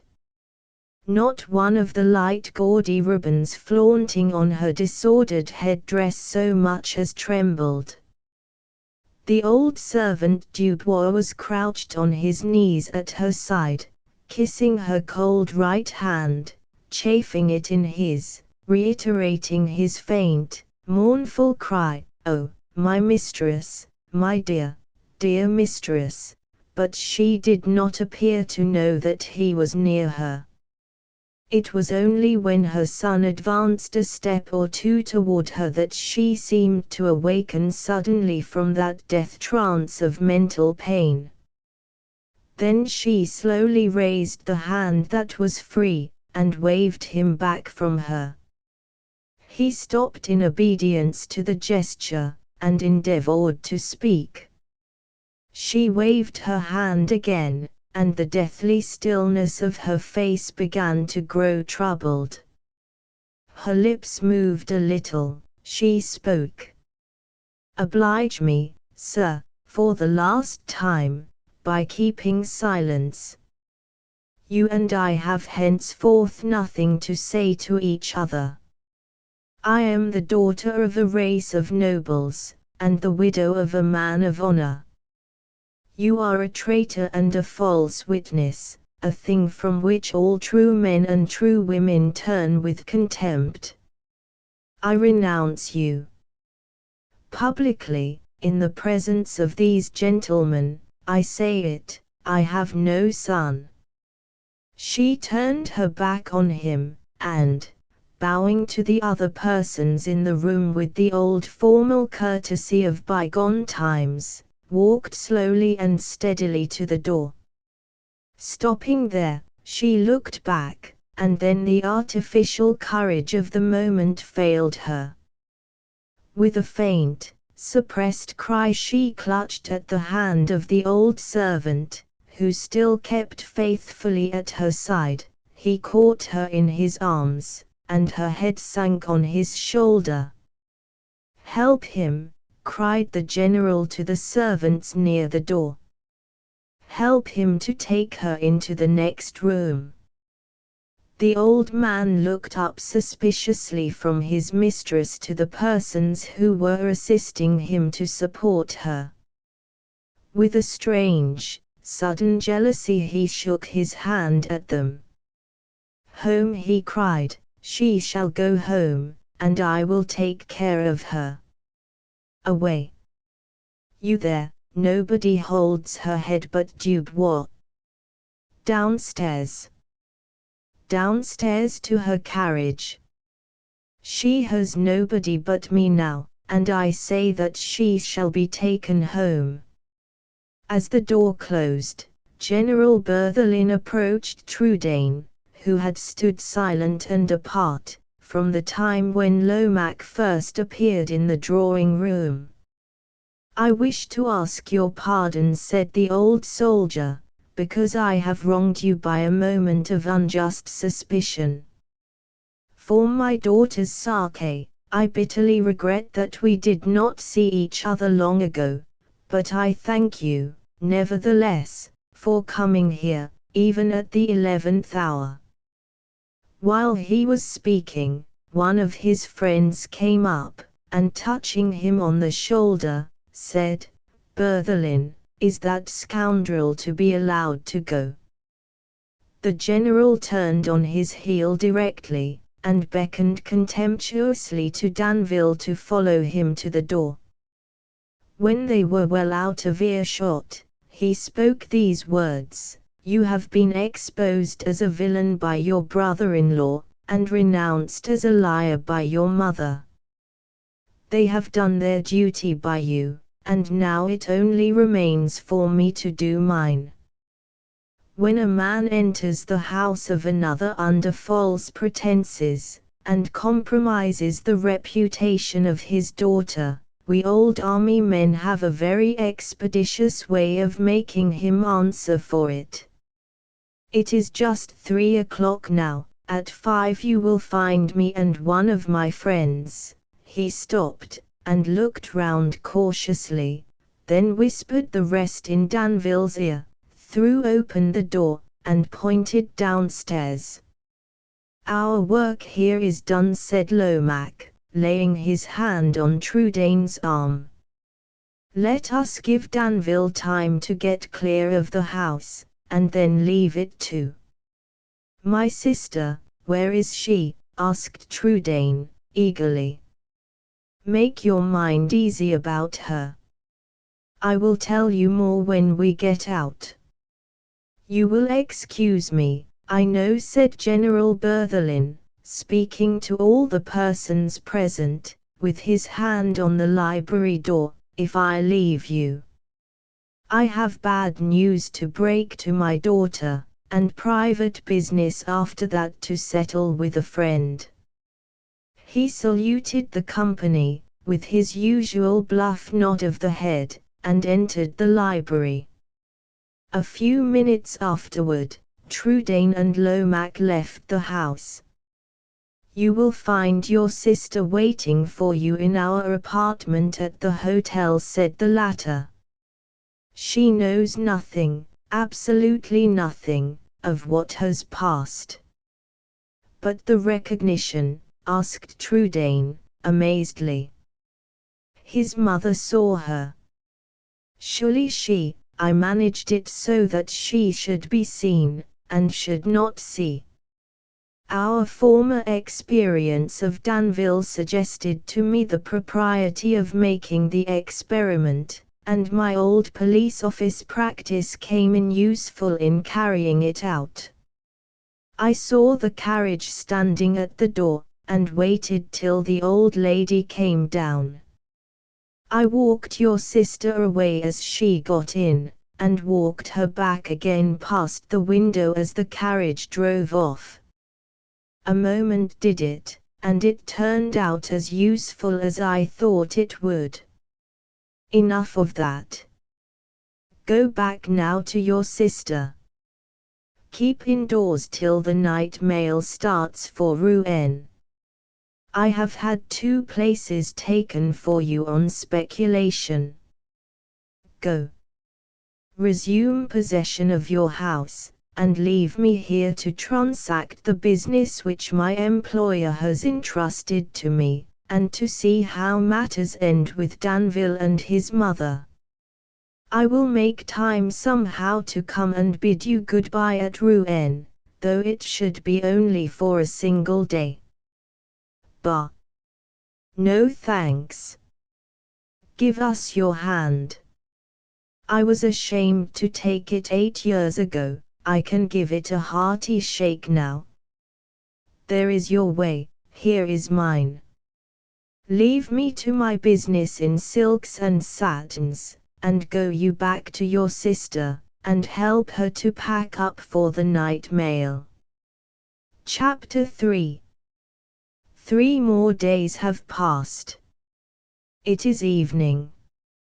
Rose, Trudaine and Lomaque are seated together on the bench that overlooks the windings of the Seine.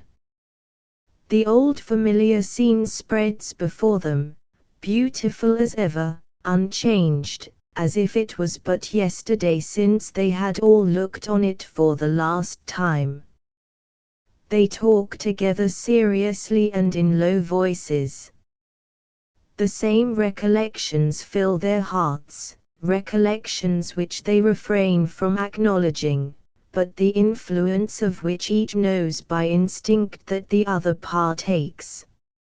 Sometimes one leads the conversation, sometimes another, but whoever speaks, the topic chosen is always, as if by common consent, a topic connected with the future.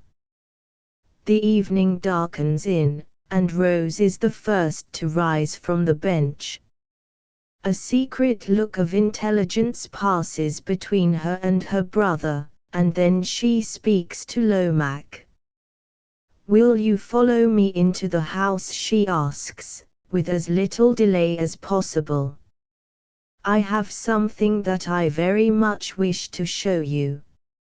Her brother waits till she is out of hearing, then inquires anxiously what has happened at Paris since the night when he and Rose left it.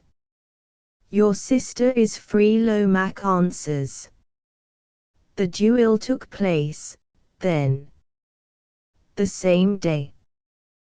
They were both to fire together.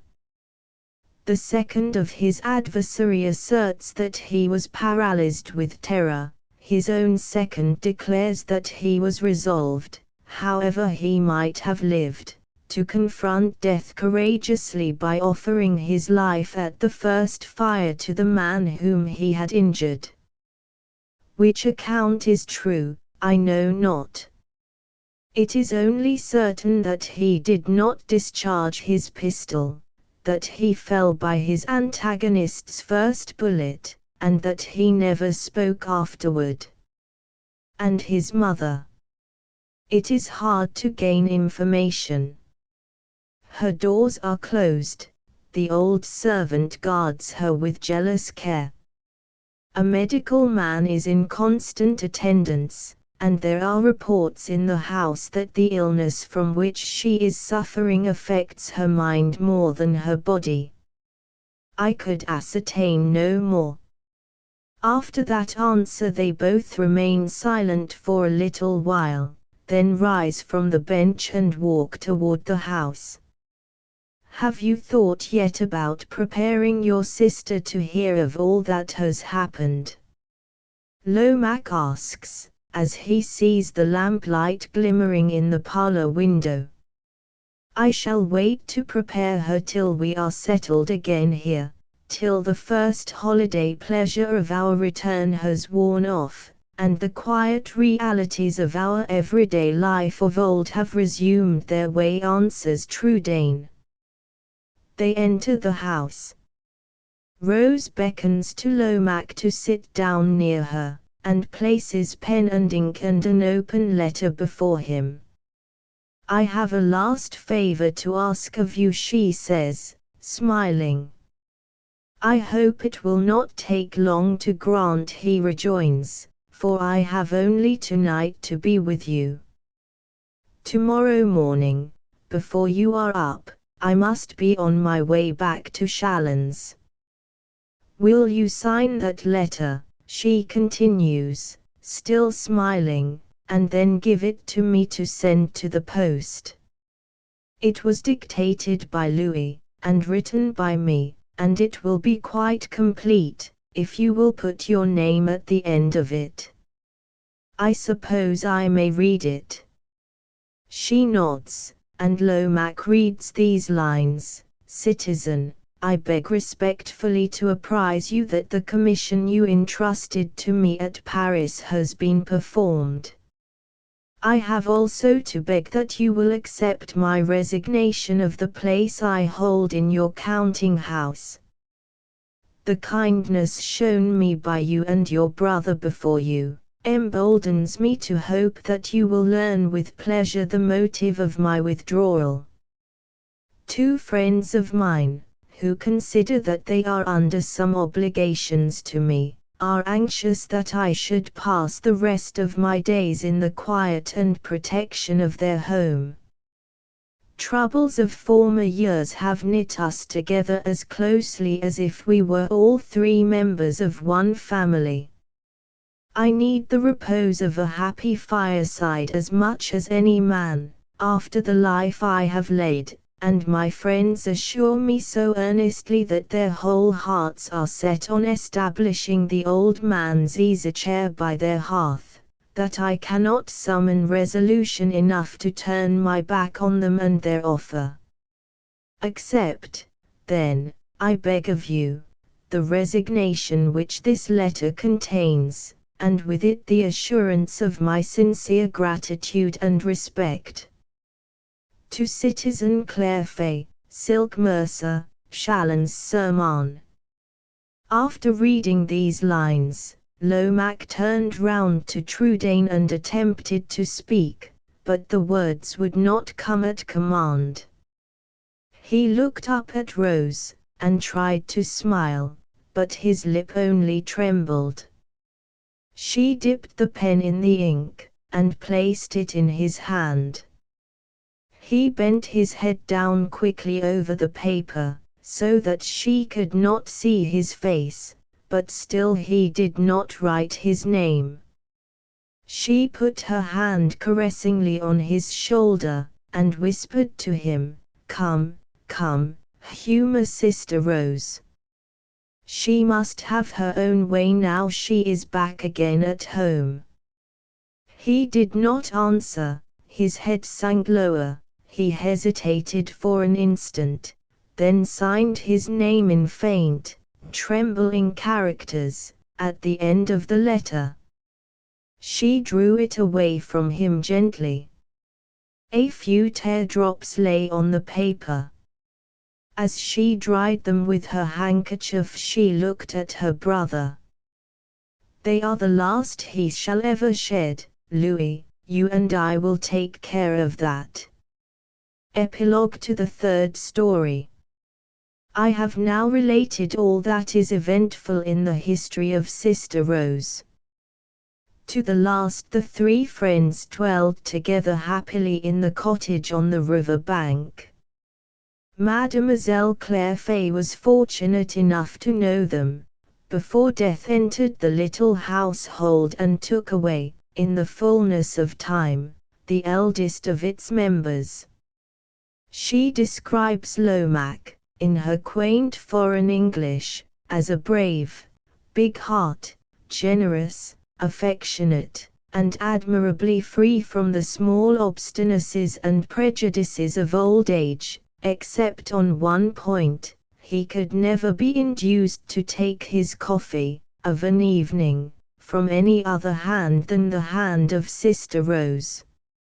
I linger over these final particulars with a strange unwillingness to separate myself from them, and give my mind to other thoughts. Perhaps the persons and events that have occupied my attention for so many nights past have some peculiar interest for me that I cannot analyze. Perhaps the labor and time which this story has cost me have especially ended it to my sympathies, now that I have succeeded in completing it. However that may be, I have need of some resolution to part at last with Sister Rose, and return, in the interests of my next and fourth story, to English ground. I have experienced so much difficulty, let me add, in deciding on the choice of a new narrative out of my collection, that my wife has lost all patience, and has undertaken, on her own responsibility, to relieve me of my unreasonable perplexities.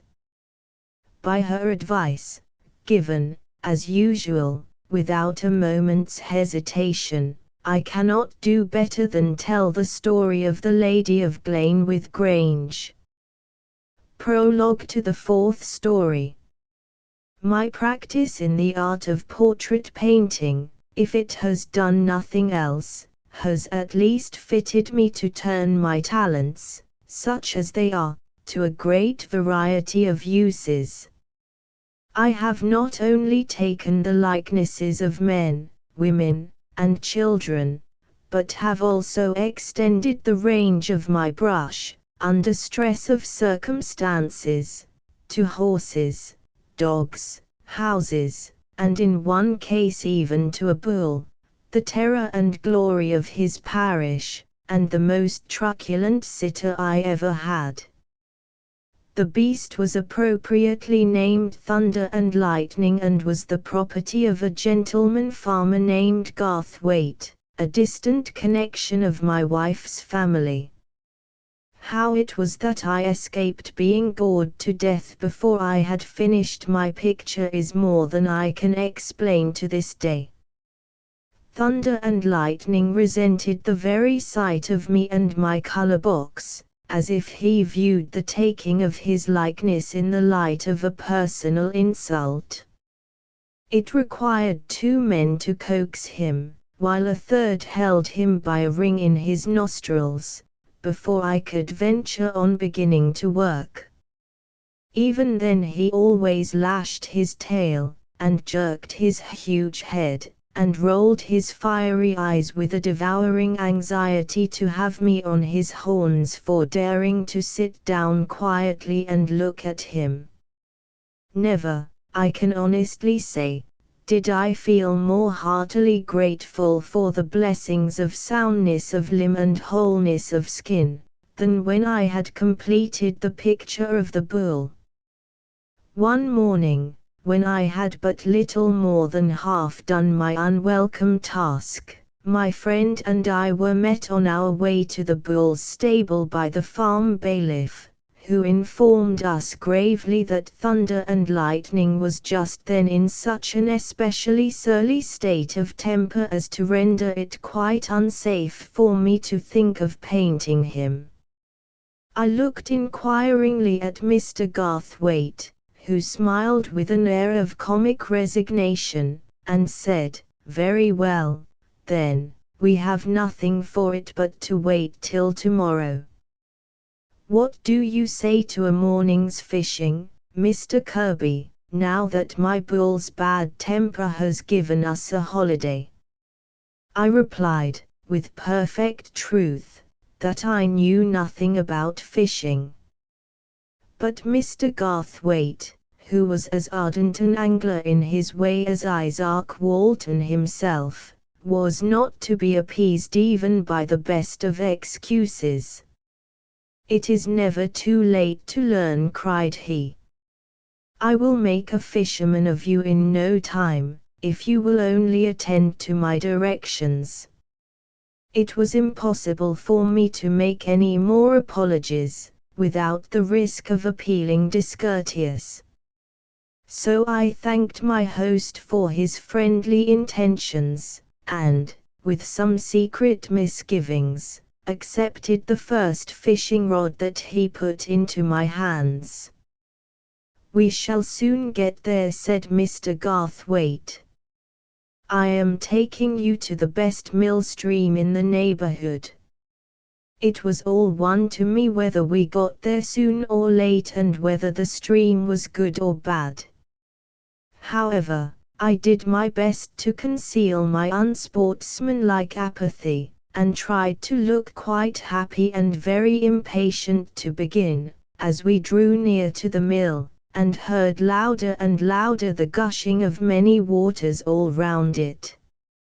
Leading the way immediately to a place beneath the falling stream, where there was a deep, eddying pool, Mr. Garthwaite baited and threw in his line before I had fixed the joints of my fishing rod.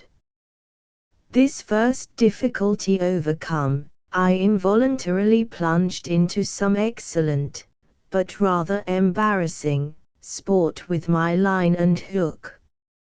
I caught every one of my garments, from head to foot. I angled for my own clothes with the dexterity and success of Isaac Walton himself.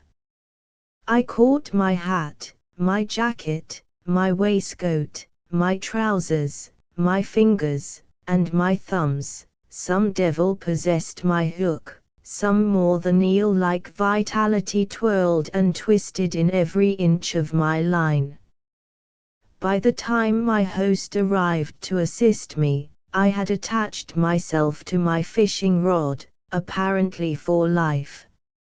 All difficulties yielded, however, to his patience and skill. My hook was baited for me, and thrown in, my rod was put into my hand, my friend went back to his place, and we began at last to angle in earnest.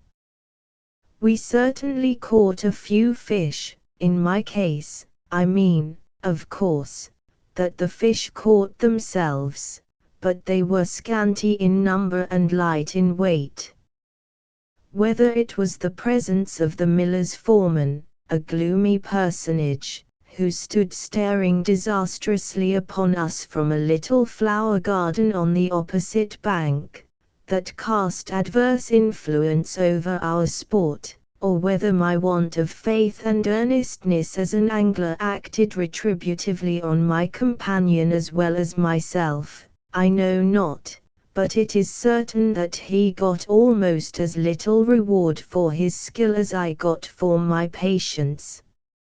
After nearly 2 hours of intense expectation on my part, and intense angling on his, Mr. Garthwaite jerked his line out of the water in a rage, and bade me follow him to another place, declaring that the stream must have been netted by poachers in the night, who had taken all the large fish away with them, and had thrown in the small ones to grow until their next visit. We moved away, further down the bank, leaving the imperturbable foreman still in the flower garden, staring at us speechlessly on our departure, exactly as he had already stared at us on our approach. "Stop a minute," said Mr. Garthwaite suddenly, after we had walked some distance in silence by the side of the stream, "I have an idea. Now we are out for a day's angling, we won't be balked. Instead of trying the water here again, we will go where I know, by experience, that the fishing is excellent. And what is more, you shall be introduced to a lady whose appearance is sure to interest you, and whose history, I can tell you beforehand, is a very remarkable one." "Indeed," I said. "May I ask in what way?"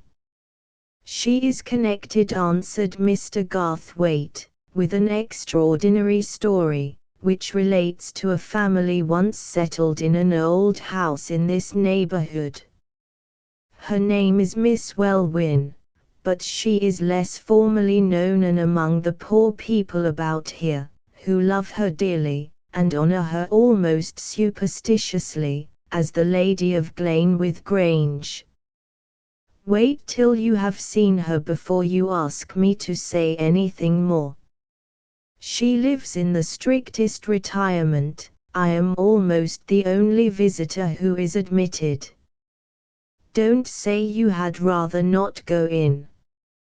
Any friend of mine will be welcome at the Grange, the scene of the story, remember, for my sake, the more especially because I have never abused my privilege of introduction.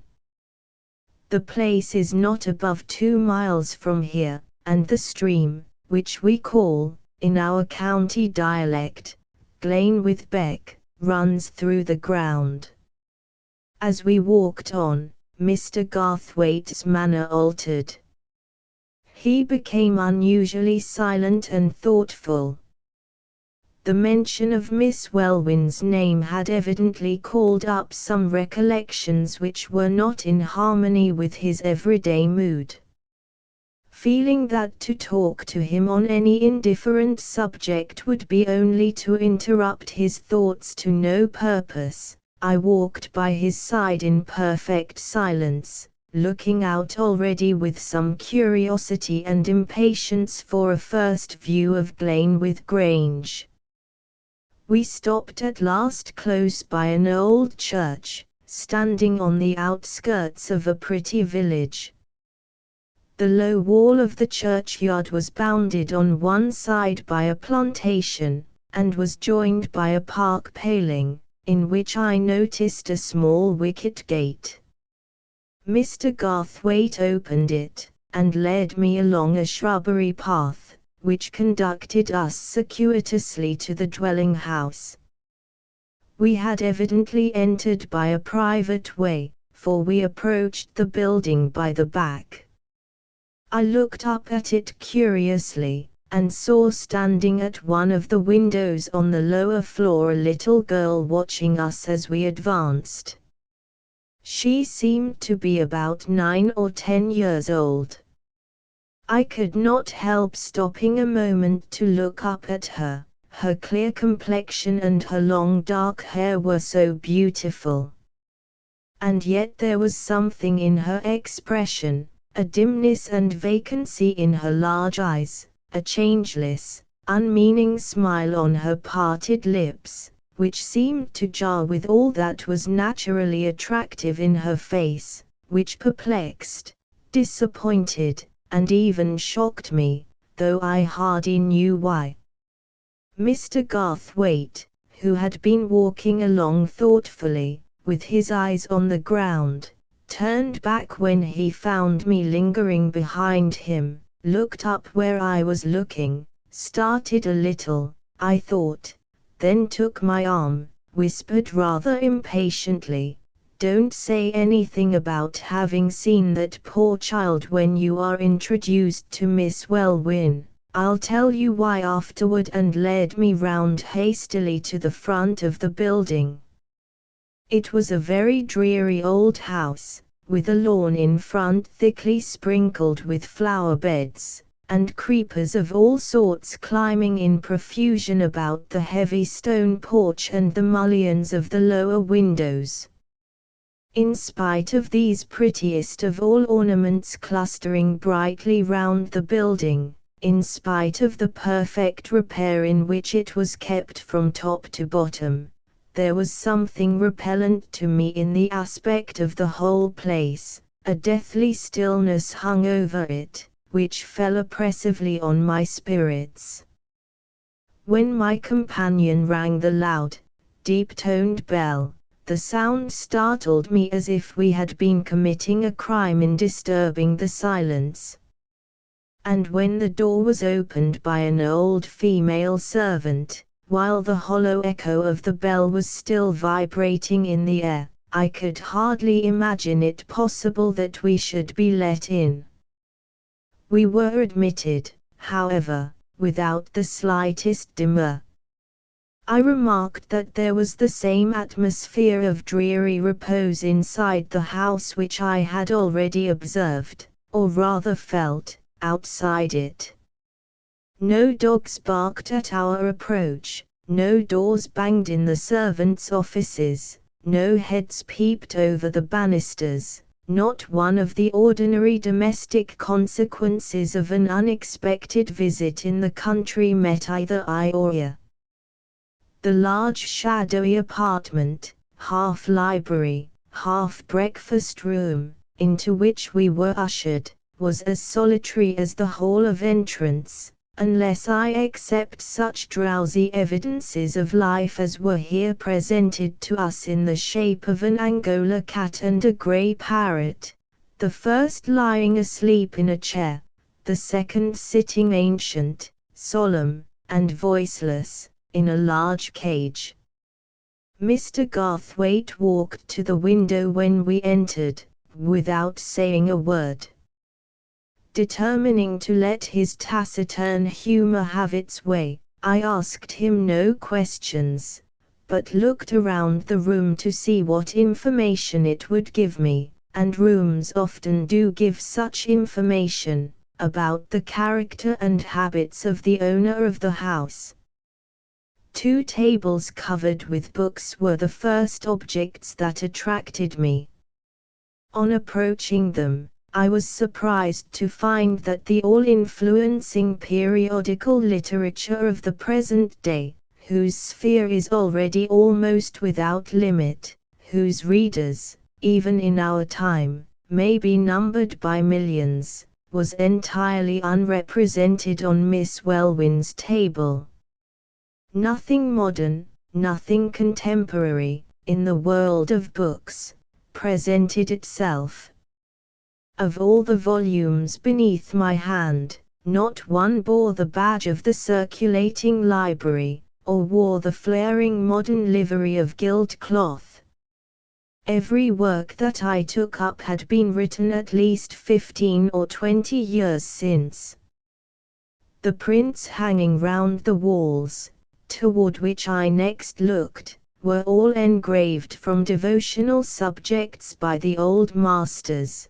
The music stand contained no music of later date than the compositions of Haydn and Mozart.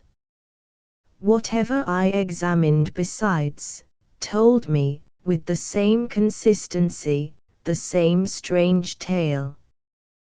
The owner of these possessions lived in the bygone time, lived among old recollections and old associations, a voluntary recluse from all that was connected with the passing day. In Miss Welwyn's house, the stir, the tumult, the idle business of the world evidently appealed in vain to sympathies which grew no longer with the growing hour. As these thoughts were passing through my mind, the door opened and the lady herself appeared. She looked certainly past the prime of life, longer past it, as I afterward discovered, than she really was. But I never remember, in any other face, to have seen so much of the better part of the beauty of early womanhood still remaining, as I saw in hers. Sorrow had evidently passed over the fair, calm countenance before me, but had left resignation there as its only trace. Her expression was still youthful, youthful in its kindness and its candor especially. It was only when I looked at her hair, that was now growing grey, at her wan, thin hands, at the faint lines marked round her mouth, at the sad serenity of her eyes, that I fairly detected the mark of age, and, more than that, the token of some great grief, which had been conquered, but not banished. Even from her voice alone, from the peculiar uncertainty of its low, calm tones when she spoke, it was easy to conjecture that she must have passed through sufferings, at some time of her life, which had tried to the quick the noble nature that they could not subdue. Mr. Garthwaite and she met each other almost like brother and sister. It was plain that the friendly intimacy between them had been of very long duration. Our visit was a short one. The conversation never advanced beyond the commonplace topics suited to the occasion. It was, therefore, from what I saw, and not from what I heard, that I was enabled to form my judgment of Miss Welwyn. Deeply as she had interested me, far more deeply than I at all know how to explain in fitting words, I cannot say that I was unwilling to depart when we rose to take leave. Though nothing could be more courteous and more kind than her manner toward me during the whole interview, I could still perceive that it cost her some effort to repress in my presence the shades of sadness and reserve which seemed often ready to steal over her.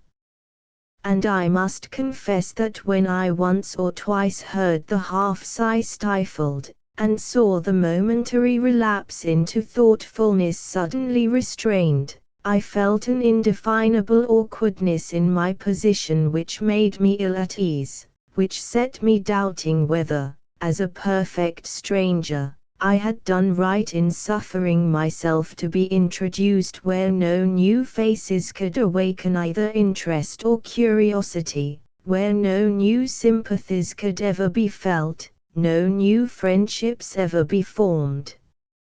As soon as we had taken leave of Miss Welwyn, and were on our way to the stream in her grounds, I more than satisfied Mr. Garthwaite that the impression the lady had produced on me was of no transitory kind, by overwhelming him with questions about her, not omitting one or two incidental inquiries on the subject of the little girl whom I had seen at the back window. He only rejoined that his story would answer all my questions, and that he would begin to tell it as soon as we had arrived at Glenwith Beck, and were comfortably settled to fishing. 5 minutes more of walking brought us to the bank of the stream, and showed us the water running smoothly and slowly, tinged with the softest green luster from the reflections of trees which almost entirely arched it over. Leaving me to admire the view at my ease, Mr. Garthwaite occupied himself with the necessary preparations for angling, baiting my hook as well as his own. Then, desiring me to sit near him on the bank, he at last satisfied my curiosity by beginning his story. I shall relate it in his own manner, and, as nearly as possible, in his own words. The Angler's Story of the Lady of Glenwith Grange. I have known Miss Welwyn long enough to be able to bear personal testimony to the truth of many of the particulars which I am now about to relate. I knew her father, and her younger sister Rosamond, and I was acquainted with the Frenchman who became Rosamond's husband. These are the persons of whom it will be principally necessary for me to speak. They are the only prominent characters in my story. Miss Welwyn's father died some years since. I remember him very well, though he never excited in me, or in anyone else that I ever heard of, the slightest feeling of interest.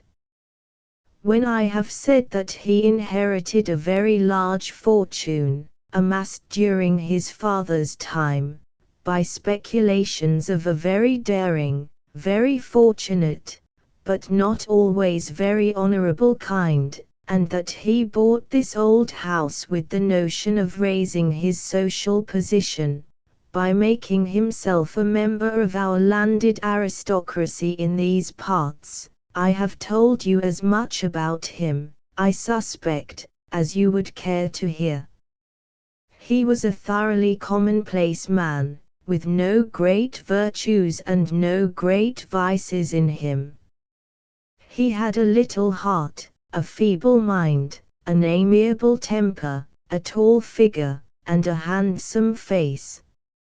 More than this need not, and cannot, be said on the subject of Mr. Welwyn's character. I must have seen the late Mrs. Welwyn very often as a child, but I cannot say that I remember anything more of her than that she was tall and handsome, and very generous and sweet-tempered toward me when I was in her company.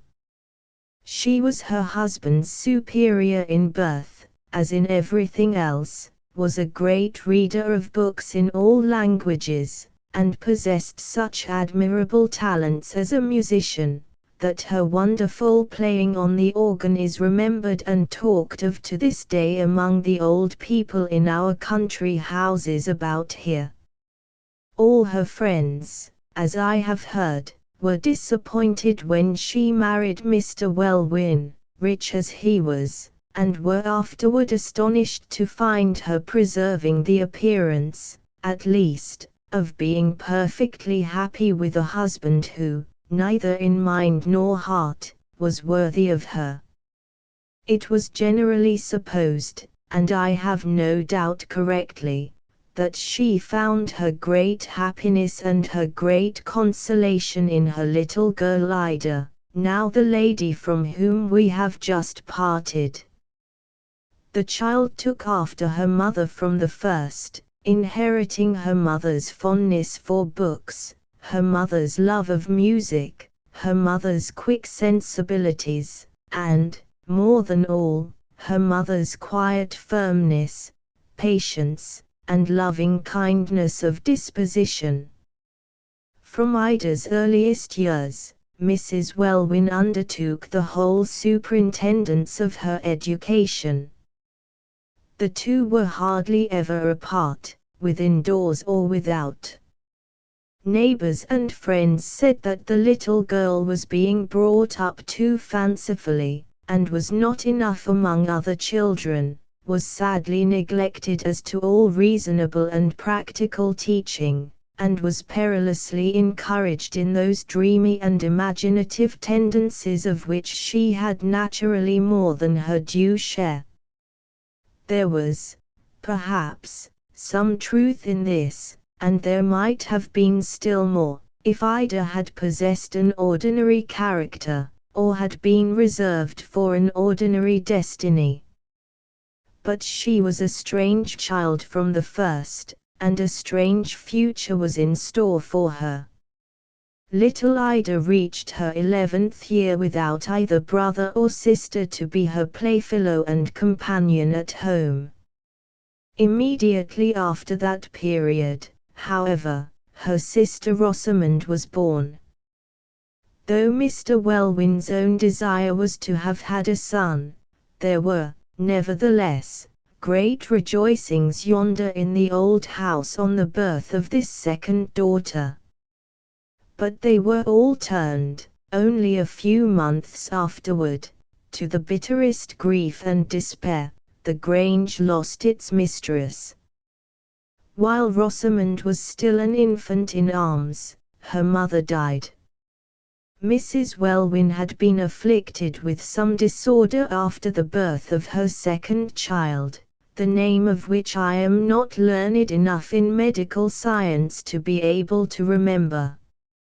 I only know that she recovered from it, to all appearance, in an unexpectedly short time, that she suffered a fatal relapse, and that she died a lingering and a painful death. Mr. Welwyn, who, in after years, had a habit of vaingloriously describing his marriage as a love match on both sides, was really fond of his wife in his own frivolous, feeble way, and suffered as acutely as such a man could suffer, during the latter days of her illness, and at the terrible time when the doctors, one and all, confessed that her life was a thing to be despaired of. He burst into irrepressible passions of tears, and was always obliged to leave the sick room whenever Mrs. Welwyn spoke of her approaching end. The last solemn words of the dying woman, the tenderest messages that she could give, the dearest parting wishes that she could express, the most earnest commands that she could leave behind her, the gentlest reasons for consolation that she could suggest to the survivors among those who loved her, were not poured into her husband's ear, but into her child's. From the first period of her illness, Ida had persisted in remaining in the sick room, rarely speaking, never showing outwardly any signs of terror or grief, except when she was removed from it, and then bursting into hysterical passions of weeping, which no expostulations, no arguments, no commands, nothing, in short, but bringing her back to the bedside, ever availed to calm.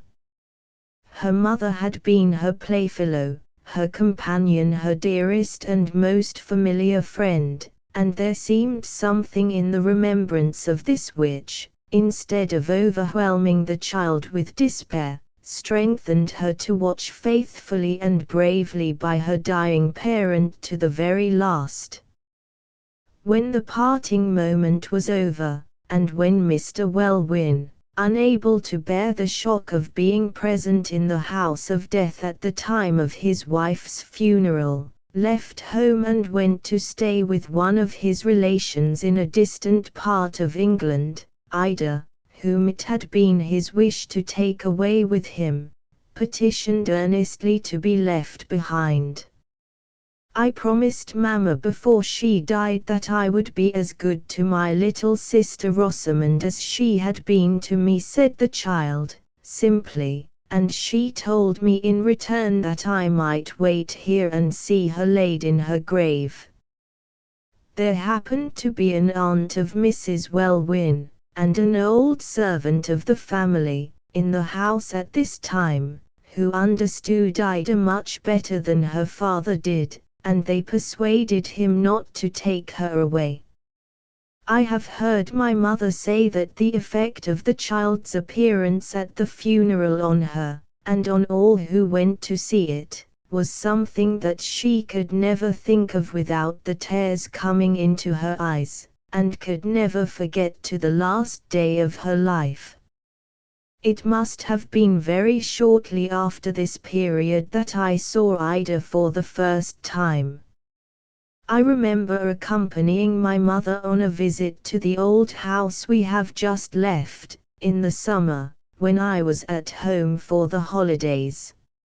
It was a lovely, sunshiny morning. There was nobody indoors, and we walked out into the garden. As we approached that lawn yonder, on the other side of the shrubbery, I saw, first, a young woman in mourning, apparently a servant, sitting reading, then a little girl, dressed all in black, moving toward us slowly over the bright turf, and holding up before her a baby, whom she was trying to teach to walk. She looked, to my ideas, so very young to be engaged in such an occupation as this, and her gloomy black frock appeared to be such an unnaturally grave garment for a mere child of her age, and looked so doubly dismal by contrast with the brilliant sunny lawn on which she stood, that I quite started when I first saw her, and eagerly asked my mother who she was. The answer informed me of the sad family story, which I have been just relating to you. Mrs. Welwyn had then been buried about 3 months, and Ida, in her childish way, was trying, as she had promised, to supply her mother's place to her infant sister Rosamond. I only mention this simple incident, because it is necessary, before I proceed to the eventful part of my narrative, that you should know exactly in what relation the sisters stood toward one another from the first.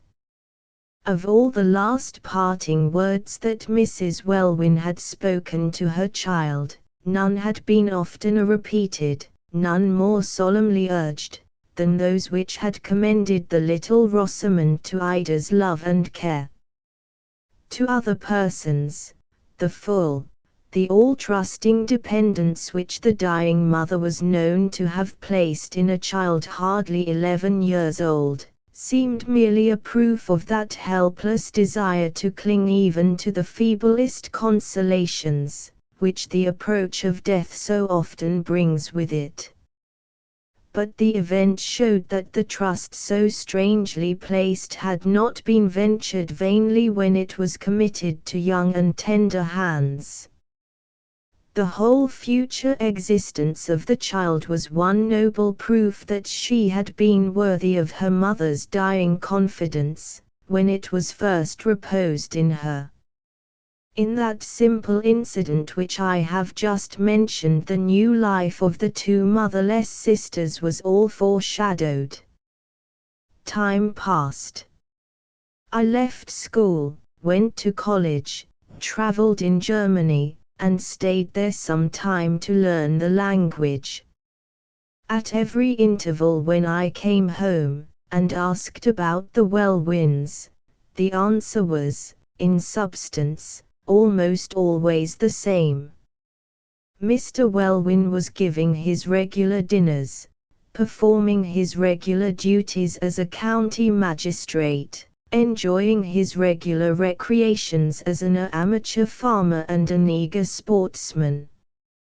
His 2 daughters were never separate. Ida was the same strange, quiet, retiring girl that she had always been, and was still, as the phrase went, spoiling Rosamond in every way in which it was possible for an elder sister to spoil a younger by too much kindness. I myself went to the Grange occasionally, when I was in this neighborhood, in holiday and vacation time, and was able to test the correctness of the picture of life there which had been drawn for me. I remember the 2 sisters, when Rosamond was 4 or 5 years old, and when Ida seemed to me, even then, to be more like the child's mother than her sister. She bore with her little caprices as sisters do not bear with one another.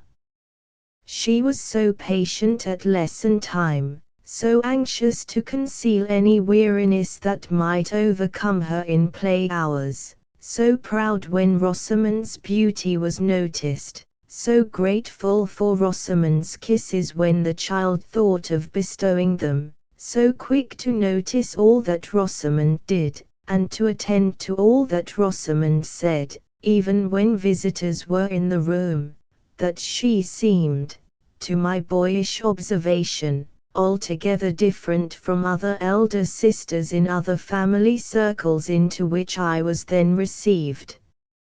I remember then, again, when Rosamond was just growing to womanhood, and was in high spirits at the prospect of spending a season in London, and being presented at court.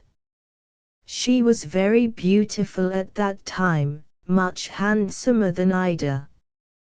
Her accomplishments were talked of far and near in our country circles. Few, if any, of the people, however, who applauded her playing and singing, who admired her watercolor drawings, who were delighted at her fluency when she spoke French, and amazed at her ready comprehension when she read German, knew how little of all this elegant mental cultivation and nimble manual dexterity she owed to her governess and masters, and how much to her elder sister.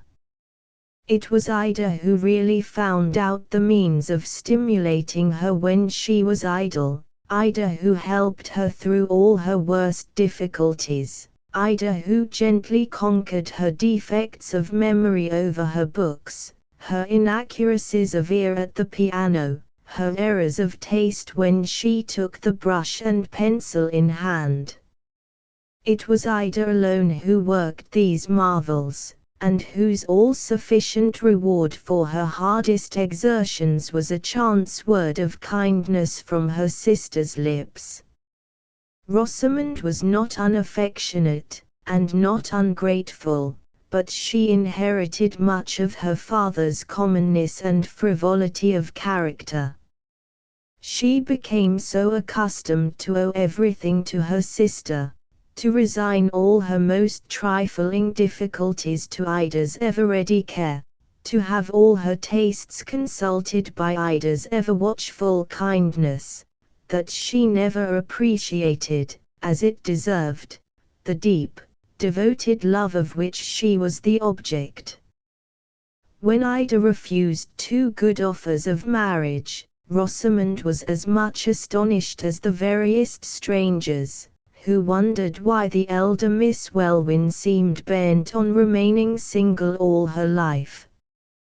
When the journey to London, to which I have already alluded, took place, Ida accompanied her father and sister. If she had consulted her own tastes, she would have remained in the country, but Rosamond declared that she should feel quite lost and helpless 20 times a day, in town, without her sister. It was in the nature of Ida to sacrifice herself to anyone whom she loved, on the smallest occasions as well as the greatest. Her affection was as intuitively ready to sanctify Rosamond's slightest caprices as to excuse Rosamond's most thoughtless faults. So she went to London cheerfully, to witness with pride all the little triumphs won by her sister's beauty, to hear, and never tire of hearing, all that admiring friends could say in her sister's praise. At the end of the season Mr. Welwyn and his daughters returned for a short time to the country, then left home again to spend the latter part of the autumn and the beginning of the winter in Paris. They took with them excellent letters of introduction, and saw a great deal of the best society in Paris, foreign as well as English. At one of the first of the evening parties which they attended, the general topic of conversation was the conduct of a certain French nobleman, the Baron Franval, who had returned to his native country after a long absence, and who was spoken of in terms of high eulogy by the majority of the guests present. The history of who Franval was, and of what he had done, was readily communicated to Mr. Welwyn and his daughters, and was briefly this: the Baron inherited little from his ancestors besides his high rank and his ancient pedigree. On the death of his parents, he and his 2 unmarried sisters, their only surviving children, found the small territorial property of the Franvals, in Normandy, barely productive enough to afford a comfortable subsistence for the 3. The Baron, then a young man of 23, endeavored to obtain such military or civil employment as might become his rank, but, although the Bourbons were at that time restored to the throne of France, his efforts were ineffectual. Either his interest at court was bad, or secret enemies were at work to oppose his advancement. He failed to obtain even the slightest favor, and, irritated by undeserved neglect, resolved to leave France, and seek occupation for his energies in foreign countries, where his rank would be no bar to his bettering his fortunes, if he pleased, by engaging in commercial pursuits. An opportunity of the kind that he wanted unexpectedly offered itself. He left his sisters in care of an old male relative of the family at the chateau in Normandy, and sailed, in the first instance, to the West Indies, afterward extending his wanderings to the continent of South America, and there engaging in mining transactions on a very large scale.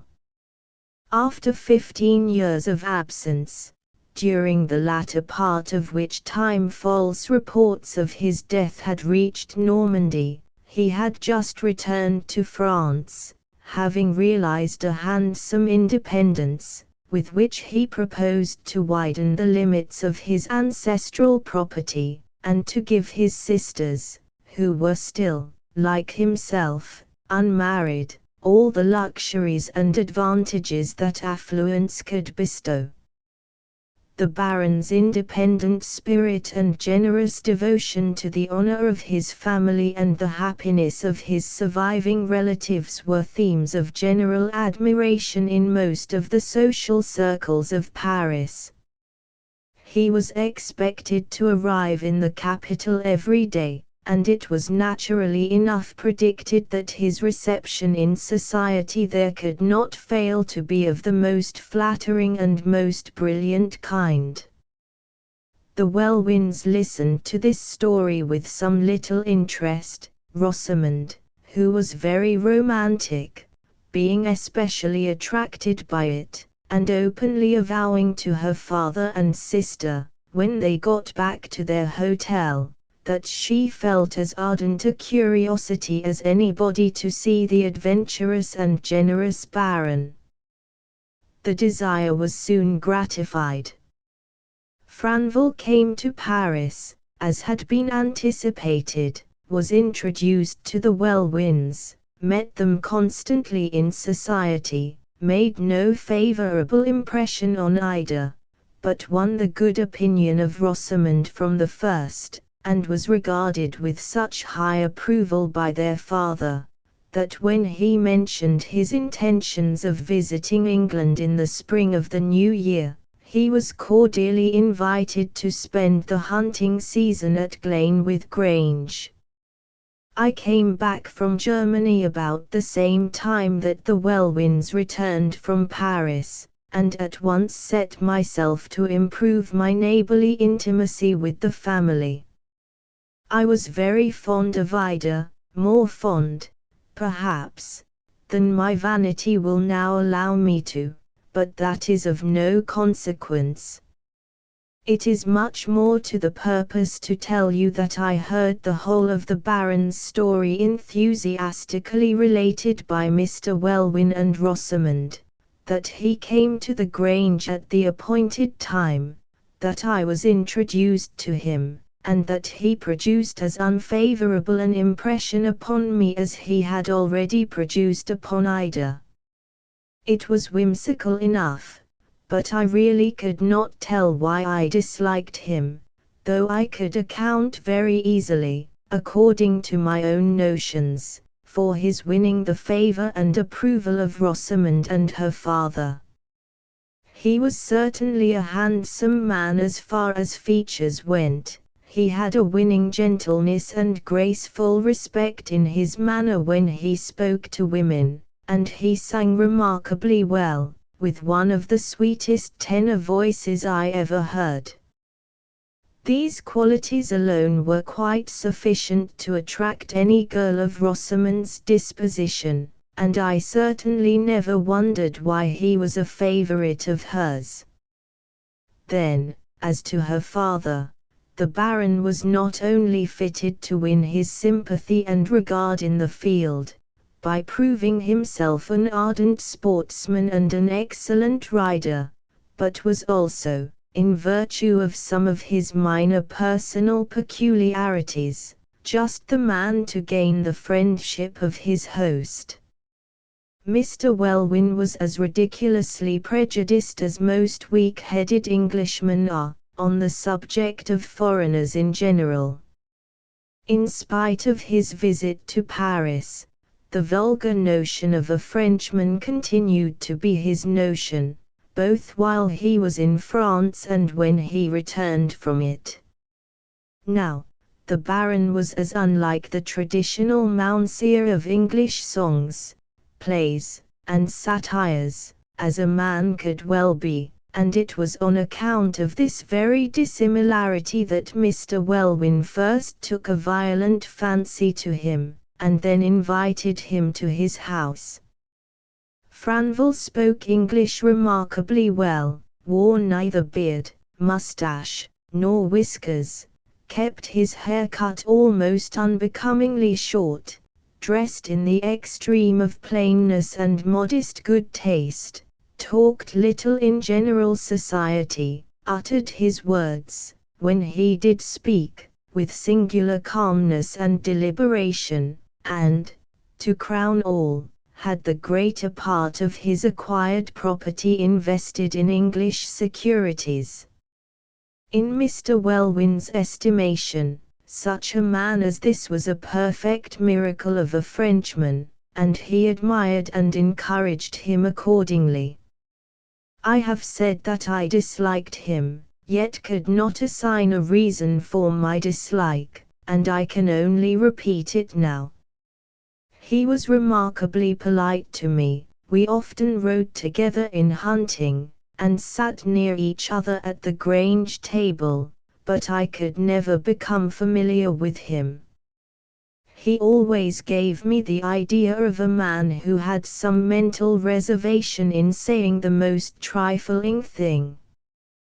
There was a constant restraint, hardly perceptible to most people, but plainly visible, nevertheless, to me, which seemed to accompany his lightest words, and to hang about his most familiar manner.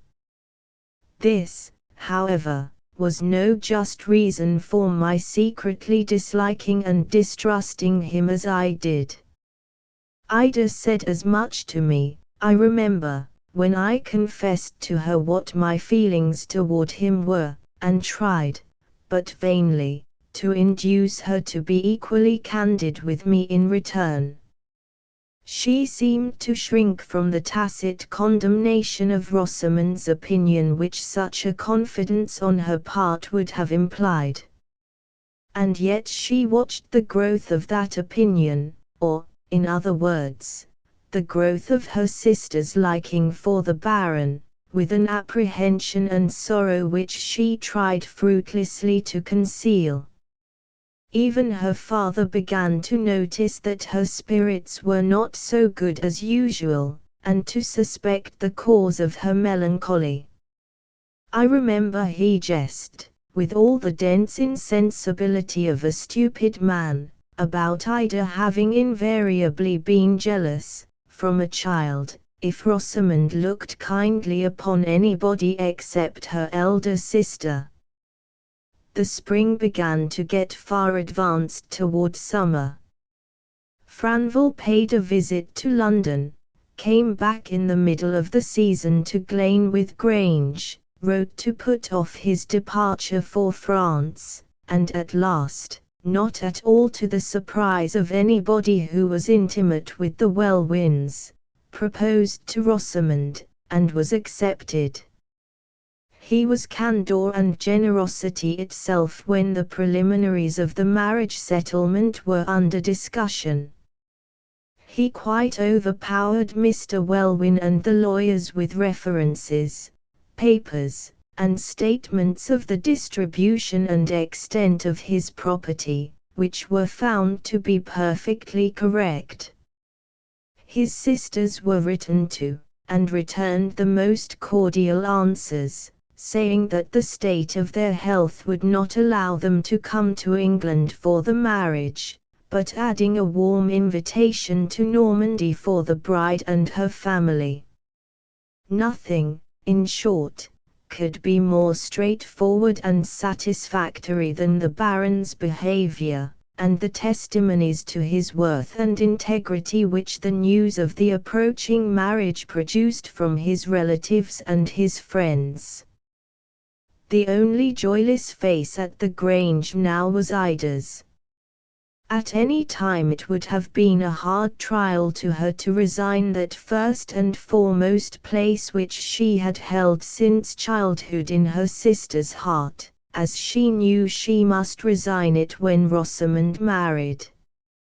But, secretly disliking and distrusting Franville as she did, the thought that he was soon to become the husband of her beloved sister filled her with a vague sense of terror which she could not explain to herself, which it was imperatively necessary that she should conceal, and which, on those very accounts, became a daily and hourly torment to her that was almost more than she could bear.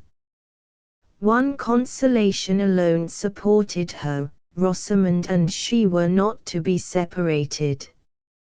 She knew that the Baron secretly disliked her as much as she disliked him. She knew that she must bid farewell to the brighter and happier part of her life on the day when she went to live under the same roof with her sister's husband, but, true to the promise made years and years ago by her dying mother's bed, true to the affection which was the ruling and beautiful feeling of her whole existence, she never hesitated about indulging Rosamond's wish, when the girl, in her bright, light-hearted way, said that she could never get on comfortably in the marriage state unless she had Ida to live with her and help her just the same as ever.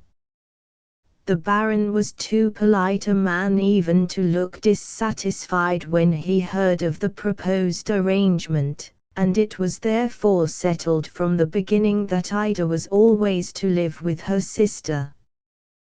The marriage took place in the summer, and the bride and bridegroom went to spend their honeymoon in Cumberland.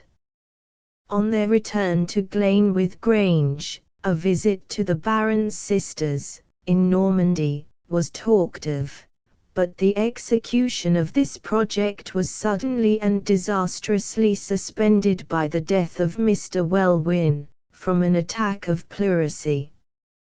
In consequence of this calamity, the projected journey was of course deferred, and when autumn and the shooting season came, the Baron was unwilling to leave the well-stocked preserves of the Grange. He seemed, indeed, to grow less and less inclined, as time advanced, for the trip to Normandy, and wrote excuse after excuse to his sisters, when letters arrived from them urging him to pay the promised visit. In the winter time, he said he would not allow his wife to risk a long journey. In the spring, his health was pronounced to be delicate. In the genial summer-time, the accomplishment of the proposed visit would be impossible, for at that period the Baroness expected to become a mother. Such were the apologies which Franville seemed almost glad to be able to send to his sisters in France. The marriage was, in the strictest sense of the term, a happy one. The Baron, though he never altogether lost the strange restraint and reserve of his manner, was, in his quiet, peculiar way, the fondest and kindest of husbands. He went to town occasionally on business, but always seemed glad to return to the Baroness. He never varied in the politeness of his bearing toward his wife's sister, He behaved with the most courteous hospitality toward all the friends of the Welwins. In short, he thoroughly justified the good opinion which Rosamond and her father had formed of him when they first met at Paris. And yet no experience of his character thoroughly reassured Ida. Months passed on quietly and pleasantly, and still that secret sadness, that indefinable, unreasonable apprehension on Rosamond's account, hung heavily on her sister's heart. At the beginning of the first summer months, a little domestic inconvenience happened, which showed the Baroness, for the first time, that her husband's temper could be seriously ruffled, and that by the veriest trifle. He was in the habit of taking in 2 French provincial newspapers, one published at Bordeaux and the other at Havre. He always opened these journals the moment they came, looked at one particular column of each with the deepest attention, for a few minutes, then carelessly threw them aside into his waste-paper basket. His wife and her sister were at first rather surprised at the manner in which he read his 2 papers, but they thought no more of it when he explained that he only took them in to consult them about French commercial intelligence, which might be, occasionally, of importance to him. These papers were published weekly. On the occasion to which I have just referred, the Bordeaux paper came on the proper day, as usual, but the Havre paper never made its appearance. This trifling circumstance seemed to make the Baron seriously uneasy.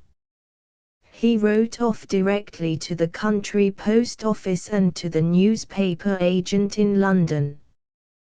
His wife, astonished to see his tranquillity so completely overthrown by so slight a cause, tried to restore his good humor by jesting with him about the missing newspaper.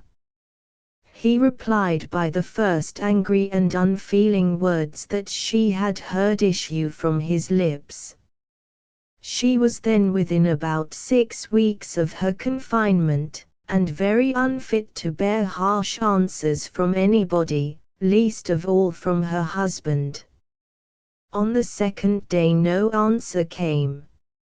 On the afternoon of the 3rd, the Baron rode off to the post town to make inquiries. About an hour after he had gone, a strange gentleman came to the Grange and asked to see the Baroness.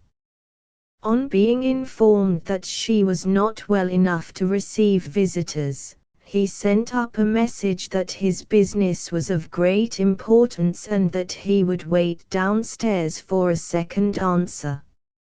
On receiving this message, Rosamond turned, as usual, to her elder sister for advice.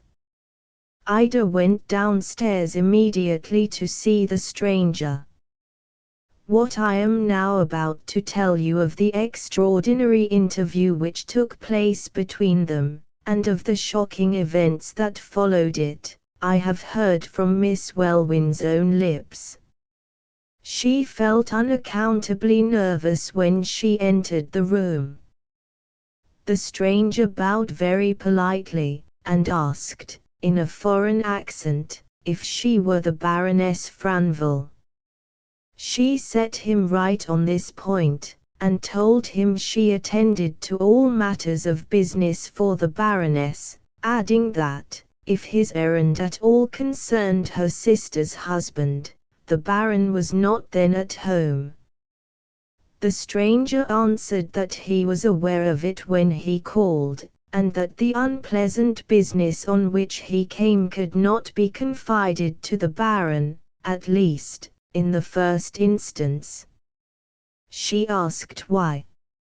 He said he was there to explain, and expressed himself as feeling greatly relieved at having to open his business to her, because she would, doubtless, be best able to prepare her sister for the bad news that he was, unfortunately, obliged to bring. The sudden faintness which overcame her, as he spoke those words, prevented her from addressing him in return. He poured out some water for her from a bottle which happened to be standing on the table, and asked if he might depend on her fortitude. She tried to say yes, but the violent throbbing of her heart seemed to choke her.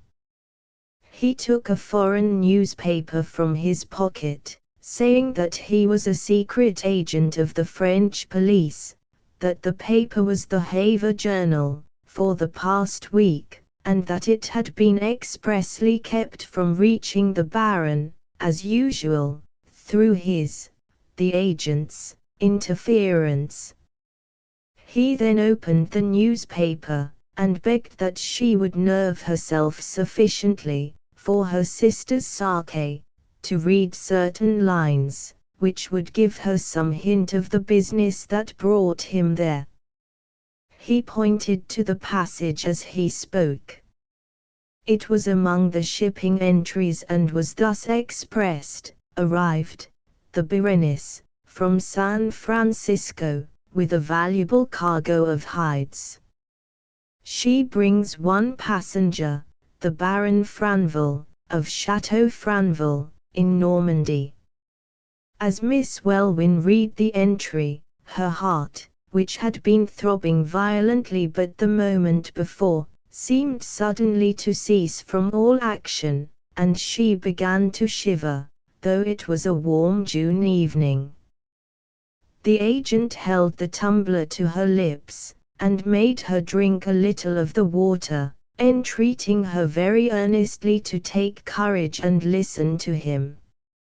He then sat down, and referred again to the entry, every word he uttered seeming to burn itself in forever, as she expressed it, on her memory and her heart. He said, "It has been ascertained beyond the possibility of doubt that there is no mistake about the name in the lines you have just read. And it is as certain as that we are here, that there is only one Baron Franville now alive.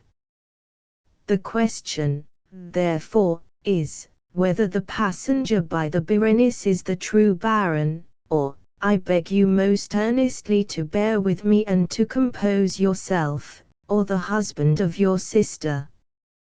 The person who arrived last week at Havre was scouted as an impostor by the ladies at the chateau, the moment he presented himself there as the brother, returning to them after 16 years of absence.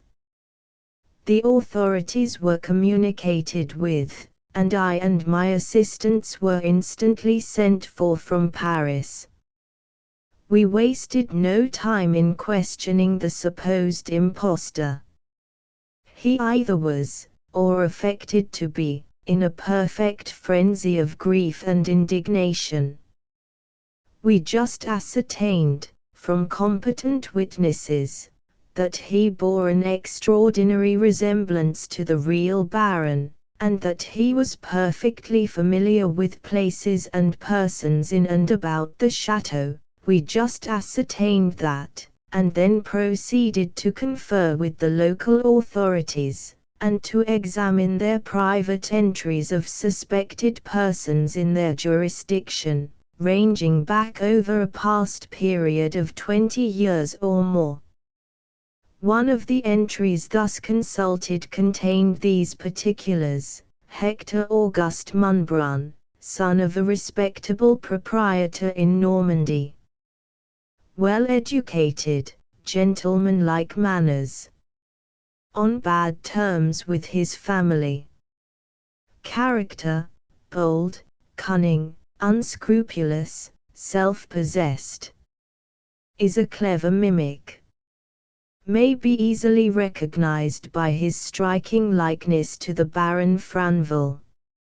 Imprisoned at 20 for theft and assault.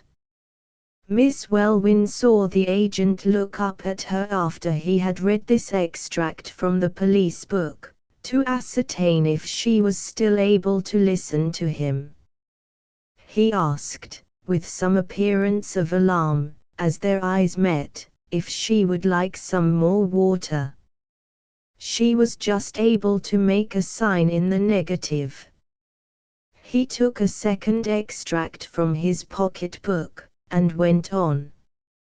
He said, the next entry under the same name was dated 4 years later, and ran thus: H. Munbrun, condemned to the galleys for life, for assassination, and other crimes not officially necessary to be here specified. Escaped from custody at Toulon. Is known, since the expiration of his first term of imprisonment, to have allowed his beard to grow, and to have worn his hair long, with the intention of rendering it impossible for those acquainted with him in his native province to recognize him, as heretofore, by his likeness to the Baron Franville. There were more particulars added, not important enough for extract. We immediately examined the supposed impostor, for, if he was Munbrun, we knew that we should find on his shoulder the 2 letters of the convict brand, TF, standing for Trevor's Forces. After the minutest examination with the mechanical and chemical tests used on such occasions, not the slightest trace of the brand was to be found. The moment this astounding discovery was made, I started to lay an embargo on the forthcoming numbers of the Havre Journal for that week, which were about to be sent to the English agent in London. I arrived at Havre on Saturday, the morning of publication, in time to execute my design. I waited there long enough to communicate by telegraph with my superiors in Paris, then hastened to this place. What my errand here is, he might have gone on speaking for some moments longer, but Miss Welwyn heard no more. Her first sensation of returning consciousness was the feeling that water was being sprinkled on her face. Then she saw that all the windows in the room had been set wide open, to give her air, and that she and the agent were still alone. At first she felt bewildered, and hardly knew who he was.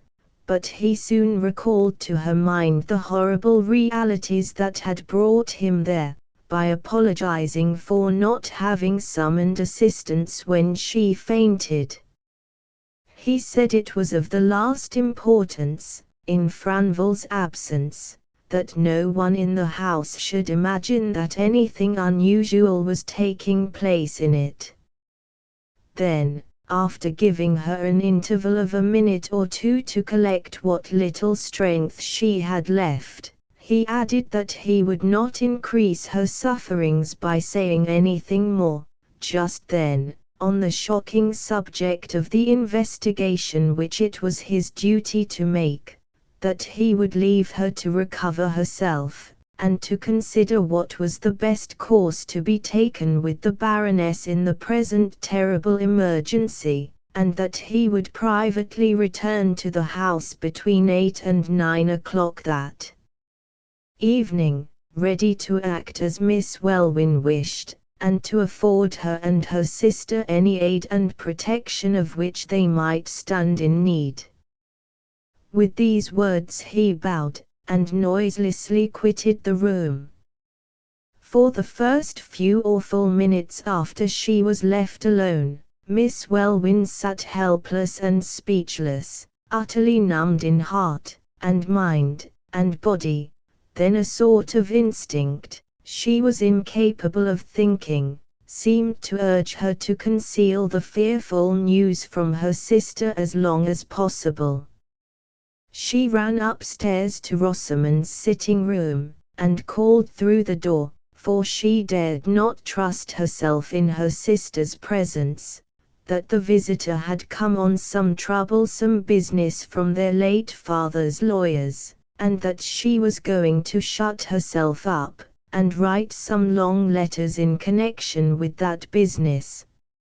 After she had got into her own room, she was never sensible of how time was passing, never conscious of any feeling within her, except a baseless, helpless hope that the French police might yet be proved to have made some terrible mistake, until she heard a violent shower of rain come on a little after sunset. The noise of the rain, and the freshness it brought with it in the air, seemed to awaken her as if from a painful and a fearful sleep. The power of reflection returned to her, her heart heaved and bounded with an overwhelming terror, as the thought of Rosamond came back vividly to it. Her memory recurred despairingly to the long-past day of her mother's death, and to the farewell promise she had made by her mother's bedside. She burst into an hysterical passion of weeping that seemed to be tearing her to pieces. In the midst of it she heard the clatter of a horse's hoofs in the courtyard, and knew that Rosamond's husband had come back. Dipping her handkerchief in cold water, and passing it over her eyes as she left the room, she instantly hastened to her sister. Fortunately the daylight was fading in the old-fashioned chamber that Rosamond occupied. Before they could say 2 words to each other, Franval was in the room. He seemed violently irritated, said that he had waited for the arrival of the mail, that the missing newspaper had not come by it, that he had got wet through, that he felt a shivering fit coming on, and that he believed he had caught a violent cold. His wife anxiously suggested some simple remedies. He roughly interrupted her, saying there was but one remedy, the remedy of going to bed, and so left them without another word.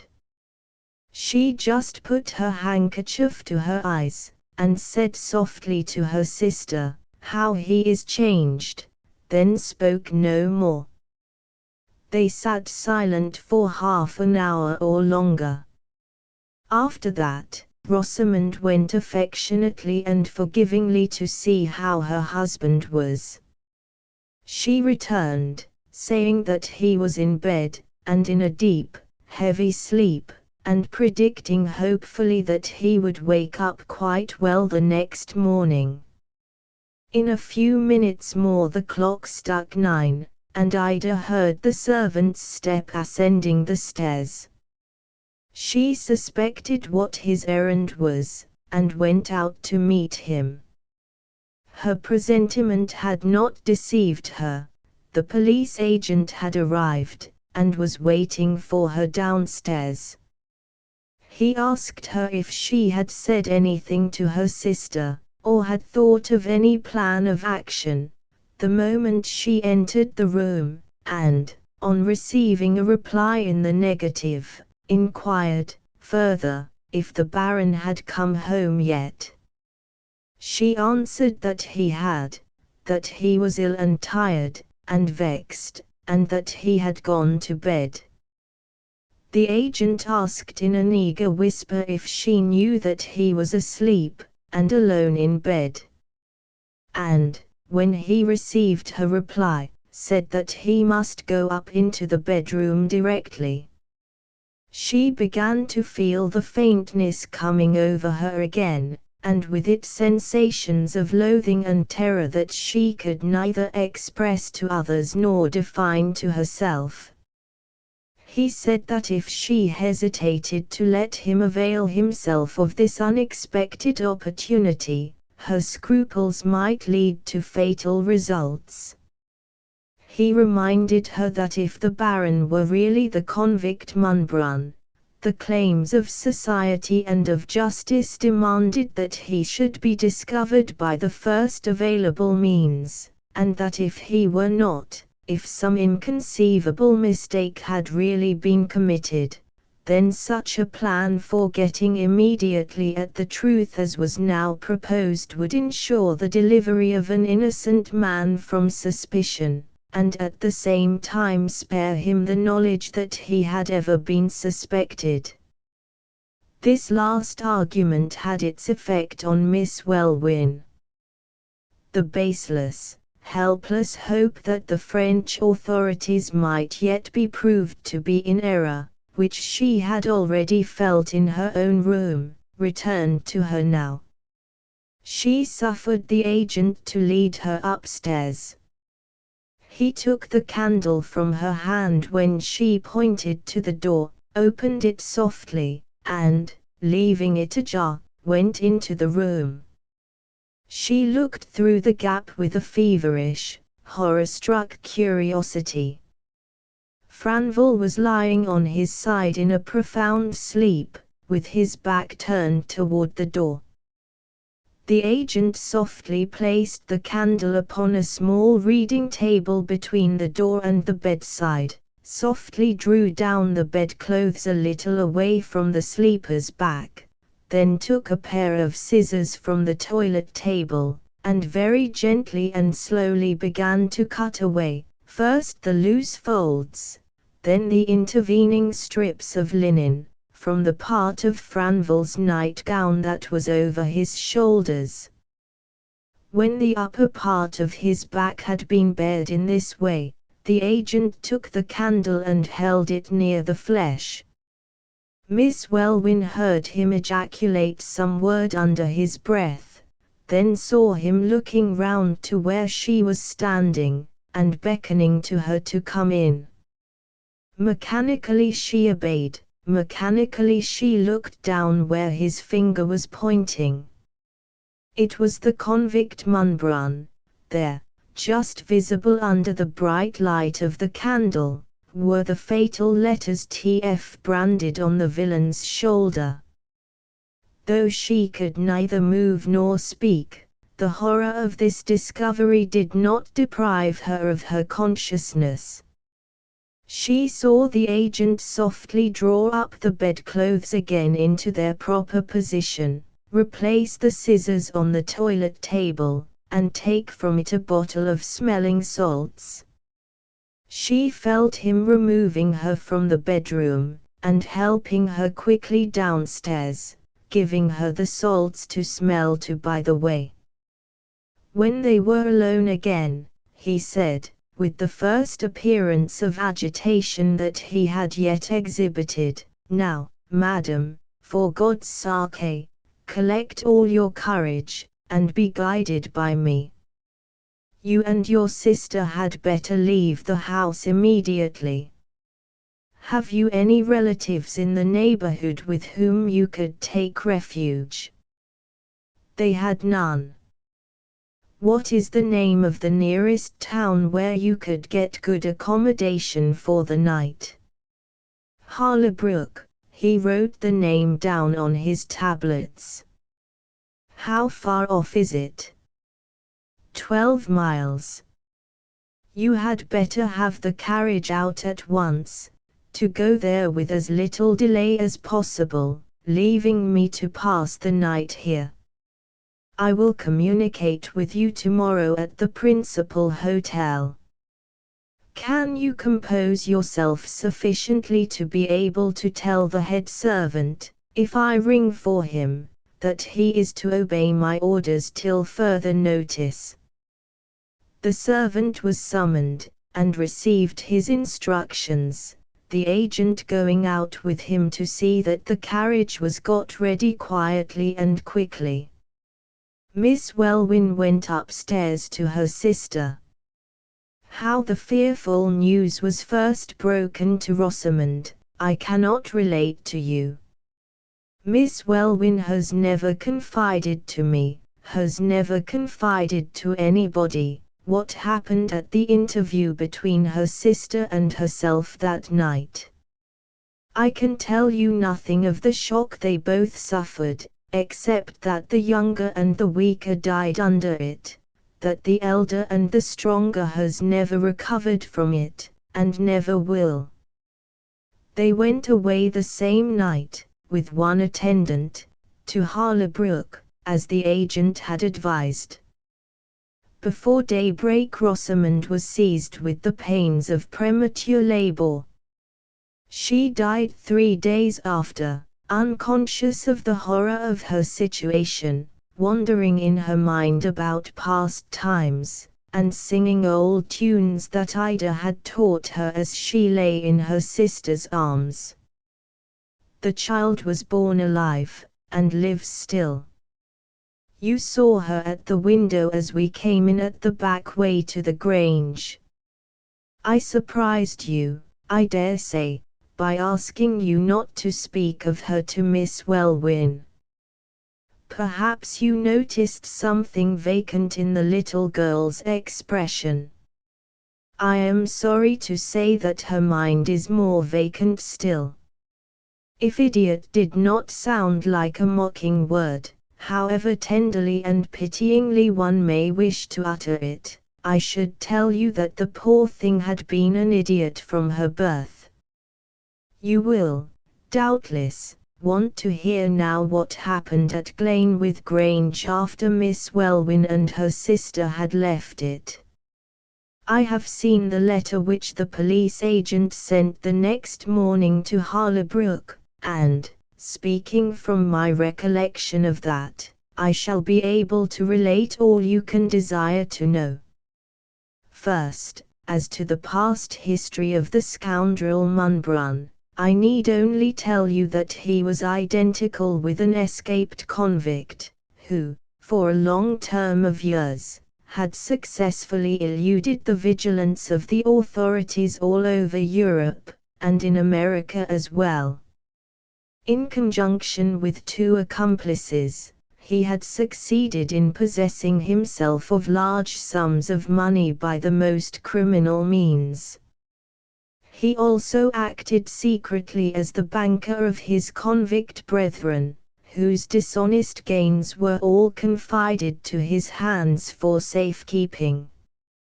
He would have been certainly captured, on venturing back to France, along with his 2 associates, but for the daring imposture in which he took refuge, and which, if the true Baron Franville had really died abroad, as was reported, would, in all probability, never have been found out.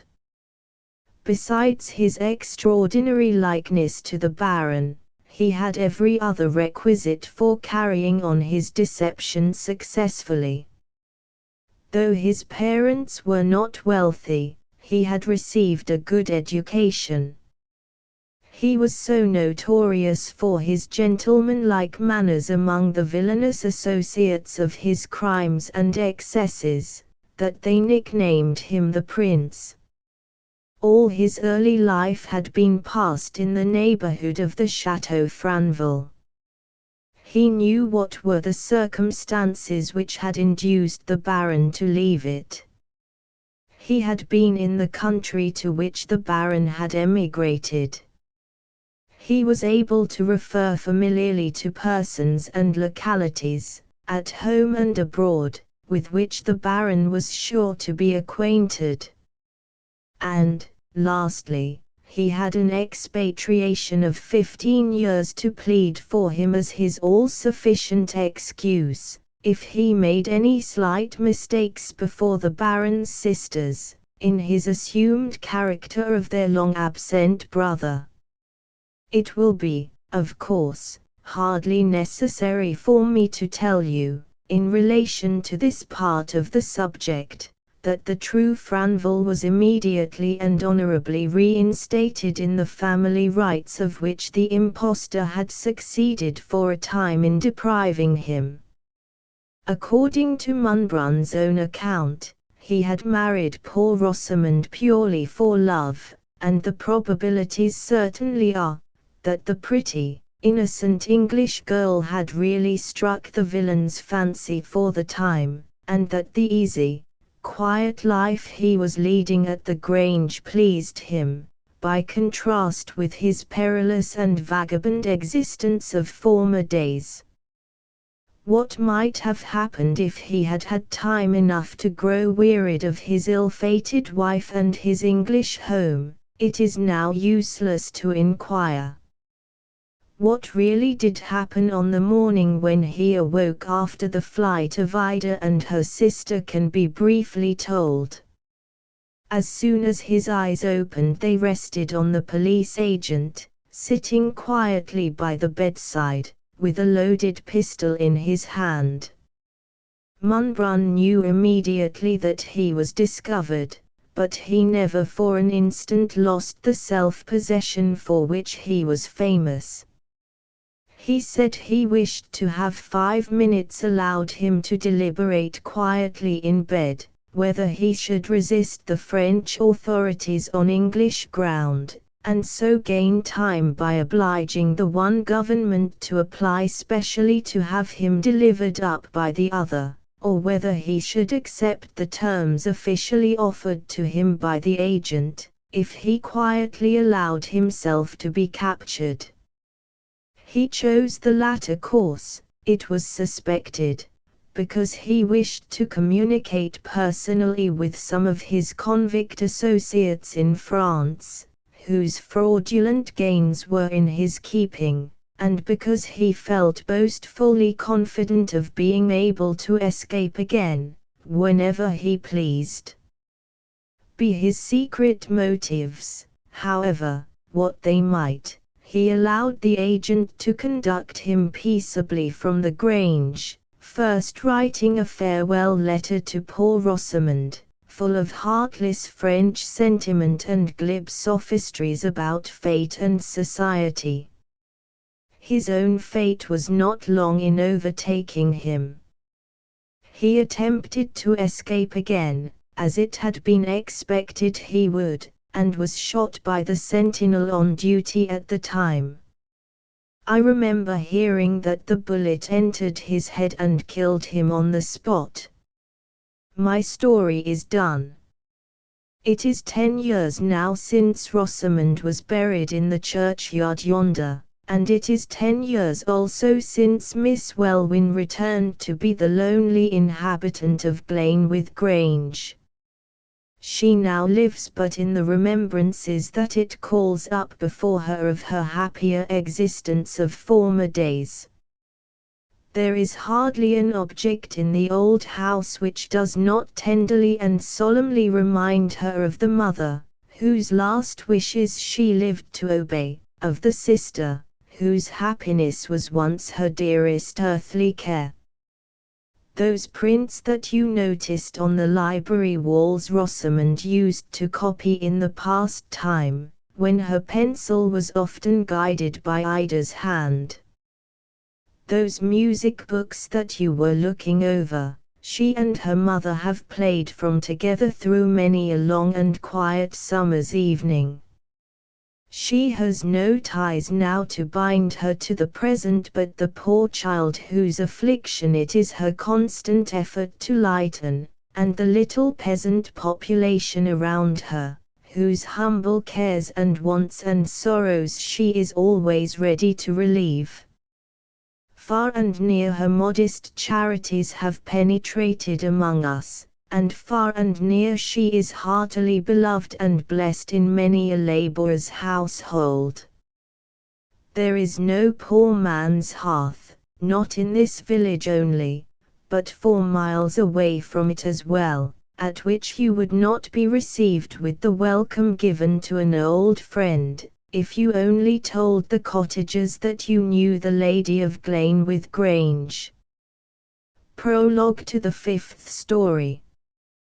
The next piece of work which occupied my attention after taking leave of Mr. Garthwaite, offered the strongest possible contrast to the task which had last engaged me. Fresh from painting a bull at a farmhouse, I set forth to copy a Holy Family, by Correggio, at a convent of nuns. People who go to the Royal Academy exhibition, and see pictures by famous artists, painted year after year in the same marked style which first made them celebrated, would be amazed indeed if they knew what a jack of all trades a poor painter must become before he can gain his daily bread. The picture by Correggio which I was now commissioned to copy had been lent to the nuns by a Catholic gentleman of fortune, who prized it as the gem of his collection, and who had never before trusted it out of his own hands. My copy, when completed, was to be placed over the high altar of the convent chapel, and my work throughout its progress was to be pursued entirely in the parlor of the nunnery, and always in the watchful presence of one or other of the inmates of the house. It was only on such conditions that the owner of the Correggio was willing to trust his treasure out of his own hands, and to suffer it to be copied by a stranger. The restrictions he imposed, which I thought sufficiently absurd, and perhaps offensively suspicious as well, were communicated to me politely enough before I was allowed to undertake the commission. Unless I was inclined to submit to precautionary regulations which would affect any other artist exactly as they affected me, I was told not to think of offering to make the copy, and the nuns would then address themselves to some other person in my profession. After a day's consideration, I submitted to the restrictions, by my wife's advice, and saved the nuns the trouble of making application for a copier of Correggio in any other quarter. I found the convent was charmingly situated in a quiet little valley in the west of England. The parlor in which I was to paint was a large, well-lighted apartment, and the village inn, about half a mile off, afforded me cheap and excellent quarters for the night. Thus far, therefore, there was nothing to complain of. As for the picture, which was the next object of interest to me, I was surprised to find that the copying of it would be by no means so difficult a task as I had anticipated. I am rather of a revolutionary spirit in matters of art, and am bold enough to think that the old masters have their faults as well as their beauties. I can give my opinion, therefore, on the Correggio at the convent independently at least. Looked at technically, the picture was a fine specimen of coloring and execution, but looked at for the higher merits of delicacy, elevation, and feeling for the subject, it deserved copying as little as the most commonplace work that any unlucky modern artist ever produced. The faces of the Holy Family not only failed to display the right purity and tenderness of expression, but absolutely failed to present any expression at all. It is flat heresy to say so, but the valuable Correggio was nevertheless emphatically, and, in so many words, a very uninteresting picture. So much for the convent and the work that I was to do in it. My next anxiety was to see how the restrictions imposed on me were to be carried out. The first day, the Mother Superior herself mounted guard in the parlor, a stern, silent, fanatical-looking woman, who seemed determined to awe me and make me uncomfortable, and who succeeded thoroughly in the execution of her purpose. The second day she was relieved by the officiating priest of the convent, a mild, melancholy, gentlemanlike man, with whom I got on tolerably well. The third day, I had for overlooker the portress of the house, a dirty, dismal, deaf, old woman, who did nothing but knit stockings and chew orris root. The fourth day, a middle-aged nun, whom I heard addressed as Mother Martha, occupied the post of guardian to the precious Correggio, and with her the number of my overlookers terminated. She, and the portress, and the priest, and the Mother Superior, relieved each other with military regularity, until I had put the last touch to my copy. I found them ready for me every morning on entering the parlor, and I left them in the chair of observation every evening on quitting it. As for any young and beautiful nuns who might have been in the building, I never so much as set eyes on the ends of their veils.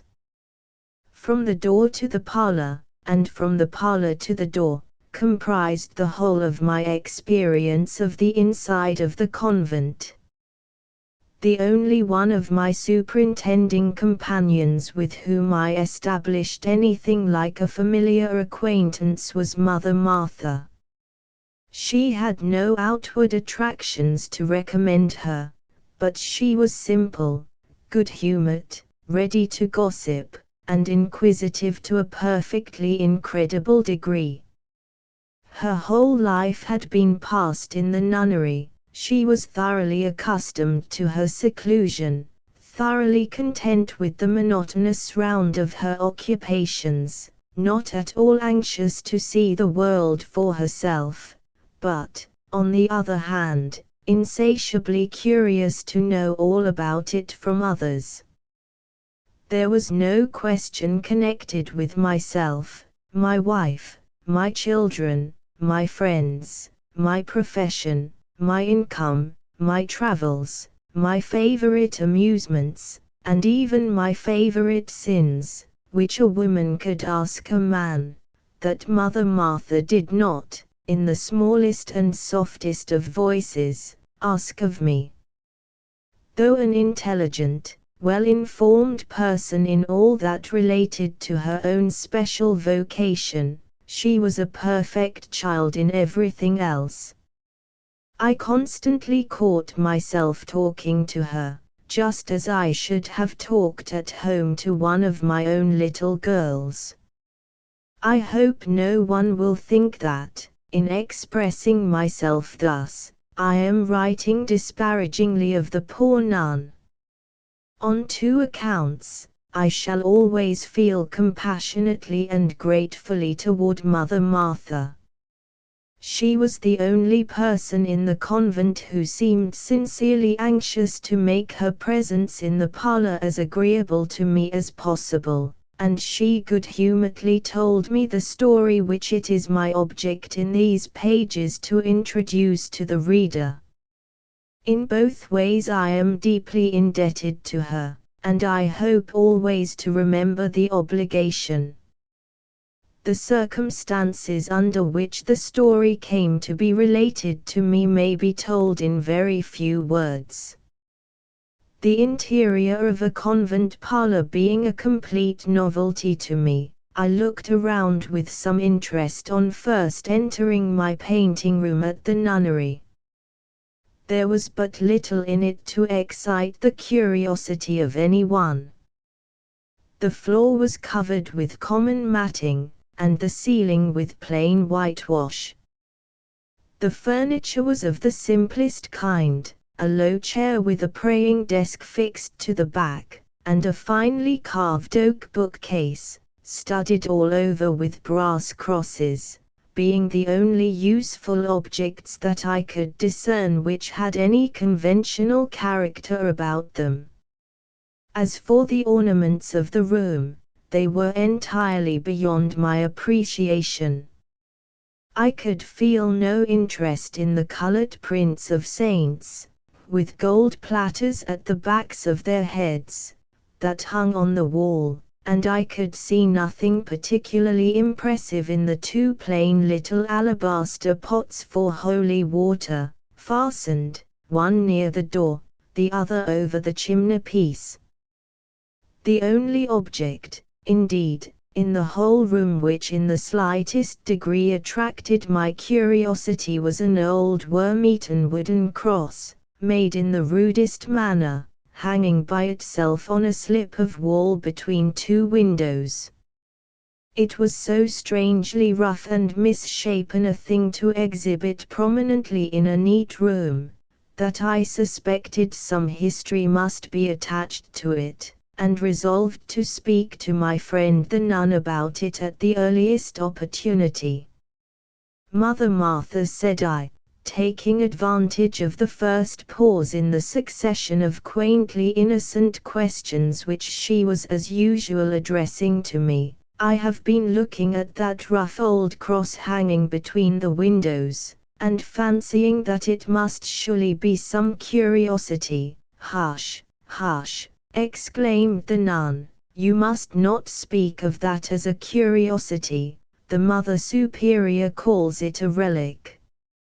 "I beg your pardon," said I ought to have chosen my expressions more carefully. "Not," interposed Mother Martha, nodding to show me that my apology need not be finished, "not that it is exactly a relic in the strict Catholic sense of the word, but there were circumstances in the life of the person who made it." Here she stopped, and looked at me doubtfully.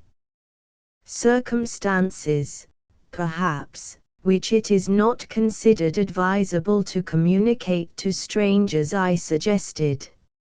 "Oh, no," answered the nun, "I never heard that they were to be kept a secret." "They were not told as a secret to me." "Then you know all about them?" I asked. "Certainly. I could tell you the whole history of the wooden cross, but it is all about Catholics, and you are a Protestant." "That, Mother Martha, does not make it at all less interesting to me." "Does it not, indeed?" exclaimed the nun, innocently. "What a strange man you are, and what a remarkable religion yours must be. What do your priests say about ours? Are they learned men, your priests?" I felt that my chance of hearing Mother Martha's story would be a poor one indeed, if I allowed her to begin a fresh string of questions. Accordingly, I dismissed the inquiries about the clergy of the established church with the most irreverent briefness, and recalled her attention forthwith to the subject of the wooden cross. "Yes, yes," said the good-natured nun, "surely you shall hear all I can tell you about it, but," she hesitated timidly, "but I must ask the Mother Superior's leave first."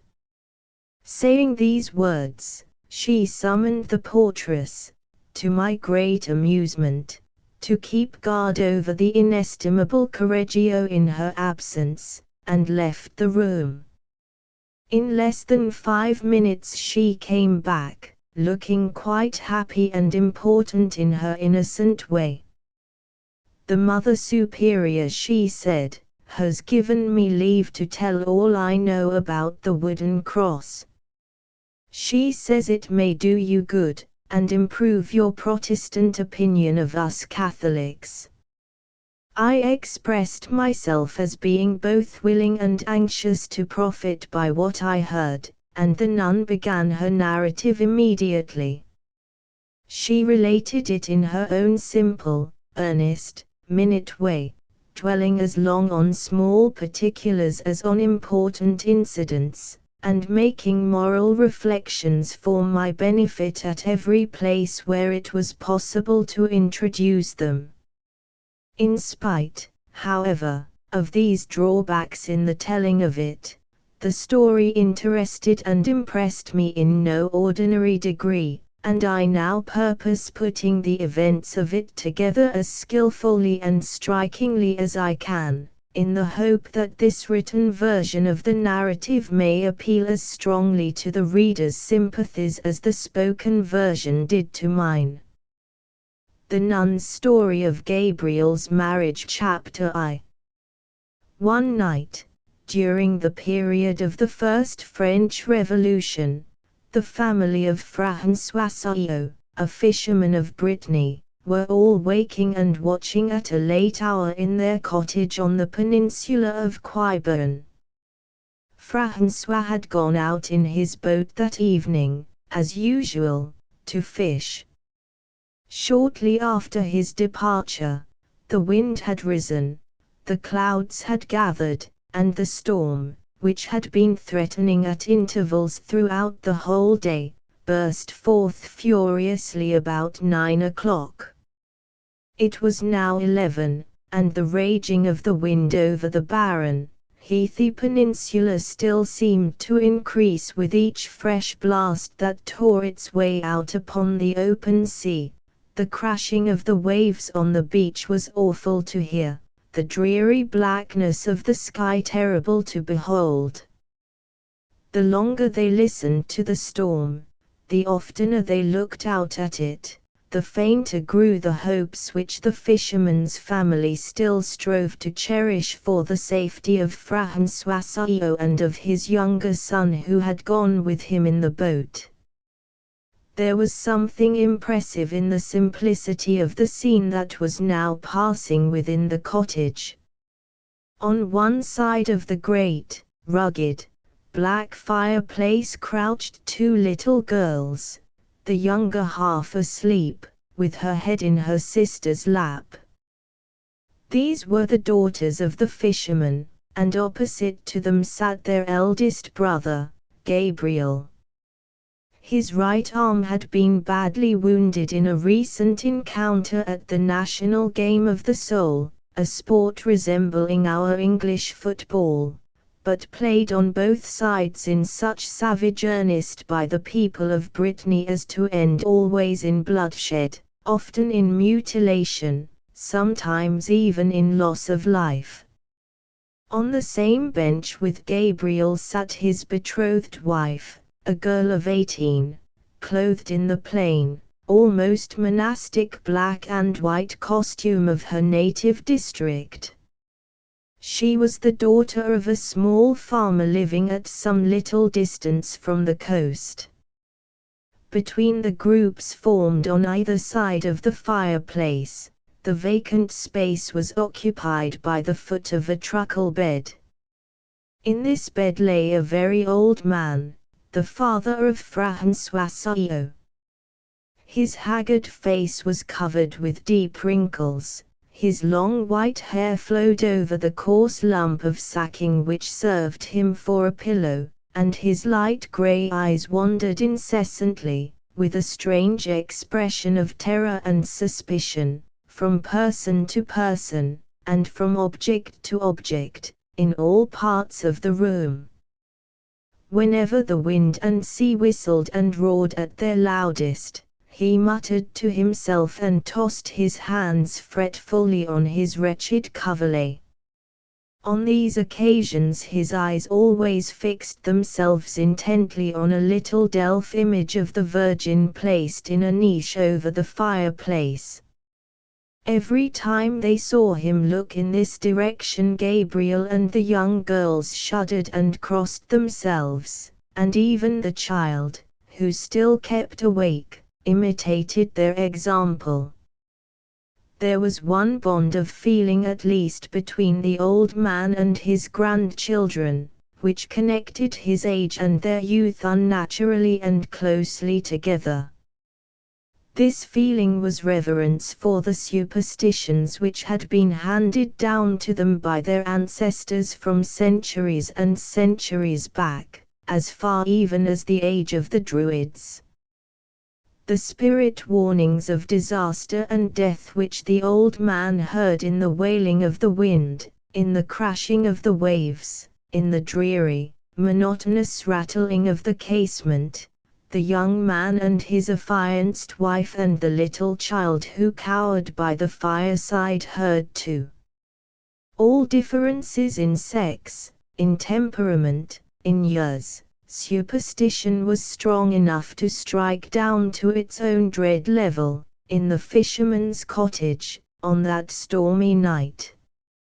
Besides the benches by the fireside and the bed, the only piece of furniture in the room was a coarse wooden table, with a loaf of black bread, a knife, and a pitcher of cider placed on it. Old nets, coils of rope, tattered sails, hung about the walls and over the wooden partition which separated the room into two compartments. Wisps of straw and ears of barley drooped down through the rotten rafters and gaping boards that made the floor of the granary above. These different objects, and the persons in the cottage, who composed the only surviving members of the fisherman's family, were strangely and wildly lit up by the blaze of the fire and by the still brighter glare of a resin torch stuck into a block of wood in the chimney corner. The red and yellow light played full on the weird face of the old man as he lay opposite to it, and glanced fitfully on the figures of the young girl, Gabriel, and the two children. The great, gloomy shadows rose and fell, and grew and lessened in bulk about the walls like visions of darkness, animated by a supernatural spectre life, while the dense obscurity outside spreading before the curtainless window seemed as a wall of solid darkness that had closed in forever around the fisherman's house. The night scene within the cottage was almost as wild and as dreary to look upon as the night scene without. For a long time the different persons in the room sat together without speaking, even without looking at each other. At last the girl turned and whispered something into Gabriel's ear.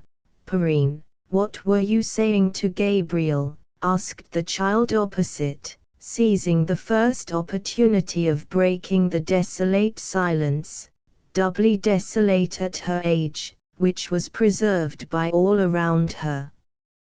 "I was telling him," answered Perrine, simply, "that it was time to change the bandages on his arm, and I also said to him, what I have often said before, that he must never play at that terrible game of the soul again."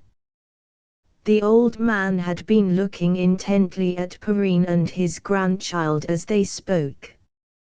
His harsh, hollow voice mingled with the last soft tones of the young girl, repeating over and over again the same terrible words: "Drowned, drowned. Son and grandson, both drowned. Both drowned." "Hush, grandfather," said Gabriel, "we must not lose all hope for them yet. God and the Blessed Virgin protect them." He looked at the little delf image, and crossed himself. The others imitated him, except the old man. He still tossed his hands over the coverlet, and still repeated, "Drowned, drowned."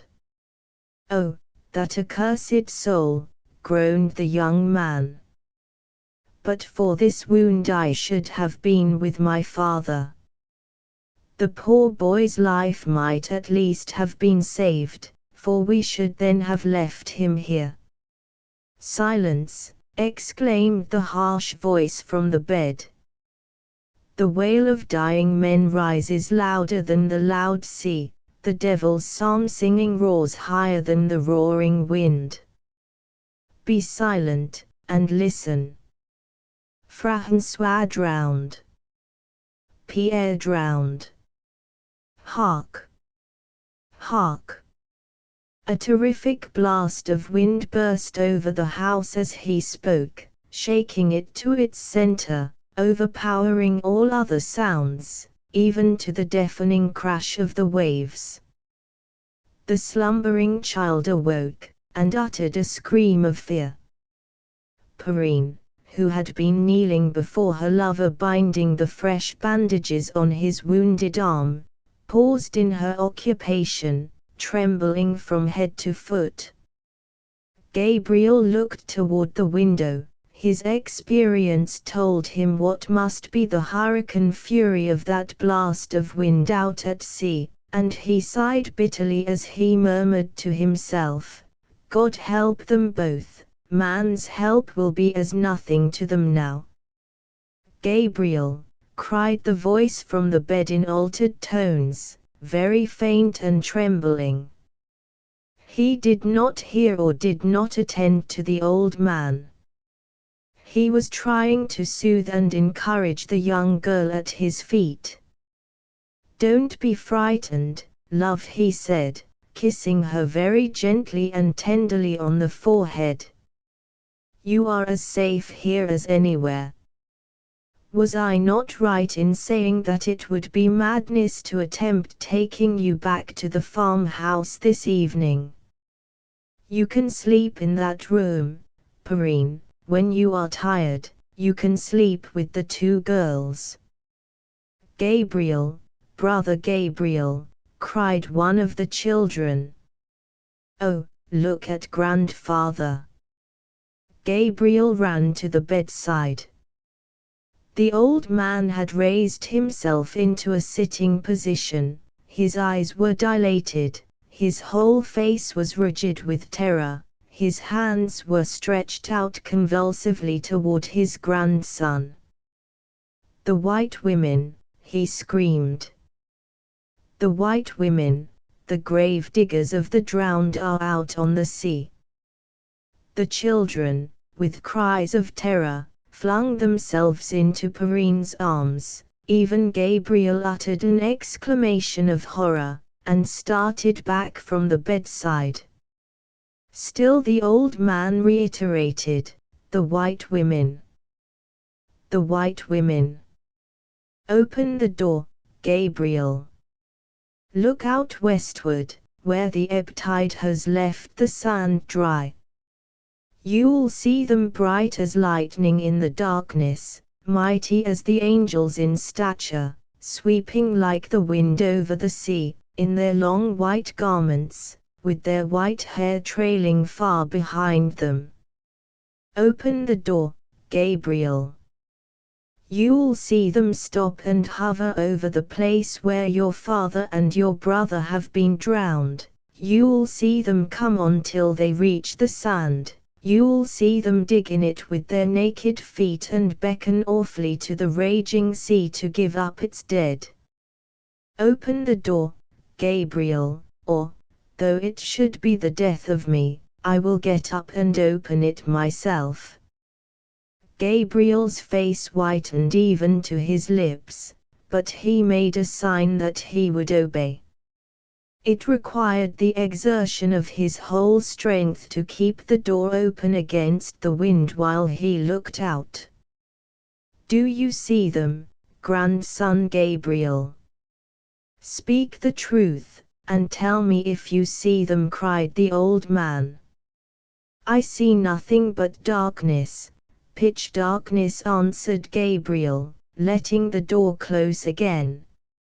"Ah, woe, woe," groaned his grandfather, sinking back exhausted on the pillow.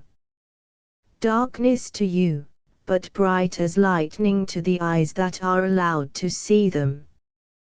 Drowned. Drowned. Pray for their souls, Gabriel. I see the white women even where I lie, and dare not pray for them. Son and grandson drowned. Both drowned." The young man went back to Perrine and the children. "Grandfather is very ill tonight," he whispered. "You had better all go into the bedroom, and leave me alone to watch by him." They rose as he spoke, crossed themselves before the image of the Virgin, kissed him one by one, and, without uttering a word, softly entered the little room on the other side of the partition. Gabriel looked at his grandfather, and saw that he lay quiet now, with his eyes closed as if he were already dropping asleep. The young man then heaped some fresh logs on the fire, and sat down by it to watch till morning. Very dreary was the moaning of the night storm, but it was not more dreary than the thoughts which now occupied him in his solitude, thoughts darkened and distorted by the terrible superstitions of his country and his race. Ever since the period of his mother's death he had been oppressed by the conviction that some curse hung over the family. At first they had been prosperous, they had got money, a little legacy had been left them. But this good fortune had availed only for a time. Disaster on disaster strangely and suddenly succeeded. Losses, misfortunes, poverty, want itself had overwhelmed them. His father's temper had become so soured, that the oldest friends of François declared he was changed beyond recognition. And now, all this past misfortune, the steady, withering, household blight of many years, had ended in the last, worst misery of all, in death. The fate of his father and his brother admitted no longer of a doubt. He knew it, as he listened to the storm, as he reflected on his grandfather's words, as he called to mind his own experience of the perils of the sea. And this double bereavement had fallen on him just as the time was approaching for his marriage with Perrine, just when misfortune was most ominous of evil, just when it was hardest to bear. Forebodings, which he dared not realize, began now to mingle with the bitterness of his grief, whenever his thoughts wandered from the present to the future. And as he sat by the lonely fireside, murmuring from time to time the church prayer for the repose of the dead, he almost involuntarily mingled with it another prayer, expressed only in his own simple words, for the safety of the living, for the young girl whose love was his sole earthly treasure, for the motherless children who must now look for protection to him alone. He had sat by the hearth a long, long time, absorbed in his thoughts, not once looking round toward the bed, when he was startled by hearing the sound of his grandfather's voice once more. "Gabriel," whispered the old man, trembling and shrinking as he spoke. "Gabriel, do you hear a dripping of water, now slow, now quick again, on the floor at the foot of my bed?" "I hear nothing, grandfather, but the crackling of the fire, and the roaring of the storm outside. Drip, drip, drip.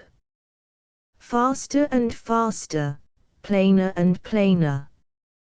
Take the torch, Gabriel, look down on the floor, look with all your eyes. Is the place wet there? Is it the rain from heaven that is dropping through the roof?" Gabriel took the torch with trembling fingers and knelt down on the floor to examine it closely.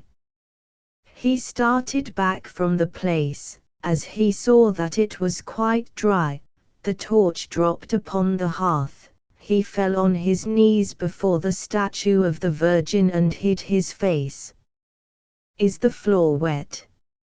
Answer me, I command you, is the floor wet?" asked the old man, quickly and breathlessly. Gabriel rose, went back to the bedside, and whispered to him that no drop of rain had fallen inside the cottage. As he spoke the words, he saw a change pass over his grandfather's face. The sharp features seemed to wither up on a sudden, the eager expression to grow vacant and deathlike in an instant. The voice, too, altered. It was harsh and querulous no more. Its tones became strangely soft, slow, and solemn, when the old man spoke again. "I hear it still," he said, "drip, drip, faster and plainer than ever. That ghostly dropping of water is the last and the surest of the fatal signs which have told of your father's and your brother's deaths tonight, and I know from the place where I hear it, the foot of the bed I lie on, that it is a warning to me of my own approaching end. I am called where my son and my grandson have gone before me, my weary time in this world is over at last. Don't let Perrine and the children come in here, if they should awake, they are too young to look at death."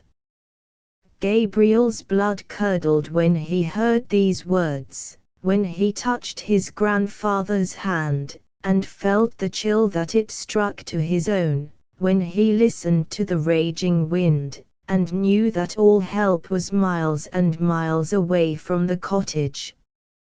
Still, in spite of the storm, the darkness, and the distance, he thought not for a moment of neglecting the duty that had been taught him from his childhood, the duty of summoning the priest to the bedside of the dying. "I must call Perrine," he said, "to watch by you while I am away." "Stop!" cried the old man. "Stop, Gabriel, I implore, I command you not to leave me. The priest, grandfather, your confession, it must be made to you. In this darkness and this hurricane no man can keep the path across the heath. Gabriel, I am dying, I should be dead before you got back.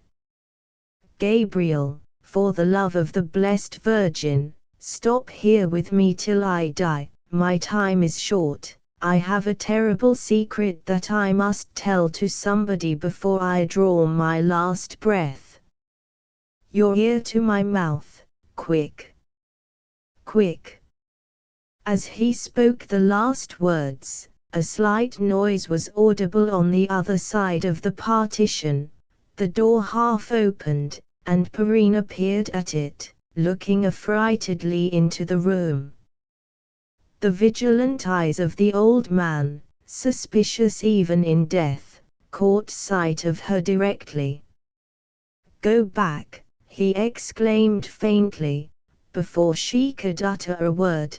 "Go back, push her back, Gabriel, and nail down the latch in the door, if she won't shut it of herself." "Dear Perrine, go in again," implored Gabriel.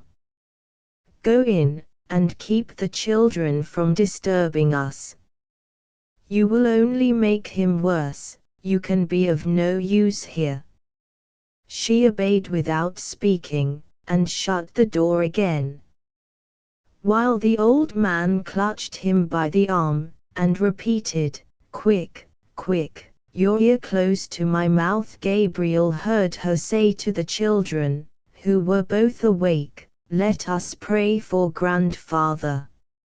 And as he knelt down by the bedside, there stole on his ear the sweet, childish tones of his little sisters, and the soft, subdued voice of the young girl who was teaching them the prayer, mingling divinely with the solemn wailing of wind and sea, rising in a still and awful purity over the hoarse, gasping whispers of the dying man.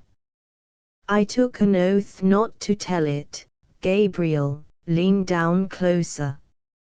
"I'm weak, and they mustn't hear a word in that room. I took an oath not to tell it, but death is a warrant to all men for breaking such an oath as that. Listen, don't lose a word I'm saying. Don't look away into the room, the stain of blood guilt has defiled it forever. Hush! Hush! Hush! Let me speak. Now your father's dead, I can't carry the horrid secret with me into the grave. Just remember, Gabriel, Try if you can't remember the time before I was bedridden, 10 years ago and more. It was about 6 weeks, you know, before your mother's death. You can remember it by that. You and all the children were in that room with your mother. You were asleep, I think. It was night, not very late, only 9 o'clock. Your father and I were standing at the door, looking out at the heath in the moonlight. He was so poor at that time, he had been obliged to sell his own boat, and none of the neighbors would take him out fishing with them. Your father wasn't liked by any of the neighbors.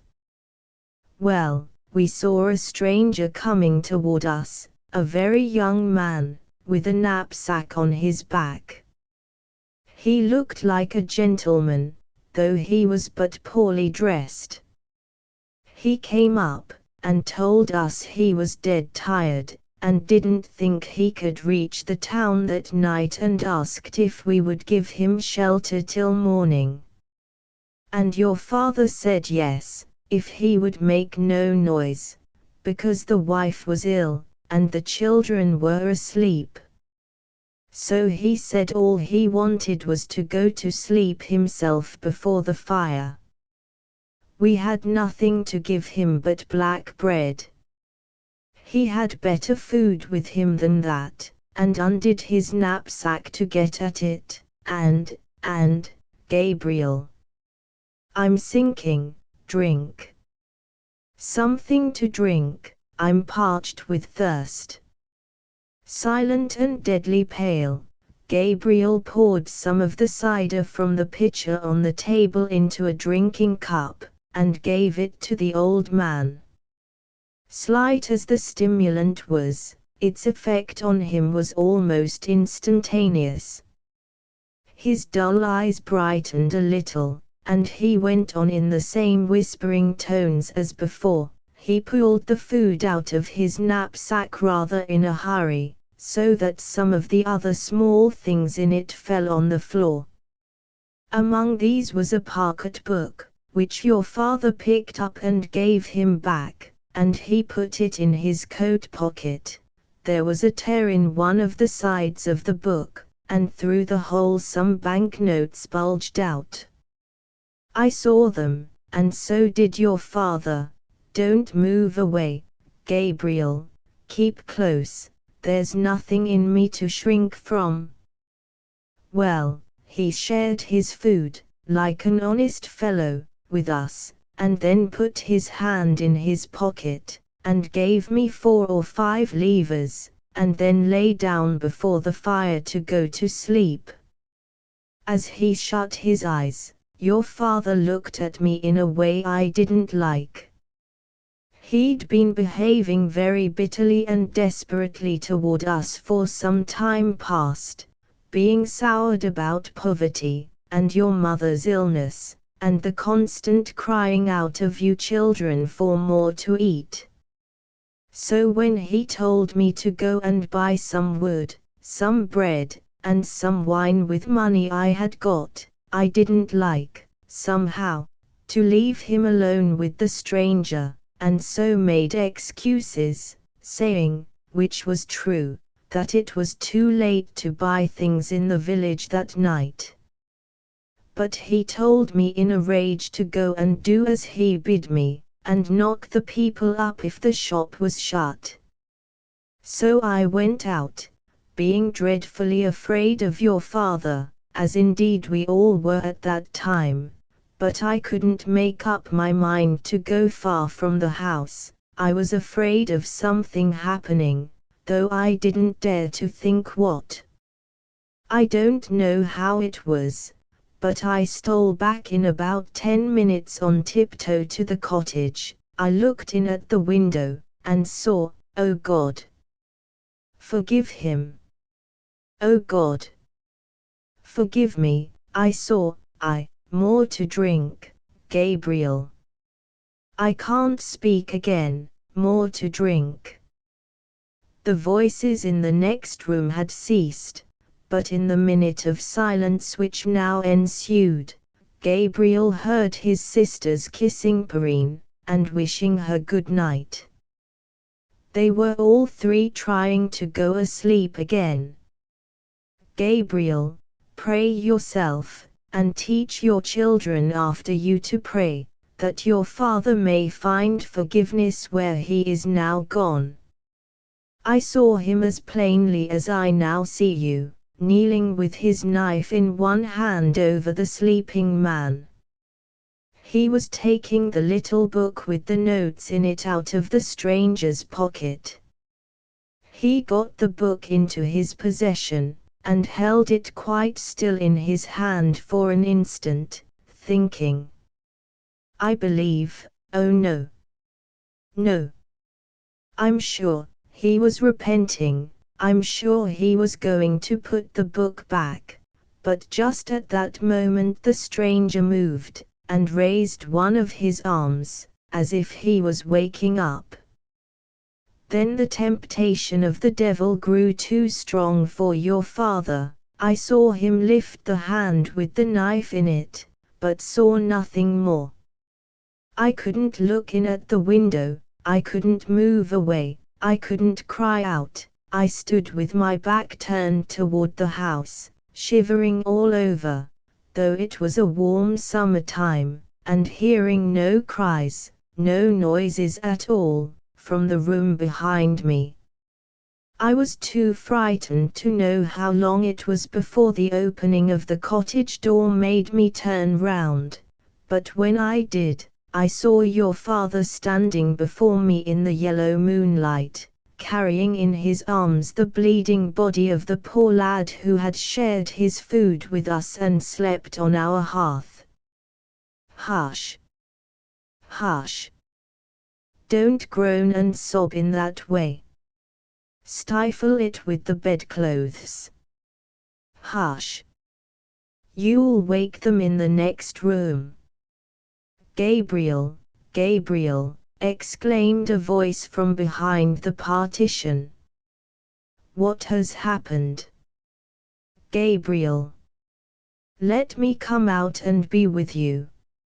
No, no, cried the old man, collecting the last remains of his strength in the attempt to speak above the wind, which was just then howling at the loudest. Stay where you are, don't speak, don't come out, I command you. Gabriel, his voice dropped to a faint whisper, raise me up in bed, you must hear the whole of it now, raise me, I'm choking so that I can hardly speak.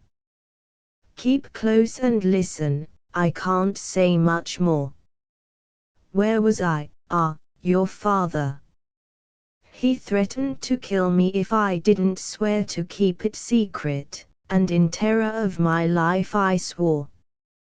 He made me help him to carry the body, we took it all across the heath, oh. Horrible, horrible, under the bright moon, lift me higher, Gabriel. You know the great stones yonder, set up by the heathens, you know the hollow place under the stones they call the merchant's table, we had plenty of room to lay him in that, and hide him so, and then we ran back to the cottage. I never dared to go near the place afterward, no, nor your father either. Higher, Gabriel. I'm choking again. We burned the pocketbook and the knapsack, never knew his name, we kept the money to spend. You're not lifting me, you're not listening close enough. Your father said it was a legacy, when you and your mother asked about the money. You hurt me, you shake me to pieces, Gabriel, when you sob like that. It brought a curse on us, the money, the curse has drowned your father and your brother, the curse is killing me, but I've confessed, tell the priest I confessed before I died. Stop her, stop Perrine. I hear her getting up. Take his bones away from the merchant's table, and bury them for the love of God. And tell the priest, lift me higher, lift me till I am on my knees. If your father was alive, he'd murder me, but tell the priest, because of my guilty soul, to pray, and remember the merchant's table, to bury, and to pray always for, as long as Perrine heard faintly the whispering of the old man, though no word that he said reached her ear, she shrank from opening the door in the partition. But, when the whispering sounds, which terrified her she knew not how or why, first faltered, then ceased altogether, when she heard the sobs that followed them, and when her heart told her who was weeping in the next room, then she began to be influenced by a new feeling which was stronger than the strongest fear, and she opened the door without hesitation, almost without trembling. The coverlet was drawn up over the old man. Gabriel was kneeling by the bedside, with his face hidden. When she spoke to him, he neither answered nor looked at her. After a while the sobs that shook him ceased, but still he never moved, except once when she touched him, and then he shuddered under her hand. She called in his little sisters, and they spoke to him, and still he uttered no word in reply. They wept. One by one, often and often, they entreated him with loving words, but the stupor of grief which held him speechless and motionless was beyond the power of human tears, stronger even than the strength of human love. It was near daybreak, and the storm was lulling, but still no change occurred at the bedside. Once or twice, as Perrine knelt near Gabriel, still vainly endeavoring to arouse him to a sense of her presence, she thought she heard the old man breathing feebly, and stretched out her hand toward the coverlet, but she could not summon courage to touch him or to look at him. This was the first time she had ever been present at a deathbed. The stillness in the room, the stupor of despair that had seized on Gabriel, so horrified her, that she was almost as helpless as the two children by her side. It was not till the dawn looked in at the cottage window, so coldly, so drearily, and yet so reassuringly, that she began to recover her self-possession at all. Then she knew that her best resource would be to summon assistance immediately from the nearest house. While she was trying to persuade the two children to remain alone in the cottage with Gabriel during her temporary absence, she was startled by the sound of footsteps outside the door. It opened, and a man appeared on the threshold, standing still there for a moment in the dim, uncertain light. She looked closer, looked intently at him. It was François himself. Chapter 2. The fisherman was dripping with wet, but his face, always pale and inflexible, seemed to be but little altered in expression by the perils through which he must have passed during the night. Young Pierre lay almost insensible in his arms. In the astonishment and fright of the first moment, Perrine screamed as she recognized him. There, he said, peevishly, advancing straight to the hearth with his burden, don't make a noise. You never expected to see us alive again, I dare say. We gave ourselves up as lost, and only escaped after all by a miracle. He laid the boy down where he could get the full warmth of the fire, and then, turning round, took a wicker-covered bottle from his pocket, and said, "If it hadn't been for the brandy." He stopped suddenly, started, put down the bottle on the bench near him, and advanced quickly to the bedside.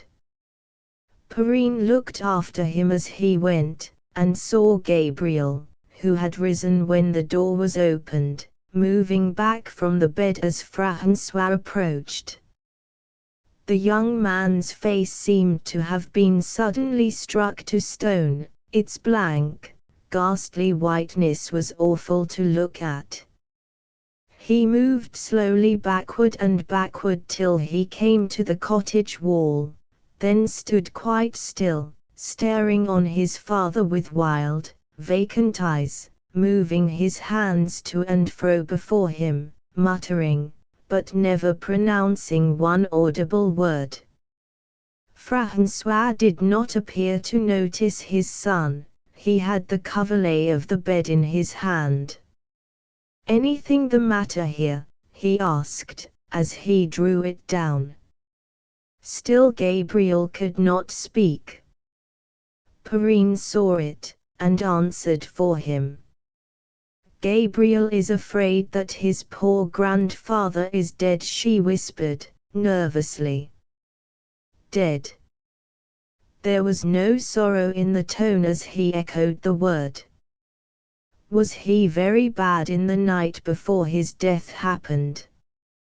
Did he wander in his mind? He has been rather light-headed lately. He was very restless, and spoke of the ghostly warnings that we all know of. He said he saw and heard many things which told him from the other world that you and Pierre—" "Gabriel," she screamed, suddenly interrupting herself, "look at him. Look at his face. Your grandfather is not dead." At this moment, François was raising his father's head to look closely at him. A faint spasm had indeed passed over the deathly face, the lips quivered, the jaw dropped. François shuddered as he looked, and moved away hastily from the bed. At the same instant Gabriel started from the wall, his expression altered, his pale cheeks flushed suddenly, as he snatched up the wicker-cased bottle, and poured all the little brandy that was left in it down his grandfather's throat. The effect was nearly instantaneous. The sinking vital forces rallied desperately. The old man's eyes opened again, wandered round the room, then fixed themselves intently on François as he stood near the fire.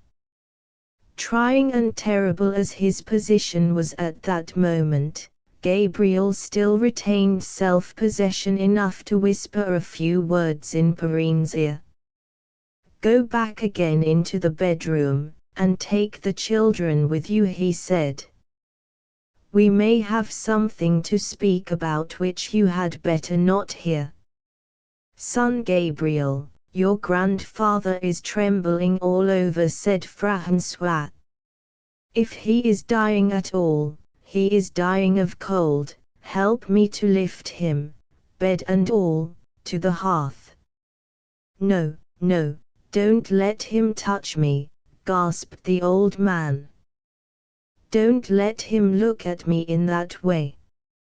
Don't let him come near me, Gabriel. Is it his ghost? Or is it himself?" As Gabriel answered, he heard a knocking at the door.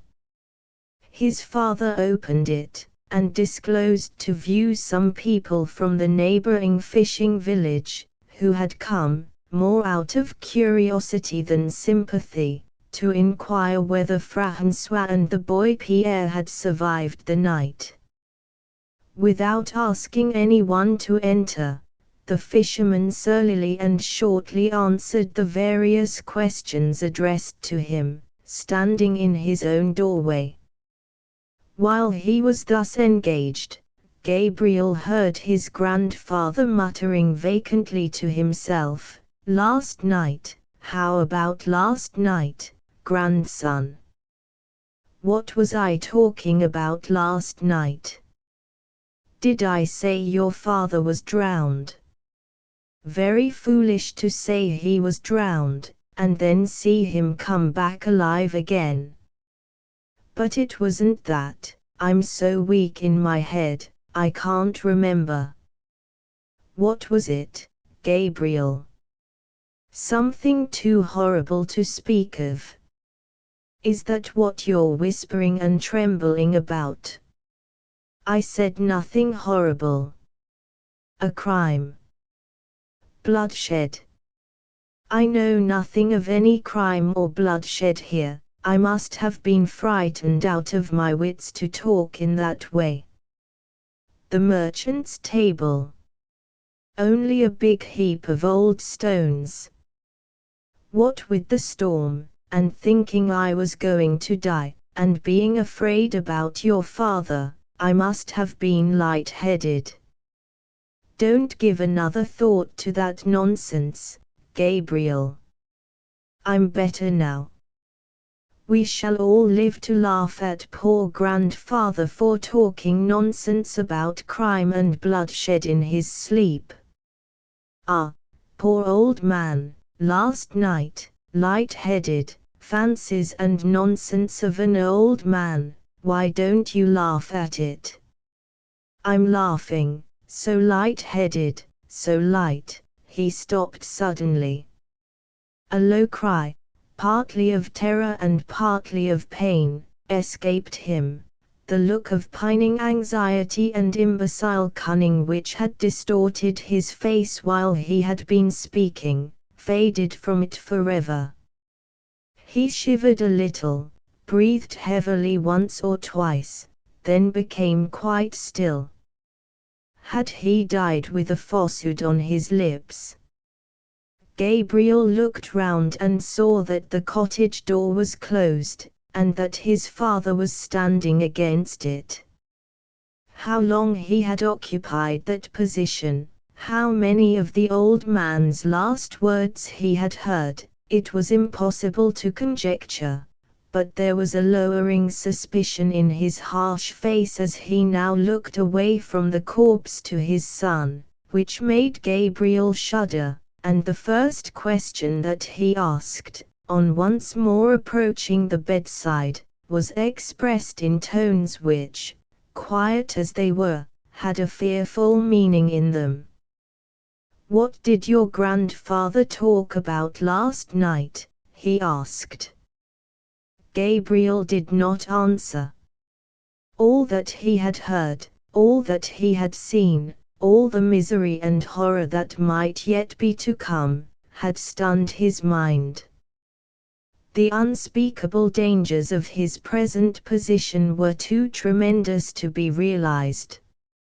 He could only feel them vaguely in the weary torpor that oppressed his heart, while in every other direction the use of his faculties, physical and mental, seemed to have suddenly and totally abandoned him.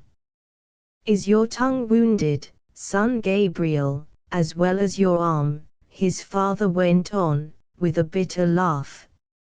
"I come back to you, saved by a miracle, and you never speak to me.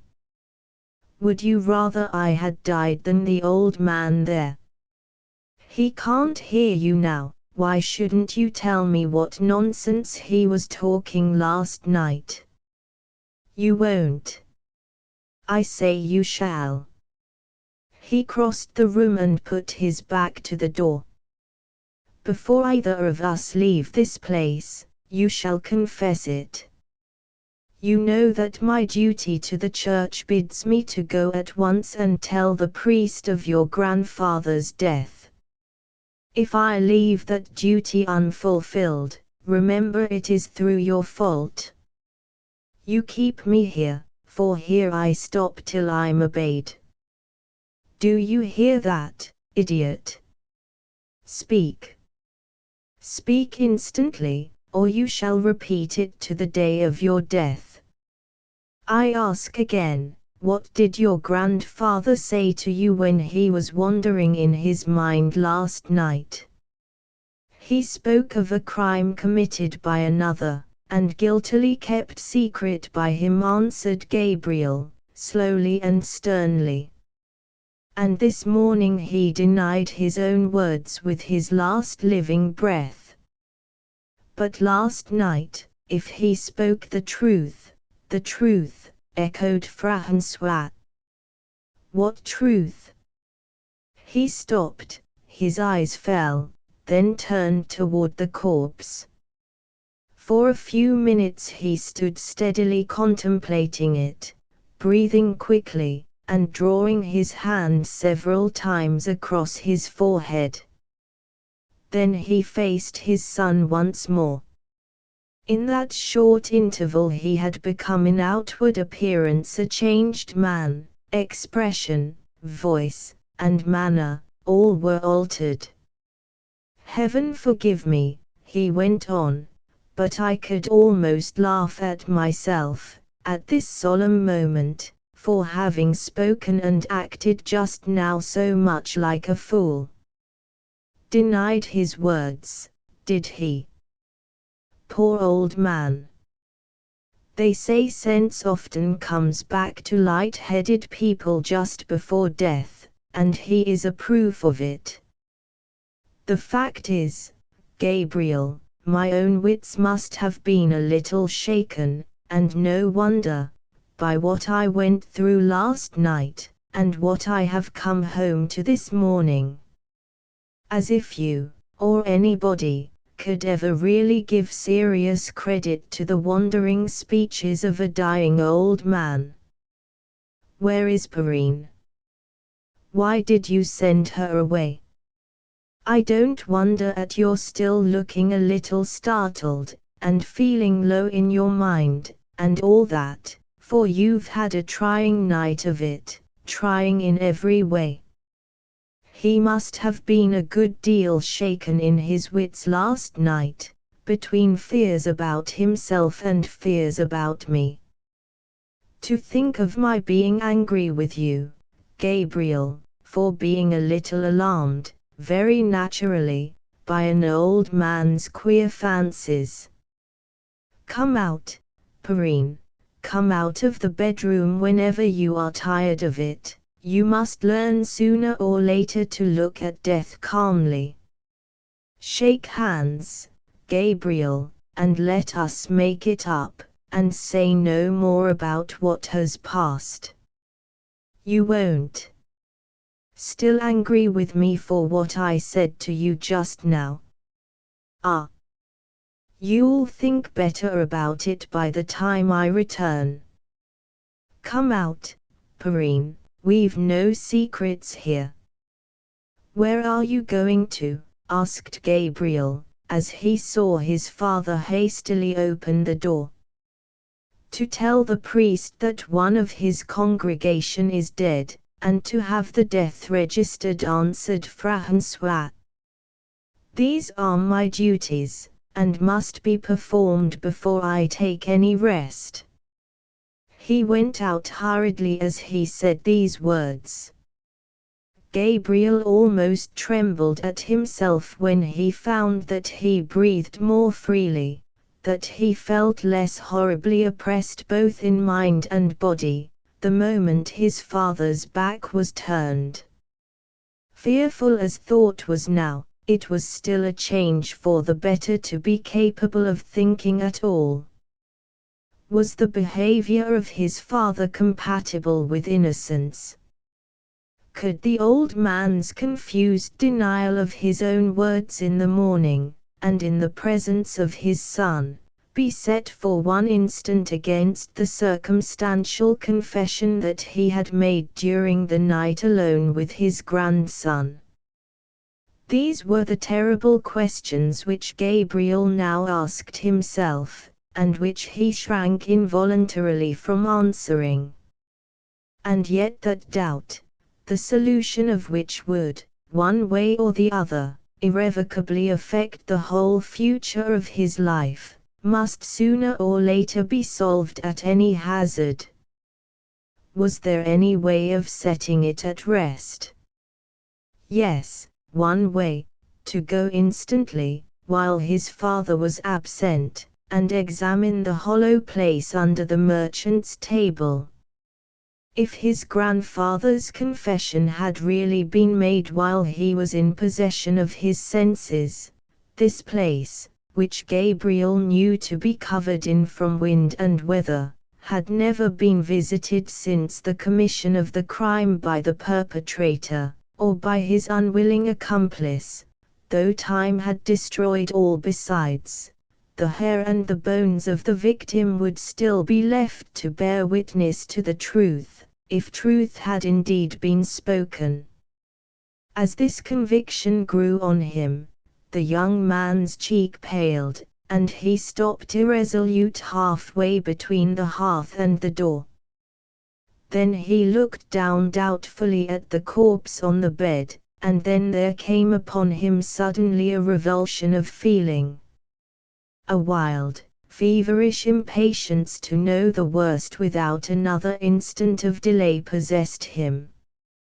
Only telling Perrine that he should be back soon, and that she must watch by the dead in his absence, he left the cottage at once, without waiting to hear her reply, even without looking back as he closed the door behind him. There were two tracks to the merchant's table. One, the longer of the two, by the coast cliffs, the other across the heath. But this latter path was also, for some little distance, the path which led to the village and the church.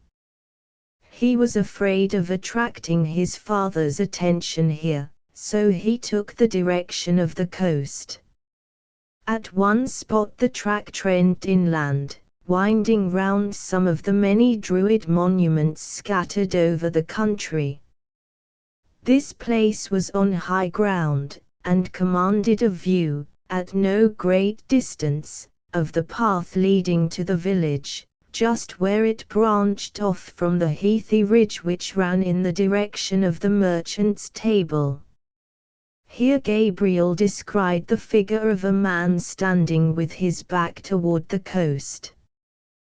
This figure was too far off to be identified with absolute certainty, but it looked like, and might well be, François. Whoever he was, the man was evidently uncertain which way he should proceed. When he moved forward, it was first to advance several paces toward the merchant's table, then he went back again toward the distant cottages and the church. Twice he hesitated thus, the second time pausing long before he appeared finally to take the way that led to the village. Leaving the post of observation among the stones, at which he had instinctively halted for some minutes past, Gabriel now proceeded on his own path. Could this man really be his father? And if it were so, why did François only determine to go to the village where his business lay, after having twice vainly attempted to persevere in taking the exactly opposite direction of the merchant's table? Did he really desire to go there? Had he heard the name mentioned, when the old man referred to it in his dying words? And had he failed to summon courage enough to make all safe by removing? This last question was too horrible to be pursued. Gabriel stifled it affrightedly in his own heart as he went on.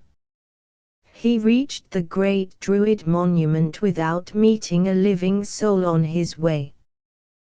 The sun was rising, and the mighty storm clouds of the night were parting asunder wildly over the whole eastward horizon.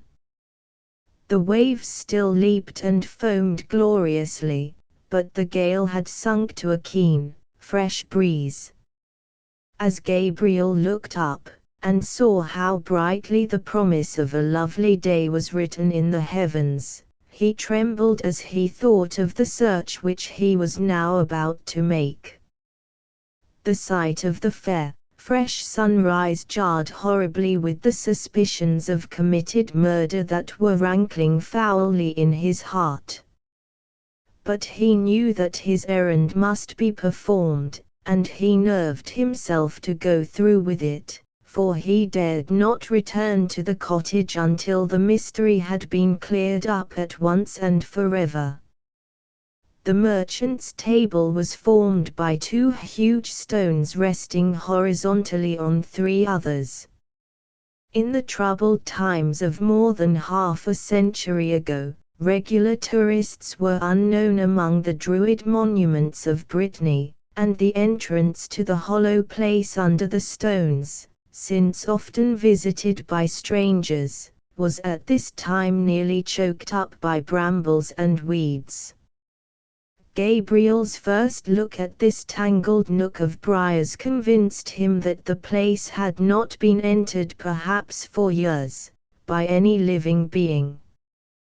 Without allowing himself to hesitate, for he felt that the slightest delay might be fatal to his resolution, he passed as gently as possible through the brambles, and knelt down at the low, dusky, irregular entrance of the hollow place under the stones. His heart throbbed violently, his breath almost failed him, but he forced himself to crawl a few feet into the cavity, and then groped with his hand on the ground about him. He touched something. Something which it made his flesh creep to handle, something which he would fain have dropped, but which he grasped tight in spite of himself. He drew back into the outer air and sunshine. Was it a human bone? No. He had been the dupe of his own morbid terror, he had only taken up a fragment of dried wood. Feeling shame at such self-deception as this, he was about to throw the wood from him before he re-entered the place, when another idea occurred to him. Though it was dimly lighted through 1 or 2 chinks in the stones, the far part of the interior of the cavity was still too dusky to admit of perfect examination by the eye, even on a bright sunshiny morning. Observing this, he took out the tinderbox and matches, which, like the other inhabitants of the district, he always carried about with him for the purpose of lighting his pipe, determining to use the piece of wood as a torch which might illuminate the darkest corner of the place when he next entered it. Fortunately the wood had remained so long and had been preserved so dry in its sheltered position, that it caught fire almost as easily as a piece of paper. The moment it was fairly aflame, Gabriel went into the cavity, penetrating at once, this time, to its furthest extremity. He remained among the stones long enough for the wood to burn down nearly to his hand. When he came out, and flung the burning fragment from him, his face was flushed deeply, his eyes sparkled. He leaped carelessly onto the heath, over the bushes through which he had threaded his way so warily but a few minutes before, exclaiming, "I may marry Perrine with a clear conscience now, I am the son of as honest a man as there is in Brittany." He had closely examined the cavity in every corner, and not the slightest sign that any dead body had ever been laid there was visible in the hollow place under the merchant's table. Chapter 3. I may marry Perrine with a clear conscience now. There are some parts of the world where it would be drawing no natural picture of human nature to represent a son as believing conscientiously that an offense against life and the laws of hospitality, secretly committed by his father, rendered him, though innocent of all participation in it, unworthy to fulfill his engagement with his affianced wife. Among the simple inhabitants of Gabriel's province, however, such acuteness of conscientious sensibility as this was no extraordinary exception to all general rules. Ignorant and superstitious as they might be, the people of Brittany practiced the duties of hospitality as devoutly as they practiced the duties of the national religion. The presence of the stranger guest, rich or poor, was a sacred presence at their hearths. His safety was their especial charge, his property their especial responsibility. They might be half-starved, but they were ready to share the last crust with him, nevertheless, as they would share it with their own children. Any outrage on the virtue of hospitality, thus born and bred in the people, was viewed by them with universal disgust, and punished with universal execration. This ignominy was uppermost in Gabriel's thoughts by the side of his grandfather's bed.